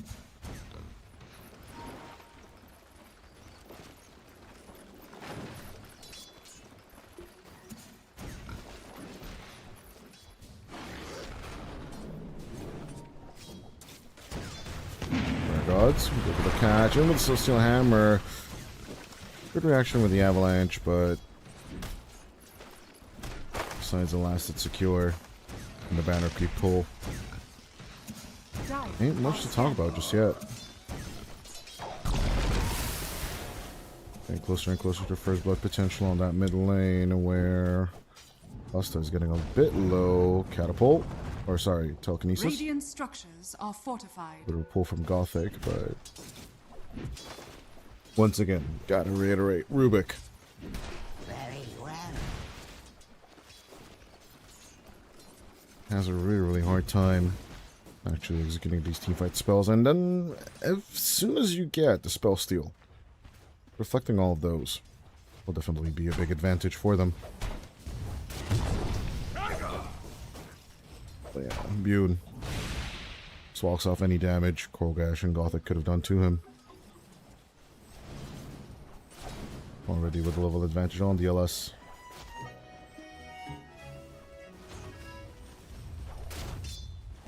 And yeah, the more creeps you eat with the Stealer, the better life becomes.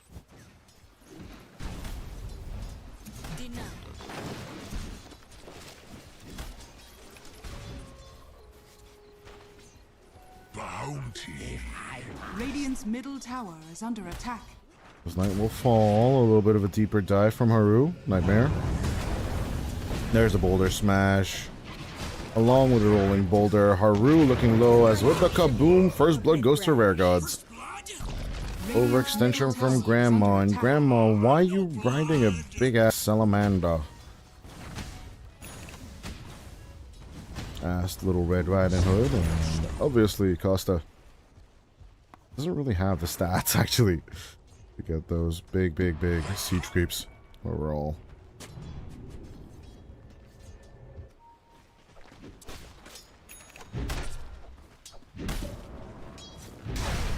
Ten seconds left on the clock. They immediately throw down the Magnetize and another big kaboom on Haru. 6-minute rune going straight to the Hive. As we once again are in the 2-0 territory of things. Good rune for Costa. And rolling in Gothic. Or anyone else for that matter. Should not be a problem. Celestial Hammer in 7. Otoke in trouble. It still has 2 Lotuses to his name, so... In trouble? Question mark? Not so really. Yes.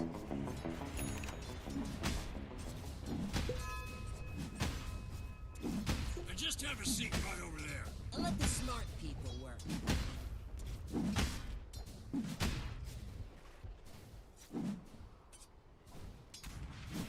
Dire's courier has been killed. Eat your tooth.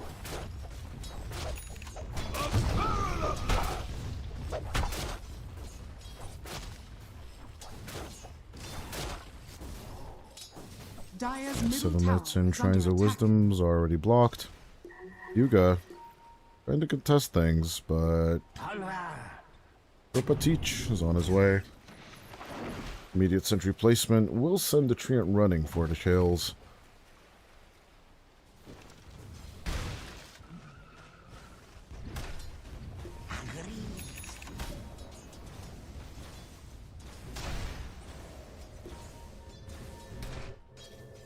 He's on the mid lane, Haru. All he can do is hide, and with the deep ward for his kill. Already knew what the info was. Costa. Fire blast into the lane to just get anything at this point. With another Magnetize, I don't think they dare go in just yet. Or do they? Rolling boulder, and with the boulder smash as well. Telekinesis, pull back onto the Earth Spirit as Hyuga comes in from behind, but with a reactive Razor, Taser, and the Magnetize, Costa might be the first victim of PuckChamp, as with the Mortimer's Kisses thrown back, Teach will try and brain sap away, but will still go down with a kill. 2 for 2 for PuckChamp, as with the blast off. Good connection onto Gothic, but no proximity mines just yet.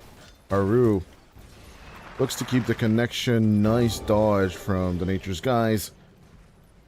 Or Nature's Grasp, but the Nature's Guys could definitely be used to make a chase onto Rare God, so he should be careful hanging out about over here.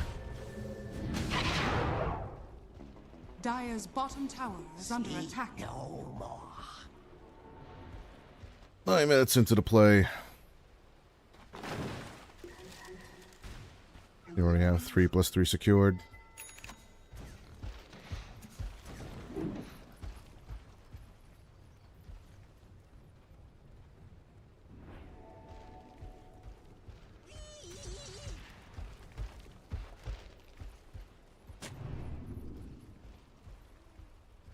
Yeah, so far, going extremely the way Hive want this game to go.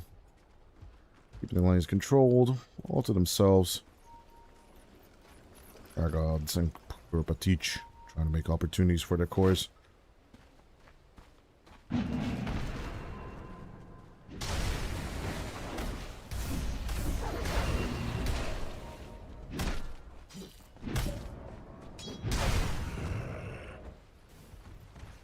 Fair gods. A little bit of blockage, reactive taser. His only tell is just like, what do I do here?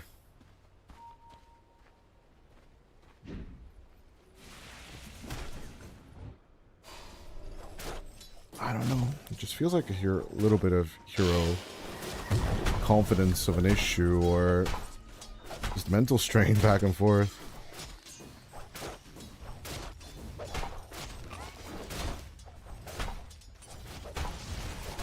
Yeah, any creeps that can be denied from Bune at this point are value.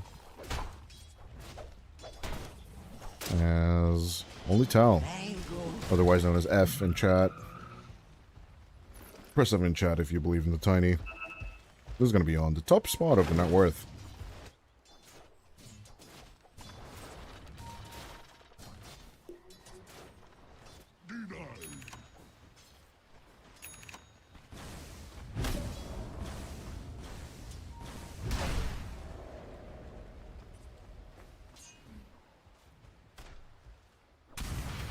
Yeah, it's been a while since we actually saw Costa on the mid lane. He's been mostly farming to get his vessel. With a charming personality.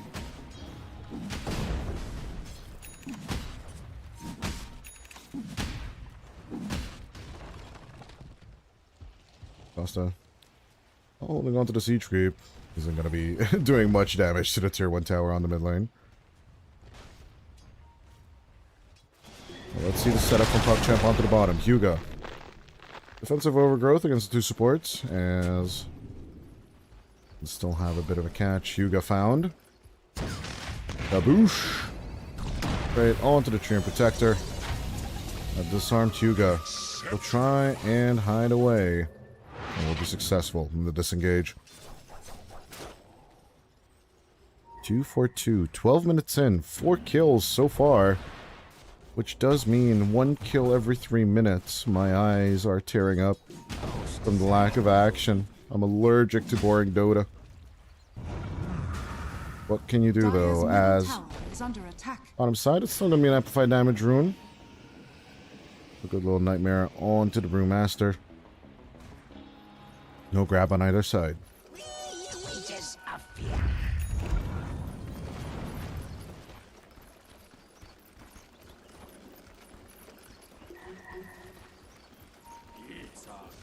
Well, there was a grab, but it's just not a pickoff. What can you do? Smoke on smoke action. Radiant are scanning. As Haru and Gothic are rushing over just to save only Tal if he's going to get gone on. But Toke at the ready for the Guardian if need be. The Hyuga does not have overgrowth for the next 30. Costa thinks that it's just going to cost him too much to actually make this play. Rare Gods looking to just bait out the Invis heroes as they are going to get jumped. PuckChamp will seize the opportunity.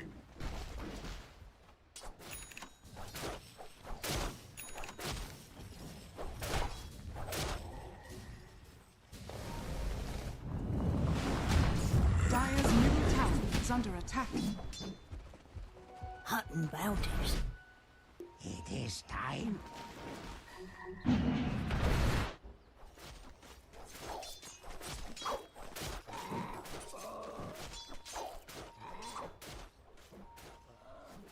Bune, on the other hand, using his net worth rapidly on the tiny, as is the usual, but Good catch onto Hyuga. This time, will they kill him before he gets out? The answer is a big fat yes. Even Steven. As we're 15 seconds away from the next set of shrines.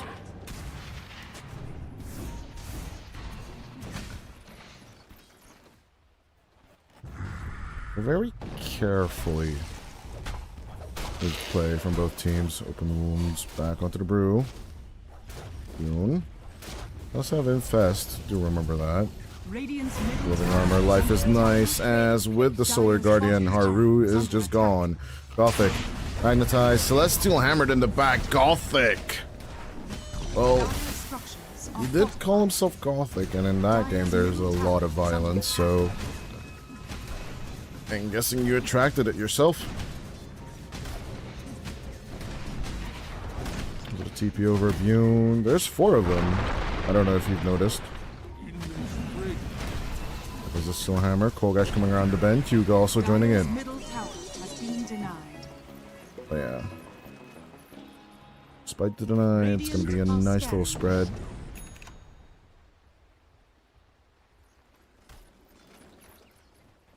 I don't know if a region rune is worth this much.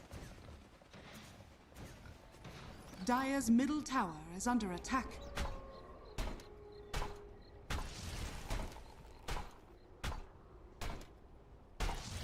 It is time. Moital on his way to actually carry this game if he can muster a bit more of a net worth. That's a big if.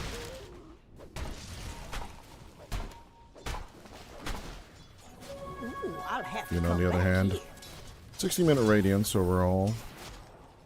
Not the worst timing, but not the best either. Bune going back with the open wounds and with the infest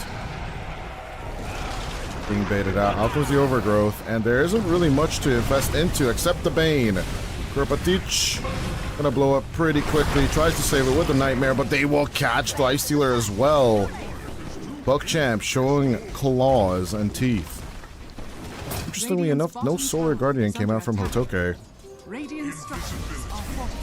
It looks like they are just gunning for the faster and faster BKBs instead. Foster and Rare Gods. I'm going to go Jumbo into the middle of all of this. Invis Rune on the Earth Spirit. Roly-poly straight onto the Brewmaster. And as soon as they land, kaboosh, the Chain Disable will be enough to take off Krogash.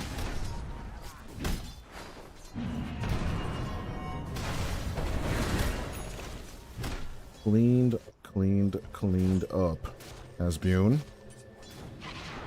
Once again being targeted. Let's see if PuckChamp's plan will work out in the long run. Rare Gods doesn't have the blast off as Bune tries to just heal himself back up. Blast off into the 3. Catches all 3 of them. Bune is gonna get that kill onto only Tal, as they were just turned immediately onto Haru. 1, 2, and 3.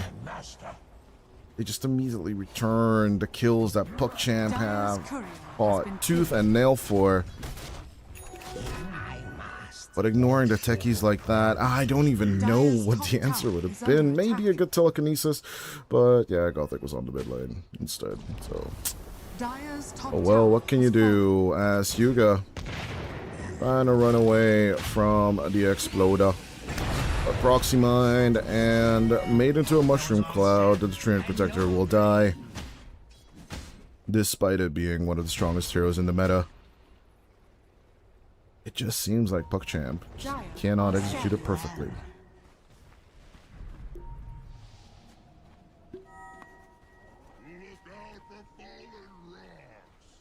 Most certainly.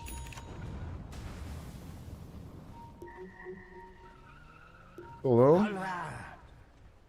Almost an 800 gold lead for only Tal over the rest of the lineup, but once again, caught out, stunned, Fiend's gripping, and exploded into a bazillion pieces. Look at the tiny just spread out on the riverbed.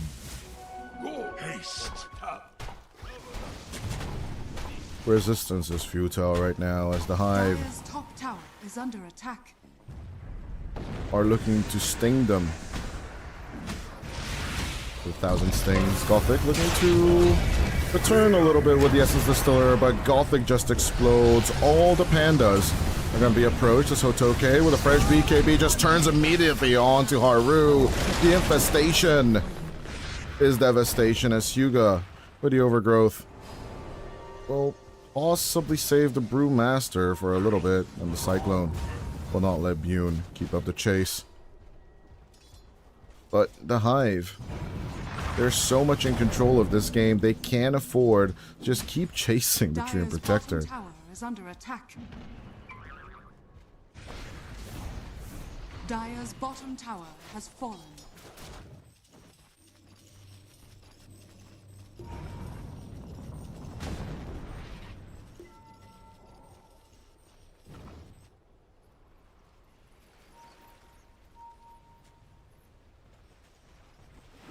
At the same time, the pool will be seen.